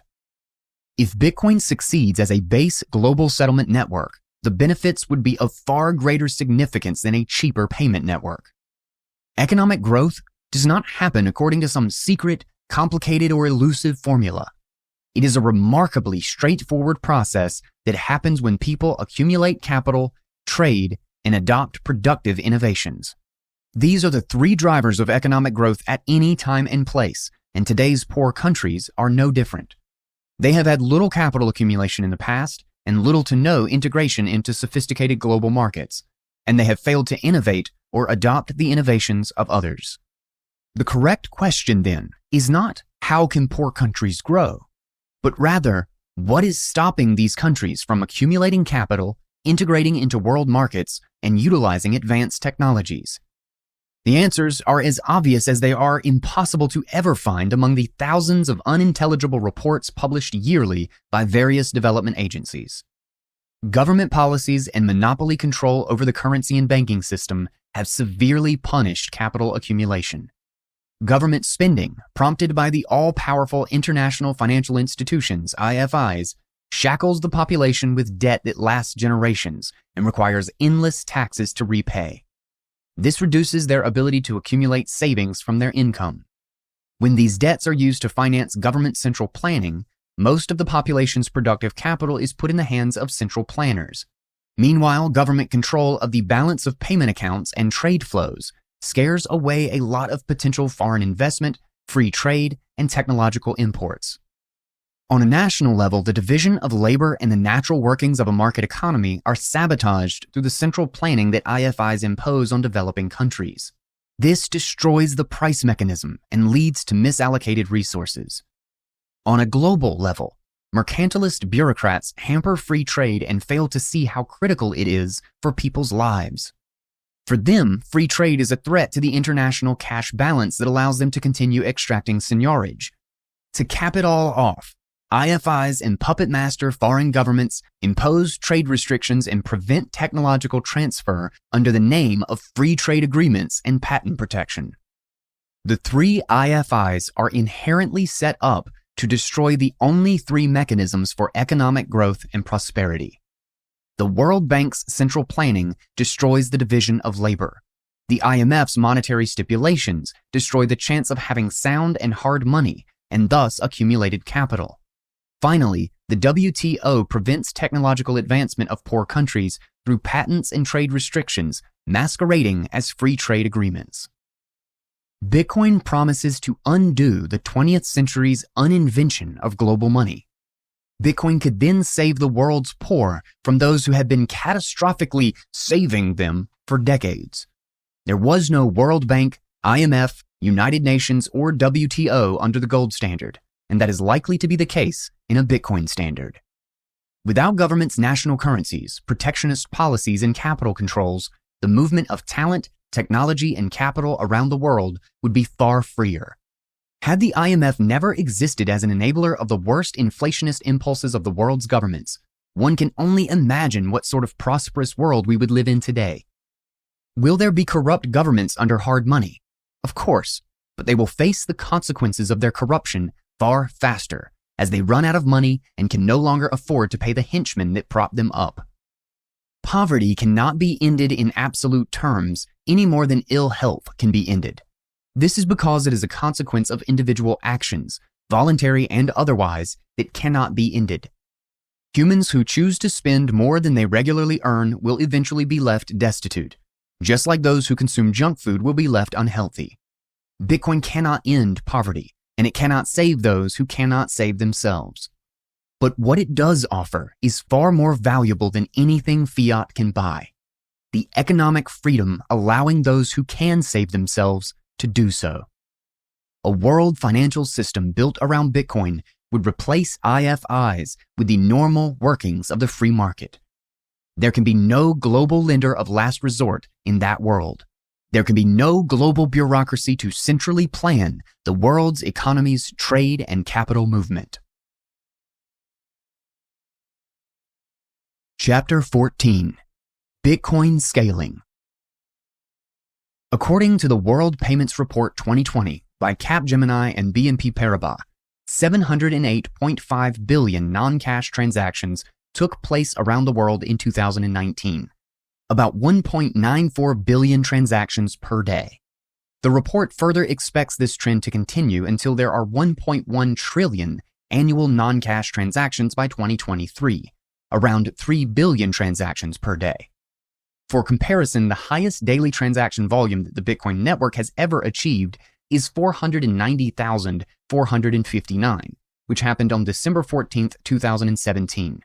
In the 3 years up to May 2021, the average daily number of transactions was 297,476, with a standard deviation of 50,682. Assuming Bitcoin can process 500,000 transactions a day, it effectively means it can process approximately 0.0167% of all non-cash transactions expected to take place in 2023. Put differently, if Bitcoin is to handle all global digital payments in 2023, it needs to increase its on-chain transaction capacity by around 6,000-fold in the next 2 years. The current Bitcoin transaction capacity is achieved at a block size of around 1 megabyte. The naive and obvious approach to scaling simply suggests an increase in the size of blocks until they are large enough to accommodate the number of transactions needed for Bitcoin to take over the world. This was the scaling approach favored by the doomed hard fork attempts Bitcoin XT, Bitcoin Classic, Bitcoin Unlimited, and SegWit 2x. It was also the driver of the doomed Bcash hard fork, as well as its own even more doomed hard fork, Bcash SV. The sorry history of all of these poorly thought out attempts is well worth studying for understanding Bitcoin. The important conclusion from all these episodes is that increasing the block size is not a workable scaling solution, because even relatively small increases would come at the expense of a significant increase in the cost of running a Bitcoin full node, likely resulting in a reduction in the number of full nodes, which is ultimately the only guarantee of Bitcoin's continued decentralization and lasting immutability. Bitcoin's core value proposition of immutability is enforced by strong consensus rules which only full nodes enforce. This enforcement ensures its uncensorable nature and hard monetary policy. Increasing the block size to improve scaling has proven highly unpopular with Bitcoiners because it compromises the network's decentralization and makes it harder for the average Bitcoiner to run a node. Anyone who attempts it will likely end up with a pointless altcoin like the many thousands out there. Even if Bitcoiners were to sacrifice decentralization and adopt much larger blocks, it would not provide the orders of magnitude increase in scalability needed for Bitcoin to handle all global transactions. To handle all global transactions, Bitcoin would need to scale to blocks of around 5 gigabytes each. This means that every computer on the Bitcoin network would need to download this much data roughly every 10 minutes. Each computer must also have the disk space to store all these massive blocks, which would accumulate at a rate of almost 0.7 terabytes per day, indefinitely. This is roughly equivalent to the total hard disk space on today's average commercial computer, implying that no commercial computer owners would be able to download the Bitcoin blockchain. Only people who can afford highly advanced computers would be capable of running a full node. Such a form of Bitcoin would have few people running full nodes. As a result, it would be under serious threat of either capture or centralization. Having only a few dozen full nodes worldwide makes it relatively straightforward for them to collude to change the rules of consensus, as Fiat nodes did in 1914. Fortunately, other solutions exist that can increase on-chain transaction capacity while avoiding a block size increase. Many of the recent Bitcoin Improvement Proposals, or BIPs, promise more efficient transaction handling. But even with all these improvements, there are hard limits to how many transactions Bitcoin's ledger can record. No matter what optimizations are performed, the bare minimum needed for a single payment to take place is the data required for the transaction output, which is still 34 bytes of data per transaction. Assuming 4 megabyte blocks, even the most theoretically efficient use of block space would translate to around 17 million daily transactions, still a far cry from what would be needed for handling all global transactions. Hard money cannot stay niche. Since Bitcoin's decentralization is the only thing that makes it valuable, its transaction capacity cannot possibly come at the expense of a reduced number of full nodes. Does this mean that Bitcoin is doomed to never scale? Does it remain a niche network processing a few million transactions a day? Could Bitcoin become the monetary equivalent of the Esperanto language? A fringe group of enthusiasts using a protocol that is unintelligible to most people. Hard money is by its very nature a viral and all-conquering technology. It simply cannot be restrained from growing. Monetary history is repeatedly about harder money destroying and eventually replacing the value of easier money. Hard money cannot coexist peacefully with easier monies around it. That situation is an unstable equilibrium. When Europeans found West Africans using beads for money, They took advantage of the fact that the beads are cheap to produce in Europe, but expensive to produce in Africa. They brought in enormous quantities of beads to purchase everything valuable in West Africa. There was no way for beads to remain as money in Africa, no matter what the feelings of their holders. Anybody who chose to continue using them as money completely lost their purchasing power. In effect, the beads ceased functioning as money. The existence of a harder money and other human beings acting in their self-interest will very severely limit your choice as to the type of money you can use. This is not just about finding someone willing to accept the money you have. More significantly, it is about the consequences for the money you hold that results from people producing it at a cost lower than its market value. That harder money will keep value better than the easy money over time, as its supply increases by relatively smaller quantities. As the relative value of the two forms of money begins to change in opposite directions, the harder money's pool of available liquidity increases compared to the easier money's pool. In other words, the probability of wanting to trade with someone willing to pay with or accept hard money increases. The appreciation in the value of a money results in an increase in its salability, or the likelihood that an individual will be able to sell it when they need to dispose of it. Salability, as Carl Menger emphasized, is the key property of money. Hardness is key to salability because it constantly serves to increase the relative value of the pool of liquidity available for trade. This process is naturally accelerated when people understand it and rationally choose the hardest money. Over time, as increased wealth shifts toward harder money, more people would want to use it. Thus, the demand for it must increase. The demonetization of silver discussed in the Bitcoin standard and the countless failures of inflationary national currencies are further illustrations of this inexorable trend. This brings us back to the earlier comparison between Bitcoin and the World Payments Report statistics. The 708.6 billion transactions mentioned above were specifically called non-cash transactions for a reason. They involve intermediaries processing the payment. While these transactions are mostly digital today, that does not make them categorically similar to Bitcoin transactions in economic terms. Even though it is digital, a Bitcoin transaction is still a cash payment because the payment is not the liability of anyone. Bitcoin is a form of cash because only the bearer is able to dispose of it, and they can do so without the need for the consent or permission of a third-party intermediary. Bitcoin as digital cash is more comparable to the physical transfer of physical money, such as in-person cash payments or final settlement transactions or movements of gold between gold-clearing banks or central banks. It is not really comparable to the non-cash payments, even though the two might appear similar because they are both digital. Bitcoin's essential quality is not that it is digital, but that its transactions are free of counterparty risk. Those who expect Bitcoin to grow by displacing intermediated non-cash payments have completely misunderstood its fundamental nature.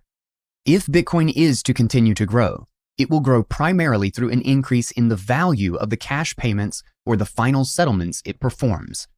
It will not grow through an increase in the number of transactions. Payment solutions are being built on top of Bitcoin through secondary layers. The trend toward higher value transactions is already underway and will likely accelerate as users increasingly adopt second-layer technologies for lower value transactions, which will involve trade-offs in security and censorship resistance. Bitcoin block space supply. A look at the 12 years of Bitcoin's existence clearly shows the trend toward higher value transactions. As Figure 17 shows, while the number of daily transactions has grown, it is far outpaced by the increase in the value of those transactions. Comparing the most recent year of data, May 2020 to May 2021, to the earliest year of data, we find that the yearly average value of a Bitcoin transaction has increased 150-fold. Daily transaction numbers have practically stalled for the last 5 years, mid-2016 to mid-2021, in the range of 200,000 to 400,000 transactions, while the value of transactions has increased roughly 15-fold over the same period.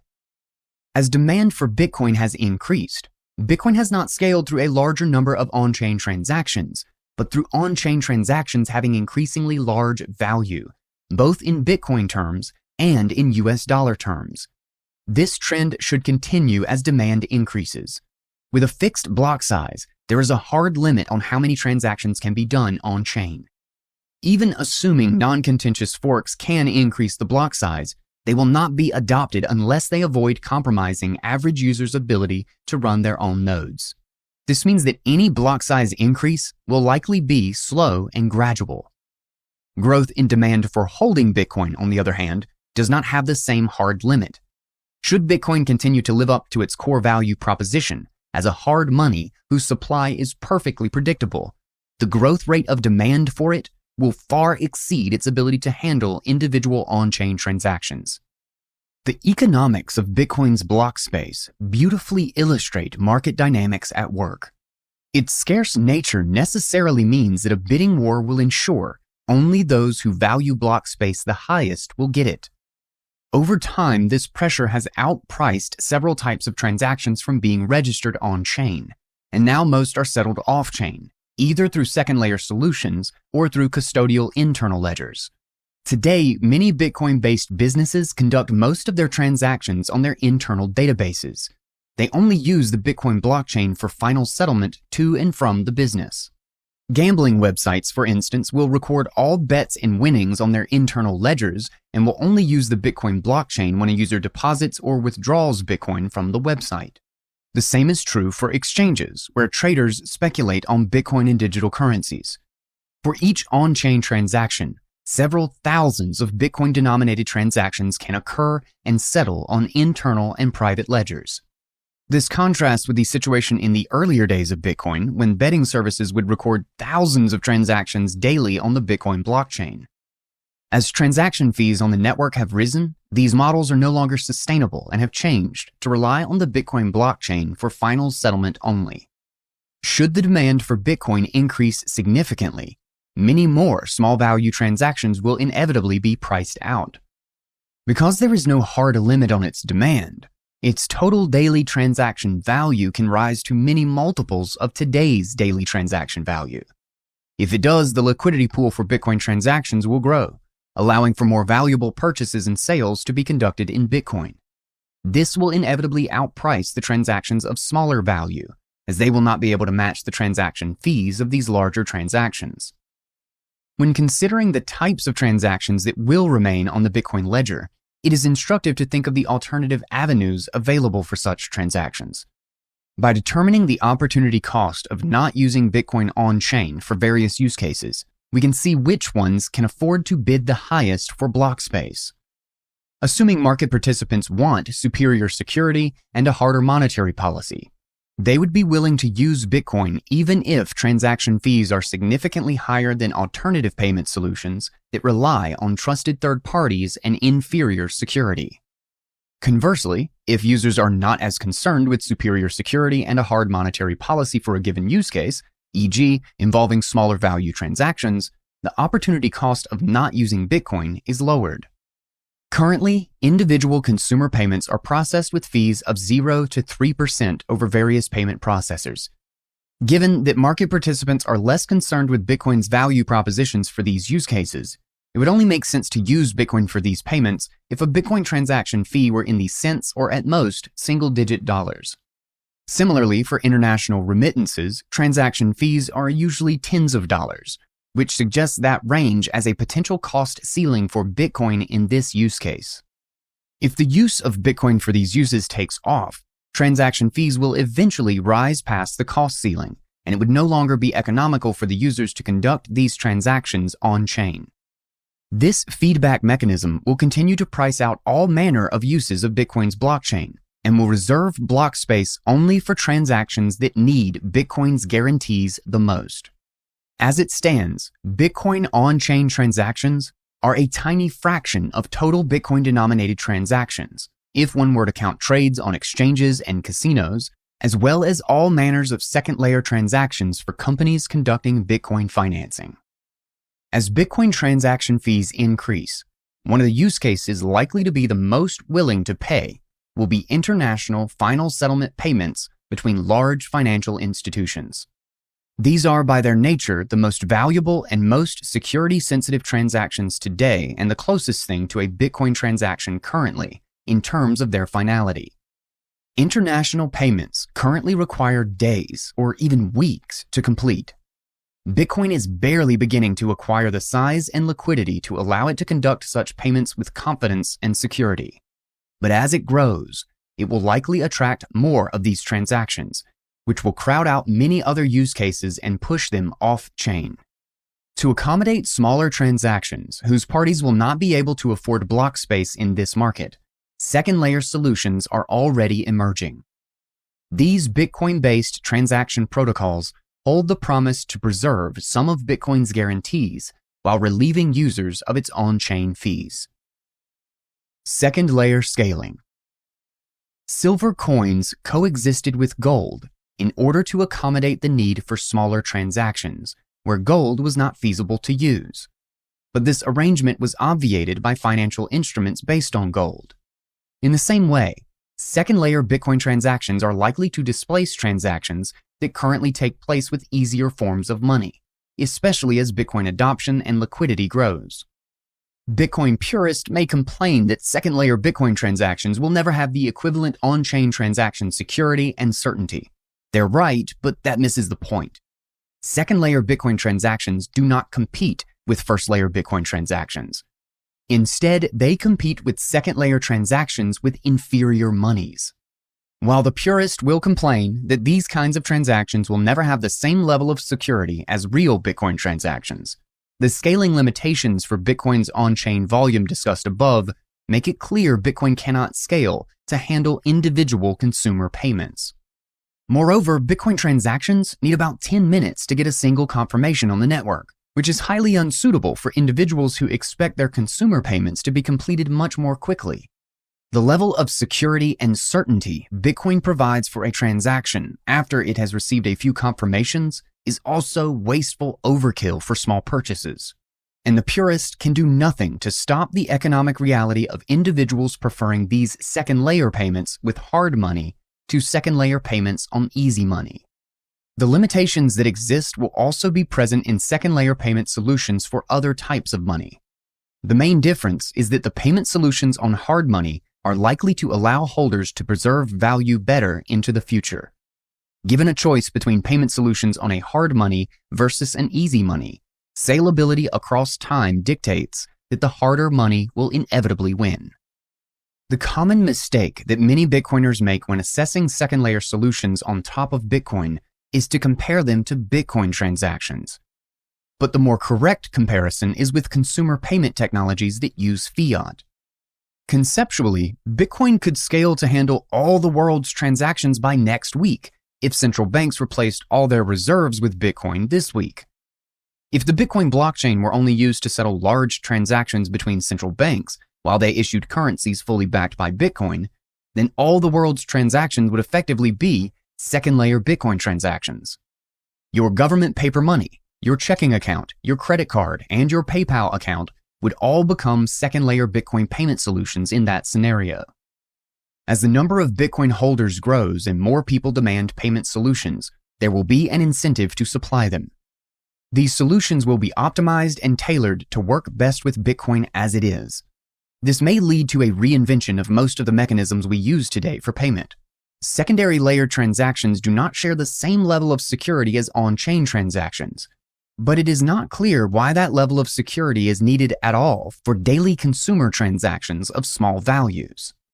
When a customer has an account with an exchange or online casino, they are already trusting that party on many different levels. Allowing that party to record transactions on their own ledger after they have received the deposited customer funds adds no risk whatsoever. If they choose to abscond with client money, they could do so regardless of whether their internal transactions were recorded on-chain or off-chain. The funds are only truly under the control of the user after withdrawal from the third-party service. As demand for Bitcoin increases, these second-layer scaling solutions will only proliferate. Consequently, diverse levels of risk and safety will appear for different use cases. Open dimes are another good example. These physical USB keys are designed to be tamper-proof, and the Bitcoin balance inside them can be verified very quickly. For small sums and transactions between people with a sense of familiarity and trust with one another, this is a particularly useful mechanism that allows for in-person transactions without needing to be registered on the Bitcoin blockchain. While this could be unsafe for larger sums because an OpenDime does not issue a backup seed phrase, bearer instrument type technologies can nonetheless handle a remarkably high number of small transactions and allow for more liquidity in Bitcoin transactions. Multi-signature custody solutions will likely also play a role in allowing for cheap second-layer payments. Holders could deposit their coins in multi-sig accounts, such that the coins can only be moved on-chain with both the private keys of the holder and the bank. That bank could then create a payment network for holders of such accounts on its internal databases to allow individuals to transfer ownership to each other, which would only be settled in batches with on-chain transactions at the end of the day, week, or month. Lightning Network. Perhaps the most interesting and promising second-layer scaling proposal is the Lightning Network, which is a new emerging ecosystem of node implementations that allows for an automated, fast, and cheap implementation of a multi-sig channel-based payment network. Lightning nodes open channels with one another by sending funds to a multi-sig address using an on-chain transaction. Each party keeps an individual balance on the multi-sig account, and the parties can pay each other by signing off-chain Lightning transactions that reflect their updated respective balances. When either party chooses to close the channel, an on-chain transaction, reflecting the result of all the off-chain balance updates, is sent from the multi-sig channel address to the two parties with their respective outstanding balances. But Lightning users do not necessarily need to build channels with everyone with whom they wish to transact, as payments can be routed through various other nodes and channels to link two parties who do not share a channel. As the number of channels and the liquidity they hold rise, the possibilities of routing payments between users increases. Individual nodes that route payments between nodes can charge routing fees to compensate them for providing liquidity. The strength of this approach to scaling is that the setting up and closing of a channel requires just 2 on-chain transactions in total. This allows both parties to conduct an effectively infinite number of off-chain transactions at zero marginal cost. Additionally, the timing of the on-chain transactions is flexible, since channels can be opened and closed when the demand for on-chain transactions is low. Users can observe publicly available information about the mempool to establish whether competition for block space is driving up fees and vice versa. People who establish a pattern of repeated transactions can settle transactions locally on their channel or through other channels without having to record every transaction on the Bitcoin ledger. Despite these benefits, it is important to remember that an off-chain transaction on Lightning is not as secure as an on-chain transaction. But the most important difference between the two lies in liquidity. The real limitation of the Lightning Network is not in its security or number of transactions, but in the depth of the liquidity pool in the network. The more people on the network and the more money sent to payment channels, the higher the chance that an individual can trade with someone else on the network. But the opposite is true as well, which means low liquidity may lead to higher fees and longer wait times. The provision of liquidity to the network is an overly complex web of individual economic decisions inextricably linked to people's valuation of time and the inescapable uncertainty of the future. Ludwig von Mises discusses how uncertainty about the future is the key driver of demand for holding money. With no uncertainty of the future, humans could know all their incomes and expenditures ahead of time and plan them optimally to avoid ever having to hold cash. But as uncertainty is an inevitable part of life, people must continue to hold money for future spending.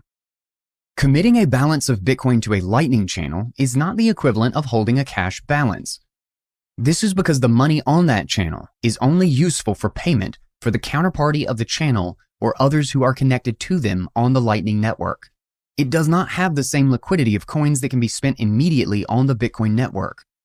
Also, establishing channels involves non-negligible costs in fees, time, and coordination, and a user's channel funds are only liquid to the extent the counterparties in their channel have liquidity. Since liquidity in a channel can generate a return in terms of routing fees, it is more accurate to understand channel balances as an investment to secure routing fees as well as an option contract. having the right but not the obligation to instantaneously send value through that channel if it is open.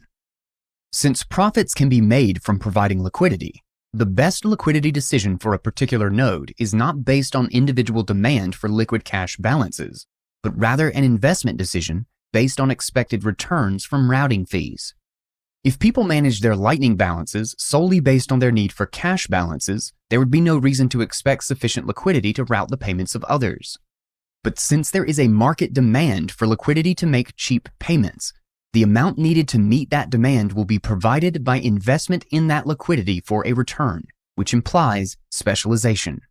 In other words, the dynamics of the Lightning Network strongly suggest that specialized node operators will emerge to earn profits in exchange for liquidity provision.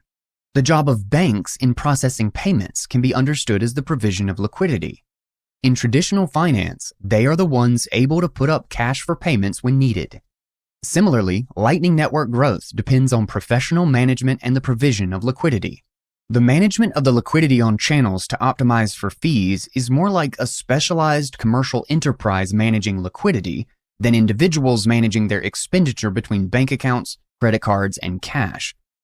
It is unlikely that an extensive network of liquidity and routing could develop purely from individuals entering channels with one another. This is primarily because everyone will be bottlenecked by the liquidity held by their channel counterparties. When an individual opens more channels on the Lightning Network, they create more liquidity for it, but they will also incur higher costs involved in opening and closing many channels. In contrast, opening a channel with a single node specialized in providing liquidity, and with an extensive structure of channels open with many other nodes, will allow that person far more liquidity and reach.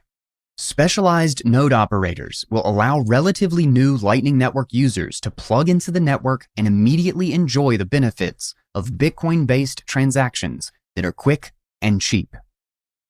The opportunity to profit from providing reliable liquidity and routing to users suggests that if the Lightning Network were to continue its growth, providing liquidity would likely grow into a profitable and highly sophisticated business.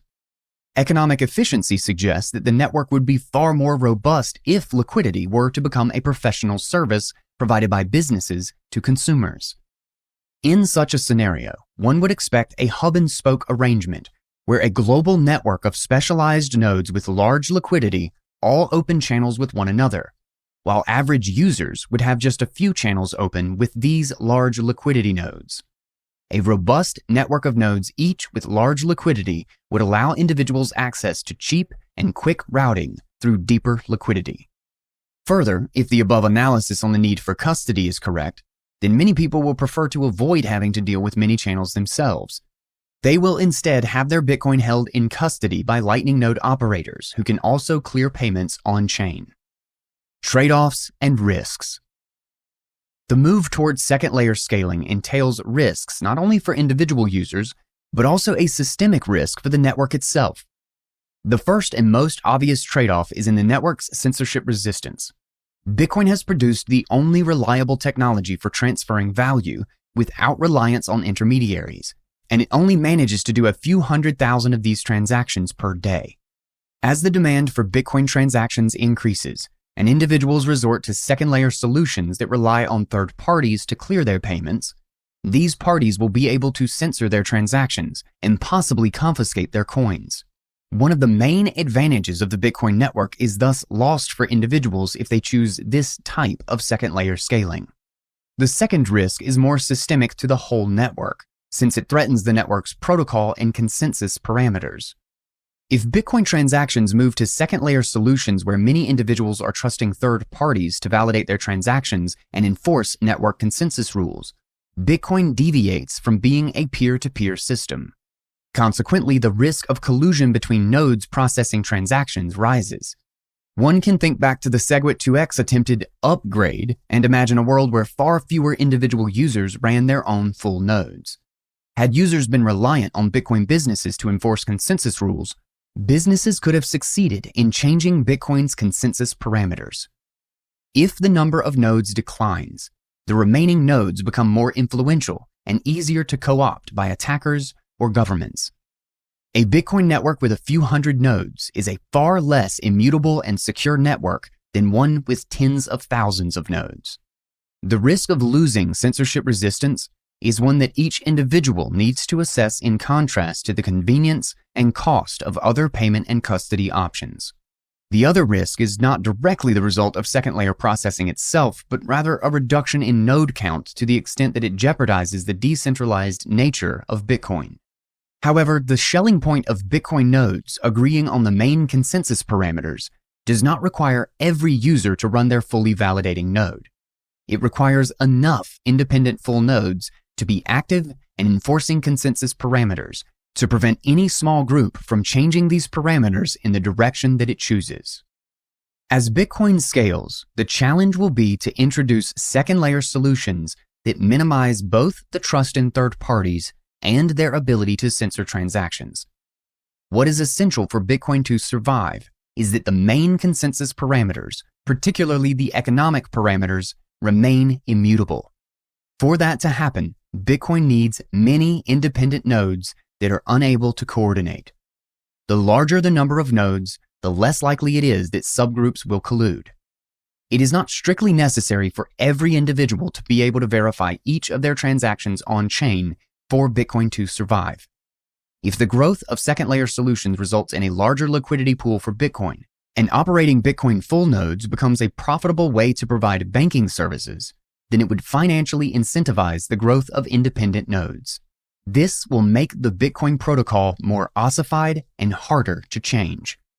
Not only does the increase in the number of nodes make coordination more difficult, but the profit motive would likely make nodes conservative. The good news is that Bitcoin does not need to be scaled globally on-chain.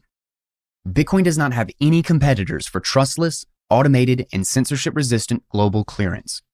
The only other asset that comes close to it is gold, whose movement is far more expensive and subject to confiscation. Bitcoin needs to be secure and decentralized enough to resist control and capture. It also needs a clear, broad, and immutable consensus around network rules and money supply considerations. It certainly does not need to accommodate your coffee transactions on-chain. Chapter 15. Bitcoin Banking. Banking has two core functions: holding deposits and allocating investments. The need for these two specialized services is not the result of technical shortcomings of government money that Bitcoin could improve upon.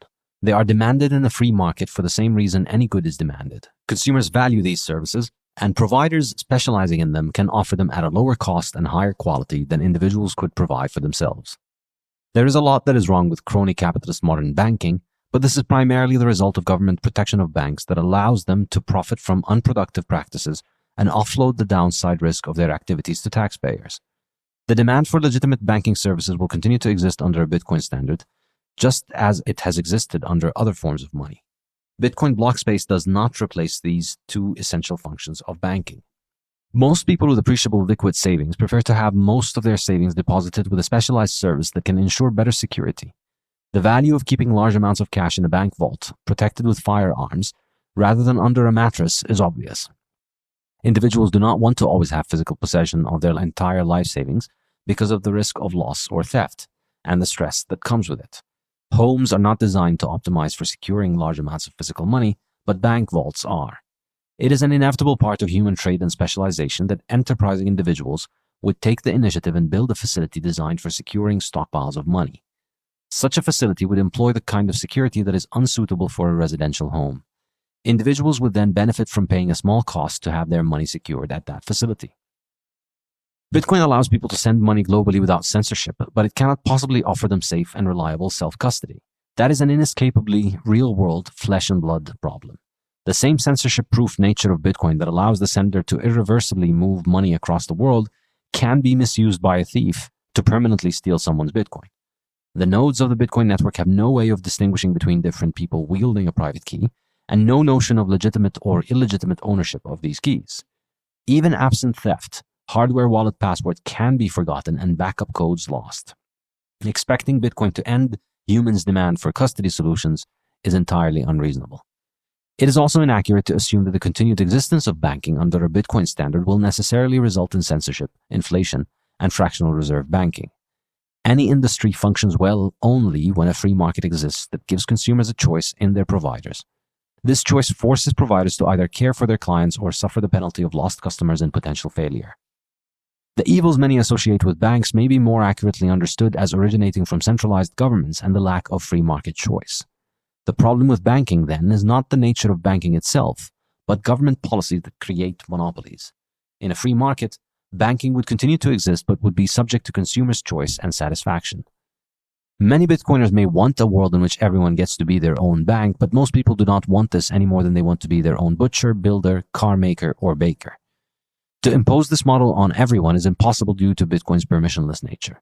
There is nothing one Bitcoiner can do to another Bitcoiner who decides to sell custodial claims on the Bitcoin they own. That the benefits of Bitcoin are lost to those who choose to deal with custodial services is also inaccurate. One may lose the censorship resistance and permissionless control of owning their own Bitcoin private keys, but they would nonetheless benefit from holding an inflation-resistant hard asset. While there is demand for a permissionless way to send value worldwide, that use case is without a doubt dwarfed by the universal demand for the hardest money. Not everyone has a pressing need for making payments their government does not approve of, but economic reality will inevitably compel everyone to converge on the hardest money in the market. As time goes by, and if current trends continue, we can expect demand for holding Bitcoin as a hard money to increase even while more transactions are priced off-chain on internal ledgers held by Bitcoin-based banks. The second core function of banking is the allocation of capital into investments. The demand for this function is also not something Bitcoin can eliminate. The development of banking institutions is an advancement in capital accumulation, allowing for a much more sophisticated division of labor and higher productivity. Because bankers specialize in the deployment of capital, they allow individuals to specialize in their respective fields and focus on being as productive as they can. The individual is freed from the labor of analyzing various investments and assessing their possible returns and risks. This task is delegated to professionals who specialize in matching individuals' investment goals and risk tolerance with suitable investment projects. The allocation of investment is an act that cannot benefit from the automation and immutability that Bitcoin provides to financial transactions. These are activities that require a human judgment of factors outside the Bitcoin blockchain and would exist in any sufficiently advanced capitalist economy. This part of banking would also exist on a Bitcoin standard. Bitcoin cannot replace banks, but its monetary properties will lead to a banking system significantly different from one built around fiat. Here are 7 ways in which we can expect Bitcoin's monetary properties to influence a Bitcoin-based banking system. Savings technology. Chapter 5 surveyed the historical evolution of the technologies used to fulfill the function of savings. Up until the 19th century, people would save in physical silver or gold coins. Then came the savings account, where the saver would hold government money that was backed by gold. Based on hard money, the saver could reliably expect these instruments to hold their value for the future. Everyone from a child to a pensioner could store their wealth in a medium they could hold for the future or carry anywhere in the world. But as governments eroded the gold backing of the money over the 20th century, the ability of bank savings accounts to keep up with inflation disappeared. To store value into the future, investors had to shift to buying government bonds. The demand for bonds as savings drove the enormous bubble in government debt worldwide, far beyond what government's creditworthiness would support. This brought down the yields for savers, and as inflation continued, the returns on bonds could no longer keep up with it. Savers needed to take more risks with their capital to simply preserve their wealth. The stocks index fund appeared as the savings vehicle of choice in the 2010s as bond yields continued to plummet and enter negative territory. After the coronavirus crisis of 2020 and the significant monetary intervention by governments and central banks worldwide, bond yields plummeted significantly, and investors have little choice but to take on more risk simply for capital preservation. Ideally, one wants to save their cash balances in the instrument with the highest degree of salability across time and space. Fiat man faces a complicated problem here, as none of his potential choices has good salability across time and space. $1 in a bank has great salability across space, allowing the owner to send it across the world in a few days, but it has terrible salability across time, making it unwise to hold large positions in it for the future. Fiat man thus must actively manage his cash balances between a part he uses for sending payments across space and a part he uses for the future. This is an expensive balancing act that impedes individuals' ability to plan and reduces the utility of their cash balances in the present. The demand for savings is currently being met by a variety of suboptimal instruments: bonds, real estate, gold, art, and equities. To save and hold a cash balance, one needs to perform complex calculations to decide an allocation between forms of cash held for spatial salability. Under the gold standard, the need for saving was met by the same money. But Bitcoin offers a savings technology with superior salability across both time and space. High cash reserves. The emergence of Bitcoin as a hard asset, free from debt, supplies everyone in the world with a compelling alternative mechanism for saving. Unlike fiat money, whose supply is constantly expanding, Bitcoin has a predetermined and constantly decreasing supply growth rate. Unlike stocks and bonds, Bitcoin has no yield, which is more suitable for a monetary role. If stocks and bonds appreciate because of increased demand, their dividends and yields decline, making them less attractive to hold and creating a bubble in their valuations.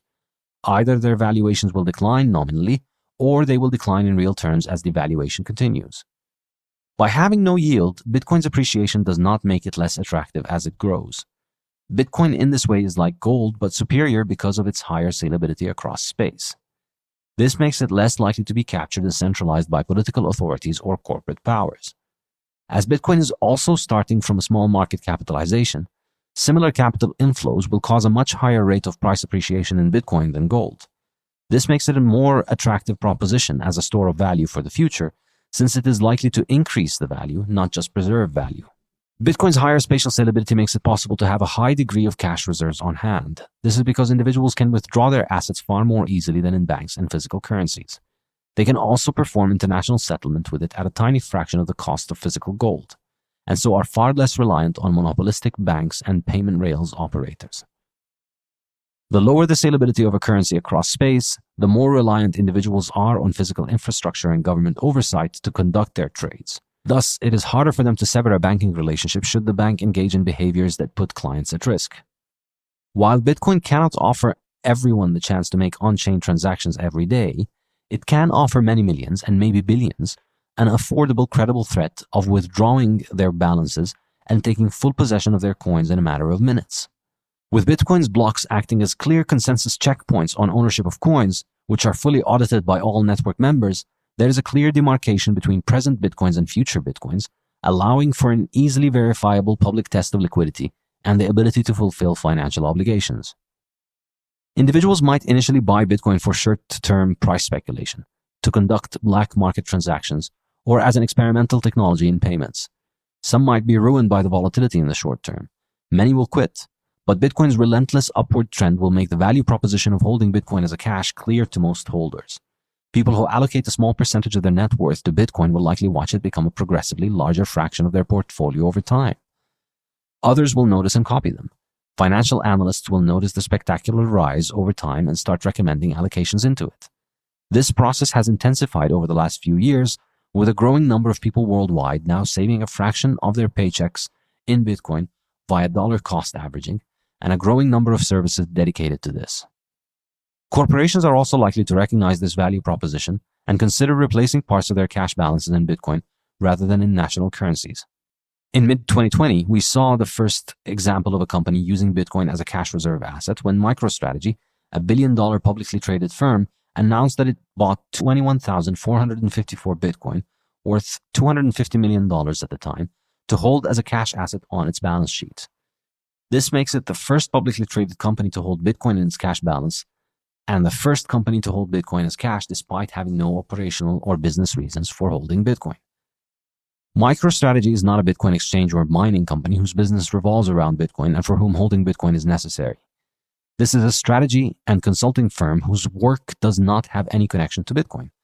MicroStrategy is not buying Bitcoin to use it as a payment network, nor is it wasting resources on a futile quest to use blockchain technology applications that do not involve Bitcoin, as corporations like Microsoft and IBM have done over the past few years with exactly zero return. MicroStrategy is buying Bitcoin to hold it on its balance sheet because it has recognized it as a superior cash reserve asset to the US dollar. In their announcement, MicroStrategy explains why they chose Bitcoin.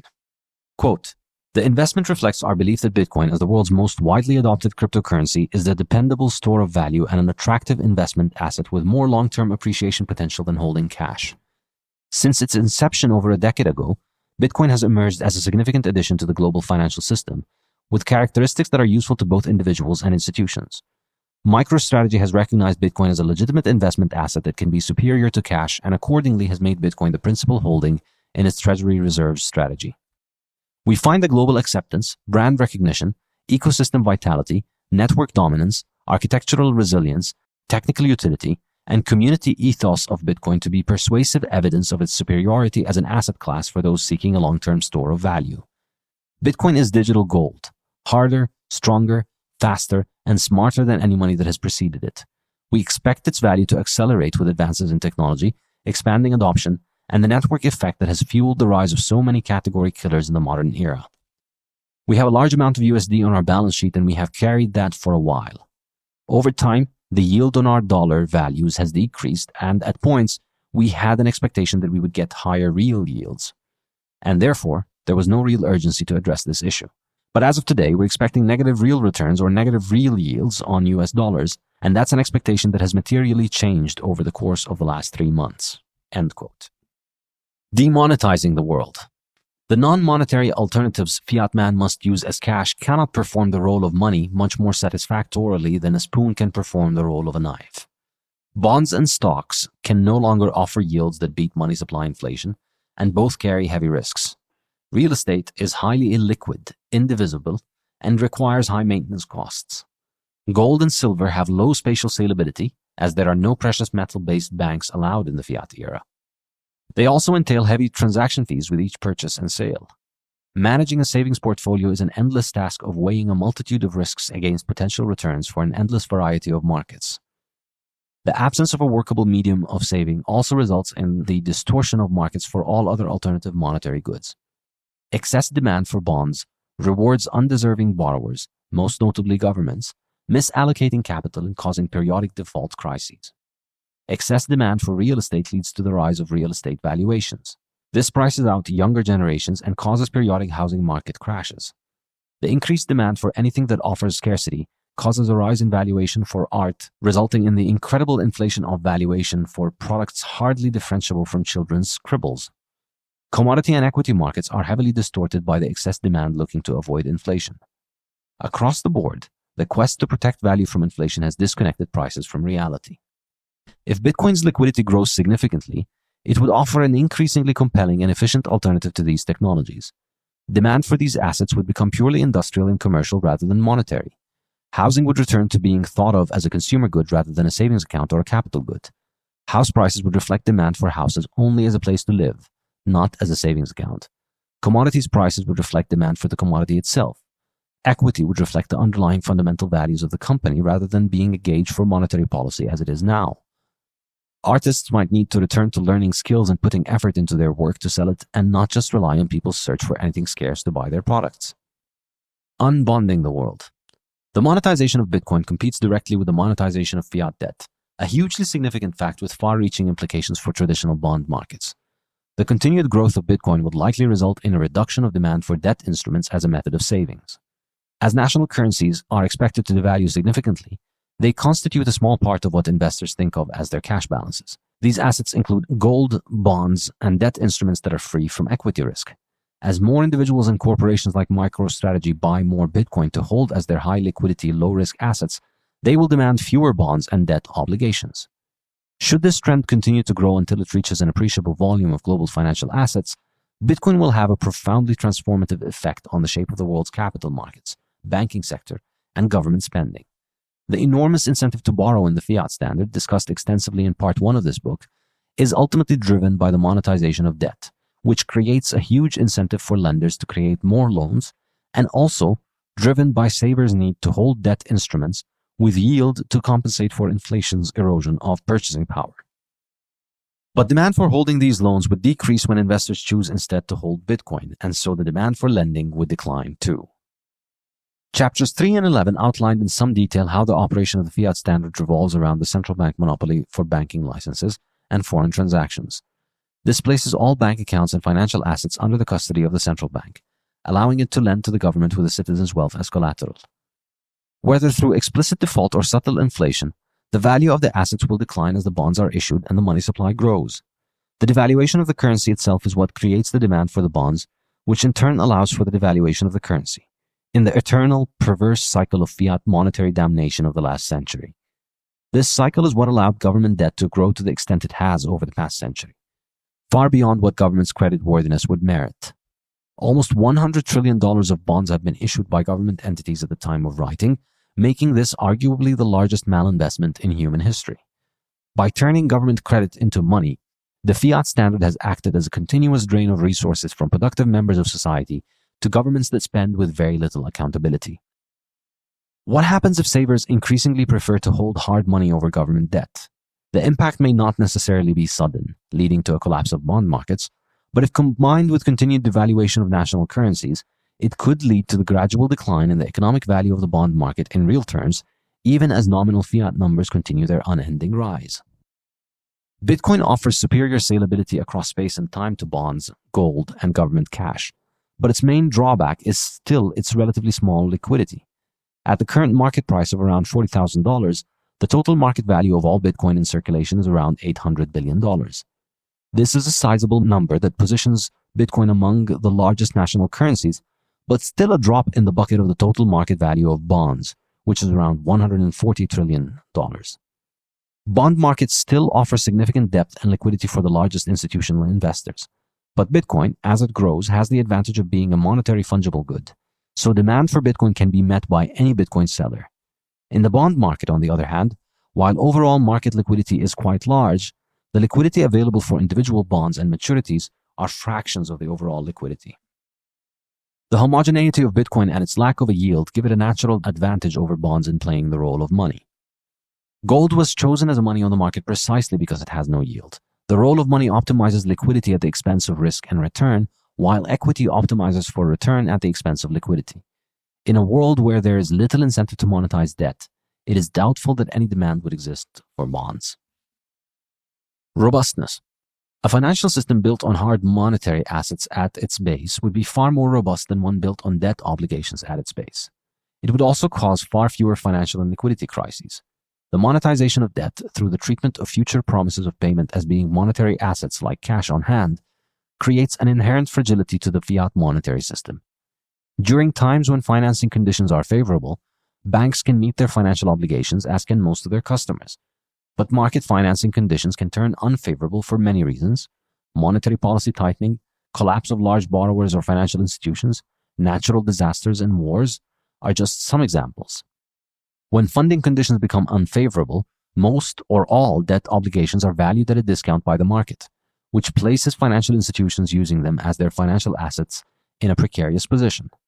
This creates the liquidity crises that plagued the fiat standard in the 20th century, and which mainstream economists have come to agree can only be treated through the injection of liquidity into the monetary system. A financial system built on full cash reserves would not experience such liquidity crises. Financial institutions would keep on-hand cash instruments equal to the face value of all their liabilities that are redeemable on demand. Whatever the state of the credit market, the bank would have on hand enough cash to satisfy all depositors and creditors to the full extent of their claim. As the claims are themselves denominated in that cash, and the quantities of cash are held on hand. The growing monetization of Bitcoin allows more people to peacefully opt out of having to hold debt as their prime treasury reserve asset, and allows them a hard cash asset whose value is not contingent on future cash flows and credit risks. Full reserve banking. The processing of payments can be understood as a market good that becomes more valuable as the scale of an economy grows and the circle in which a person trades expands. The increasing value stems from the clear economies of scale banks have in clearing, netting, and settling large numbers of transactions, as opposed to individuals carrying these out individually. Some examples are paper notes backed by gold, bills of exchange, modern credit cards, and PayPal accounts. In any monetary system, such networks for banking and settlement will emerge, and they will benefit from economies of scale by holding many accounts for people and netting transactions, bypassing the need to physically transfer money, or in the case of Bitcoin, the need to transfer assets on-chain. Under the gold standard, the physical movement of gold was expensive and insecure, and economies of scale accrued to those that physically amassed reserves and thus could provide a centralized clearing mechanism.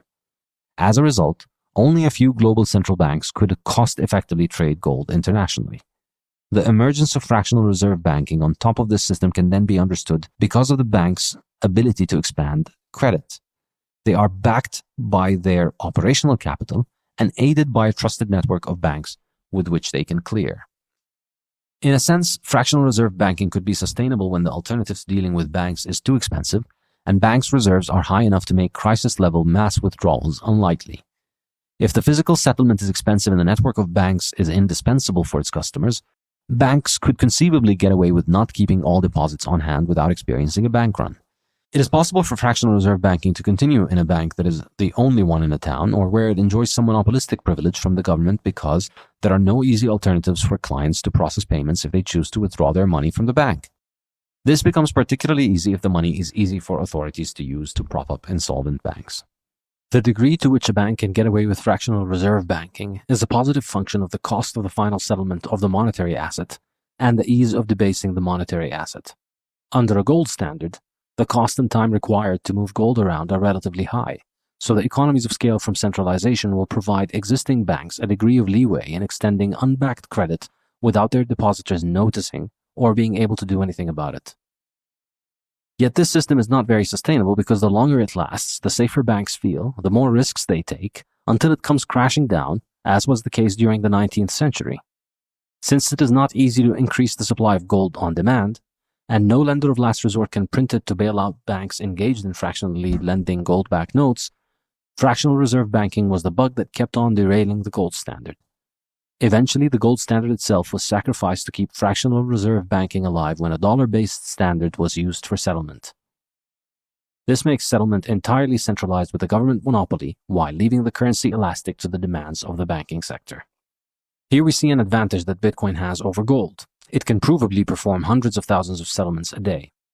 Compared to the physical movement of gold, the final settlement costs are much lower, which translates to fewer economies of scale for centralized Bitcoin clearing and thus even less incentive for a central banking ecosystem around Bitcoin to emerge.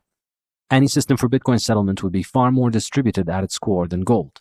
The benefits from economies of scale are not as pronounced as with the case of gold.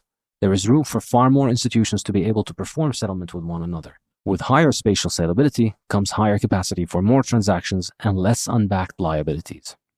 Equity finance. Bitcoin-based financing will probably cause a shift toward equity investment rather than credit instruments and interest-based lending. We can identify three drivers of this trend. First, if Bitcoin continues to rise, the seigniorage benefit from monetizing debt will dissipate, as people monetize a hard asset instead. This on its own would reduce the incentive to issue debt. Secondly, the lack of a lender of last resort further reduces the incentive for issuing interest-bearing debt. With a strictly fixed and perfectly auditable supply, there is little scope for any entity such as a central bank to pass off its liabilities as money and increase the money supply. Fiat allows banks and central banks to pass off their liabilities as money because they ultimately have monopoly control over the infrastructure that gives the money its spatial salability. Under the gold standard, too, gold's limited spatial salability and the difficulty and cost of physical redemption also gave banks, particularly large ones, the ability to pass off their obligations as money and to act as lenders of last resort. Without a lender of last resort, offering a fixed interest loan with a guaranteed return becomes exceedingly difficult for a bank, as there can never be a guarantee that the bank or its borrowers will not face insolvency. The risk of complete ruin is ever present in any business enterprise, and any bank that backs its demand deposits with loans issued to businesses is taking on a large risk. There can never be a mechanism for guaranteeing the return of capital if it is to be involved in business activity. Even with insurance, there are acts of war and nature that cannot be insured against, or where the insurance companies go bankrupt themselves. Banks cannot always make good on a promise to return capital to the depositor with an interest. They are undertaking risky investments, and the depositors are always taking on the risk of being wiped out without a lender of last resort able to compensate them for their loss by distributing over existing currency holders through inflation. With Bitcoin's high spatial salability and quick final settlement capabilities, the possibility for a bank to offer fixed interest returns for on-demand deposits is unlikely. With Bitcoin able to perform so many global transactions, there is likely to be less advantage to access the payment rails of any one bank than there is to access fiat monopoly payment rails. Depositors who suspect their deposits are being lent out can very quickly withdraw and leave the bank insolvent. It is doubtful that the extra returns banks can generate from lending demand deposits, as they do in a fractional reserve banking system, are even possible in a hard money economy where no lender of last resort exists to protect the banks and their clients from the downside risk. With the clarity brought about by the fixed supply and the efficiency brought about by the high spatial salability, Banking likely bifurcates into its two essential and demarcated functions, deposit banking and equity investment. One could argue that the gray area of investing in credit and fixed interest rate lending is a function of the limitations of spatial salability and supply vagueness of fiat money. With a highly salable money like Bitcoin, depositors who want access to their money will only be able to get it safely by placing it as a deposit and paying a fee for its safekeeping. Investors who would like to earn a positive nominal return on their Bitcoin would need to accept the high degrees of risk.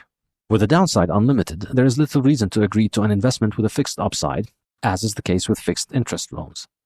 Since the money is all at risk, investors who accept fixed interest loans in the long term will lose capital as their upside is limited but their downside is unlimited. With enough investments, the losses will accumulate.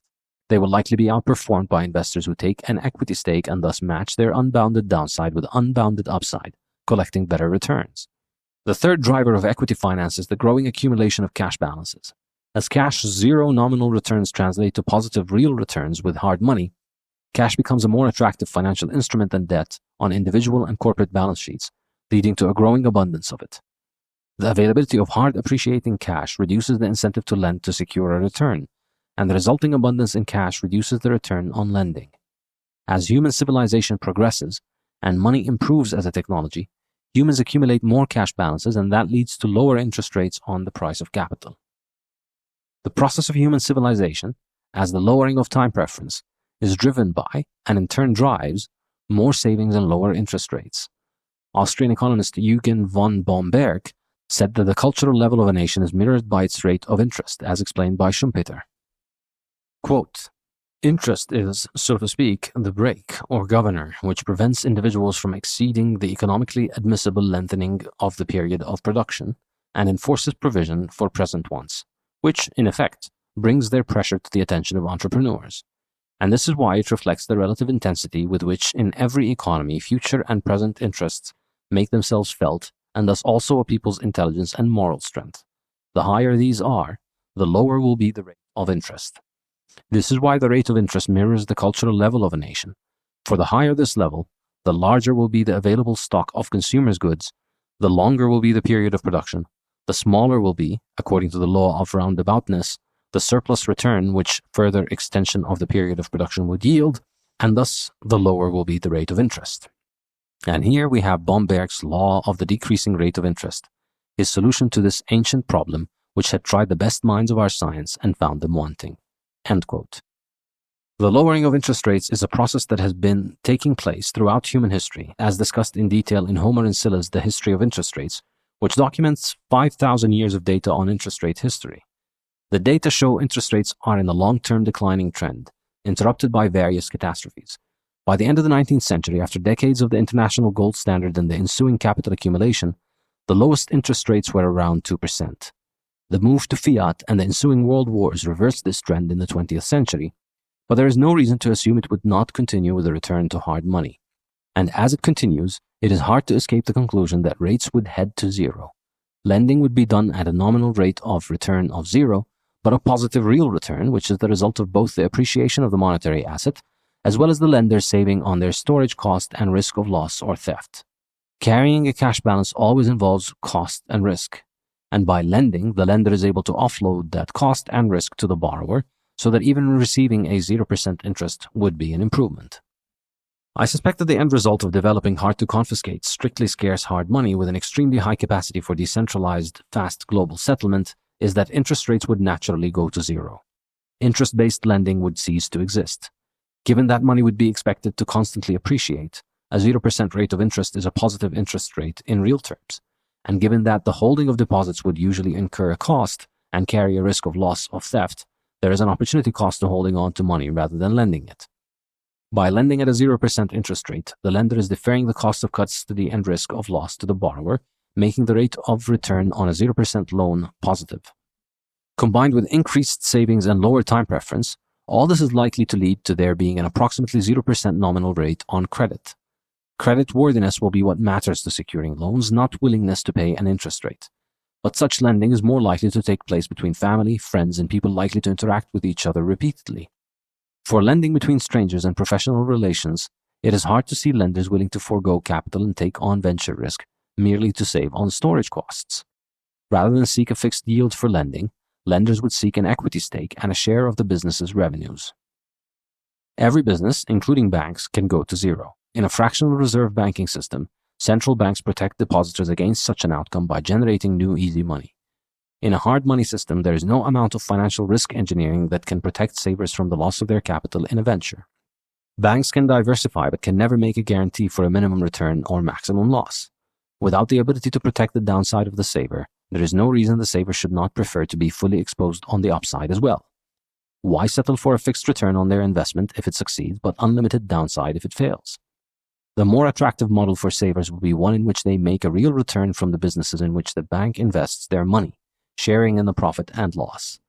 The role of the bank will be in matching maturities and risk profiles between borrowers and lenders and identifying the correct projects in which to invest. Chapter 16. Bitcoin and Energy Markets. Bitcoin mining, anti-fiat technology.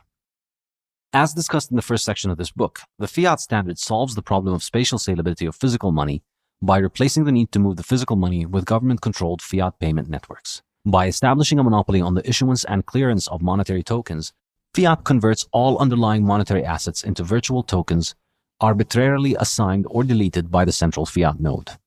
Any transaction can be reversed, any balance can be confiscated, and large amounts of these tokens can be conjured out of thin air into any particular balance, all purely by fiat. All value and truth in the banking system can ultimately be decided politically, and as time goes by, this kind of assignment of value overtakes economic production as the source of wealth creation in a fiat society. Supplanting free market economic forces as the determinant of value with political connectedness degrades and destroys the institutions and economic arrangements of society. The longer fiat monetary systems operate, the more they come to resemble a loyalty reward scheme for the government. When the path to power and wealth lies in political control of the financial system, economic actors will spend fortunes in order to influence politicians and agents of the central government. Domestic and international politics are more likely to degenerate into violent conflict when the winner gets control of the mechanisms for capriciously creating and destroying wealth. Bitcoin offers an entirely different technology for operating a monetary and financial system, a system built entirely on verification with no functional role for fiat authority. To transfer the control of a certain number of coins from one address to another, the network requires the command of the private keys associated with the sending address, nothing else. No economic, financial, political, or religious form of authority is capable of transferring coins without the associated private keys. Neither can they reverse the transfer of coins by someone who controls their private keys. This technology is what makes Bitcoin a neutral, apolitical technology for money and payments. Using Bitcoin is more akin to the use of a knife or wheel than a credit card. It is a technology that just does its job if you use it properly, and it doesn't require the supervision of authorities to work. At some point in time, telephones required a manual operator made of flesh and blood to connect your call to the party you wanted to contact. The automation of telephones reduced the cost of calling to an infinitely small fraction of its manual cost. Bitcoin is the implementation of this concept to international transfers and monetary policy. Proof of work is the remarkable engineering feat that allows for the automation of record keeping. This unique technology completely obviates the role of any supervisory authority. Thanks to proof of work, no central government or major financial conglomerate can tamper with or alter the transactions verified on the blockchain. The decentralized nature of Bitcoin ensures that everyone, rich and poor alike, plays by the same set of rules. Bitcoin is a network of nodes that voluntarily choose to arrive at consensus on the record of transactions and ownership. Proof of work is the technology that allows automated consensus formulation within a predetermined set of rules without deference to any particular authority. It's a system of rules without rulers. In the Bitcoin system, every node is free to use any record of transaction or monetary policy it desires, and no authority can stop it from or punish it for using fraudulent records. But in order for the node to be operating in consensus and synced with the network, it needs to only consider additions to the blockchain presented by miners who have solved the proof-of-work mathematical problems. Nodes can verify the validity of transactions miners want to add to blocks, as well as the validity of the proof-of-work solution, very cheaply and almost instantly. However, presenting transactions to the network is very expensive for miners because doing so requires the solution of the proof-of-work problem, which requires running mining equipment and consuming electricity. Thanks to the difficulty adjustment, that cost is always close to the reward from mining the block. This asymmetry between the cost of solving the proof-of-work problem and the cost of verifying the solution is at the heart of Bitcoin's security model. This asymmetry makes it expensive for miners to commit fraud or even attempt fraud, and makes the problem of arriving at consensus between nodes very easy, as they only have to consider and audit a very small number of blocks, those presented by miners who solve the proof of work. Agreement is easy when fraud is expensive to present but cheap to reject. By ensuring the cost for presenting each new block is always roughly in the range of the reward that comes from it, Bitcoin nodes streamline and compress the computational and political burden of arriving at consensus, allowing them to achieve it peacefully, reliably, indisputably, and simply. In any monetary system that does not employ proof of work, the cost of attempting fraud, fake transactions, or inflation is small. Fraud can be tried cheaply with huge potential upside in the absence of proof of work. Financial claims and disputes naturally multiply in large economies, and these conflicts require adjudication and punishment, which will ultimately lead to the development of some form of authority able to decree validity and overrule the decisions of others. A monetary system without proof of work is ultimately subjective, and given humans' self-interested nature, and given the historical track record, such systems don't remain neutral for long. Instead, they operate based on the outcomes of political and military conflict. One can view proof of work as an efficient technological replacement for political and geostrategic conflict as a way of determining the validity of a record of transactions. When using fiat currencies and their attendant monetary infrastructure, one is reliant on the honesty and competence of the government authorities controlling them. When one uses Bitcoin, no reliance on any particular individual or authority is required. The Bitcoin network will clear the transactions and maintain the monetary policy because it is a mechanical process that only requires that some humans, anyone, anywhere, desire to profit from the users and receive the block reward. Bitcoin effectively puts the truth of the ledger up for sale to the highest bidder, but attaches a very high cost to the bid, and it provides the other members of the network with a very cheap mechanism to detect fraud and rule breaking. As a result, the bidders have an overwhelming incentive to be honest, and many thousands of network members arrive at peaceful, non-controversial consensus roughly every 10 minutes. The key to making this system work is that the bidder has to expend resources to make their claim. The Bitcoin network nodes do not consider blocks presented without the solution to the proof of work problem, and that has proven an effective mechanism for guaranteeing that bids are only made by people who have carried out activities with demonstrable, unforgeable costliness. The fiat system's payment rails do not require proof of work to function, but the fiat system effectively still does. While very little cost or energy is needed to update fiat ledgers, a lot of energy is spent to acquire the ability to control that ledger in the form of political conflict and war. Fiat is a technology that allows whoever is in power to expropriate all other users, so nation-states will fight for power and expend a lot of energy to secure it. The cost of proof of work in a fiat system and the control of the ledger ultimately comes down to raw power. War. The ledger will always be determined by groups with the ability to direct overwhelmingly large amounts of energy in short bursts at enemies to force them to accept a version of consensus. Military conflict is ultimately a contest of power in its most primitive sense, as the winner is the one able to move more equipment and channel more kinetic energy into the destruction of its enemy. The First World War birthed fiat money in England, and the Second World War placed the US at the pinnacle of world power, giving it the ability to architect the post-war fiat system and export its inflation to the world. US monetary supremacy is to this day propped up by military power through a network of military bases spread across the entire planet and a large fleet of aircraft carriers ready to deploy overwhelming military might and explosive power across the planet at very short notice. This expression of sovereign power allows the flow of the dollar worldwide, keeping it as the underlying base layer of the global monetary system. The power expenditure needed to maintain the US military's imperialism abroad, and the constant churn of wars the US carries out across the globe, represents the work and energy expenditure required to keep the dollar and its supervisory authorities in charge of a global financial system that facilitates the movement of capital worldwide. The point of this analysis is not to rail against US foreign policy, much as that would be deserved, but to illustrate that in a world in which billions of people are spread out over 200 countries across the globe, there are no easy ways for them to all trade with one another using one monetary system if they do not all submit to the same political authority. If the US had spent the entire 20th century following an isolationist foreign policy, another government would likely have taken over the role of the world's central banker. A world of fiat money requires a central global authority to impose rules on all transacting parties, and the reward for being that authority is enormously attractive.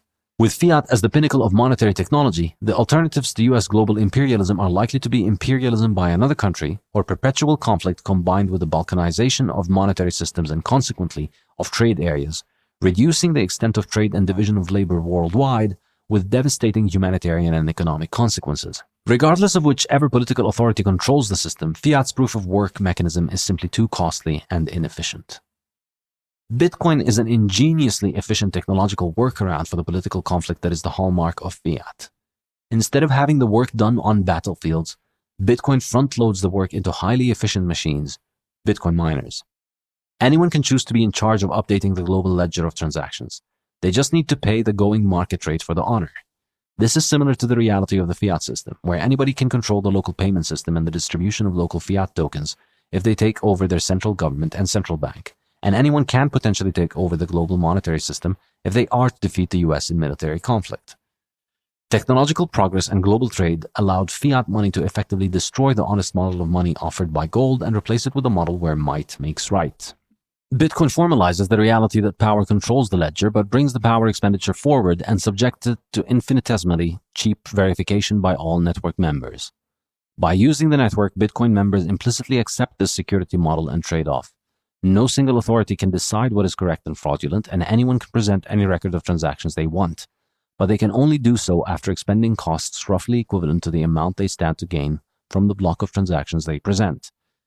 Bitcoin is based on a sober recognition of the reality of power and an ingenious engineering solution to tame this power with voluntary verification in the service of truth and peace. Difficulty adjustment, the secret sauce. In order for Bitcoin to operate, its security model requires that miners expend resources before they are able to provide blocks to be added to the consensus chain of transactions. For this to work, the value of the proof of work needs to be high enough to discourage spam attacks, but it cannot be so high as to discourage even honest miners from mining. Bitcoin ensures this is the case by deploying an algorithm for adjusting the difficulty of mining, i.e., the expected time to solve a proof of work problem. Bitcoin miners solve proof-of-work problems by repeatedly guessing and checking to discover the correct answer. This is a probabilistic process, and the more processing power dedicated to the guessing, the more guesses are made per unit of time, and the faster the correct answer will be found. The Bitcoin mining difficulty is a measure of the difficulty of guessing the correct answer. The network adjusts difficulty every 2 weeks as a way to calibrate the time it takes the current computing power on the network to arrive at the correct solution to 10 minutes. At its inception, the Bitcoin difficulty was set to 1, meaning that the computers on the network would be expected to solve the proof-of-work problems in 10 minutes on average. As the computers on the network increase, the time it takes them to arrive at the solution will decline, and blocks will start arriving faster. If the processing power on the network were to decline, the time it takes to clear blocks would be longer than 10 minutes. With every 2016 blocks, or 2 weeks approximately, the time of block clearing is compared to the 10-minute optimum, and difficulty adjusts to attempt to calibrate the time to 10 minutes with the average processing power that was present over the previous 2 weeks. Importantly, this is not a precise process but a calibration that takes place over 2 weeks. Block times are rarely at exactly 10 minutes, but the average block time stays close to 10 minutes in the long run. Most elements of Bitcoin's architecture are not original to Bitcoin but had existed before Satoshi Nakamoto released the Bitcoin white paper. Public key cryptography, peer-to-peer networks, proof of work, hashing, and Merkle trees had all been invented years before Bitcoin. The genius of Bitcoin was in combining them all together, and the magic ingredient that made this recipe possible was the mining difficulty adjustment algorithm. The mining difficulty adjustment is the link between the Bitcoin network and the world's economy. The difficulty adjustment keeps Bitcoin functioning as planned, regardless of new microchip technology or geopolitical shifts that shutter major mining operations. It allows Bitcoin to operate at whatever scale it is demanded without needing to alter its structure. Adjusting the difficulty to calibrate around 10-minute block times means that the network will continue to maintain its monetary policy, with coin production not deviating from its set schedule, and that the security model discussed above remains intact. The cost of presenting a block for the network is always close to the cost of the reward for doing so. As the value of the network grows, the difficulty adjustment raises the cost of committing the transactions to the network, making it more expensive to attack the network with fraud, inflation, or disputes. The difficulty adjustment ensures the security of the network by ensuring the cost of mining a new block is roughly equal to the mining block reward. As the price of Bitcoin rises, the energy resources dedicated to mining Bitcoin increase, and the value of an attack on the Bitcoin network in the form of inflation or fraud also goes up. The difficulty adjusting upward ensures that the cost of submitting a block for the network nodes rises commensurately as well. The difficulty adjustment simply takes everything in the economic reality of the world and presents it to the Bitcoin network in one metric, the block time. The protocol adjusts the difficulty to calibrate the block time around the desired 10 minutes, so the network continues to function as expected, irrespective of demand. This property makes Bitcoin the only liquid commodity with a perfectly inelastic supply. In other words, the supply of Bitcoin is strictly limited and cannot respond to increased demand. Regardless of how many more computers join the network to mine Bitcoin, there is no increase in the supply of Bitcoin, only an increase in the difficulty of mining it through proof of work. This automatic adjustment is how Bitcoin is uniquely different from all other monetary assets. If demand for any metal increases, the production of that metal will accelerate and thus its supply will grow at a quicker rate than before. For every other market commodity or monetary asset, the increase in demand will generate more supply. For Bitcoin, however, the increase in demand only results in increasing the security of the network. Bitcoin mining is like a sports competition. Only one trophy will be handed out, and if more people compete, more trophies aren't made. Winning the trophy just becomes harder. This effectively ensures that the cost invested in producing a Bitcoin is roughly equal to the value of a Bitcoin, which is what ensures Bitcoin is hard money. If a miner could produce Bitcoin cheaply, it would be so profitable that other miners would join and the difficulty would rise, increasing the costs of production until the profit is eliminated or preserved for only the miners with the lowest electricity cost. Difficulty adjustment is the crucial ingredient missing from previous digital currency attempts that allowed Bitcoin to succeed. It ensures that the cost of producing a Bitcoin always trends close to its price, thus ensuring that Bitcoin remains hard money. Nobody is able to produce money at a cost significantly and persistently different from the market price. The difficulty adjustment also turns Bitcoin into an indomitable, all-conquering positive feedback loop of economic incentives, as visualized in Figure 18. Only by understanding the difficulty adjustment can one understand Bitcoin's tremendously quick rise in value. As the Bitcoin price has risen over time, Bitcoin production has proceeded according to the original schedule, while the amount of processing power dedicated to the network in terms of hash rate has continued to rise inexorably. As the security has increased, so has the value stored on the network.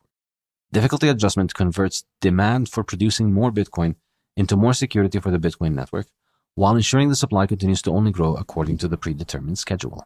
To be secure, Bitcoin does not need a fixed sum of electricity or hash rate. Instead, it needs to create a liquid market in electricity and hashing power that constantly attracts a serious amount of capital infrastructure to produce mining hardware. By simply providing a highly liquid instrument as a reward for expending electricity and processing power, Bitcoin continues to attract the most efficient producers of electricity and processing power to monetize their resources. As long as this unique market continues to exist and offers valuable rewards, it will make any attack considerably expensive and unlikely to succeed. In particular, Bitcoin's impact on the electricity market means that it is a voracious buyer of any cheap electricity that exists anywhere in the world. Whereas any attacker would need to mobilize enormous amounts of expensive energy in centralized locations to try to attack the network, Bitcoin can draw on the cheapest sources of energy in many locations worldwide by offering rewards for selling electricity that producers would not be able to sell elsewhere. Ultimately, doomsday scenarios in which Bitcoin fails due to a technical design glitch do not take into account the economic incentives it provides to keep the system running successfully. As long as demand for digital hard money exists, many millions of people around the world are motivated to find solutions to continue its existence. Bitcoin has a very straightforward technical requirement to operate, and it performs a very simple job that requires very little technical sophistication but enormous incentives. Bitcoin fuel. One of the most common misconceptions about energy is that it is scarce or limited. In the popular imagination, the Earth has a limited supply of energy that humans consume whenever they heat or move anything. This scarcity perspective views energy consumption as a bad thing because anything that consumes energy depletes our planet's finite supplies of energy. Mainstream media and academia act as if energy is a zero-sum game whereby any individual consuming energy in the world is taking it away from others. But energy is a product humans produce from nature, and so its consumption only incentivizes more production. The scarcity of energy lies not in its absolute quantities, but in having it delivered at high power at the time and place where it is desired. The total amount of energy resources available for humans to exploit is practically infinite, beyond our ability to even quantify, let alone consume. The solar energy that hits the Earth every day is hundreds of times larger than the global energy consumption. The rivers that run every hour of every day also contain more energy than global energy consumption, as do the winds that blow and the hydrocarbon fuels that lie under the Earth. not to mention the many nuclear fuels we have barely begun to utilize. To begin with the most obvious of energy sources, the sun alone showers the Earth with 3.85 million exajoules of energy every year.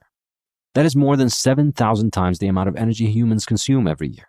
In fact, the amount of solar energy that falls on Earth in 1 hour is more energy than the entire human race consumes in 1 year. The amount of wind energy alone blowing around the world is around 4 times the total energy consumed worldwide. Some estimates put the potential hydroelectric yearly power capacity at around 52 petawatt-hour, or a third of all the energy consumed in the world. The Earth's reserves of hydrocarbons continue increasing every year with increasing human consumption, because as consumption increases, so does oil prospecting and excavation and new technologies like hydraulic fracturing. Energy companies discover more and more reserves all the time. Humanity does not have an energy scarcity problem because energy cannot run out as long as the sun rises, the rivers run, and the wind blows, and because the hydrocarbon and nuclear fuels under the earth are far larger than our ability to even measure. Energy is constantly available for humans to use as we like. The only limit on energy availability is how much time humans dedicate toward channeling these energy sources from places where they're abundant to places where they're needed. All energy is ultimately free if you don't think of the cost of channeling it to the right place at the right time at the right intensity. Energy costs come from the need to pay the supply chain of individuals and firms to transport this energy to where it's needed and in a usable form at specific quantities over specific periods of time. Therefore, discussing energy as a scarce resource, which implies a fixed, God-given quantity for humans to consume passively, makes no sense. In its usable form, energy is a product that humans create by channeling the forces of nature to where they are needed. As with every economic good other than Bitcoin, there is no natural limit to the production of this good. The only limit is how much time humans dedicate to producing that good, which in turn is determined through the price mechanism sending signals to producers. When people want more energy, they're willing to pay more for it, which incentivizes more of its production at the expense of producing other things. The more people desire it, the more of it can be produced. The scarcity of energy, like all types of pre-Bitcoin scarcity, is relative scarcity whose cause lies in the opportunity cost in terms of other goods. Bitcoin mining is unique in being an energy-extensive and highly profitable use of energy that can operate from anywhere and can sell its output digitally. Bitcoin requires an ever-growing expenditure of power in order to arrive at consensus without having to trust in a single authority. And to secure that power, the network's design initiates relentless competition between potential miners to find the cheapest sources of energy worldwide and to deploy their equipment most efficiently. Bitcoin will buy cheap energy wherever it is located and however it is produced, and to do so, it requires no expensive pipelines, trucks, tankers, or trains, just an internet connection at the energy source's electric output. Bitcoin is an entirely new technology for buying electricity digitally, with a profound transformative impact on how electricity can be produced and sold, making it more fungible and liquid. Unlike all other uses of electricity, Bitcoin does not require power to be transported to it. It can buy the power anywhere it is available and is insatiable in its demand of cheap, reliable electricity. The implications of this single point are only beginning to be understood. 1. Waste energy. The inescapable conclusion one reaches after understanding the Bitcoin difficulty adjustment and the geographic mobility of Bitcoin mining is that Bitcoin will inevitably consume cheap, wasted, and stranded electricity, energy with zero opportunity cost. Mining is consistently profitable only for the miners who mine using electricity secured at rates significantly cheaper than the majority of world electricity prices. The global average price of electricity is estimated around 14 cents per kilowatt hour. At any particular price of Bitcoin, there are billions worldwide who have access to electricity which they could use to mine Bitcoin at a price of 14 cents per kilowatt hour or less. As more of these people attempt to mine Bitcoin, the difficulty of mining rises, thus reducing the expected return to Bitcoin miners, eroding the profitability of miners mining at higher prices of electricity. As the difficulty adjusts upwards, miners who cannot find inexpensive electricity will start mining at a loss. As losses accumulate, these miners eventually go out of business, leaving behind only those with significantly lower cost of electricity. The entire Bitcoin network collectively finds and rewards cheap, stable, efficient electricity. Reliably profitable mining operations are those able to secure stable electricity at rates lower than 5 cents per kilowatt hour. At higher electricity rates, miners can be profitable during periods where the Bitcoin price rises quickly, but they will lose profitability when the price goes down or when difficulty adjusts upward. The nature of Bitcoin's difficulty adjustment is to create ruthless competition between miners. This competition means only those able to secure electricity at extremely cheap prices will thrive. Wherever energy is in high demand by residential, commercial, or industrial facilities, using that energy to produce Bitcoin will carry a significant opportunity cost, as there are people who would pay to use it in their daily life to meet their needs, whereas isolated and stranded energy sources have no alternative demand and thus carry a zero opportunity cost. In many places, the energy has a negative value as it is a nuisance or danger which is expensive to dispose of safely. For example, excess gas at hydraulic fracturing sites is normally flared off and wasted.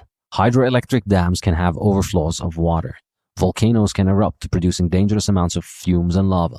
This energy is difficult to utilize because transporting it to residential and industrial centers is expensive.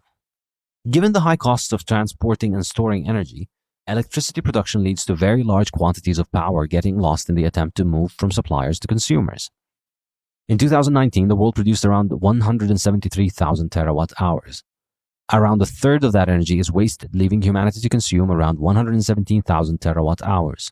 The entirety of the Bitcoin network currently consumes around 120 terawatt hours, or around 0.1% of the total energy wasted in the world.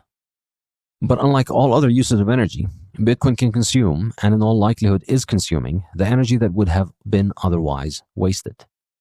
With the invention of Bitcoin, the methane that would otherwise be flared, the rivers that would otherwise overflow, the abandoned oil fields, and the volcanoes that would otherwise erupt can be monetized, channeled, and consumed. Difficulty adjustment ensures that Bitcoin is only mined with the electricity sources with the lowest opportunity cost, and that incentivizes the mass of Bitcoin miners to locate and use inexpensive energy. Bitcoin could grow 1,000-fold and still not consume more energy than humanity has wasted. Bitcoin will continue to grow by consuming this energy, primarily because this energy has a zero opportunity cost and very few potential buyers other than Bitcoin, if any. All other electricity that has demand will find a higher bidder than the Bitcoin network because the Bitcoin network can buy the cheap electricity at prices unavailable to those who need valuable electricity near large demand. 2. Bitcoin incentivizes energy generation. The essential property of capital goods is to increase the marginal productivity of the producers who use them. The fisherman who catches fish with a modern trawler has a much higher hourly productivity than the fisherman using a little boat and net, whose productivity is in turn higher than that of the fisherman on the coast holding a fishing rod, whose productivity is higher than anyone trying to catch fish with his hands. As the stock of capital increases, the marginal productivity of the worker increases, and that is why countries that have higher capital stocks have higher income than poorer countries. The march of human progress and civilization is the march of capital accumulation to produce more output per unit of effort expended by a human being. The more capital is accumulated, the more productive humans are, and the lower the marginal cost of the goods produced. Applying this analysis to the question of Bitcoin power consumption has startling implications. Bitcoin isn't consuming the world's energy. Bitcoin is providing a powerful market incentive for energy producers worldwide to increase the production of cheap energy. By giving a large financial incentive to anyone able to mine at an electricity cost below that of the market, Bitcoin makes the development of cheap, reliable sources of electricity anywhere in the world very rewarding. This financial reward in turn leads to growing investment in capital infrastructure for cheap energy sources, which leads to increased energy production and decreased cost. This is particularly interesting in light of the discussion of Chapter 10, where we saw how Fiat hampers the development of low-cost and reliable sources of energy by mandating and promoting unreliable and intermittent energy sources. Bitcoin's growth is the antidote to the damage caused by the growth of these fiat fuels, as it continues to offer a large bounty to anyone who can produce cheap and reliable electricity. Governments may be taxing and regulating reliable energy and making it far more expensive, but Bitcoin is reversing this with poetic justice. It is taking away seigniorage from governments and using it to finance cheap energy production worldwide. The growth of Bitcoin is the monetization of a digital commodity produced from electricity, and growth in demand for Bitcoin will result in growth in demand for electricity. The full extent of the powerful upgrade that Bitcoin represents becomes apparent when one realizes Bitcoin's monetization will drive the production of electric power, one of the most important economic goods humans ever invented, while replacing the fiat monetary system which monetizes debt and government fiat, driving the growth of indebtedness and government power. Rather than direct the benefits of seigniorage to governments, bureaucracies, lenders, and borrowers, and belligerent militaries, Bitcoin directs them to the production of the miraculous commodity that has allowed humanity to prosper and conquer darkness, cold, disease, and the violence of nature. 3. Reliable energy. Computer equipment is the other major cost of mining Bitcoin, and production of computers capable of mining Bitcoin effectively has grown into a highly specialized and competitive multi-billion-dollar industry. The cost of these machines is also bid up as Bitcoin's price rises, as the miners who will be able to afford to pay their prices are the ones who will operate them the most profitably. To operate them most profitably at capacity, the miner must have them connected at all times to reliable and stable power. When the miner is not connected to electricity, the computers depreciate in value and fail to produce the expected return, putting the owners at a disadvantage compared to miners who can use their equipment 24 hours a day, 365 days a year. Miner uptime is an essential part of profiting as a Bitcoin miner. Given the nature of Bitcoin's demand for electricity, it is possible to identify a few trends in the energy sources likely to power Bitcoin mining. Solar and wind power are unlikely to play a major role in Bitcoin mining, as these are intermittent sources of energy, unable to produce a reliable stream of energy around the clock. Machines that run on these sources will have significant downtime, which, given Bitcoin's ruthless difficulty adjustment, means they will be unlikely to survive against miners with constant and reliable energy. As many of these sources are heavily subsidized, it is plausible that they could be used to mine Bitcoin in the short term, but it is doubtful that these operations can operate successfully for long. It is completely unrealistic to expect these sources to be supplemented with battery technology to store energy, as the cost of electricity coming from batteries increases by several multiples. Instead, currently available systems that are both cheap and reliable will likely grow in their share of the Bitcoin network's hash rate. 4. Bitcoin's energy future. Oil, coal, and gas power plants are also unlikely to be major sources of Bitcoin energy because of the high opportunity cost associated with power generation and the significant running cost of fuel supply. Hydrocarbon power plants are built in areas of high demand for reliable power, and that means their electricity prices are significantly higher than the 5 cents per kilowatt hour profitable miners usually need. This high opportunity cost makes it unlikely for profitable mining to be performed at scale on grids connected to hydrocarbon plants. These plants could mine Bitcoin with spare capacity if they have that. Bitcoin could help finance the building of large power plants, accounting for future growth by allowing the operators to cover some of the costs by mining with spare capacity until demand grows. Bitcoin can also help finance the building of some margin of standby spare capacity, which would be needed for emergencies or failure of other power sources. As the world's grids are becoming more fragile thanks to the mandating of unreliable fuels, power generators could use Bitcoin mining to finance building spare capacity to bring online at the times when wind and solar inevitably failed. Hydrocarbons are much cheaper to transport than hydroelectric energy. They are thus in high demand everywhere humans settle. They can be used for cars, homes, cities, or all kinds of other uses. They will always have a high opportunity cost, relatively, because there is always someone who could use them for something highly productive. Hydroelectric energy, on the other hand, usually has a very low opportunity cost or even a negative opportunity cost when one considers the dangers posed by flooding. Unlike hydrocarbons, hydroelectric energy is frequently generated far away from areas of high demand and requires little running cost as there is no fuel needed to operate it. Unlike solar and wind, hydroelectric power has the advantage of being reliable and predictable around the clock. The average cost of electricity from hydroelectric plants is usually in the range of 3 to 5 cents per kilowatt hour, which is ideal for Bitcoin miners. Operating hydroelectric power facilities away from population centers appears to be a very successful long-term strategy for mining Bitcoin profitably. Nuclear power is also likely to be suitable for mining Bitcoin, since it is usually very cheap and reliable, and since many nuclear plants have the ability to produce a lot of power that may exceed local demands. And as mentioned earlier, another very important potential source of mining is the flaring of methane gas from oil fields. The production of oil leads to the inevitable production of large amounts of methane gas, which is unprofitable to transport from remote oil fields. Oil fields usually flare, i.e. burn, this energy, but Bitcoin is able to buy it on-site by installing a generator and miners. Waste incineration plants are another potential source, as these are usually situated far from population centers. The total amount of methane that is flared and burned away every year contains 1,000 terawatt hours of energy, which is around 10 times larger than the consumption of the Bitcoin network. Hydroelectric energy alone produced 4,306 terawatt hours in 2019, or more than 30 times what Bitcoin consumes. With Bitcoin allowing for the building of hydropower plants in areas unconnected to major grids and population centers, the generation capacity of hydropower can increase much further. With spare nuclear capacity, as well as backup and spare capacity in hydrocarbon-powered plants, there is ample room for Bitcoin to grow purely on spare capacity, wasted and stranded energy sources at very low costs. The hysterical screeching by fiat media and academia about Bitcoin consuming all the planet's energy is completely unfounded. Difficulty adjustment ensures Bitcoin's energy consumption will predominantly draw on sources with very low opportunity cost. Chapter 17. Bitcoin Cost-Benefit Analysis.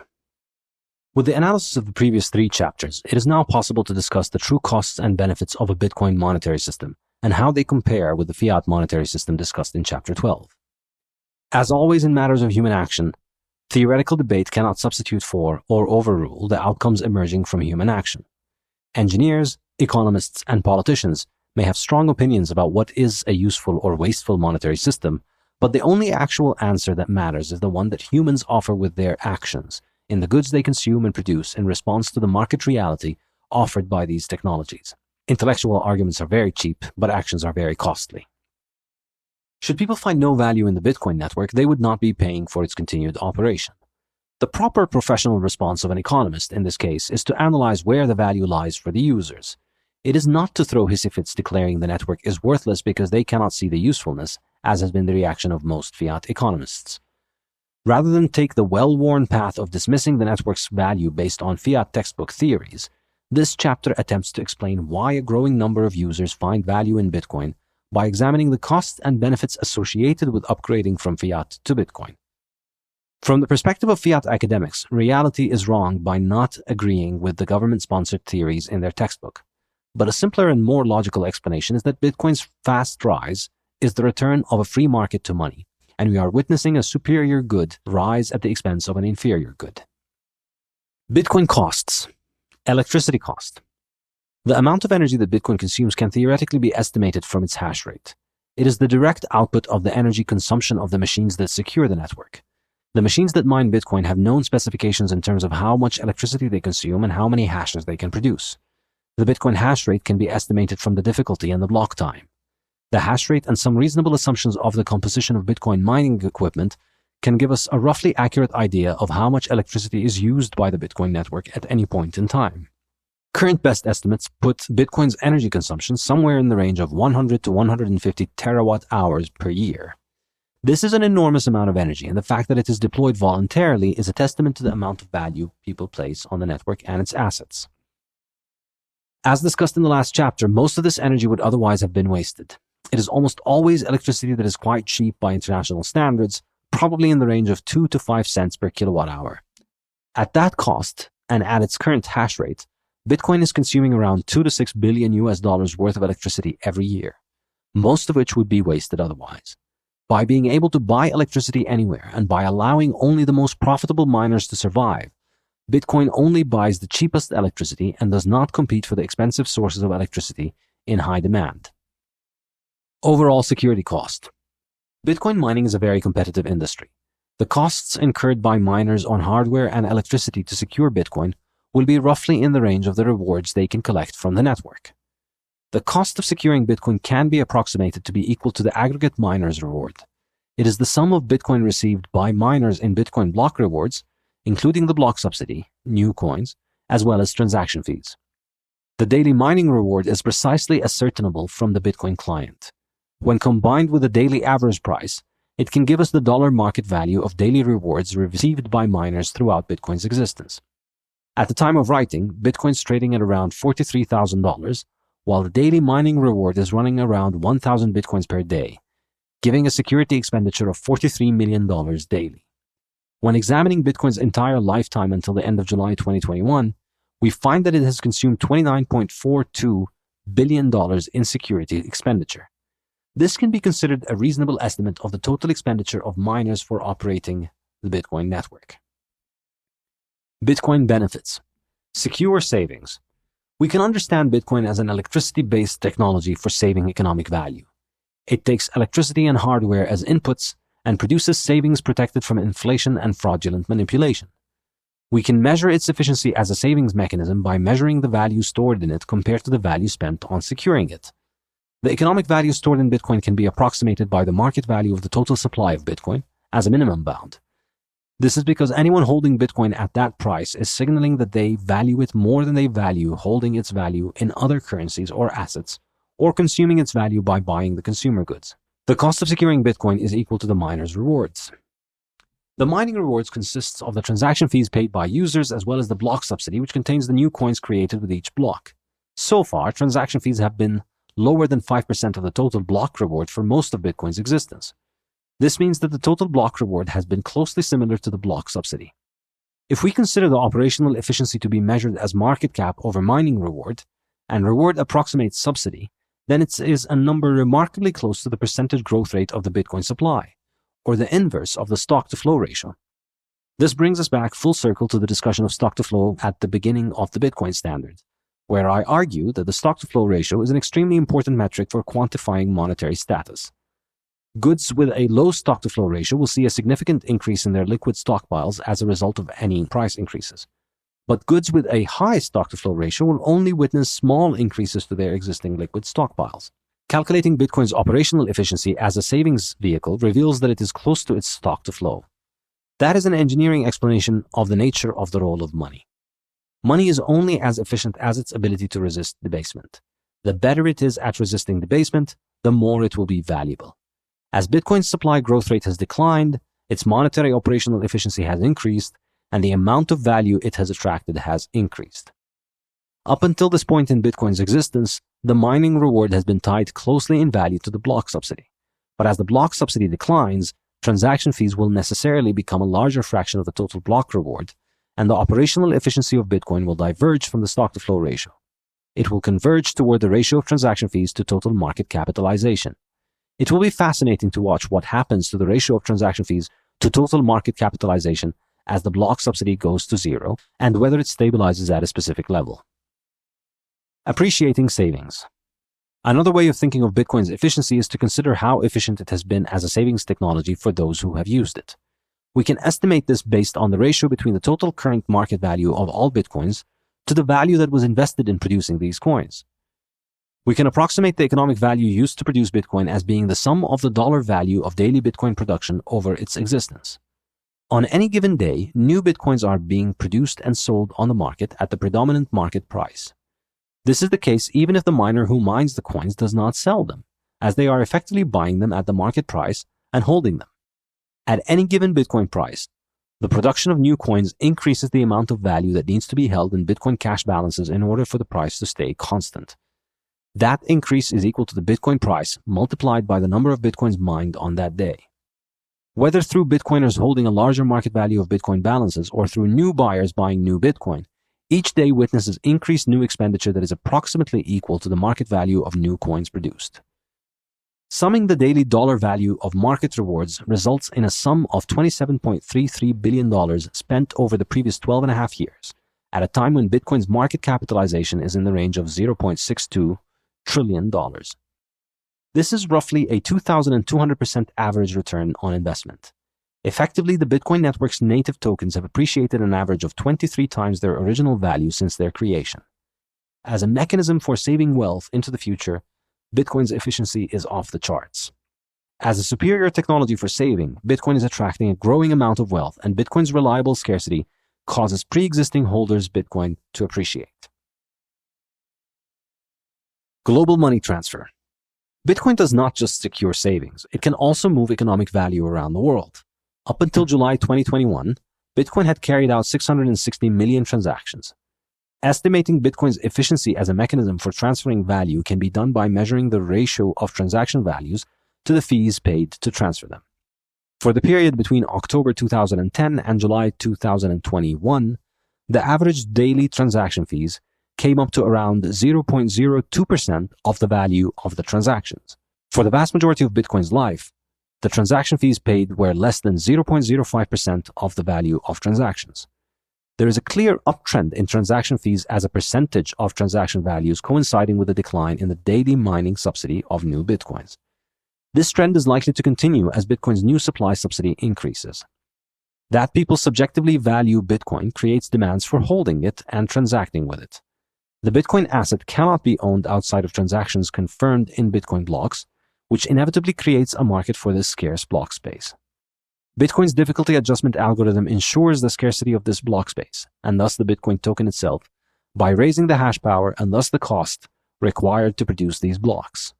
The cost to produce Bitcoin blocks is merely a reflection of the market's valuation of Bitcoin, which is ultimately the subjective value people place on it when transacting with it on the market for other monies or goods and services.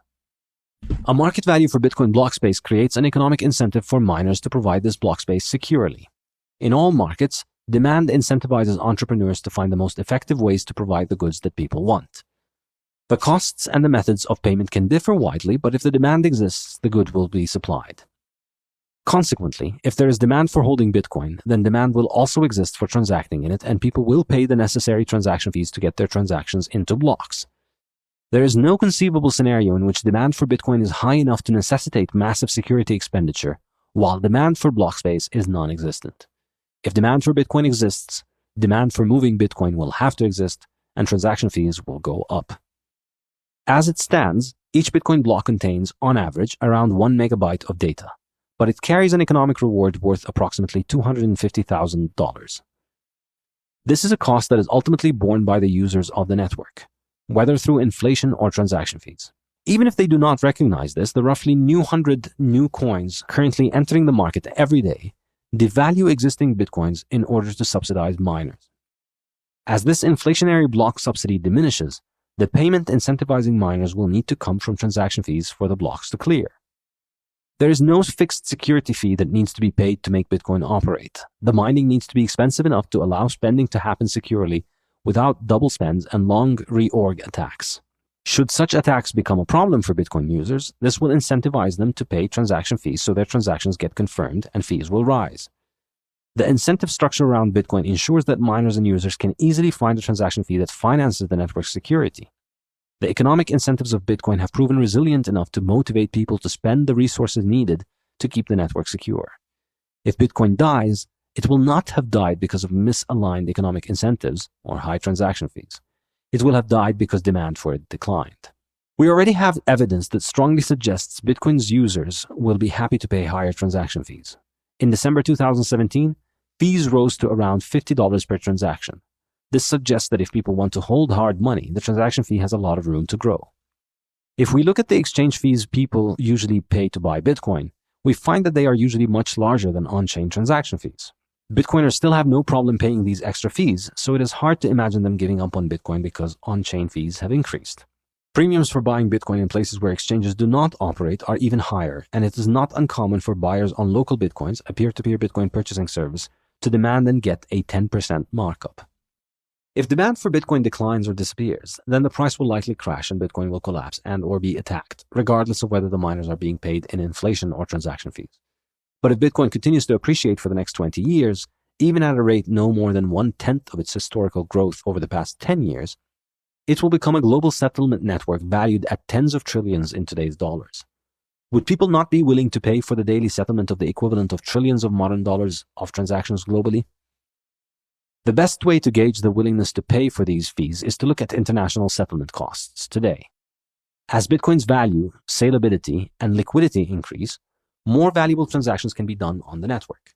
The only real alternative to a Bitcoin payment as a form of hard cash whose value is not a government's liability is the settlement of gold cash reserves, which is a hugely expensive process. When compared with international gold transaction fees, which come up to around 1% of transaction value, Bitcoin transaction fees at around 0.02% of transaction face value are still a rounding error. Given the unique service Bitcoin provides, there is enormous scope for growth in transaction fees on top of the Bitcoin network. Should the network and liquidity continue to grow, transaction fees will likely rise as a percentage of transaction value and an absolute market value. Is Bitcoin worth it? Functionally speaking, Bitcoin replaces existing technologies for saving and international money transfer. It is useful to think of the improvements Bitcoin brings to the functions of central banking as technological upgrades. A clear picture emerges from the comparison of the full costs and benefits of Bitcoin and Fiat. Fiat is a manual technology, highly vulnerable to human error and exploitation.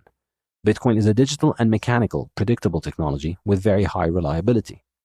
Instead of struggling with an average 14% supply inflation rate of government monies, Bitcoin offers you a fixed supply with a predictable declining supply inflation rate. Instead of a monetary policy run by politicians and special interests, Bitcoin offers perfect predictability and transparency. Instead of financing unaccountable, limitless government spending, Bitcoin finances the development of cheap, reliable energy sources all over the planet. Instead of shipping heavy lumps of rock across oceans and melting and recasting them, Bitcoin uses proof of work to ensure far less human labor is involved and far less security risk is incurred. Instead of fomenting violent and vicious power struggles domestically and internationally over control of the monetary system, Bitcoin resolves the validity of its ledger voluntarily with electric power and no violence. Bitcoin cannot end war, but it can significantly dent the state's ability to use inflation to finance war, and, perhaps more importantly, it massively reduces the spoils of war by taking the monetary system out of it.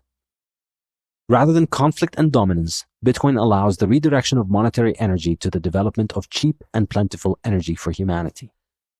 The washing machine saves humans time on hand washing and delivers us a superior washing experience by consuming electric energy, which people willingly pay for, because they value the output more than the cost. The car similarly consumes a lot of energy, but people willingly pay that price to travel faster and safer, and to not deal with horse manure. Steel-reinforced houses require power-hungry coal-fired furnaces to produce their steel, but people willingly pay the cost to live in sturdy houses that protect them from the environment.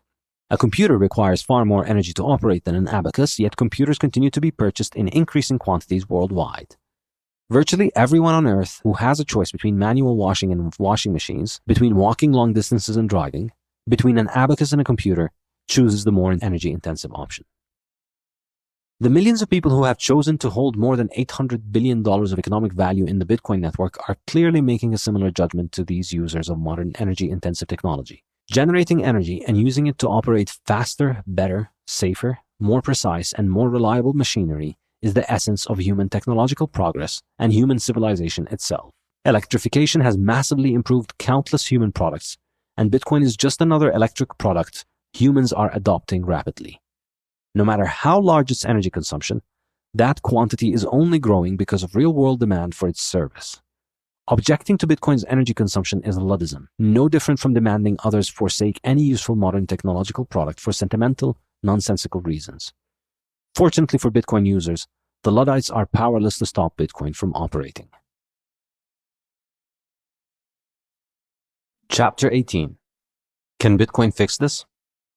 Fiat economists' most commonly held misconception about Bitcoin is that the network requires official credentialed approval to continue to function. Government control of the monetary system and scientific funding has convinced generations of economists that reality is the product of Fiat edict and given them a thoroughly top-down approach to understanding the world. In the Fiat economists' world, bureaucrats, scientists, politicians, journalists, and other Fiat authorities are society's enlightened vanguards who decide how the plebs should live their lives. To this day, economists continue to engage in belabored theoretical discussions on whether Bitcoin fits their preferred definition of money, whether it is worth the energy it consumes, and whether it should be permitted to operate. The longer Bitcoin continues to operate, the more these concerns begin to resemble the quaint superstitions of primitive tribes during their first contact with modern machinery.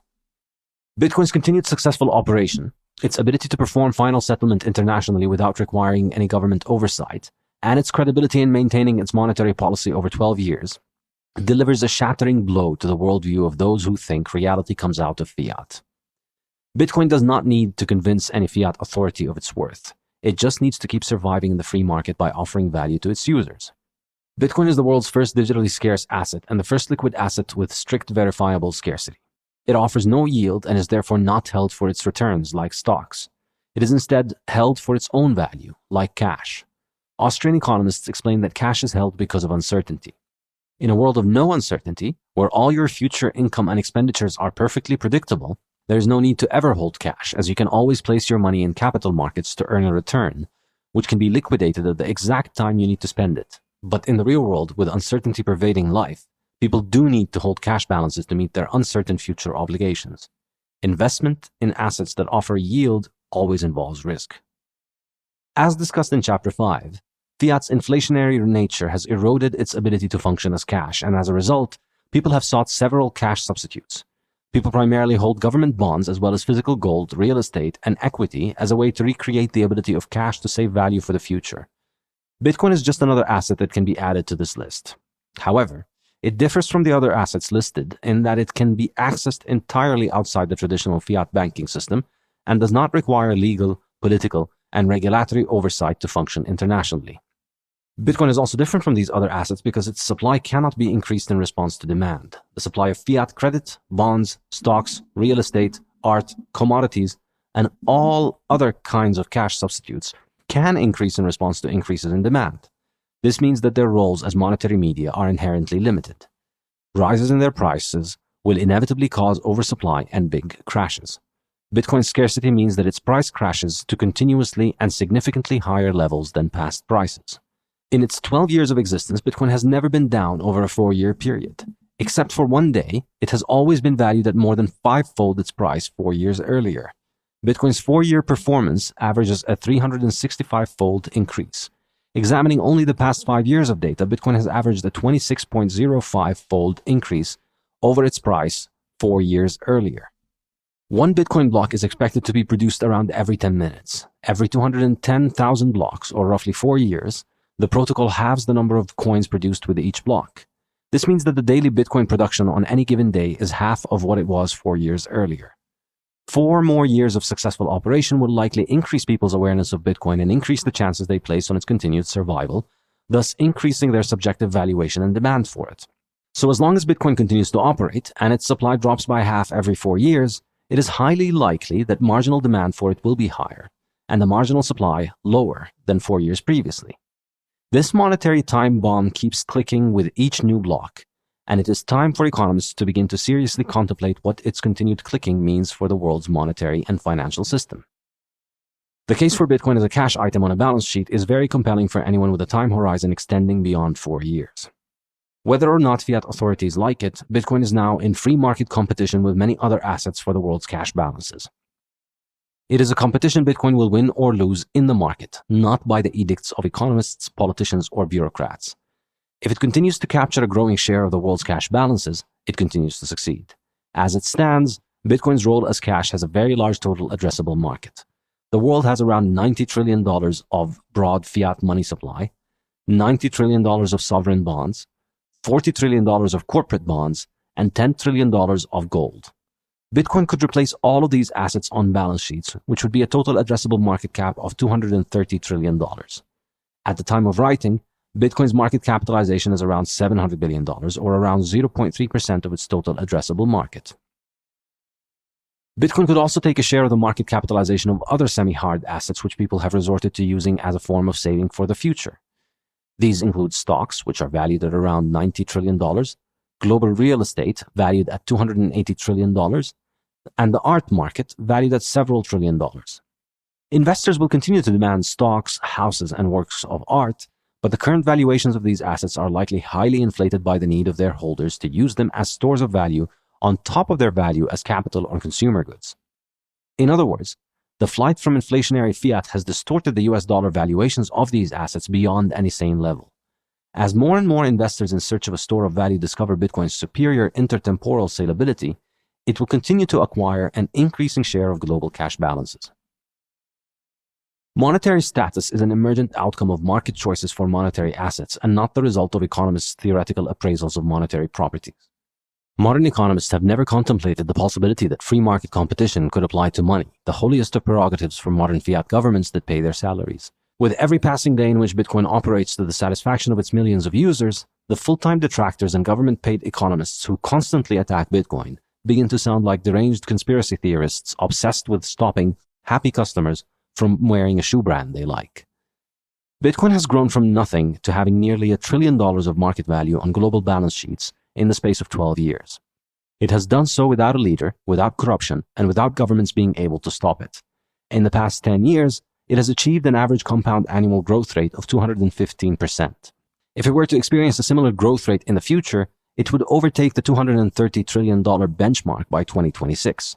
If it were to experience annual appreciation of only 20% per year, a tenth of what it experienced in the last 10 years, it would arrive at the $230 trillion nominal valuation by around 2050. Rather than argue with ancient textbook definitions from the pre-Bitcoin Jahiliyyah, economists would do far better trying to think in practical terms. How much can Bitcoin continue to grow? What are the implications of its continued growth? This chapter examines some of the most common ways Bitcoin could be derailed and then discusses how it would evolve if it were not derailed. Government attacks. The most commonly discussed scenario for Bitcoin's death is a government attack. Anyone who lived in the 20th century has been conditioned to assume that anything governments do not like will be banned, and initially, there is little reason to suspect Bitcoin will be different. Government attacks can come in many varied forms, some of which were discussed in the Bitcoin Standard. Rather than discuss the technical feasibility of individual attacks, I will focus on what I view as the deeper underlying economic incentives that give Bitcoin a chance to survive such attacks. On a functional level, Bitcoin is an extremely basic technological implementation that performs a very simple and easy task: the propagation of a block of transaction data, usually of 1 megabyte in size, though it can be as much as 3.7 megabytes, roughly every 10 minutes, to thousands of network members worldwide. To appear on this peer-to-peer network, which allows you to validate your own transactions in accordance with the protocol's consensus rules, all one needs is a device capable of receiving up to 3.7 megabytes of data every 10 minutes. To merely send or receive a transaction without a node only requires a device that can send a few hundred bytes of data for each transaction. Bitcoin is a far simpler and lighter program than Amazon, Twitter, Facebook, Netflix, or many of the popular online services that involve more extensive interactions and operations. The technical requirements for sending a few megabytes of data around the world continue to get cheaper and simpler as technology develops and the accumulation of capital in the computer and communication industries increases. There are currently tens of billions of devices worldwide capable of sending and receiving data, including almost all the world's personal computers, smartphones, and tablets. The common misconception many no-coiners have about how the internet works is that all these computers need to connect to some central server in order to access the internet, but that is simply not the case. The internet does not have a central hub that distributes content. It is simply a protocol that any computer can use to connect to other computers. As long as two devices can be connected to one another physically or through various mechanisms to transmit data, then the internet survives, and so can Bitcoin. Were the internet a centralized institution, then shutting it down would be straightforward. Because Bitcoin's computing requirements are as low as they are, and the value held in it as large enough to motivate people to try their best to maintain the network, it is likely that Bitcoin transactions and blocks will continue to be generated through any kind of ban. As Bitcoin continues to grow, attracting more attention from the technical community, developers will continue to innovate ways to transmit Bitcoin data quicker and cheaper. Mesh networks and radio waves are two of the most interesting examples because they allow the use of the network even without a connection to the internet. Even the absence of internet-capable devices is now not much of an impediment, as it is becoming easier to join the network with any device that can send and receive data. Bitcoin has found a way to make access to a hard form of money globally available at a much lower cost than the previous alternative, gold. Since hard money is a hugely important and beneficial technology, people also have a strong incentive to meet the costs of using this hard money. As time goes on, the liquidity and utility of Bitcoin only increases, strengthening the incentive for people to use it. Ultimately, if Bitcoin provides value to its users, they will make sure they can access it. That motivation, more than any technical detail, is the real impediment to government attacks on Bitcoin. History provides many illustrations of the power of economic incentives and their ability to repeatedly overcome government regulations. A good introduction to this can be found in the great book, 40 Centuries of Wage and Price Controls: How Not to Fight Inflation. Bans and controls generally fail because government edicts cannot overturn economic reality. All they can do is change the economic cost-benefit of specific actions and cause people to adjust their behavior accordingly to still get the benefits while trying to avoid the costs. This is why price controls lead to shortages, black markets, queuing costs, violent conflict, and all manner of perverse and unintended consequences, but very rarely lead to achieving their intended goal. A government clampdown would be far from a guaranteed way to destroy Bitcoin. It would likely strengthen the network by advertising its real potential and value proposition to the world. Government attacks on Bitcoin can only happen by restricting individual and financial freedom, the pursuit of which is the best reason to buy Bitcoin. The simple statist mind assumes that reality is subject to government orders. If government bans X, then X ceases to exist. In reality, such government intervention just makes the provision of X much more profitable and increases the levels of risk people are willing to undertake in order to provide it. For example, a government order to stop banks from allowing their clients to use their balances to buy Bitcoin might hurt demand for Bitcoin in the short run, but it would signal to people everywhere that the financial sovereignty and censorship resistance Bitcoin provides is extraordinarily valuable. Attempted bans would clearly communicate to people that the money in their bank accounts is not theirs to spend as they please. It is the government's money, and it is limited to only government-approved uses. As this reality begins to sink in, more and more people will want to hold on to a monetary asset whose value is independent of government preferences and whims, and so the demand for Bitcoin will likely rise along with the profitability of supplying it. The American war on drugs offers an instructive example. For almost 50 years, the US government has killed and incarcerated millions of people in the US, Mexico, Colombia, Afghanistan, and many other places in the world in a feeble attempt to stop drugs that can still be bought on the streets of every US city. Drugs come from plants that usually need to be grown in sunlight, then processed and shipped around the world through a long network of suppliers before reaching the end consumers. Drug distribution is a far more complicated and demanding task than distributing Bitcoin blocks, which do not need physical supply lines and can be transmitted using the simplest data transfer technologies. While drugs give their users a large incentive to consume and pay for them, it is still not as strong as the monetary and economic incentive to use Bitcoin, which can be a matter of life and death for many people. With a stronger incentive than drugs and an infinitely easier distribution mechanism, any government that tries to ban Bitcoin has a tricky task ahead of it. Another non-trivial obstacle for a government attack to overcome is that Bitcoin has become ingrained in political and financial systems. Senator Cynthia Lummis of Wyoming is an open advocate of Bitcoin, as is Congressman Warren Davidson of Ohio. Many other members of Congress have disclosed their ownership of Bitcoin. Over the past 5 years, Bitcoin has broadened its base in the US and abroad. Its detractors may bemoan it, but its satisfied users continue to grow. It seems highly unlikely that members of Congress are going to pass laws against their own colleagues, families, and friends. Even bankers that viscerally and rabidly hate Bitcoin are watching helplessly as their children's interest in it grows. JP Morgan CEO Jamie Dimon spent many years derisively dismissing Bitcoin, but his own daughter bought Bitcoin and outperformed his bank stock, and now his bank is offering it to their clients. Large public companies have started accumulating Bitcoin reserves with the approval of regulatory authorities. Gary Gensler, the new commissioner of the US Securities and Exchange Commission, has studied Bitcoin extensively and has even taught a course on it at MIT. Bitcoin now has a motivated and very vocal minority of the population interested in it. A motivated and organized minority is likely to get its way in US politics for the simple reason that it cares more than other groups about its own issue.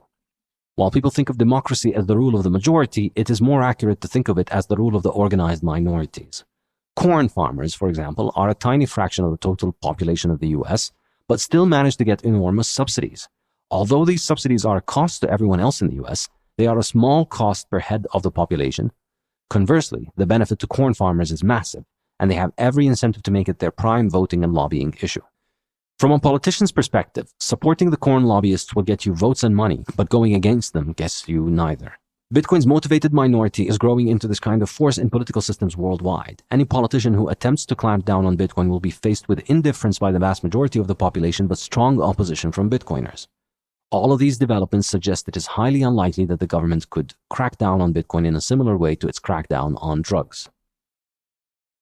The Chinese government's ban on Bitcoin mining operations on its soil in 2021 provided a fascinating test of Bitcoin's resilience to government attacks.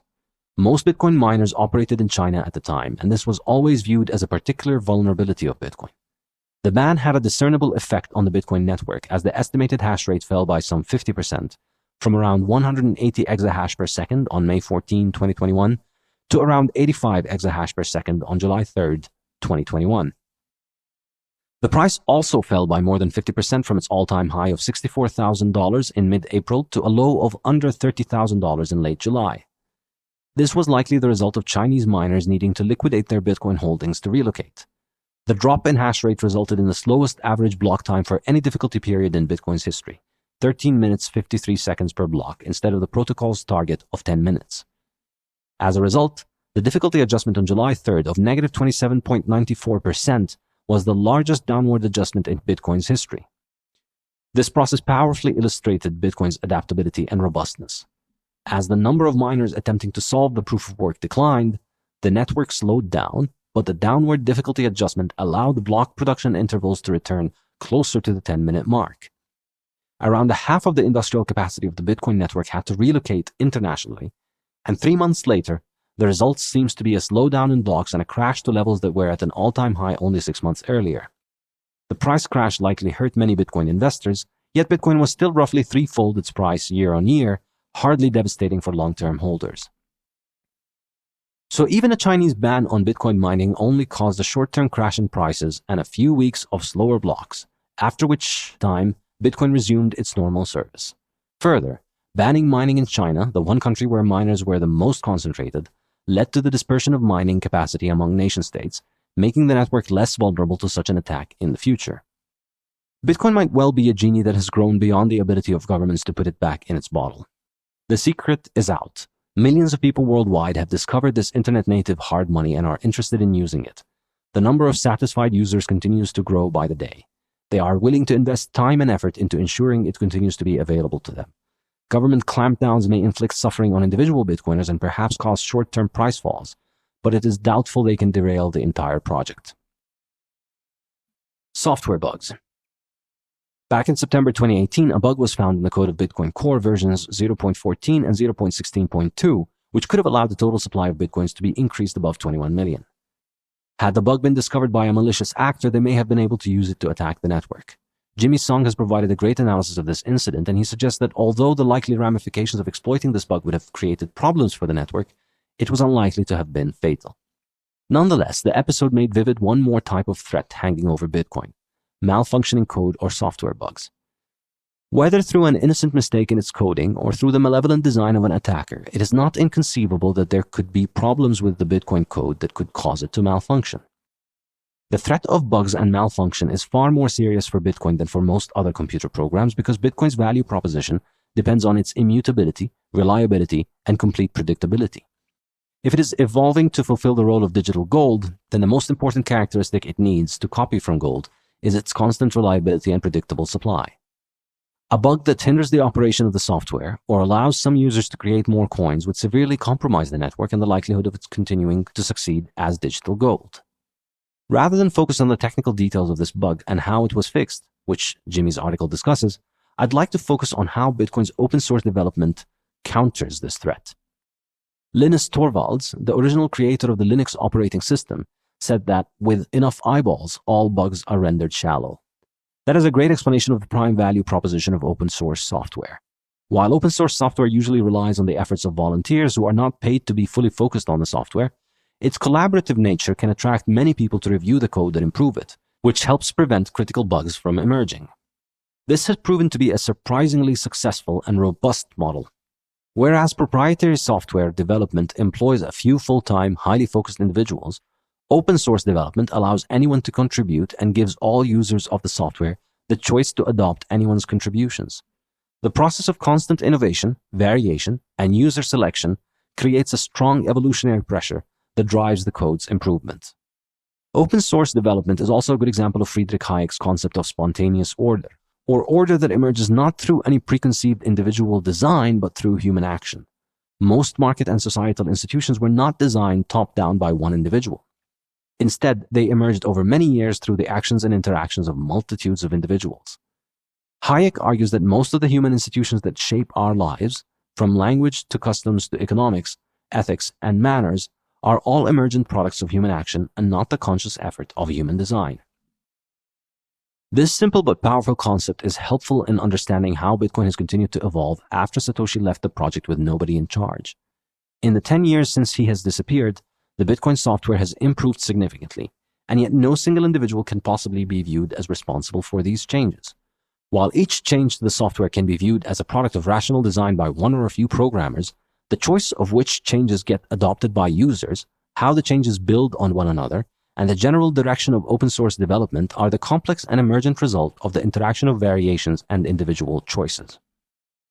There is no single person in charge of Bitcoin or responsible for it. Bitcoin has voluntary users who choose to run open source software at their own discretion. It is not the responsibility of the person who volunteered their time to build it. Bitcoin's lack of central control and the absence of a rational constructivist approach to its programming is far from a disadvantage. Decentralization is the most effective way for it to remain predictably neutral. This lack of control also gives it a huge edge in dealing with software bugs, with a wide variety of users from all over the world examining the code and trying to find mistakes in it. This is the process that keeps all manner of open source software running, as mentioned by Linus.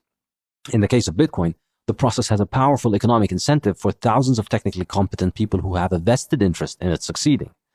Some of the best minds in software development are motivated to hunt for bugs merely to protect the wealth they hold in Bitcoin. In other words, what ultimately protects Bitcoin from software bugs is the economic incentive for its users to remove and deal with bugs as quickly as they emerge. And the 2018 bug is a good example of that. While it might have been theoretically possible for a well-funded attacker to exploit the bug, It was highly unlikely in practice due to the economic incentive for all Bitcoin users to detect these bugs before they can be exploited. Attacking Bitcoin offers very little economic reward, and so it is unlikely to attract the same number of users motivated to this end. An attack on Bitcoin is destined to be a top-down design with a few focused and highly skilled individuals trying to execute it.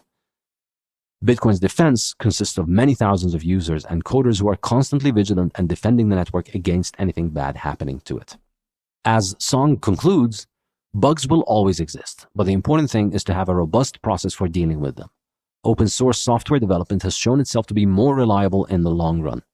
Bitcoin adds to its strong economic incentives for many economic parties, from developers to businesses, to invest heavily in this process as well. Beyond that, Bitcoin's extremely conservative and meticulous design ensures there is another layer of safety for dealing with any critical software failures: the ability to roll back the chain and return to the historical state before the bug struck. This would likely mean that any critical bug would be temporary rather than permanent. If one were to compare this to aircraft maintenance, it would be akin to having a function that allows you to return a crashing flight to its pre-crash state and perform maintenance on it, inconveniencing the passengers rather than killing them. Provided Bitcoin continues to operate successfully, its growth becomes likelier with each passing day. Any technology takes time to spread.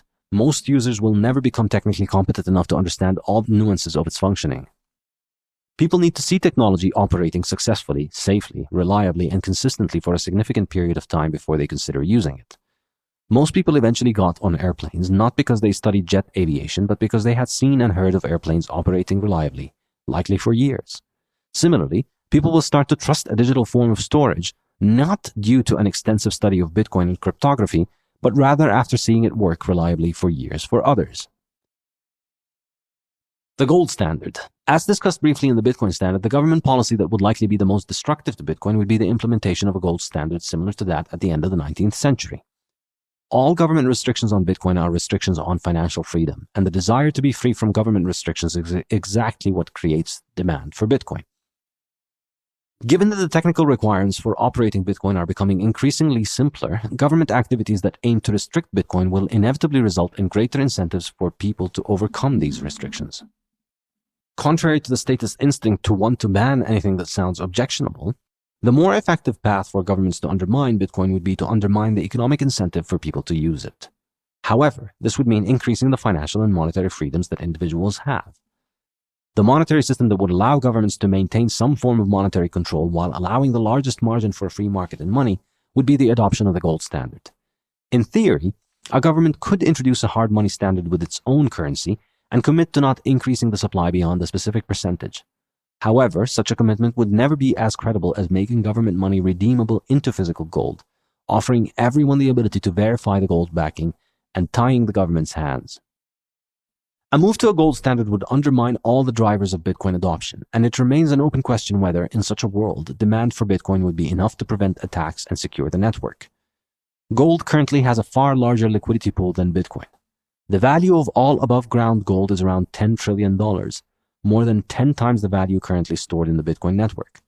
This very large pool of liquidity means that gold currently has more salability than Bitcoin. In other words, for someone looking to buy or sell something, the probability that they will find a counterparty for that trade willing to pay or accept gold is larger than the chance of finding someone willing to pay or accept Bitcoin. A move to gold would be far more palatable for the majority of the world's population since they either own gold or currencies backed by gold. Moving to a gold standard would curtail the ability of governments to intervene in the banking system and protect incumbents from outsiders. This would likely unleash innovation and experimentation in financial systems, as it has done throughout human history, and it is not difficult to imagine the development of highly convenient payment technologies backed by gold. There is no reason why any of the modern payment innovations developed for fiat money and digital currencies could not be implemented on top of gold with 100% reserve backing. The cost of gold final settlement would be far higher for governments than settling fiat liabilities, and the effect on government budgets would be too devastating politically for any politicians to attempt. Were modern fiat governments endowed with a low time preference, they might conclude that the pain of voluntarily adopting a gold standard today would be less severe than a future where they lose monetary status to Bitcoin completely. But that seems fanciful to any observer of modern governments. Politically, culturally, and intellectually, there seems to be little chance of a gold standard adoption. Modern political institutions, academia, media, and public opinion are largely shaped by Keynesians and statists. The monetary role of gold is viewed with scorn and disdain among the most educated and influential members of society. The influence of corporate interests that benefit from easy money is far too strong to imagine any kind of constructive monetary reform emerging from the political process.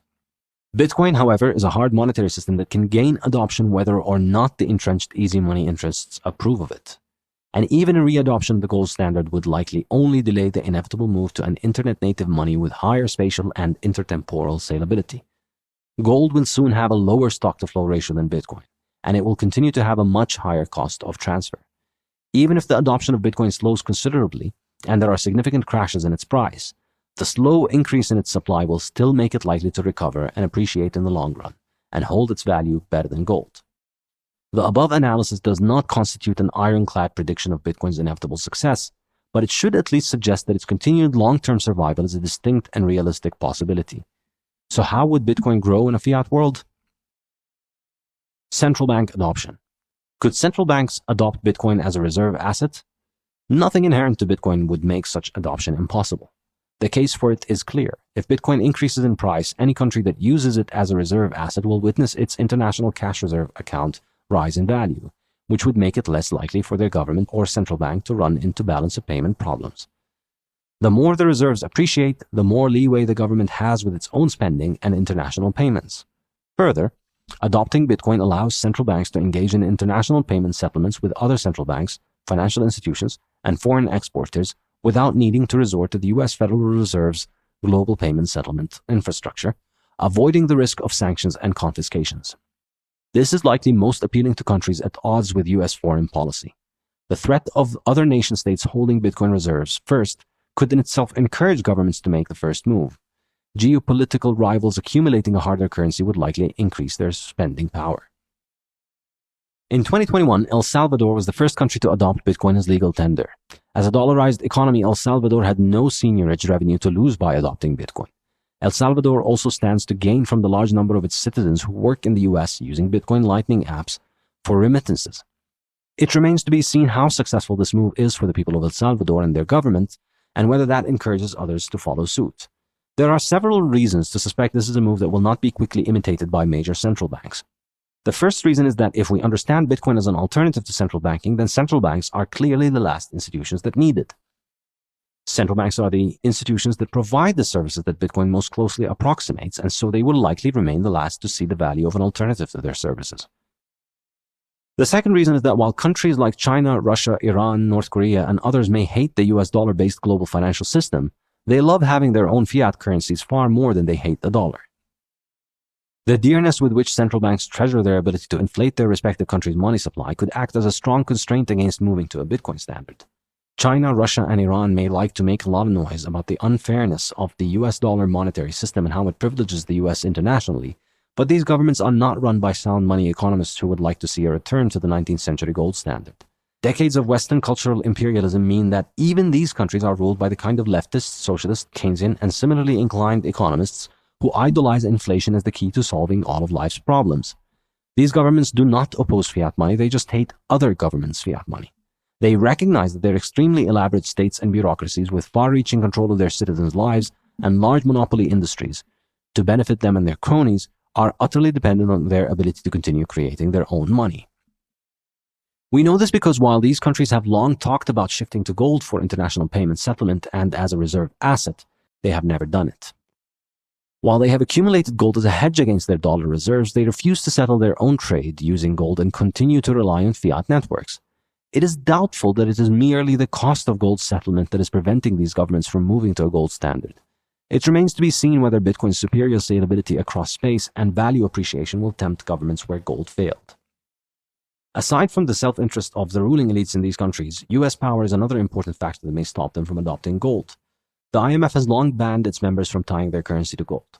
The US still has the world's strongest military and the strongest currency, and any global financial crisis that happens while having its root causes in the dollar is likely to only make the dollar stronger, not weaker, as happened in 2008. For all its flaws, the dollar is still the most liquid of all national currencies and the one bearing the lowest default risk. All other central banks have liabilities in the dollar. Another reason you might not expect central bank adoption of Bitcoin is that modern central bankers have only managed to obtain their jobs by being so completely and thoroughly inculcated with Keynesian and statist propaganda economics that they will be the last in the world to understand the viability and significance of Bitcoin as an alternative to what they do. The fiat mental baggage makes the central banker the last person capable of understanding that money does not need the state and the last person to get the significance of Bitcoin.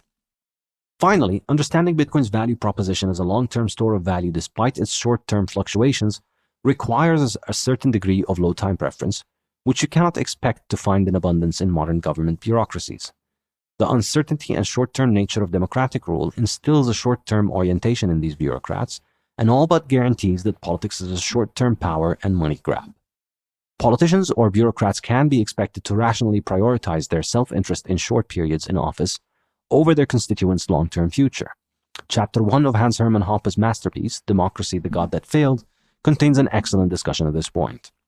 This book's analysis of the debt mechanisms of fiat suggests one more reason why Bitcoin might prove attractive to central banks.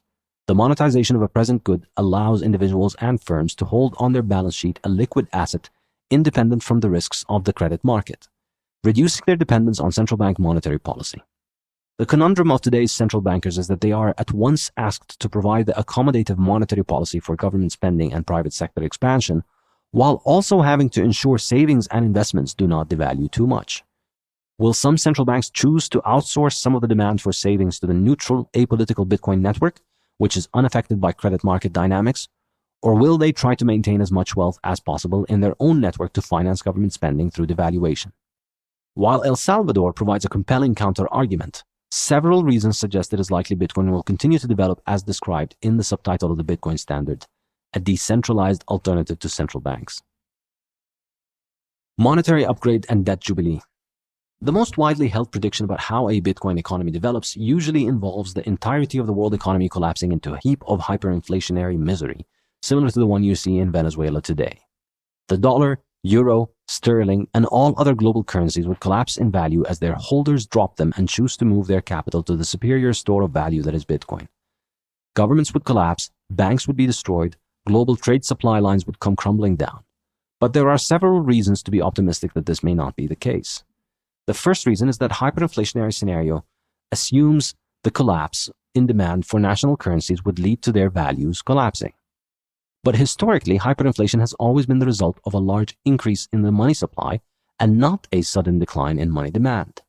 The demand for rice stones, glass beads, seashells, salt, cattle, silver, many national currencies, and various other monetary media did drop over time as market participants introduced harder alternatives. However, that decline would likely be gradual unless there was a quick increase in the money supply. Hyperinflation can only happen as a result of governments and central banks increasing the money supply, as a close study of any and every modern case of hyperinflation would show. In Venezuela today, the local currency has dropped to less than a millionth of its value just a few years ago.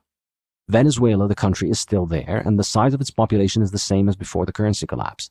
Venezuelans still need money and are demanding more of it. Demand for holding the bolivar has dropped significantly, but demand for local currency units could not possibly have dropped to a millionth of where it was.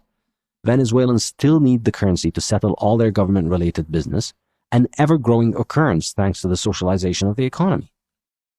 The only way to understand the bolivar's collapse in value is as a result of the rapid increase in supply. Any reduction in demand was rather an effect, not a cause of that currency's value dropping.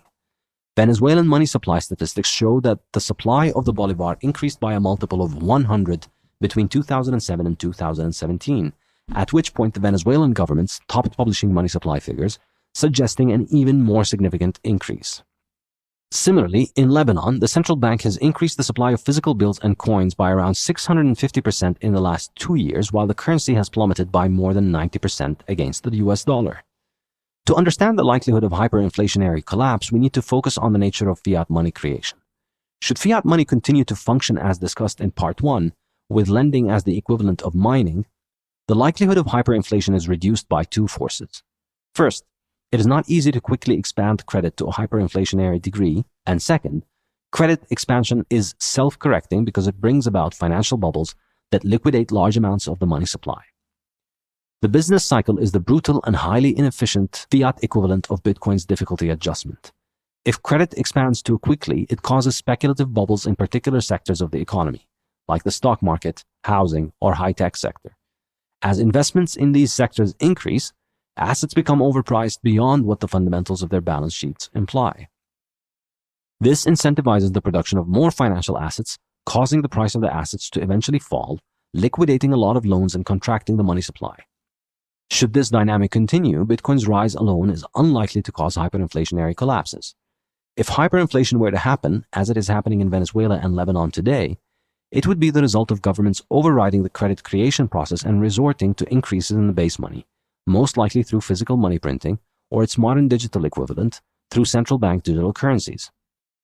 If the credit nature of fiat money is preserved, it could avoid hyperinflationary collapse even if Bitcoin continues to consume more of its share of money demand.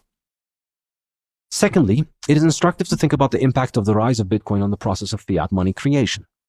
Bitcoin does not just compete with fiat currency for cash asset demand, it also competes with fiat debt. The devaluation of fiat money drives demand for debt instruments that are not exposed to equity risk and which offer returns that compensate for inflation. The demand for a store of value is what leads to the enormous issuance of debt. If more individuals and companies start to hold Bitcoin instead of debt instruments on their balance sheets, that would reduce the demand for credit creation, reducing fiat money creation, making hyperinflation less likely. By undermining the incentive to hold debt instruments, Bitcoin actively combats the inflation of the money supply. Thirdly, Bitcoin has a similar effect on the incentive to borrow. In a world of artificially low interest rates and easy fiat money that is expected to constantly devalue, individuals are likely to borrow rather than save. The discovery of Bitcoin gives individuals and corporations the chance to save in a hard asset that appreciates over time, making them less likely to need to borrow to meet their major expenses. The fourth reason we can expect there to be no hyperinflationary collapse as a result of the rise of Bitcoin is that hyperinflation happens when the entire monetary system of a society collapses, thus destroying the complex web of calculations and interactions that coordinate the activities of individuals across a large modern society. A modern society relies on money as the medium in which prices are expressed, and these prices are what coordinate economic activity and allow individuals to calculate what to produce and consume. No modern society, with its sophisticated infrastructure, is possible without a highly complex division of labor, dependent on the price mechanism and economic monetary calculation, to coordinate economic activity. The collapse of money destroys this division of labor and makes economic coordination impossible, unraveling modern life into a primitive disaster. But all of this happens when the only monetary system of a society collapses, and in a fiat standard, local government fiat is the only monetary system available to people in any given country. Historically, as national currencies have collapsed, citizens have usually not had an available monetary alternative with scalability across space and time. Governments experiencing hyperinflation do not just allow their banks to offer banking services with foreign currencies. When they do, such as in the case of the dollarization of Ecuador, hyperinflation ends and economic production, growth, and normalcy resume on a harder money. Due to its superior scalability across space, Bitcoin is much harder to ban than foreign national currencies. It also offers a refuge from hyperinflation rather than being the cause of it. As a national currency collapses, any citizen can shift their wealth to a growing pool of liquidity with which they can trade, allowing economic production and calculation to proceed, and averting a humanitarian catastrophe.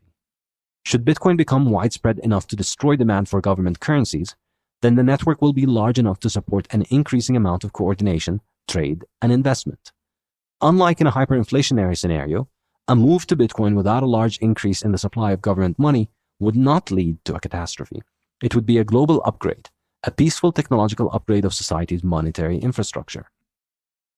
Anyone who wants to keep using government money can continue doing so, but as Bitcoin undercuts both its demand and supply, the government money bubble shrinks and withers away, while the Bitcoin economy grows. Rather than a threat that can destroy fiat money, Bitcoin may turn out to be the neat technological solution that allows fiat to unwind peacefully. Bitcoin simultaneously reduces fiat demand and the incentive to create more fiat supply. It is like someone skillfully and neatly dismantling the fiat house of cards into a deck of cards by removing each set of two cards leaning on each other at the same time, the card of fiat demand and the card of fiat supply. If governments of advanced economies, which have done a semi-respectable job in managing their currencies over the past few decades, manage this process wisely, they would allow the credit and money contraction to happen naturally. The fiat-denominated economy would continue to shrink in relation to the Bitcoin economy as more people upgrade to the superior, harder, and faster monetary asset. The fiat monetary system could operate for the next 50 years in the same way it has operated for the last 50. But by the end of the next 50 years, it may well be a tiny fraction of the size of the Bitcoin monetary system. Rather than go out with a bang, the current global monetary system would just slowly and naturally get downsized into irrelevance as its currencies lose their value and market share to Bitcoin. Rather than an attack on the fiat system, Bitcoin might allow the fiat economy an exit from its spiral into ever more debt slavery, as it devalues the fiat debt that saddles everyone in the fiat system. If more people move to Bitcoin and fiat-denominated debt devalues in real terms, the vast majority of the world's economy benefits enormously from the devaluation of its obligations. The sooner one upgrades to the Bitcoin economy, the sooner their fiat debts become insignificant. In a world where the possibility of saving were available again, you would expect a growing portion of the population to be free of debt and to have enough savings to finance their expenses, as well as to finance their businesses. Fewer people would resort to loans in order to buy cars, houses, or consumer goods because they could save up for them in hard money. More interestingly, perhaps, would be the shift in business financing as more people become wealthy enough to finance their own businesses with their own savings rather than from bank credit. Bitcoin truly has the potential to transform the current mass of debtors into entrepreneurs, and the consequences of this for human flourishing and prosperity are scarcely imaginable. Under sound money regimes, a free market and capital emerges in place of central monetary planning. Productive individuals are able to accumulate capital and watch it appreciate in value, and so they can finance themselves and their businesses. Productivity is rewarded with compounding growth in value over time, giving the holders of capital more of it, and thus placing increasingly more capital in the hands of the productive. In large, centrally planned credit markets, such as those that exist under government money, capital is centrally allocated by government bureaucracies that determine who gets new capital, devaluing the capital accumulated by their productive members of society. In such a world, being productive is punished over time, and credit financing is more likely to go to those who can afford to brace the bureaucratic hoops of government credit boards. Firms grow larger to afford lawyers and PR firms to communicate their stability to creditor banks, and smaller businesses become less viable. This is why firms tended to be smaller under the gold standard, and far more smaller businesses thrived. It is said that when Britain was the prime industrial global force, its average factory had 20 workers. A free market and capital would similarly encourage the development of a diverse array of smaller firms, as opposed to rent-seeking megacorporations, and these smaller firms would serve as laboratories for a multitude of inventions and innovations. It is no wonder that the golden era of innovation in the 19th century, La Belle Époque, ran on a hard money. The hard money is what allowed many inventors and tinkerers the capital and freedom to experiment with outlandish ideas. The Wright brothers were two bicycle shop owners whose savings allowed them to experiment with flight and change the world. The rosy transition scenario for Bitcoin is that it leads to a growing parallel monetary and financial system which offers its adopters significant benefits for upgrading to it. Individuals, businesses, and local governments are likely to gradually migrate to this monetary system. Eventually, the only part of the economy that would remain wedded to government money would be government itself, and the parts of the economy dependent on government money, both of whose contribution to valuable economic production is approximately zero. But this is not a foregone conclusion. Speculative attacks. A counterpoint to consider to the preceding section's analysis is the impact of the strategy of borrowing dollars to buy Bitcoin. While many people would be tempted to exit fiat debt entirely and shift to holding hard Bitcoin savings, the continued existence and wide availability of fiat debt will offer a strong incentive to borrow fiat and use it to accumulate Bitcoin. One of the smartest and most far-seeing analysts of Bitcoin, Pierre Rochard, had identified this scenario as early as 2014.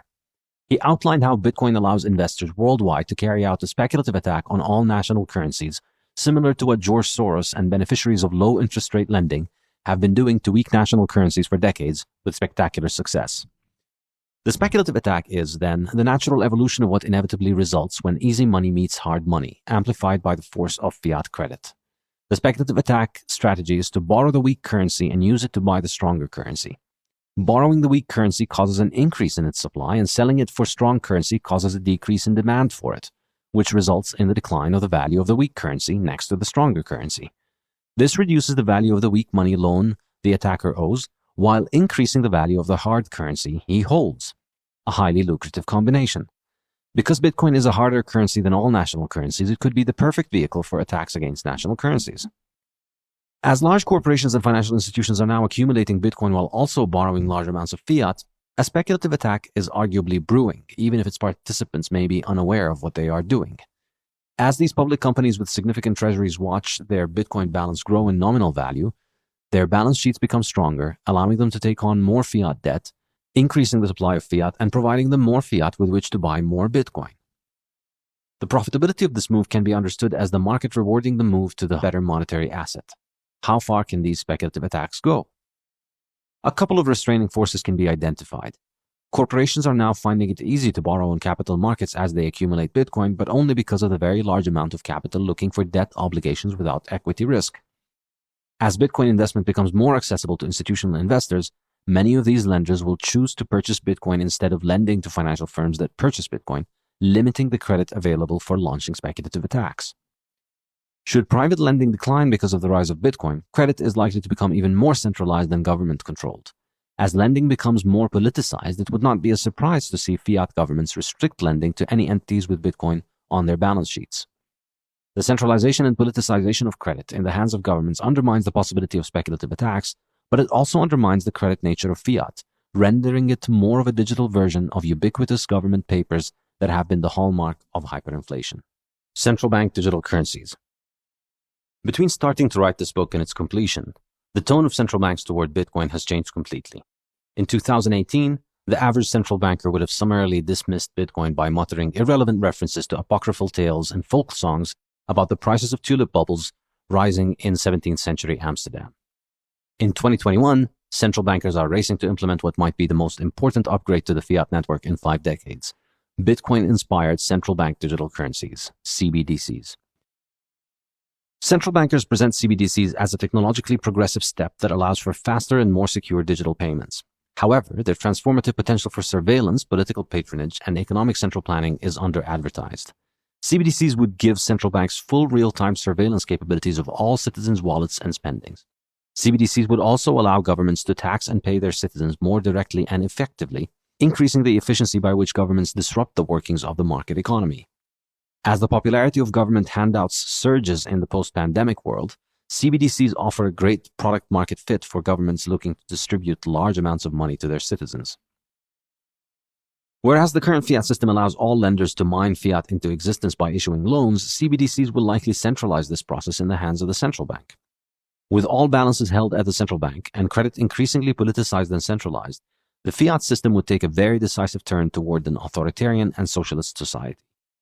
CBDCs might herald the end of fiat as credit money generated through loans and transform it into a pure digital commodity money issued by the central bank, with important implications for the rise of Bitcoin. As the corrective mechanism of fiat credit bubbles collapsing is sidestepped by the move toward fiat non-credit CBDCs, the brakes on fiat inflation would be severed. CBDCs would continue to increase in supply as governments indulge in fiat-century spending habits, but there would be no credit collapses to reverse the increase. The orderly monetary upgrade scenario becomes less likely. Since the 2008 financial crisis and the increased intervention of fiat central banks into financial, credit, housing, and many other markets, fiat central banks have been overriding the correcting mechanism of money supply collapse. An increasing share of the world's bond and stock markets is now held by central banks, and their valuation is increasingly determined by central bank fiat, with the normal workings of the credit cycle overruled through infinite quantitative easing. The 2020 global pandemic crisis resulted in most governments engaging in increased payments to their citizens under various guises, and clamor is growing for turning these into regular, universal basic income payments. CBDCs would allow for the implementation of such inflationist schemes with high efficiency, allowing for increased central planning of market activity. Government spending would proceed unabated by whatever little discipline credit markets currently exert. Real-world prices are likely to rise, which would lead to more control over economic production to mandate prices. CBDCs are perhaps most devastating for the banking sector, which would increasingly get disintermediated in the pervasive relationship between government and serf. The closest analog to the operation of the CBDC is the Gosbank, the state bank of the USSR, which was the only bank in the Soviet Union from the 1930s until 1987. All citizens who had bank access had access to only one bank, and it decided on all economic decisions.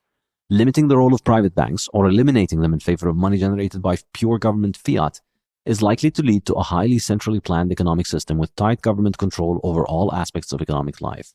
If inflation is a vector, as explained in Chapter 4, CBDCs will likely lead to a fast rise in the price of highly desirable and scarce goods, while industrial goods will likely witness small declines in price, and digital goods will continue to get cheaper. The same tricks of the 1970s can serve to maintain inflation in a politically desirable range, skewing the composition of the basket of goods used to measure CPI to favor goods with low price inflation, and directing consumers toward these choices through the use of fiat incentives. As we have seen since the 1970s, price inflation will drive political pressure on citizens to reduce consumption of nutritious food and high-power sources of energy. The growing popularity of these narratives in fiat academia and media in recent years suggests they are very likely to become the subject of government and monetary policy.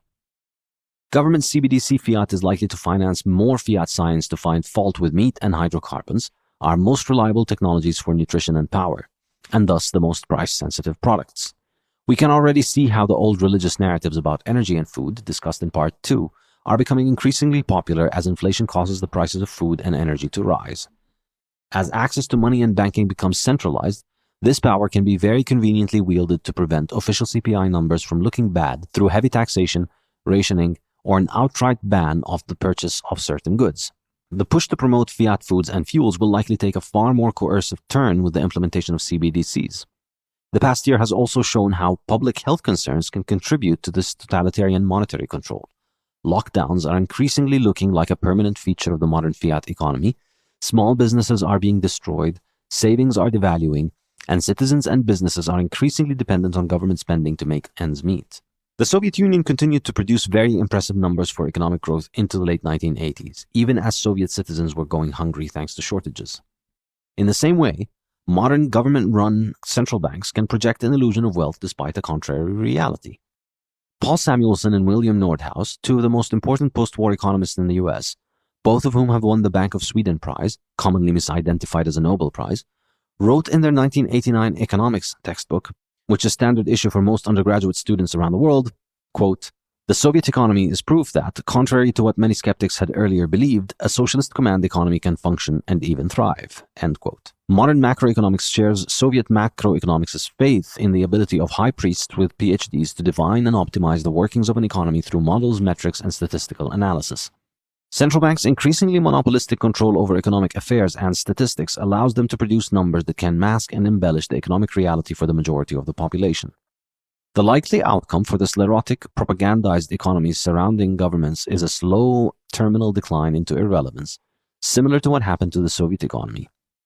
Ultimately, the structures for these shambolic organizations can remain, but they will become hollow and less attractive to the people who follow their own self-interest to a new economy. While government-connected firms may continue, they will lose their relevance and value.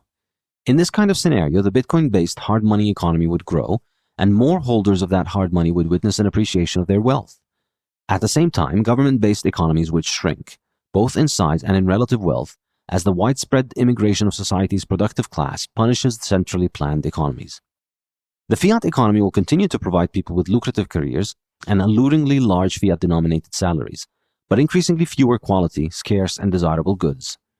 As the producers of economically valuable goods move to a harder monetary standard, these fiat-denominated monetary units will buy less, as people trade the valuable fruits of their labor for the harder currency. Fiat-denominated monetary units will continue to maintain a semblance of value only when used to purchase mass-produced economic goods.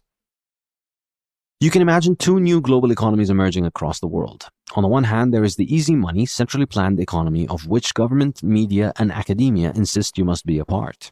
It provides comfortable jobs secured from competition and controlled prices to ensure everyone gets their government-recommended soy, bug, and high-fructose corn syrup rations, stays in a tiny home, consumes little energy, and has few or no kids to avoid burdening the planet with inconvenient inflationary pressure.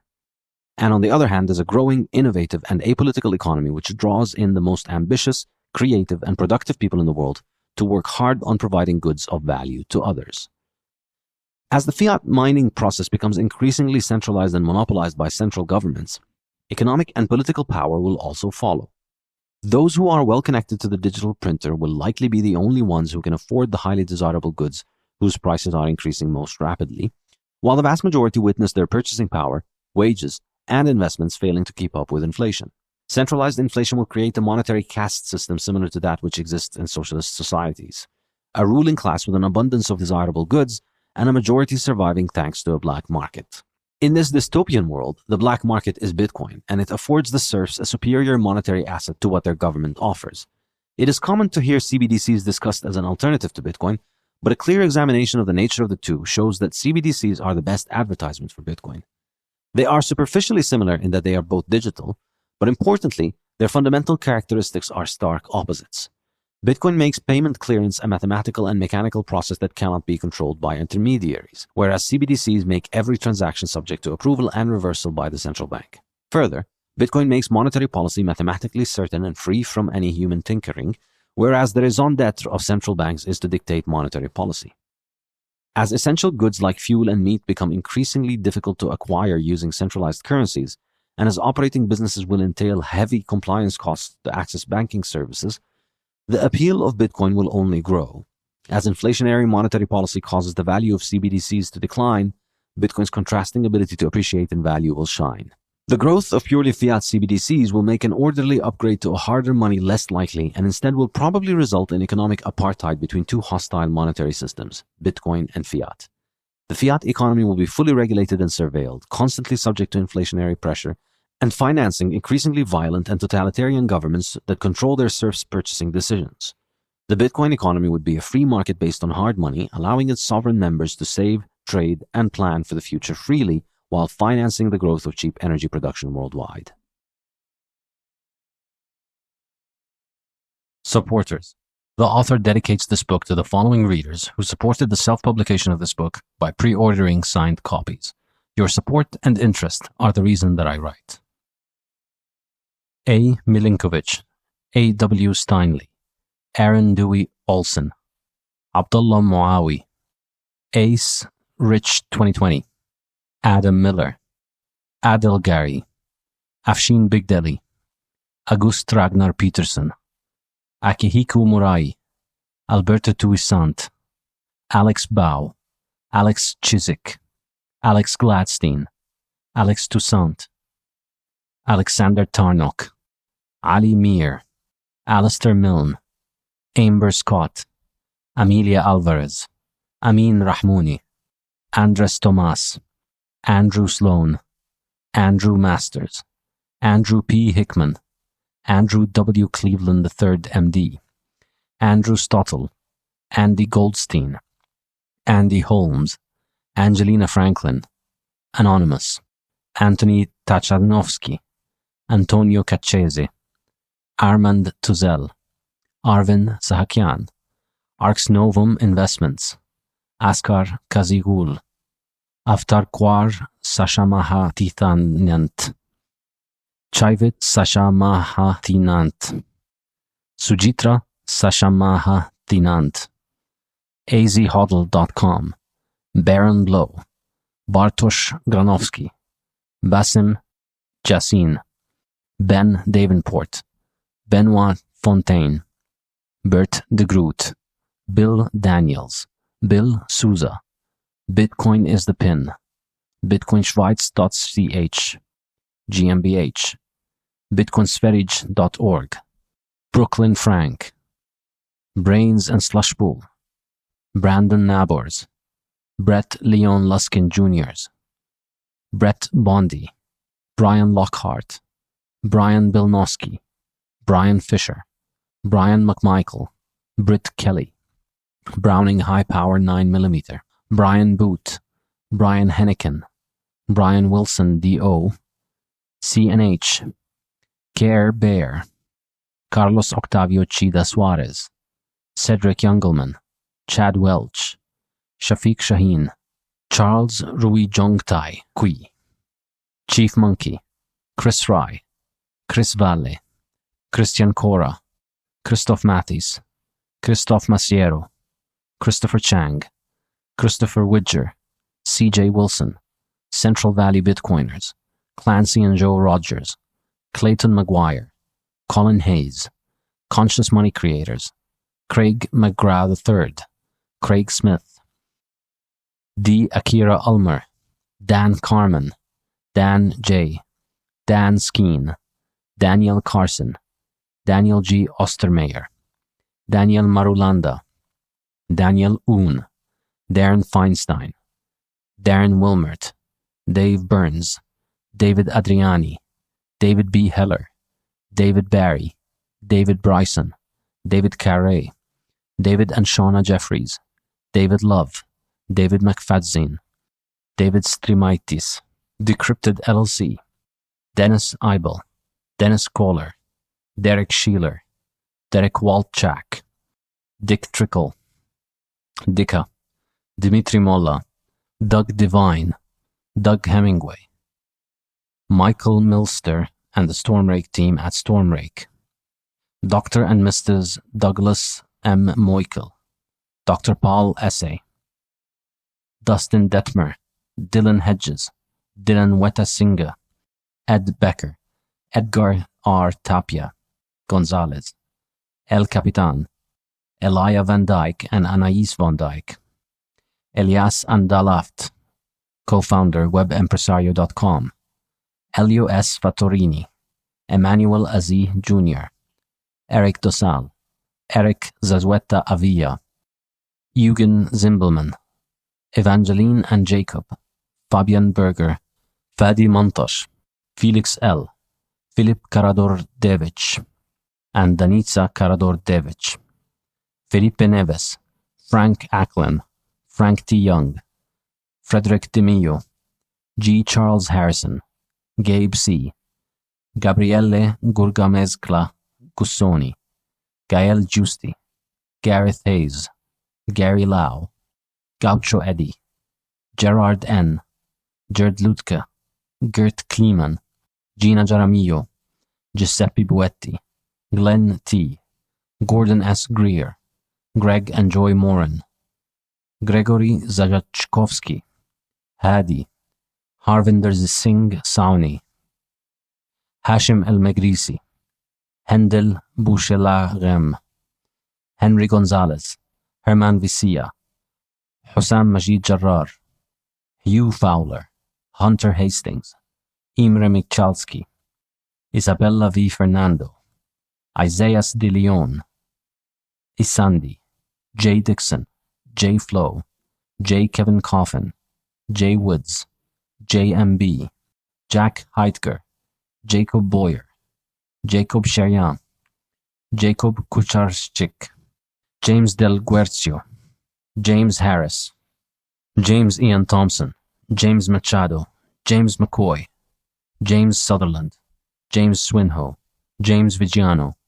Jan W.F. Van Dort, Master in Digital Currencies, Janajri Family, and Coinbits team, Jared M. Bona, Jasper de Trafford, Javier Gill, Jay Chin, Jeff and Beth Ross, Jeff Orand, Jeff Bennett, Jeff Packard, Jeff Smith, Jeffrey S. Van Hart, Jeffrey Poppenhagen, Jeffrey Williams of ILA Local 1654, Jeremiah Albright, Jeremiah James, Jeremy Cooper and Team Cooper Ohana, Jeremy Showalter, Gerald Randall, Jerry Aguirre, Jez San, Jimmy Weaver, at JMFM89, Joachim B., Joe Rubio, Johan Bergman, John Breyer, John Brown, John Connor, John Dixon, John Jolly, John McMillan, John Silvestro, Jonathan Lee MD,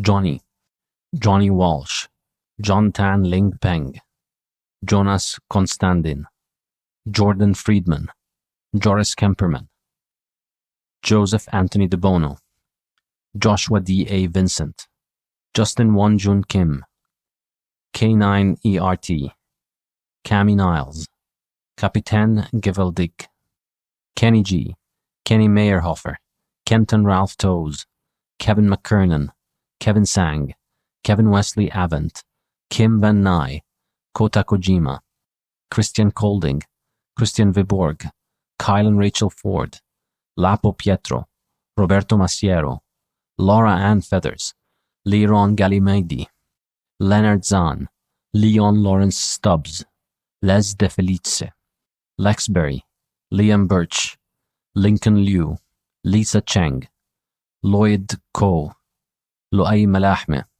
Lockie McWilliam, Lufer Liu, Louis B., Lovina Blackman, Louis C. Alonso, Luis Rivera, Linley Pillay, Machie Casimiro, Manu Buselink, Marco Buhler, Marco Giangiulio, Marius Rieder, Mark Ioli, Mark Moss, Mark Mulvey, Mark Rodney Gardner, Mark Simonson, Mark Rowan, Marcus Lindgren, Marky Mosley, Marquita Robinson Garcia and Divinity Skincare, Marshall Long, Martin Brockhouse, Martin Roberto Richmond CFA, Matthew O'Keefe, Mattia Grilli, Matt Yabab Matt Rosen, Matt Mayuri, Matt Moran, Matt Salito, Morris and Gian Schutte, Max Guimaraes, Maxon Laforge, Mazhar Memon,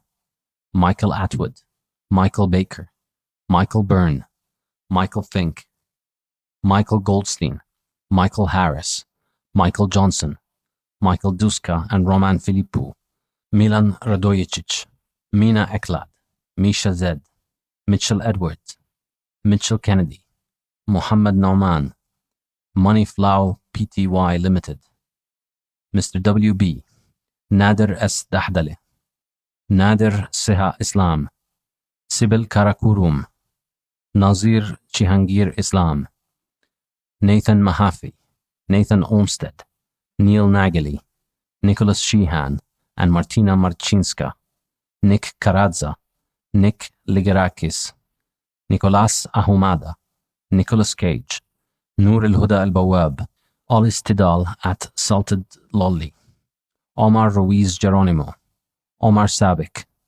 Omran Kaskar, Paige Webley, Pan Dermatis, Panak Koman, at Panic Buying BTC, Panties for Bitcoin, Paulo Illing, Pataravut Mali Juan, Paul I. Sung, Paul John Gaston, Paul Rylands, Paul Trentham, Pedro Branham, Pai Sun Kwao, Per Triborg, Perry Hester, Pete Cochran, Peter and Karen Egyed, Peter Francis Fenwick, Petra Jalud, Philip Gunchil, Philip Byrne, Pierre Alessandro Gmeiner, Pietr N, Pietr Vogt, PTAD, P, Biankingur, Piotr Kurzak, Piria Sambandaraksa, Raj Shreya Spadlia, Rajan Sohal,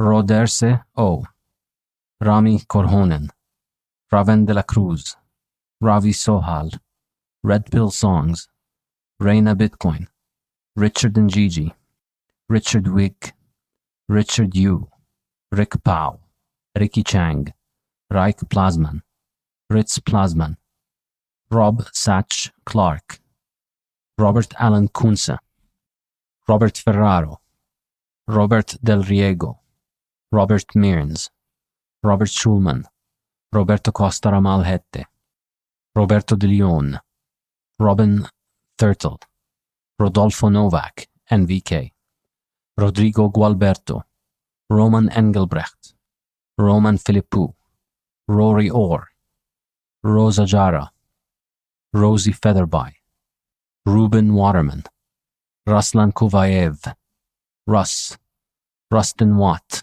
Ryan Anthony Williams, Ryan Blair, Ryan C. Wilhoit, Ryan Cole, Ryan Jordan, Ryan Niles, Ryan Rinaldo, Ryan W. Slott, Sachin and Manavi Sharma, Samuel Clausen, Samuel Rufinacha, San Family, Sanjay Srivatsa, Satoshi's Domains, Scott C. Morgan, at BTC Vyers, Scott S. Manhart, DDS, MS, Scott Schneider, Seb Walker, Sebastian Liu, Sensible Yapper, Sergio Ruocco, Shakti Chauhan, Xiao Xuan Cao, Sean Thompson, Sheldon Friesen, Shire Hoddle, Sean Anstey at LQWD FinTech, Sean Sadler, Seem Manart, Simon Ree, Simona Macellari, Stacy, Stefano De Amiano, Stefan Livera, Stephen Cole, Stephen Saunders, Steve and Paige Crozier, Subhan Tariq Esquire, Tammy Fuller, Tariq Al-Muhtasib, Tarun K. Chatturaj, The Goodspeed Family, the Stormrake team at stormrake.com, the Yingling family, Thomas Hartland Mackey, Thomas Yeager, Thomas Jenichin, Thomas Shelton, Tim Y, Tinush Zand MD, Tipton Cole, Tom G, Tom Karadza, Torstein Havestad, Tyler W. Thornton, UCJ, Esquire, Mrs. Vicky Essay, Victor Joyko, Vijay Boyapati, Vince Oscar Benitez, Vincent and Dan, Vinicius Kenji Hashimoto, Wallet of Satoshi, Wayne Keith at Satoshi Prime _IO, Wesley Brockman, William J. Blame, William Johnston, Wiz, Yorba, Zach Woods, Zach Herbert, Zachary Hollinshead, Zafer Oz Kavlak, Zane Pocock, Jurka Zoltan Andras. Acknowledgements. This book was published independently thanks to the support and patronage of my readers and members of my online learning platform, Saifuddin.com. My heartfelt gratitude goes to everyone who pre-ordered copies of this book before its publication, subscribed to receive chapters as they were written, enrolled in my online courses, or attended my weekly seminars. Having a platform where I can interact with sharp thinkers while remaining financially independent of fiat academia is an honor I will never underestimate or take for granted. Your interest in my work and constant constructive feedback are the building blocks from which this book was built. I'm also very thankful to the sponsors of Saifuddin.com and the Bitcoin Standard podcast for supporting my work. They are NYDIG, OKCoin, CipherSafe, Coinbits app, Noddle, and Coldcard.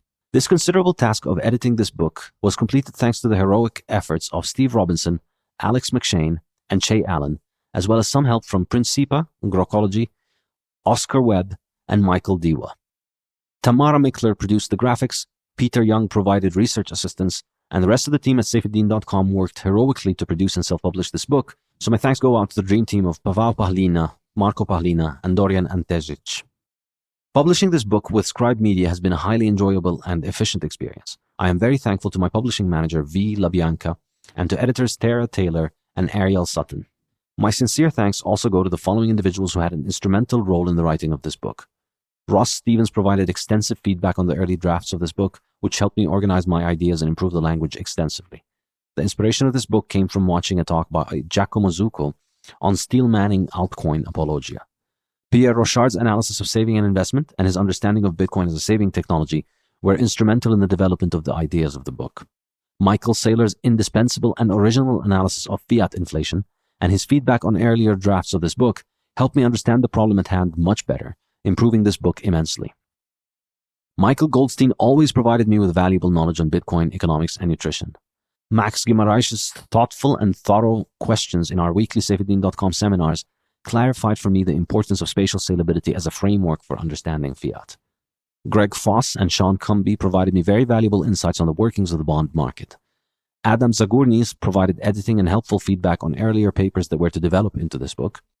Dimitri Molla provided me with valuable background knowledge to understand modern and classical architecture. I'm grateful to Manuel, Maria, and Stepan for their work on data and graphics for this book, and to Yoni Appelberg for producing a very nice video trailer of this book. I'm also thankful to all the developers who have worked on Linux, Ubuntu, and LibreOffice, and made them good enough for me to write this entire book without having to use the broken windows of the world's most fiat software company and its founder, the world's most fiat man. The long hours of writing this book were mostly spent listening to classical Arab music, and I would be remiss to not thank the great Kulthum, Riyad Sumbati, Muhammad Abdul Wahab, Baligh Hamdi, and Sabah Fakhri, as well as the National Arab Orchestra, who have done an amazing job reviving the treasures of Arabic classical music in the US.